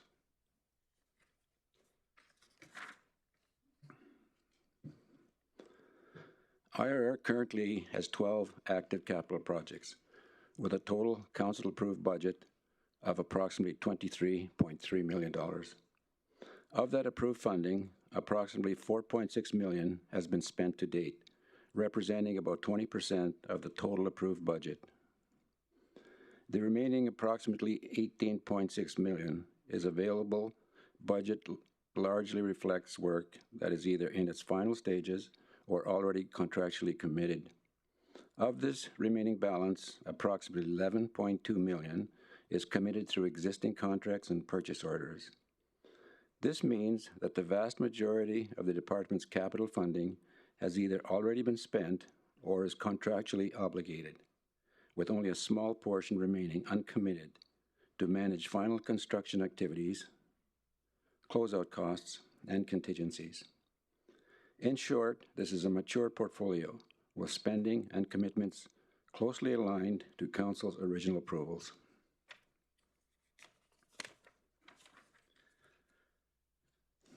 Of the 12 previously approved active projects, 6 are continuing forward, with an additional capital funding request for 2026 to support ongoing delivery. The remaining active projects are continuing within existing approved budgets and do not require any additional funding. In addition, 2 new capital projects are being brought forward for Council's consideration for funding approval. This means that Council is being asked to consider funding adjustments for a subset of existing portfolio, along with approval of a limited number of new projects. The majority of active projects are progressing as planned within previously approved authority. In total, Council is being asked to consider $3.7 million to support the continued delivery of previously approved capital projects, along with $4.1 million for the approval of new capital projects, for a total budget request of $7.8 million for 2026. This structure reflects a disciplined capital approach, focusing on completing existing work, bringing forward amendments only where required, and limiting new project approvals to those that are ready and aligned with Council's priorities.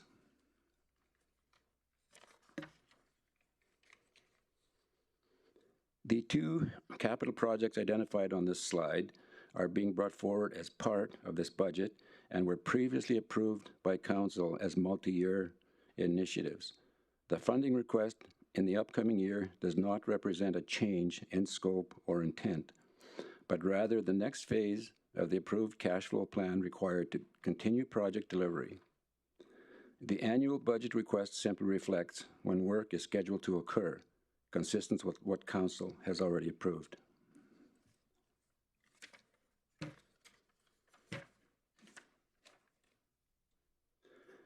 The community of Sapri Creek Estates, located just outside the Fort McMurray urban service area, relies heavily on services within the city. The former community hall was converted into a fire hall to support the volunteer fire service, leaving residents without a dedicated indoor space for programs, meetings, and community events. As was discussed earlier today, on April 14th, administration will be presenting to council on community gathering spaces in the rural hamlets, seeking strategic direction related to this project and others.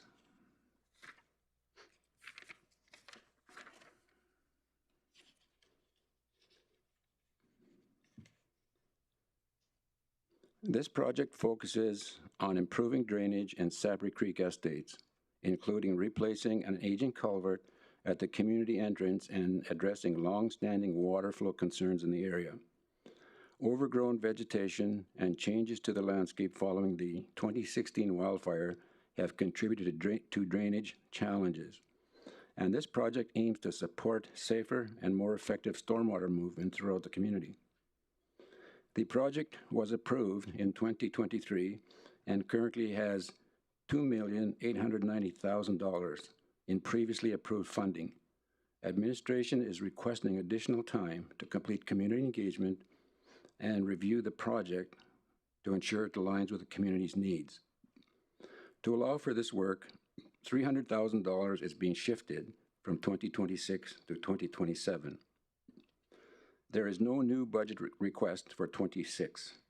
The 2027 request remains $300,000 for a total project budget of $3,190,000.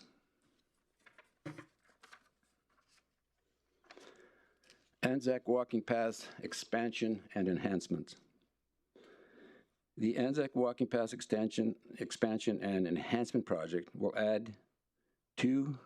add new paved walking paths throughout the community, including Gregoire Drive, Townsend Drive, Donovan Drive, Park Drive, Hopegood Drive, and Hilliard Crescent.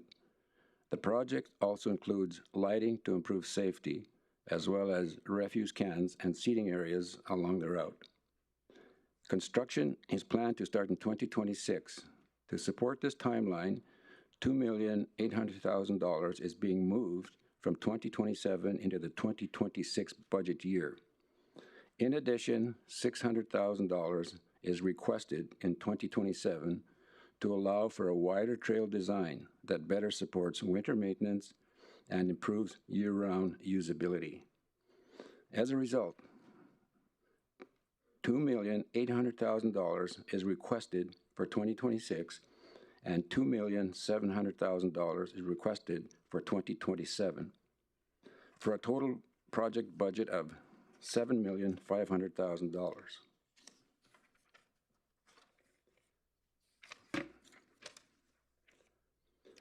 The Anzac Recreation Center, built in 2014, is the main recreation and gathering space for Anzac and nearby communities.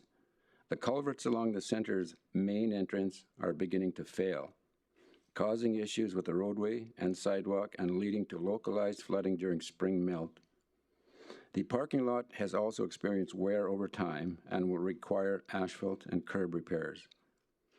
The project was originally planned to include $300,000 requested in 2026, but due to cost efficiencies, this is no longer required.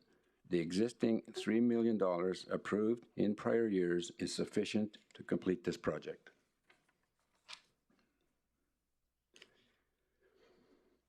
Rural Playground Program. In 2025, the safety surface at the Conklin Multiplex Playground failed inspection, and the playground was closed. The surface installed in 2018 is due for replacement, and this funding will support removing and reinstalling the required material. The Anzac Community School Playground has also reached the end of its lifespan. A full replacement is proposed to ensure the community and school have access to an updated, inclusive, and safe playground. In 2026, the 2026 budget request is $850,000, with $100,000 requested in 2027 for a total projected budget of $950,000. This request was approved as part of the 2026 interim capital request on December 9th, 2025. On this slide, you'll see both the Conklin and Anzac playgrounds highlighted as part of the Rural Playground Improvement Program.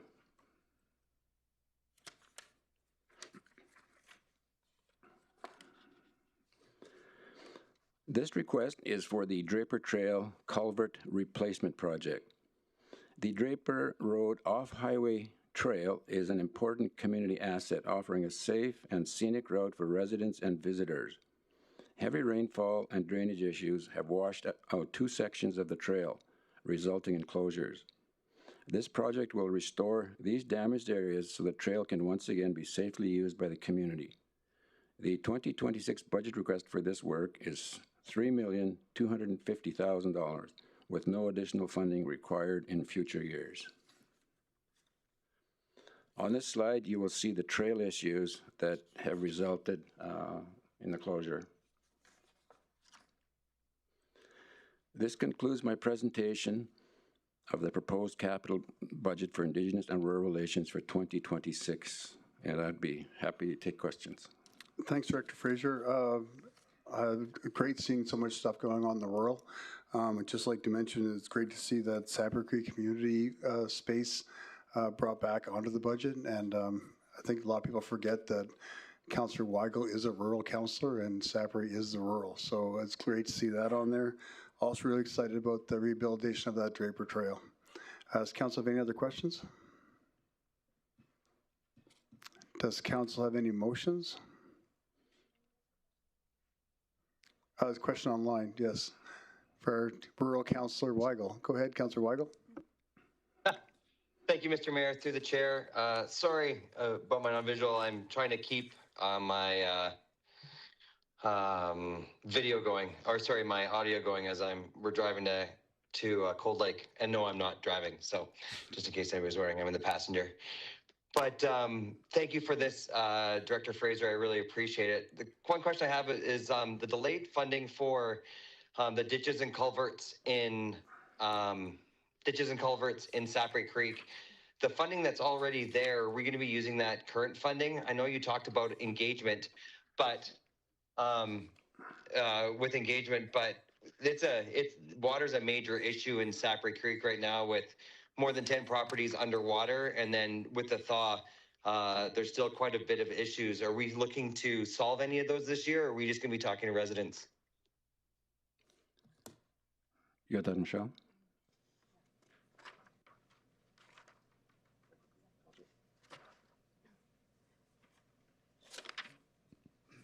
Through the chair to the question. The current issues with the culverts and Do you want to put your mic down a little bit? Just sorry. he's online, he may not be able to hear you. Sorry. The current issues with the flooding in the ditches and the culverts right now, we're managing through our operating costs. The $300,000 we're asking in 2026 to be moved to 2027. That way it will allow us to do some more community engagement.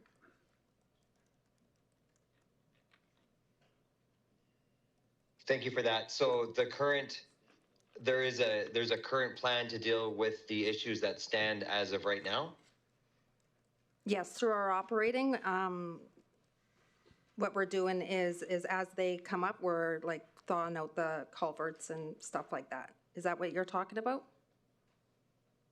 Yeah, there's a couple, well, there's flooding issues. So there's culverts, but there's also the overflow from two of the cul-de-sacs in the upper Sapper area. And then as of right now, which is it's newish as of the last, I guess, 2 years, but there's 10 houses basically on Community Lane that are flooding.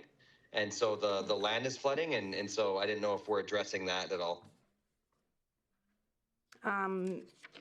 No, not right now, but I can definitely look into that. Thank you so much. Yeah. Thank you, Councillor Weigel. Councillor Boussier? Yeah, thank you, Mayor. Through the chair to Dennis or Michelle, what's the reasoning behind the flooding? Is it just all the paving work that was done over the last couple of years, or?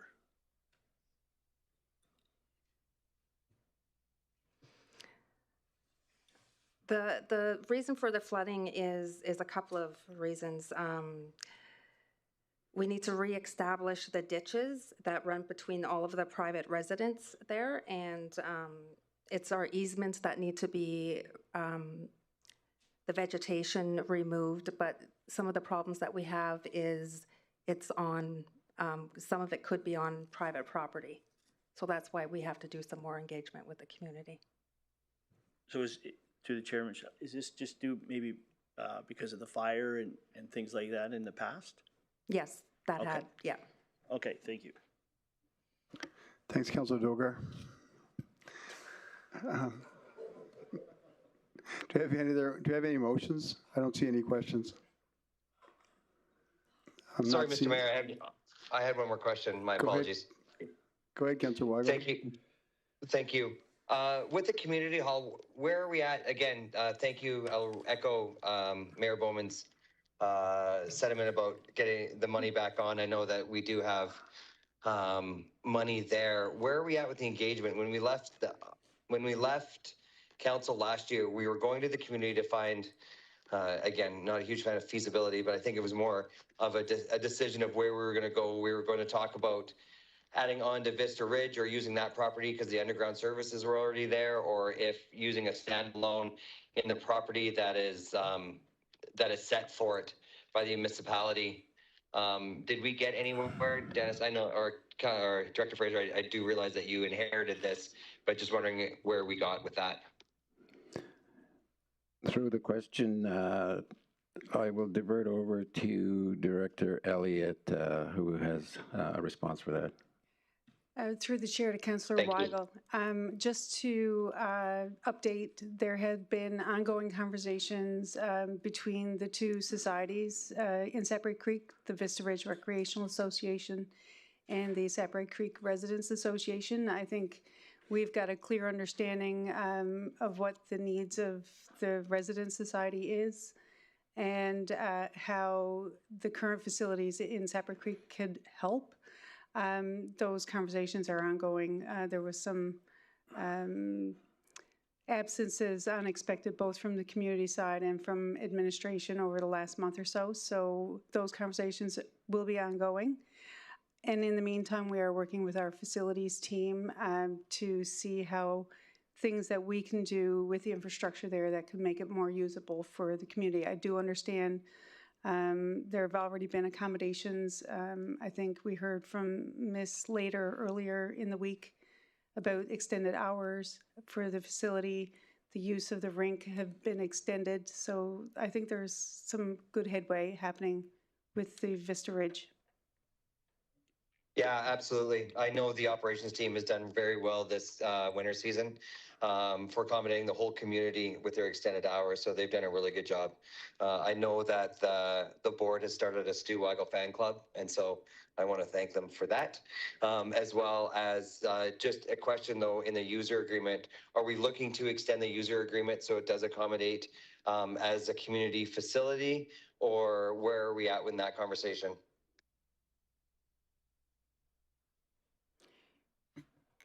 Through the chair to Councillor Weigel, we are still trying to iron out those details, and when we get to that point, we will be looking for maybe a letter of understanding between the three parties or an amendment to the operating agreement with Vista Ridge Recreational Association.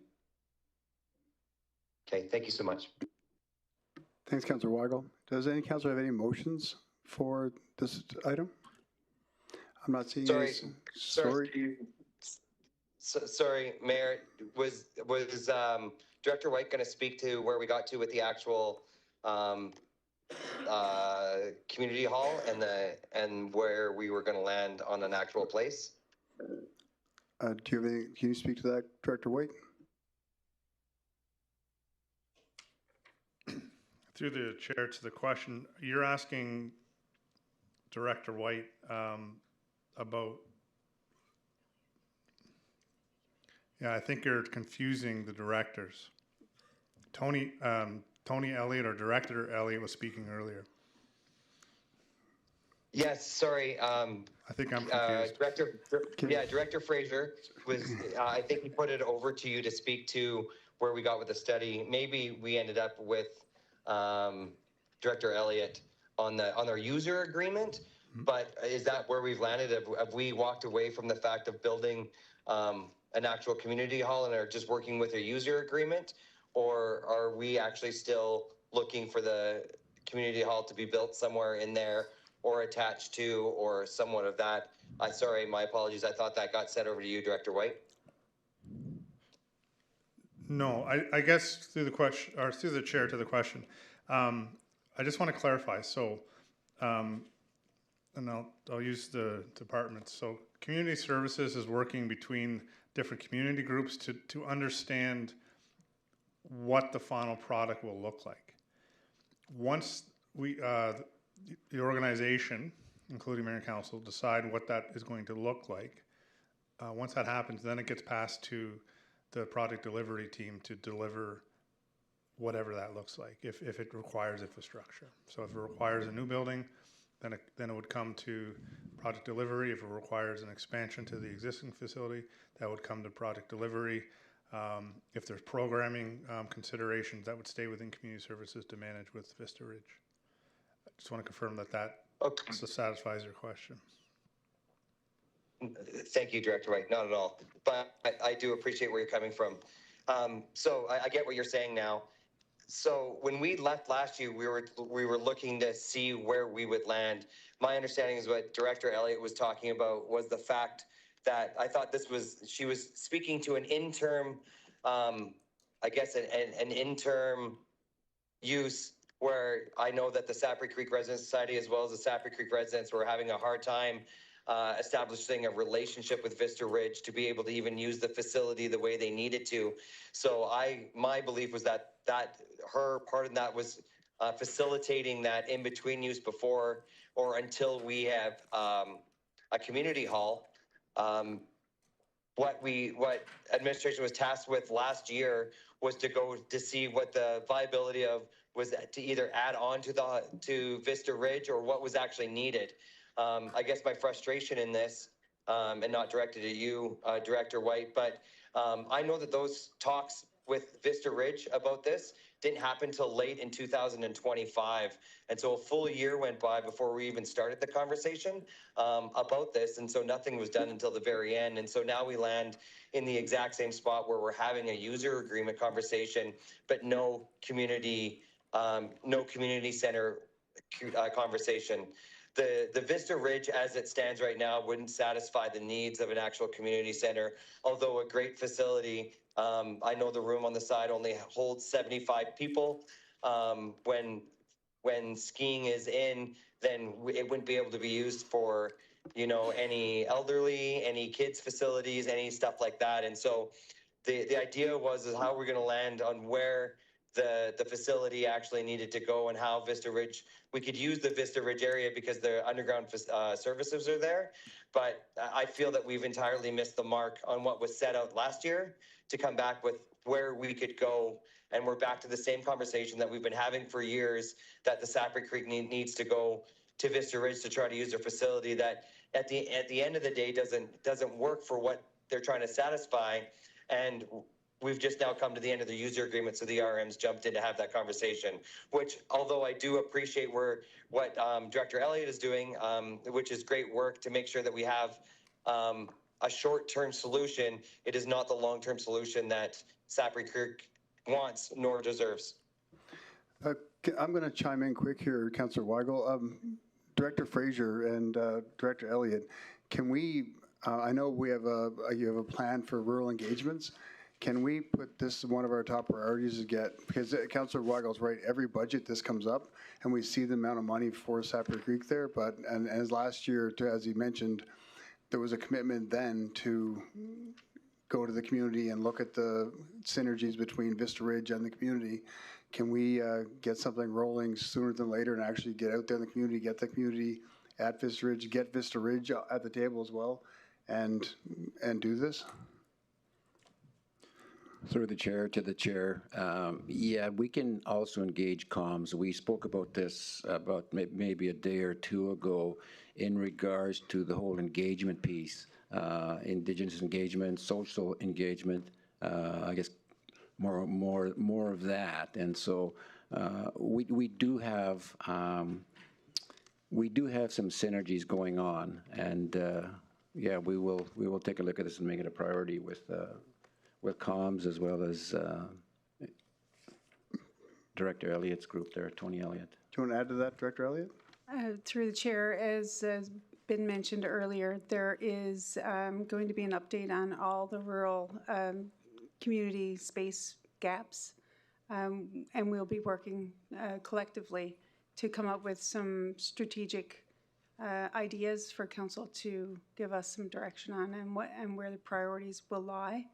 As we heard earlier, we understand, the Janvier Hamlet is also a priority. We've heard of Draper is another priority. So we will come together with and seek some strategic direction for council to give. Thank you, Director Elliott. Councillor Weigel, do you have anything else to add there? Yeah, no, I appreciate it. And, the best time to plant a tree was 20 years ago, and the second best time is right now. I just want to set out again my disappointment in this. Every year it seems to kind of get pushed to see if it's a priority or what's needed. This was slated in the master plan in 2014 as seen as a priority. It got approved in 2016 and designed in 2018. We've had a community hall built, past designed and built in Fort McKay. Since then, as the last census showed, Sapper Creek is the largest by population rural area, and I think we need to get going on this. Again, I'm not going to beat a dead horse, but I would really like to set this forward this year and actually get going. Sapper Creek has waited long. So thank you for everybody's hard work, and yeah, I'll leave it there. Thanks, Councillor Weigel. I'm sure we'll take those comments and we'll have some engagement here soon and have that plan come back for rural facilities. I don't see anything else, Director Fraser. Thank you very much.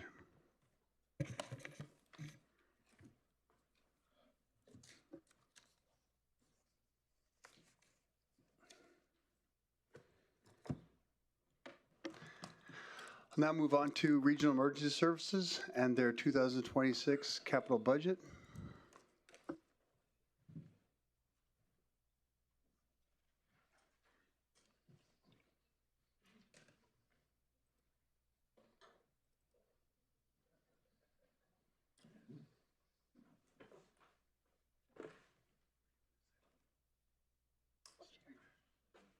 Do your slides for it.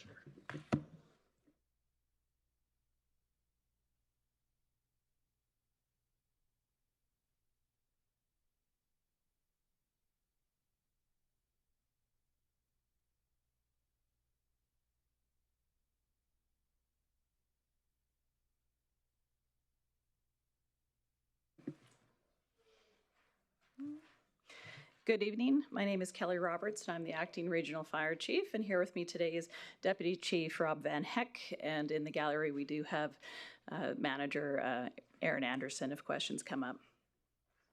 Regional Emergency Services capital budget focuses on maintaining the infrastructure, equipment, and facilities required to deliver safe, reliable, and effective emergency response across the municipality. The proposed funding is primarily directed towards new emergency response equipment required to replace aging or end-of-life assets and ensure frontline responders have the tools needed to operate safely and effectively. Overall, this capital plan reflects financial discipline, realistic project timing, and a continued commitment to protect the safety of residents, responders, and the community. I will now pass this on to Deputy Chief Rob Van Heck, who will present to you the 2026 proposed capital budget for RES. Good evening, Mayor and Council. RES currently has 9 active capital projects with a total council-approved budget of approximately $5.3 million. Of that approved funding, approximately $1.8 million has been spent to date, representing about 34% of the total approved budget. The remaining approximately $3.5 million in available budget largely reflects work that is either in the final stages or already contractually committed. Of that remaining balance, approximately $2 million is committed through existing contracts and purchase orders. This means that the vast majority of the department's capital funding has either already been spent or is contractually obligated, with only a small portion remaining uncommitted to manage final construction activities, closeout costs, and contingencies. In short, this is a mature portfolio nearing completion with spending and commitments closely aligned to Council's original approvals. Of the 9 previously approved active projects, 2 are continue forward with an additional capital funding request for 2026 to support ongoing delivery. The remaining active projects are currently within existing approved budgets and do not require any additional funding. In addition, 11 new capital projects are being brought forward for Council's consideration for funding approval. This means that Council is being asked to consider funding adjustments for a subset of the existing portfolio, along with approval of a limited number of new projects. The majority of active projects are progressing as planned with previously approved authority. In total, Council is being asked to consider $200,000 to support the continued delivery of previously approved capital projects, along with $2 million for the approval of new capital projects for a total budget of $2.2 million for 2026. This structure reflects a disciplined capital approach, focusing on completing existing work, bringing forward amendments only where required, and limiting new projects approvals to those that are already aligned with Council priorities. The Conklin Fire Hall Water and Sewer Upgrades Capital Project identified on this slide is being brought forward as part of this budget was previously approved by Council as a multi-year initiative. The funding request in the upcoming year does not represent a change in scope or intent, but rather the next phase of the approved cash flow plan required to continue project delivery. The annual budget request simply reflects when work is scheduled to occur, consistent with what Council has already approved. The animal control kennels used by bylaw services are about 10 years old and have deteriorated from years of use. When they were relocated from the landfill to the SPCA's holding area in 2022, their structural integrity was compromised. The kennels now experience leaking and excess moisture after cleaning, creating a risk of contamination and disease spread. To maintain proper sanitation, animal welfare, and operational efficiency, Bylaw Services is requesting $76,000 to replace and install new, fully enclosed kennels that will improve safety, durability, and disease prevention.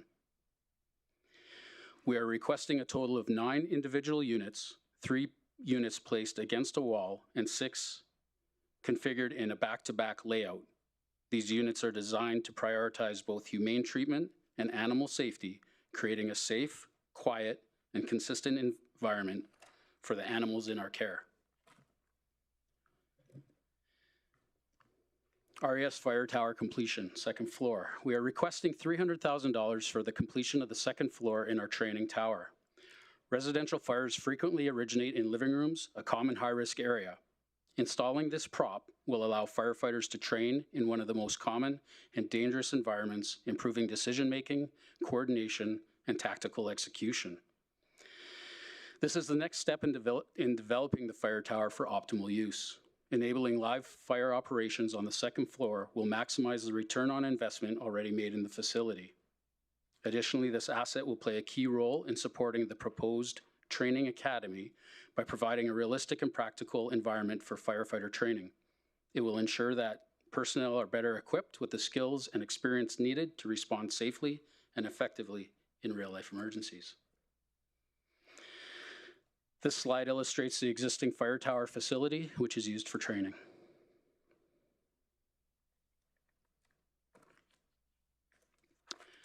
'26 ambulance replacement. RES is requesting $460,000 to replace an ambulance that has reached its 8 years or 200,000 kilometer limits. The replacement. This is a life cycle replacement project that supports our replacement strategy in maintaining a fleet of ambulances that will meet RMWB's obligation to fulfill terms of the AHS Ground Ambulance Agreement in providing reliable, high-quality EMS services to the Wood Buffalo region.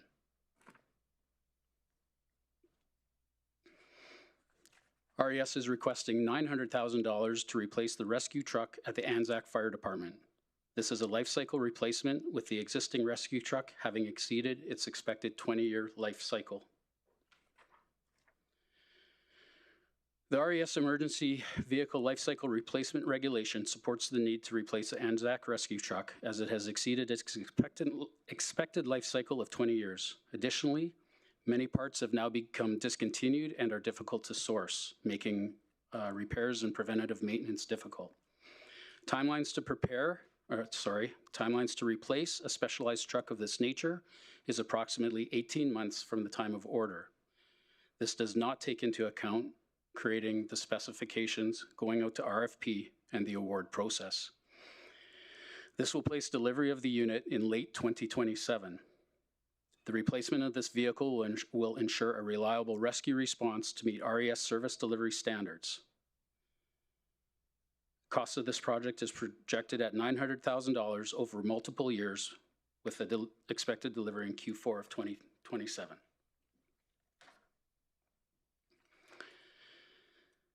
RES is requesting $152,000 to replace 8 existing manual stair chairs with 8 power chairs.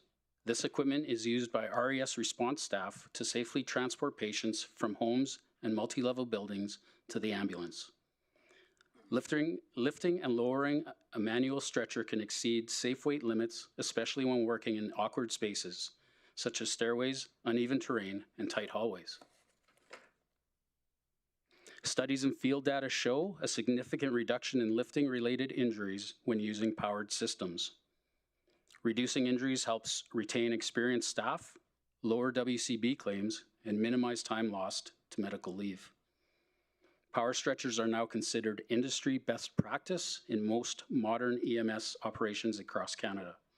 The power stair chairs will protect our staff, safeguard our patients, and reduce long-term costs through injury prevention and operational efficiency.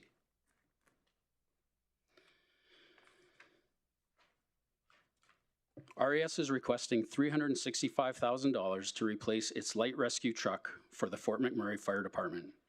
This is a life cycle replacement with the existing light rescue truck having exceeded its expected 15-year life cycle. The RES Emergency Vehicle Life Cycle Replacement Regulation supports the need to replace the light rescue truck as it has exceeded its expected life cycle of 15 years. Additionally, many parts for this truck have also become discontinued and are difficult to source, making it difficult for repair. Rob, Councillor Allen needs to. Thank you. I was not intended to interrupt this portion, but at this point I am going to recuse myself from the balance of the presentation due to a pecuniary interest related to Capital Project 26-315. Thanks, Councillor Allen. I missed you because there's a long list of lights. Go ahead, Rob. Sorry. Additionally, many parts have become discontinued and are difficult to source, making it difficult to repair and maintain roadworthiness of this vehicle. Replacing this unit will ensure sustainability of essential services and guaranteeing reliable and timely rescue response. RES is requesting $200,000 for a rescue boat replacement. This rescue boat replacement will be properly equipped with emergency gear, allowing for faster deployment, reduce response time, and increase our capacity to safely access patients in water environments. Our current boat limits our ability to respond effectively. The current rescue boat has a dry weight capacity of approximately 900 pounds, which limits space for passengers, rescuers, and essential gear. With 3 people on board, it struggles to move smoothly and ends up pushing itself through the water rather than gliding. This affects performance and efficiency.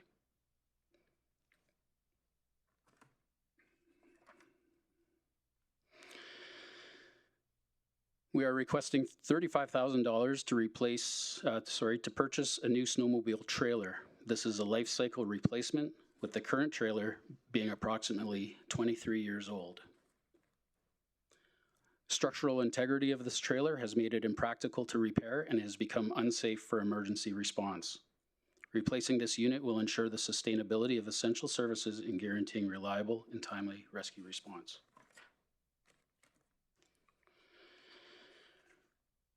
The replacement of 3 light fleet vehicles is a life cycle replacement, a single-year project with a cost of $215,000 and will be completed and delivered by the end of 2026.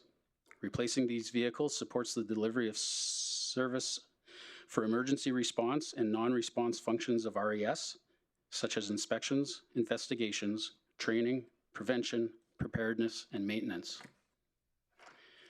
These are all life cycle replacements. RES constantly evaluates the usage of the light fleet and looks for opportunities in efficiencies and effectiveness. The replacement of these vehicles will ensure that RES service delivery standards are maintained.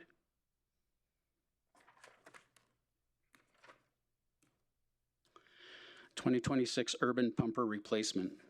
This is a life cycle replacement project to replace a 15-year-old pumper truck. Maintaining a fleet of 6 pumper trucks in the urban service area ensures a reliable fire suppression response. Parts for this unit are becoming increasingly difficult to find, leading to longer downtimes and delays in repairs. Maintenance costs are exceeding the value we are getting from this unit. It is no longer cost-effective to keep this unit in service. Replacing this unit will ensure the sustainability of essential service, being fire suppression.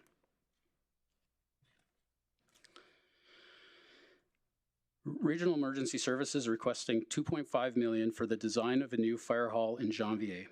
The current fire hall facility no longer meets the needs of the Janvier Fire Department, as the building has been outgrown, with 3 trucks now responding out of a 2-bay station.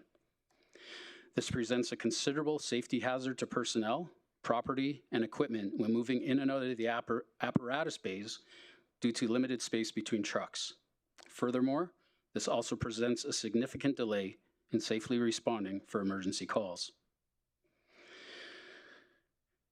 The feasibility study and building condition assessment conducted in 2024 found various non-compliant issues throughout the structure. The overall condition rating was graded a 3, meaning that the building overall meets minimum requirements, however, has significant deficiencies that may result in above average operating maintenance costs. The fire hall lacks a training room and exterior training area to allow for upgrading and maintaining critical skills required for a safe and efficient response. Additionally, for health and safety reasons, the fire hall requires dedicated washrooms, change rooms, and functioning showers to allow for proper health and hygiene following emergency response. Currently, there are shared washrooms with the attached municipal office. Additionally, an emergency decontamination shower is required. The image on the right shows the interior of the 2 apparatus bay, and the image on the left shows the pedestrian entrance to the existing fire hall in Janvier. It's important to highlight that the current Janvier Fire Hall was originally designed as a public works facility, and its intention was never to function as a fire hall. As previously mentioned, Sahuri and Partners Architecture was retained by the RMWB to develop a feasibility study with the final report submission on September 11th, 2024. The outcome of that study was to design and construct a new fire hall.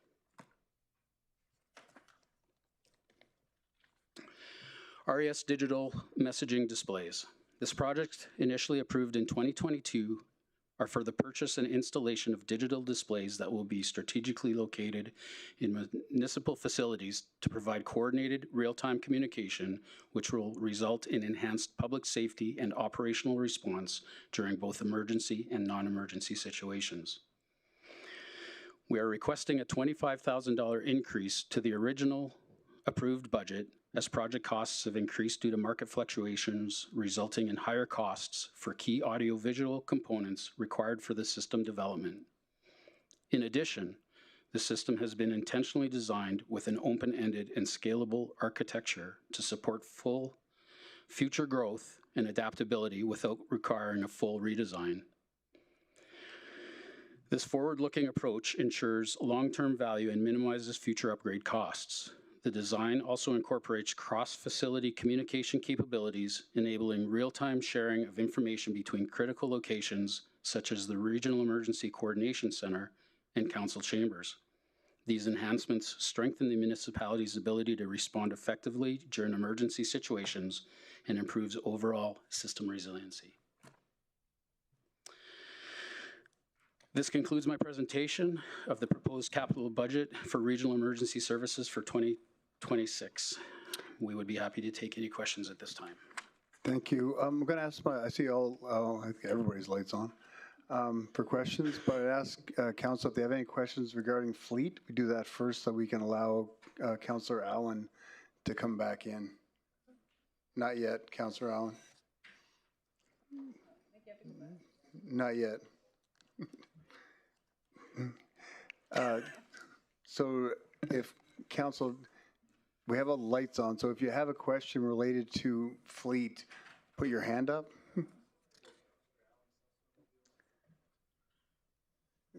I don't think so. Councilor Van de Castian, go ahead.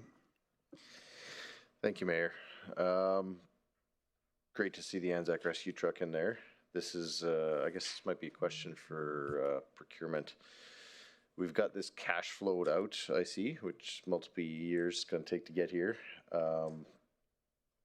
We inked the contract with the $200,000 that we have budgeted for this year. I assume we're having milestone payments, but once we ink that contract, that's it. We're buying this truck.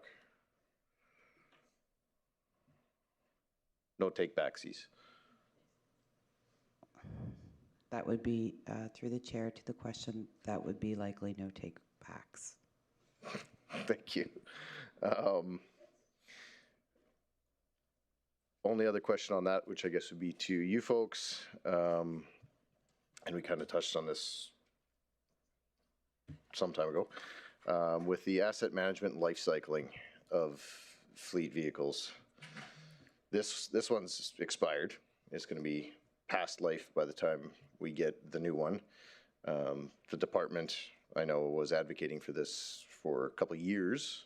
It was supposed to be in last year's budget. It got pulled. Can you walk me through why is this a policy issue where we wait till the thing is going to fire heaven before we replace it, or is this just how it's happened?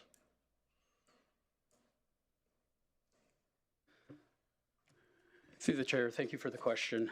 Our emergency vehicle life cycle replacement regulation outlines that res fleet vehicles will be replaced at the end of their estimated economic life cycle, or if other factors dictate an earlier or later replacement. That gives us flexibility based on how often the truck is used, what the mileage is like, and its serviceable life realistically. So there is some leeway there that we can use if we've got a truck that maybe doesn't respond quite as often, is still in good shape. We can have some flexibility in that replacement life cycle. Okay, and then just a question, John Vay Fire Hall. So 2024, you requested, or you put out for a design. The designs come back. Am I to understand that? Through the chair to the question, no, we put out a feasibility study to assess whether a fire hall would be practical to be built in Janvier. And feasibility study said? Yes. And then this budget is now for the design portion? That's correct. We're going to take 5 years to design this? I hope not. Me too. Thank you. Oh, sorry. Director Remp. Through the chair to the question, the intent with the way the cash flow is set up is to address priorities within the capital budget, all our projects, everything we've talked about over the last months. The idea is that there's a little bit of cash on the books for 2020. I don't even know what year it is, 2026. And what that allows us to do is to start the market process. So at the end of the year, we'll take this year to write the document that goes to market. So there is a bit of a lag in this, but the idea is we stretch it out this year, write a scope of work, go to market end of the year. Then we would be out in market next year to get that design team. The design team won't be engaged until middle of next year. It's just kind of stretching that out as a way to lessen the load on our team. So we'd rather not spend 5 years on a design, but it's just a way to do that. So. Okay, awesome. So, managing expectations, love it. Fair. Thanks. Future forward thinking with this budget for a fire hall, we've established we're gonna build one. We just haven't figured out how much it's gonna cost. At what point do we bring it forward, given the lead time on anything firefighter related, it seems. What point do we bring forward, or do you bring forward to us equipment to go in there? I know we have some, but I hate to use the word, assume that the building may be bigger and we're going to have more things in it, or different things, considering this is kind of a Band-Aid of a fire hall anyways. So is that being looked into?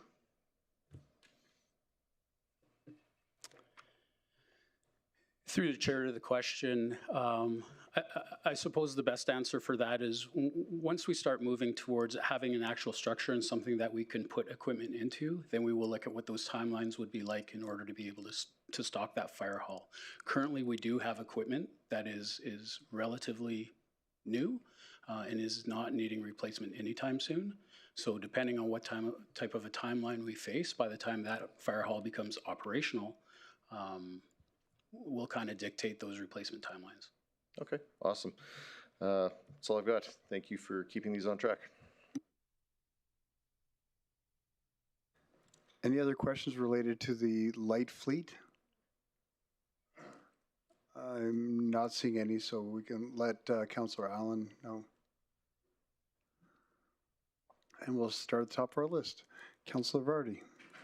Thank you, Mayor Bowman, through the chair. Anderson, question about the animal control kennel replacement.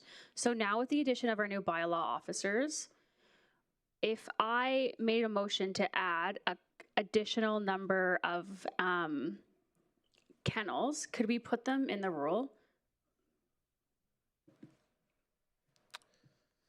To the chair to the question, the issue with that is space. I wouldn't know where to put them. The current count of the kennels that we have now at the SPCA is max. So that room that is dedicated to animal control, that's as many kennels as we can place in there. And other than that, if we add any additional kennels, I don't know where to put them in rural. Where to put them in the rural? Okay. And if you put kennels in rural where we don't have kennel attendants, like we wouldn't be able to put animals in them. Okay, thank you. Thank you. Thanks, Councillor Vardy. Councillor Brandt. Thank you, Mayor Bowman. I'll start with the fire tower. You said if we get this done, and this is approved and whatnot, are we going to have that in time for this current cadet program to utilize? Through the chair to the question, no, it would not be completed in time. The vendor would have to construct it specifically to the specifications of our tower, and that would take some time for them to be able to do that. I would anticipate with approval by the third quarter next year. All right, so the cadets that pass, depending our on, current staff also depending on contractor availability to be able to complete it as well. Fair enough. The request was to replace one ambulance that's over 200,000 or 8 years? That's correct. How many of our ambulances are over 200,000 currently? I got it. Do that. Sorry. As of this, through the chair to the question, as of this morning, we have two ambulances currently showing as over 200,000. And how many, well, before I jump to that, what is the turnaround time on an ambulance? I heard for the truck it was 18 months. What are we talking about for an ambulance? Sorry, let me backtrack that. I was looking at the wrong chart. We have 3 ambulances that are over 200,000 and one that's approaching 200,000. And the turnaround time for the purchase of an ambulance? Through the chair to the question, right now we were 12 to 18 months. 12 to 18 months. And that timeline is extending continually, pretty much. Yeah. So for that fourth one that's rapidly approaching 200,000, by the time 12 to 18 months rolls around, will it be over 200,000? Through the chair to the question, I would say yes. So the ask is for one ambulance, but we have 4 that are over. Why are we not, if we're ordering 1, why are we not ordering 4? So Through the chair to the question, our emergency vehicle life cycle replacement regulation currently states that we have a recommended replacement schedule of 5 years or 160,000 kilometers. But based on, again, like I said, the flexibility in our ability to assess our ambulances, the preventative maintenance with the mechanics, so on and so forth, the assessments that they give, these vehicles are constantly being assessed and graded by the mechanics as to whether they are still safe to be on the road. So you're saying 160,000 kilometers or 5 years. This request in here says 8 years or 200,000 for NFHP. I forget the acronym. I apologize. Your request in here, the RES Emergency Vehicle Life Cycle Replacement Regulation recommends replacement at 8 years or 200,000 kilometers.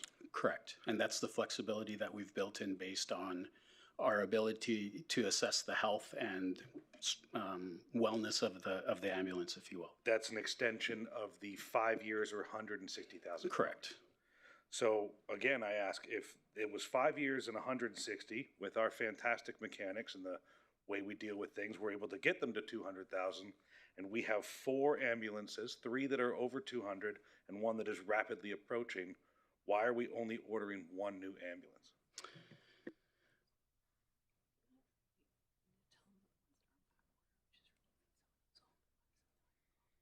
Yeah. So essentially what we faced since COVID is a steady increase in medical calls. And so controlling the mileage on these units has become increasingly difficult.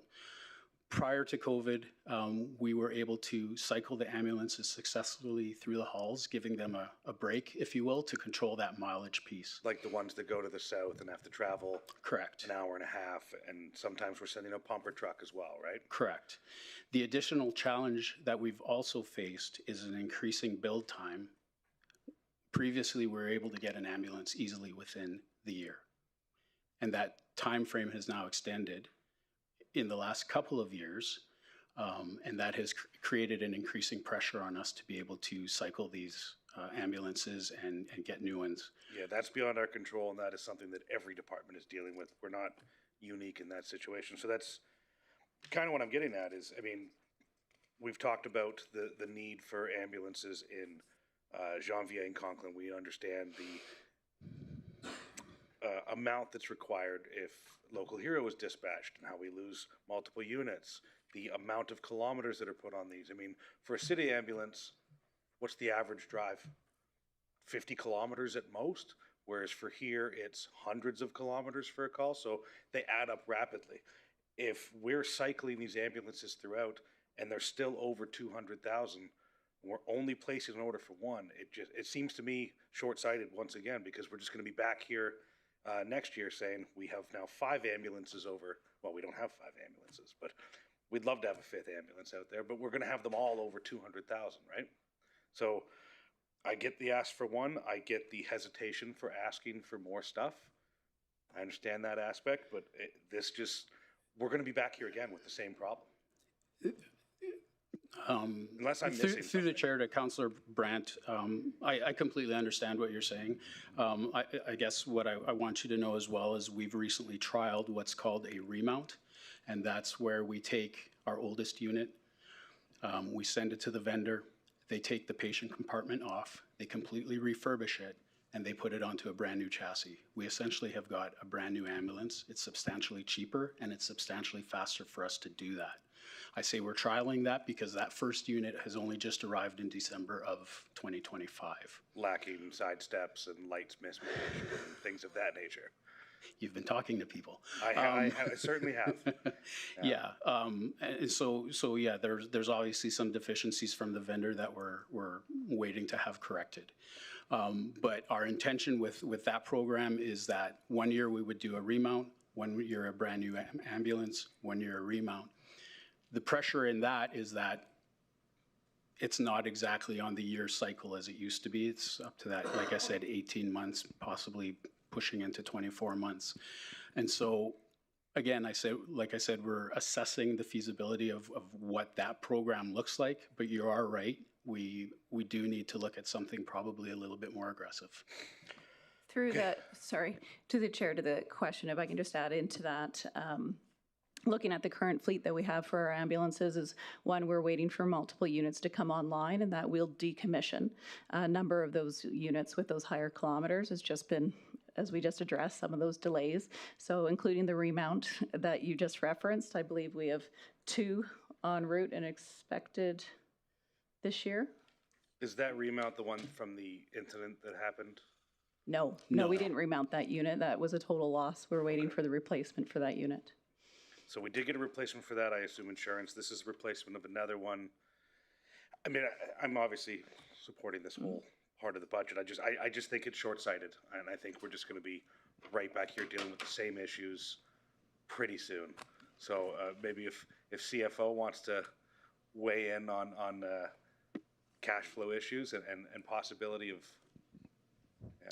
Through the chair to Councillor Brandt, I just wanted to mention that we're going through the data here, and we do have an ambulance on the list every year.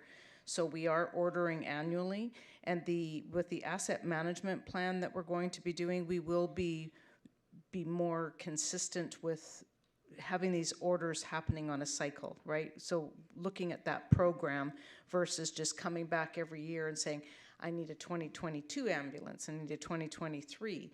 We want to look at the program, we want to make sure what do we need based on usage, life, and whatnot. So I believe that between RES and our procurement and our capital team, I think we are doing a really good job in doing the ordering and trying to be fiscally responsible. But at the end of the day, it's up to council. I just wanted to give you some assurance that we are, continually doing the ordering. I get that, and I am learning. So again, I'm not a SME in this, but my concern is that, as we've already discussed and how we've learned, is that every time we don't order one, it's exacerbating longer and longer. So if we come back at this next year, there's a possibility it's a 2-year turnaround for an ambulance. And then the year after, it could be 2.5 years, right? Like, this seems to be the trend that we're dealing with. I'll get off this subject, but I'm just saying that I just think that we should perhaps be ordering a few more now, just to prevent this from having to come up. If I could just make another comment, Please. Through the chair to Councillor Brandt, I just want to highlight that this is a relatively recent problem. I know. In the past, ordering 1 ambulance per year was effective in our replacement cycle. We were actually able to keep an 8-year cycle going. We have 8 total ambulances. 1 a year, we were able to order it and receive it and put it online within that same calendar year. So due to supply chain pressures that came out of COVID and that continuing pressure there, the increase with tariffs and all that, this is pressure that's really new only just in the last couple of years. So No, I'm not blaming you folks. I'm just getting it out there in the world so that everybody understands. So yeah, it is a new problem. The policy of 1 a year worked a few years ago. I don't think it's working now. I don't think it will continue to work. I think it's going to be a problem more and more. I don't have a motion for this. I just want everyone to be aware. No of what the motion at the issue is. time, anyway, Councillor Brandt. I know, I'm just saying I don't have Oh, one I see what prepared. you're saying. Very good. So, yeah, my only other question, when you get that new sled trailer, can I buy that old trailer? Probably on gov.deals. But which actually, I do have one more question. We understand the life cycle for the ambulances, for everything else. How old are our snowmobiles?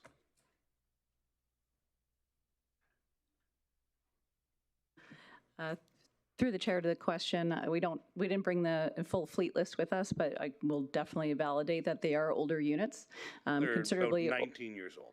Yep, older units that have run very effectively and are well managed by our mechanics team. And at this point, we haven't viewed them as needing replacement. They meet the job and the function of how often we use them for. Okay, fair enough. Thank you so much. Once again, I appreciate what you guys do. Thank you for letting me have a tour and learning all these wonderful things. Sorry about it as well. Thanks, Councillor Brandt. Councillor Roussier, Loana? Thank you, Mayor Bowman.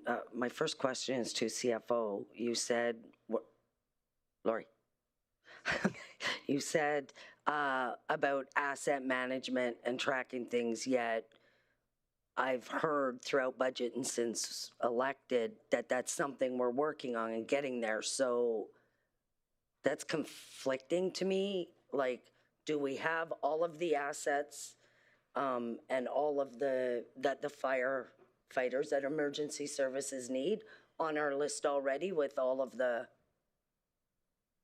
19-year-old snowmobile should probably be on the list, and we'd be ordering, I would think, if it's 19 years old. Yep. Okay, would you do stop? Through the chair to Councillor Bussière, I'm not 100% sure about RES's fleet. I know, for example, that Public Works' fleet is very well documented. Yeah. We do have a lot of the data, and we have, you know, how old is the asset, what maintenance has happened to it, when do we anticipate it needs to be replaced. I don't have the data in front of me to tell you, and I'm not sure if the RES data is in the system yet, but I can certainly find that out. We are just in the infancy of asset management and the development of it. It takes years. No, and that was my point, is you spoke quite confidently about like the ambulances, yet I know we're working on it. You and your team are doing all the work on working on it. So it was contradictory. So I'm trying to, are we sure we're going on ambulances, to Ty's point? Ambulance, fire truck, light vehicles associated with that. We have, every year, we have a laundry list of items for RES that comes up. And we rely on the department to be identifying when these things need to be replaced. But now with the asset management team, they have a coordinator that is assigned to them to help them with that. So I can definitely dig into more details on Monday when the team is back. And the only reason I'm asking is, I'm not going to lie, this is the oddest. Same with last night. I have sat here and we've created how many new positions and this and this. And like, we can't give you people a gift without you opening it and giving it back to us. And it is the most odd and uncomfortable for me. But we're just going to proceed with our motions anyways. But most of the people have asked the question. The two I have left are that tower, that's the one going out to the airport. So is that second story a critical piece for the cadet training? Through the chair to the question, it's critical for training in general, but it's a piece that we knew that we were going to develop or ask for to develop as we moved into the future. We wanted to get the tower in place as it is. It meets a lot of the requirements of the training that we want to do. This enhances our training and it helps get us to the next step. So for the current cadets, they're not going to miss out on anything because there's a lot of the training aspects required for their certifications that they will complete in the fire tower as it stands. So it can still meet all of those training needs? That's correct. Okay. And then the very last question I had, because some people toured fire halls, and I heard that some of the fire halls are not so healthy. You don't agree? Oh, I just heard that they're in rough shape. Some of them are in rough shape. So I'm curious if you have a plan on when they're being upgraded. Has that even been discussed yet? And is that something we need to look at? You'll probably say no. So if you can just tell me what it was, and then I guess I'll... To the chair, to the question, in this particular instance, we'll actually have to refer it to facilities and life cycling. We're just guests in those buildings. Okay. Bill's there. Oh, there's Elliot. Chair to the question, I'm going to have to ask you to repeat the last half. Sorry. Okay. What condition are the fire halls in? Okay. That's just summary. And are you referring to in general? Or do you want specifics on each? So, the downtown fire hall. I'm going to let this gentleman beside me speak. Okay. And I'll introduce him first. If he needs any, I'm not sure. Not to me. But Bill Brook, he is our manager of facility services. Through the chair to the question, Fire Hall 1, now I'm going back. I believe it was built in 1972. We did an extensive renovation to the fire hall in 2012, and then a little bit more in 2014. Major infrastructure, that kind of stuff. And then we put the 911 center from Fire Hall 2 into Fire Hall 1. I believe that was done in between 19 and 21. So a brick building like that usually has an end of useful life of 100 years. So if it was built in 72, the end of useful life would be 2072. 100 years. 100 Got years, it. right? But some of the things that you have to look at too, and we work quite closely with the RAS, is their programming, the advances in technology, their staffing, everything else like that. Their programming might outgrow the space, right? So you'll have the same situation with like Fire Hall 3. It's an older fire hall. It was built mid-70s, something like that. So there's a few that that probably need an extensive renovation or expansion. Is there any mold? Not to my knowledge, but there is hazardous material like asbestos. Okay, well, that's worse. Yeah. Well, asbestos is fine as long as you don't disturb it. But is it disturbed? Not to my knowledge. Like if you're poking holes into brick walls and stuff like that and the vermiculite falls out, then you get exposed to the asbestos. So, not you personally, but do your department have a plan for these renovations and upgrades for all of the other stuff you talked about? Through the chair, we do have a building life cycle program. It's kind of a fundamental asset management program for facilities. We will do condition assessments on a 7 to 10 year cycle of every facility that we own. The last ones that came in are 2021. So they're due around 28 to 2030 to do the next condition assessments. They give us the end of useful life of facilities, the end of useful life of the core systems, rooftop units, boilers, everything else like that. And it's a proactive way for us to be able to budget to, for our operating and our capital. One of the capital projects that we had was for building life cycle. So that would capture all of our facilities in a given year as to everything that needs to get done in there, including the fire halls. So can you tell me the last time you did like an assessment walkthrough? Like do you look beyond like the bricks and mortar bill, like the condition for breathing quality, all of that stuff that's important, especially for people who are saving lives and buildings? Absolutely. So through the chair, we're in every building almost every day. Because of our building operations, we manage pest control, custodial, fire alarm systems. So we manage all the big core systems. So we're in there almost like on the daily, checking different things or doing major upgrades type of thing to all the facilities. And then we bring in a company like Pure Air, and they do all of the air quality. They're the only industrial hygienist in Fort McMurray. So we use them for, if we have to do an abatement, they come in, they set up the scope and help coordinate that piece of it for us. Okay, thanks. I haven't made it for a tour. I know Ty did, I think. So I don't have any firsthand knowledge, but just what I've heard. So thank you very much, and thank you for answering my questions. Thank you, Councilor Boussier. Councilor Scott? Thanks for that. Just a few quick ones, and I might have missed it, but which pumper truck is being replaced? Is that the training truck? I understand it from my old days. I think that there was a training truck. Through the chair to the questions, half a sec here, please.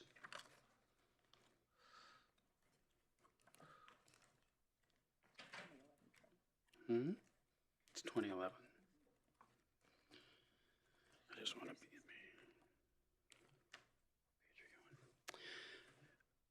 Through the chair to the question, the pumper that we are replacing is a 2011 pumper, and its unit number is 316. It is not the current training pumper truck. Okay, I was just trying to keep track of it mentally. And Rob, this is probably more for you, but we heard delegates, I think it was yesterday or maybe the day before, talk about the aerial drones and not the bylaw ones. It's a separate thing, but the aerial services. Through the Oh, aerial, sorry. the aerial Yes. fire truck. Yeah. What's your personal opinion on that request?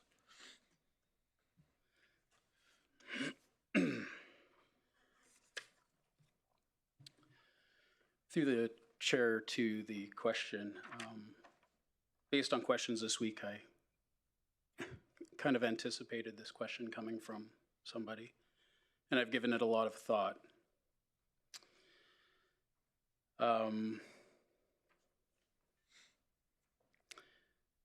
As the Deputy Chief of Professional Services, I'm responsible for a great many things in my portfolio.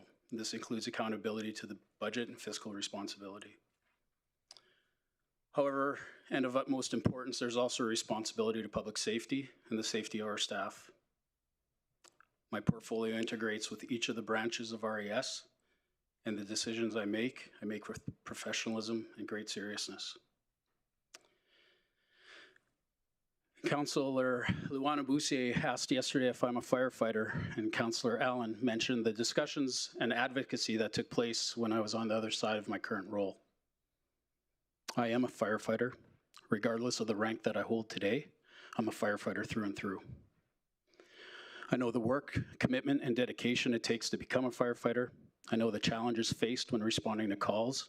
I know the stress, the fear we face when you hear that someone might be trapped or in need of rescue, and I know what it's like to feel desperate for a unit to arrive that can make a huge difference in your firefighting and life-saving efforts.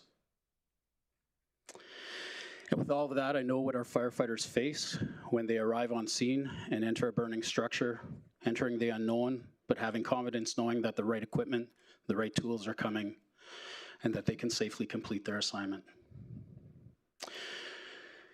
And while I respect the budget and the taxpayer dollar, in my heart, I truly believe that a replacement aerial quint is a necessary and required piece of equipment that is long overdue. Delaying this truck is going to put firefighters at risk of not having the essential tools needed to keep firefighters safe, to ensure public safety, and to protect service delivery of our residents. Having a detailed life cycle replacement plan is important, and I have one. Sticking to it, planning for it, and ensuring that budgetary awareness exists with council is essential. I believe that we can cycle through our fleet replacements at healthy intervals while also having the flexibility to assess our fleet and make adjustments as we go. So while the current data that we have shows that this truck has only arrived 30% of the time, those were critical times when it was needed the most. Its increasing age does not give us any guarantees.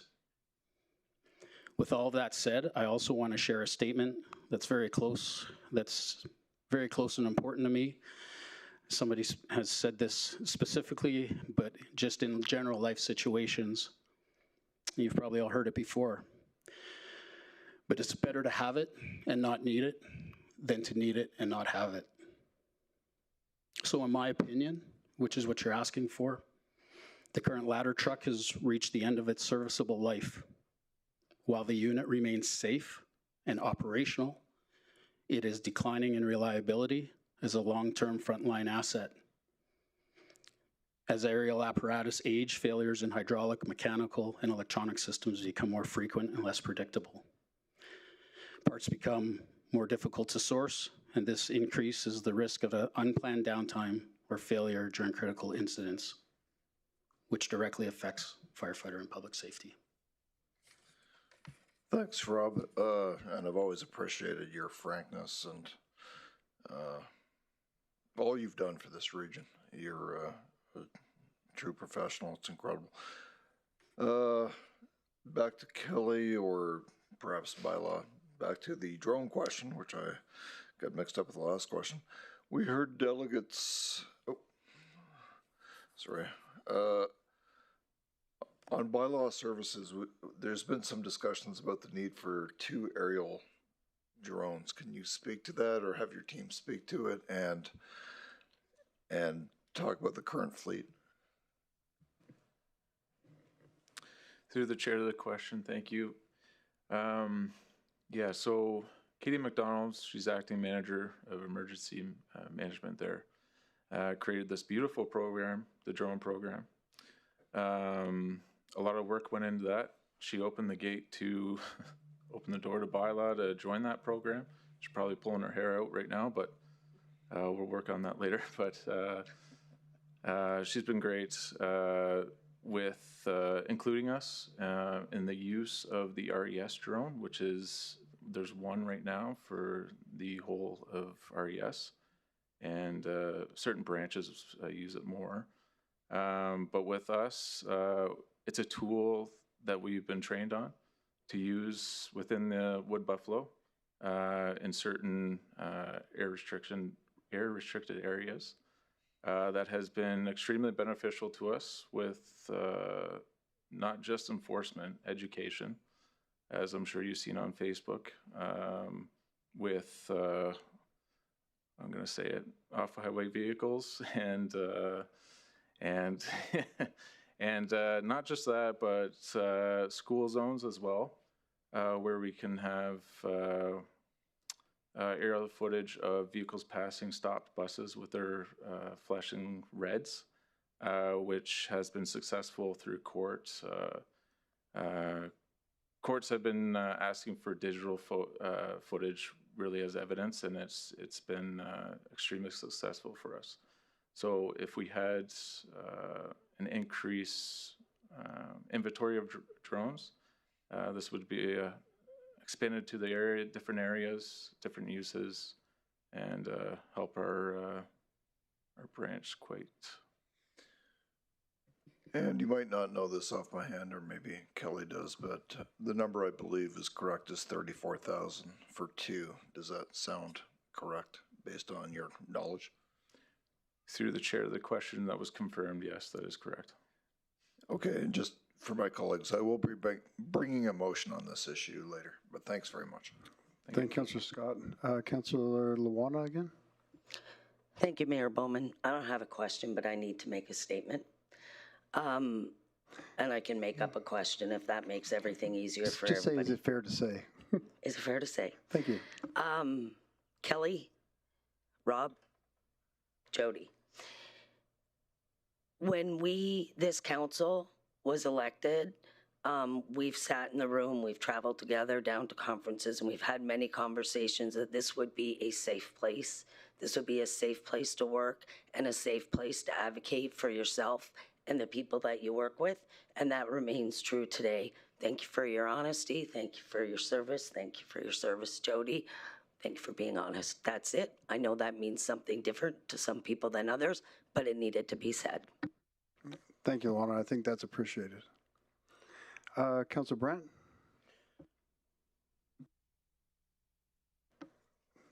Apology accepted. Councillor Cardinal? Thanks, Mayor. I have a couple of questions. How much did the boat cost, the one that you got now?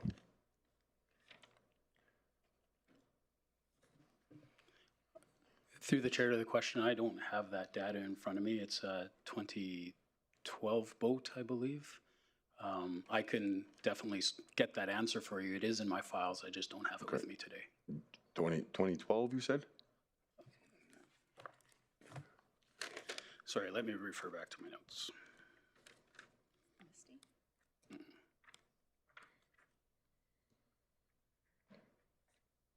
2010. 2010. How often is the boat used?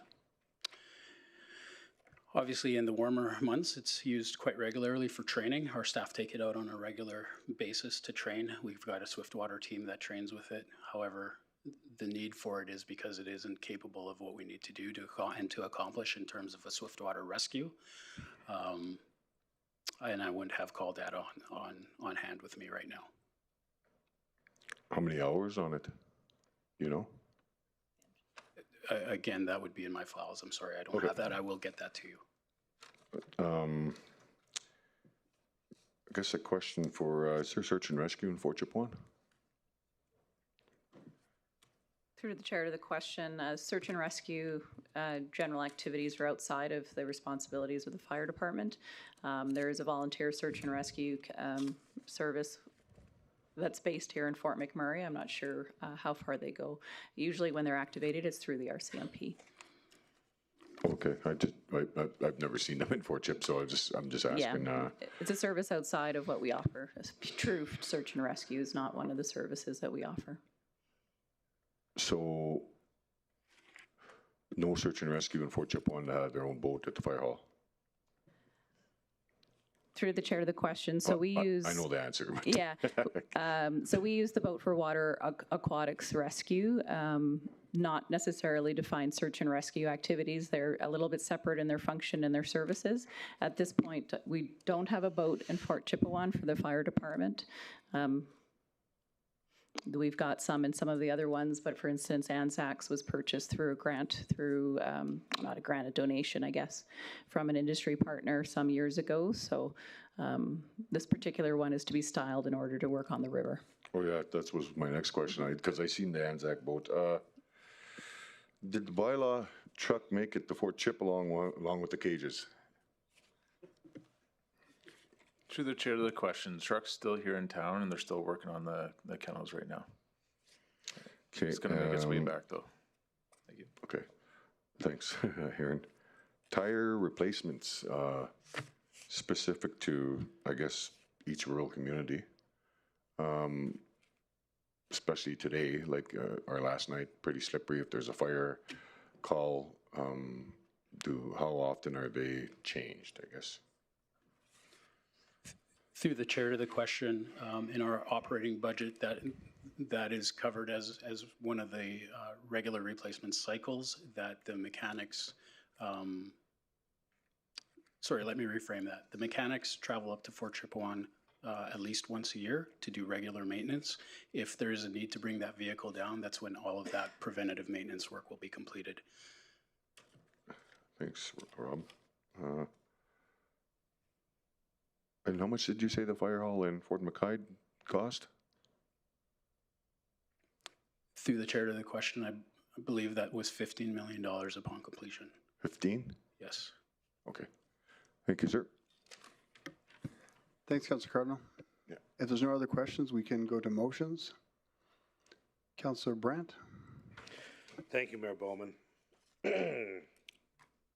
I, Councillor Ty Brandt, request that $900,000 be added to the 2026 capital budget and $2.1 million be added to the 2029 capital plan for the Regional Emergency Services Department to replace a fire aerial rescue unit.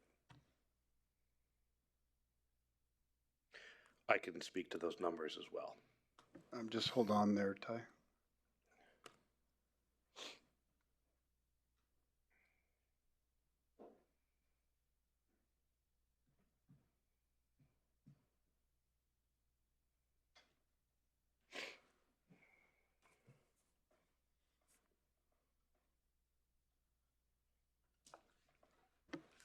Thanks for the motion, Councillor Brandt, and thanks for the second, Councillor Boussier. Councillor Brandt, you can speak to your motion. Understanding budget, life cycles, issues of turnaround time to actually have it procured, $900,000 for deposit, $2.1 million by 2029 to pay for it upon delivery. Does council have any questions, comments, or debate points? Not seeing any. I will say I'll support that with you, Councillor Brandt. I'll call for a vote. And sorry. In favor. Councillor Weigel? In favor. Councillor Vardy? In favor. Thank you.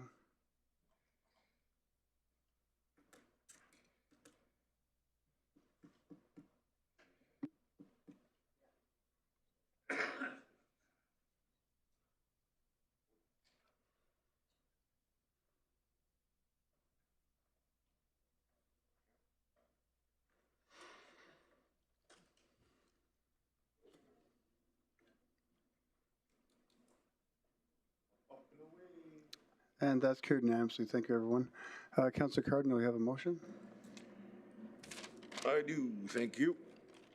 I, Councillor Cardinal, move that administration conduct an assessment of the Fort Chipewyan Fire Hall, reviewing the age, maintenance, etc., and provide a report to council.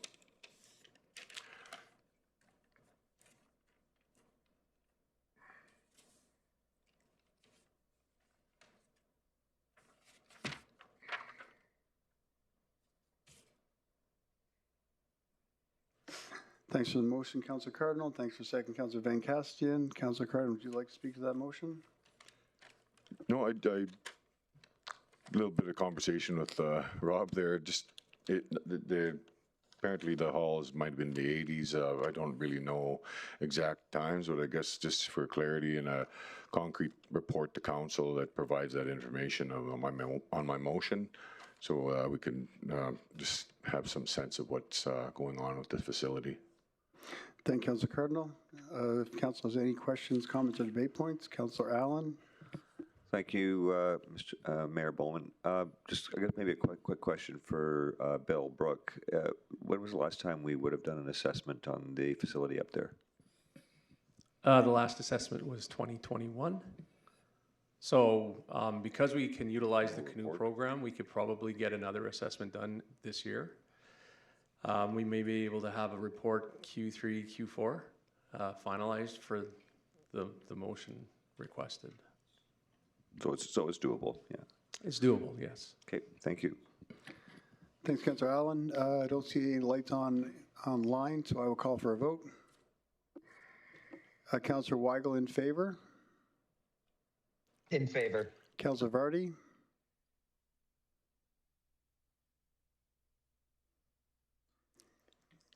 Councillor Vardy, are you in favor?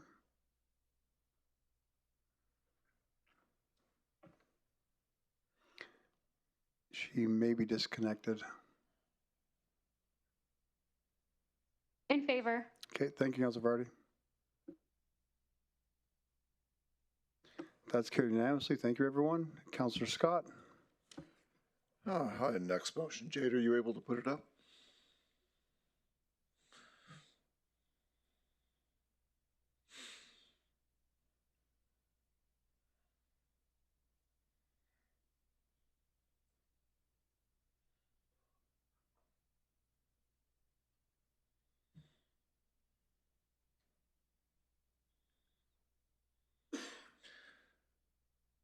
I'll just read it out while that's being worked on. That $34,000 be added to the 2026 capital budget for regional emergency services for the purchase of 2 drones specifically for bylaw services. The reasons were spelled out. I'll just get a second there first, Councillor Scott. Oh, sorry. Thank you. Thanks for a second, Councillor Brandt. Go ahead, Councillor Scott. The reasons were spelled out eloquently by the presenters. It's increased education and enforcement with OHV use, and anticipated changes or expansions of the OHV pilot, provides video photo evidence. Current drone use has been successful with vehicles failing to stop. Increased school safety in school zones, obviously. Prevent OHV use through Birchwood. Increased number of drones in the drone program, increases range of use, and have multiple teams in multiple locations. Crews could enforce in Birchwood, Tower Road, excluding the airport area, and all of the municipality. Thanks, Councillor Scott. Way more than I had considered. When I first heard this, I was thinking Birchwood Trails because of our Ptarmigan Ski Club goes through this every year, that they have snowmobiles on the trails, wrecking their groomed trails, that we actually fund them quite a bit of money, and a lot of work goes into those trails. And those snowmobiles go through there. And one of our biggest complaints when we go to OHV engagements is residents are in favor of using OHVs responsibly, and most OHV users are, but our biggest complaint is that kind of thing. Users in the Birchwood Trails, and there's really not much we can do to stop them. And this sets our peace officers up for success. And then I didn't even think about, I can't want to call it AA, Ron. What Aaron brought up about in school zones, that's such a, I mean, if $17,000 per drone keeps a kid from getting hit walking in front of a school bus. I mean, that's what the amount of money we especially with the group we have here today, that would be the ones responding to someone getting hit from passing a school bus. I think this is a minimum expense for maximum return. I will be supporting that, Councillor Scott. Thank you. Councillor Cardinal? Oh, sorry. Oh, you had a motion. Thanks, Councillor Cardinal. Councillor Brandt? Thank you, Mayor. What are we talking about here? DJI Matrice 30T? Are we looking at thermal? Through the chair to the question, Matrice.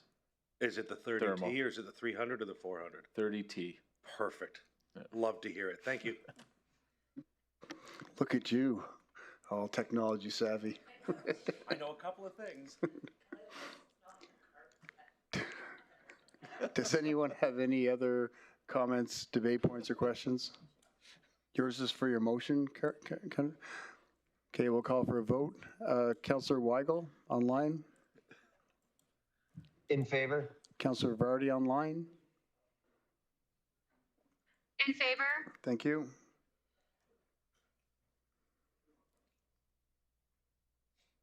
And that's carried unanimous. Thank you, everyone. Councillor Cardinal, you have a motion? I do.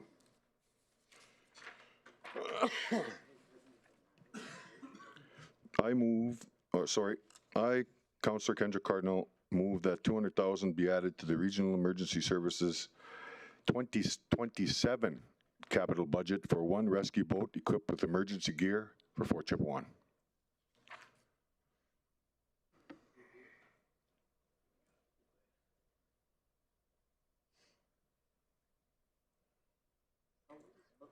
We don't have one.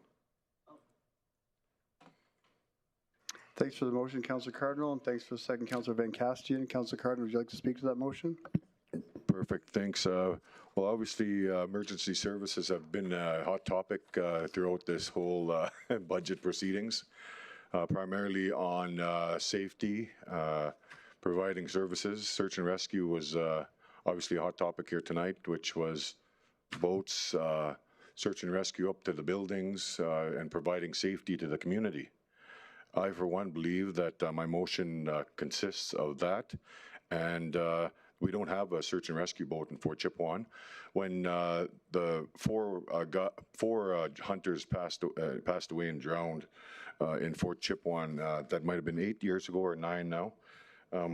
We initially we didn't know what was going on, and you know, until somebody went out there and just went for a boat ride and found the guys, but we didn't have no proper safety hooks, safety stuff that we could find the bodies with.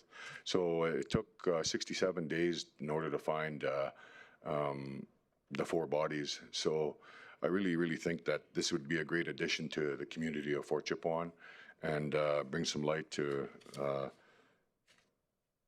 what's going on there, and just to be able to have and Councillor Brandt brought a motion about the rescue apparatus, which was $2.1 million, and that was a great motion. So hopefully you guys can support my motion and let the Indigenous communities and all the members there, Harold, Claris, all of them be able to do searches properly and feel a part of the team with that particular item and be purchased.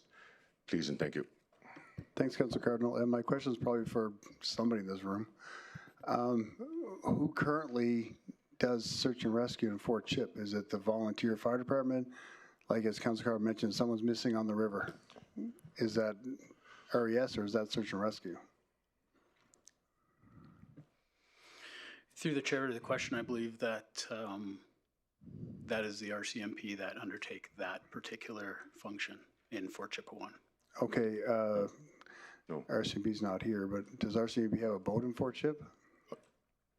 RCMP was not at the search for those hunters. Okay, just 1 second, Councillor. I'm just asking questions. You can. I'm not debating you. I'm just asking questions. Thanks. So it'll be RCMP search and rescue. To the chair with the question. again, it's not to speak on behalf of the RCMP, but our general understanding is we activate if required search and rescue activities through the RCMP, and they typically, at least in the urban service area, engage with the local search and rescue volunteers in our community. I know that they do respond out of the region, but I'm not exactly sure of what their general commitment is specific to Fort Chipewyan. Okay, so, because I know we have search and rescue when we do our pancake breakfast, or your pancake breakfast. I just go and eat pancakes. Your pancake breakfast. When I go there, search and rescue always has something set up. Are they a separate entity to the fire department, or a separate entity to RCMP? They're a separate entity from both of us. Okay. I'm going to keep going here. Okay, keep so, in Fort Chipewyan, do the volunteers at the fire department, do they act also as the search and rescue volunteers, or is it a different group? You may not even know this. I'm just, if anybody knows this, I don't know. There we go. So to the question, in part, fire department staff everywhere often do over and above what would be traditionally part of their service level, and I can guarantee that probably in our rural areas they are doing that work and doing their best to support their home community. But I defer to Councillor Brandt. I'll go to Ty next. He can probably answer half these questions. So just where I'm getting with this is who would be operating the boat? That's my main, if we're putting it in RES's budget for 2027 to put a boat in Fort Chipewyan, who would be operating it? Would that be the volunteer firefighters, or would that be a combination of volunteer firefighters and volunteer search and rescue? Or would it be anybody that wants to grab the boat and take it to the dock goes for a ride? So to the chair on the question, if it was something that was deemed as equipment that went to the Fort Chipewyan Fire Department, then Regional Emergency Services provides their training needs, and we would have to contract most likely with a third party to bring in the boat training required to ensure the fire department's safety. And we have what is required in order to do the general maintenance on that type of fleet. Okay, so our volunteer firefighters would be trained and be responsible for that boat? Correct. Perfect. Councillor Brandt, I'll even turn your mic on. Thank you so much. Appreciate that, Mayor Bowman. The current search and rescue is Fort McMurray SAR. You will find them training in the summertime, even on the road up to the sand dunes and everything. The current available boat is RCMP owned. I'm not sure if that was there 9 or 8 years ago. I don't believe that it was. I believe it's new in the last 6 years, but don't quote me on that. And now with the addition of 2 thermal DJI Matrice 30T thermal drones, they will absolutely assist in doing that, since we're going to have them as assets when they're called out. There was a lost dog on the other side of the river before. That's something that could have been used for that. So as for a boat, yes, the RCMP are the current ones that operate one up in Fort Chipewyan, and it is Fort McMurray Search and Rescue SAR that can also use local hero when needed. Thanks, Councillor Brandt. Councillor Allen?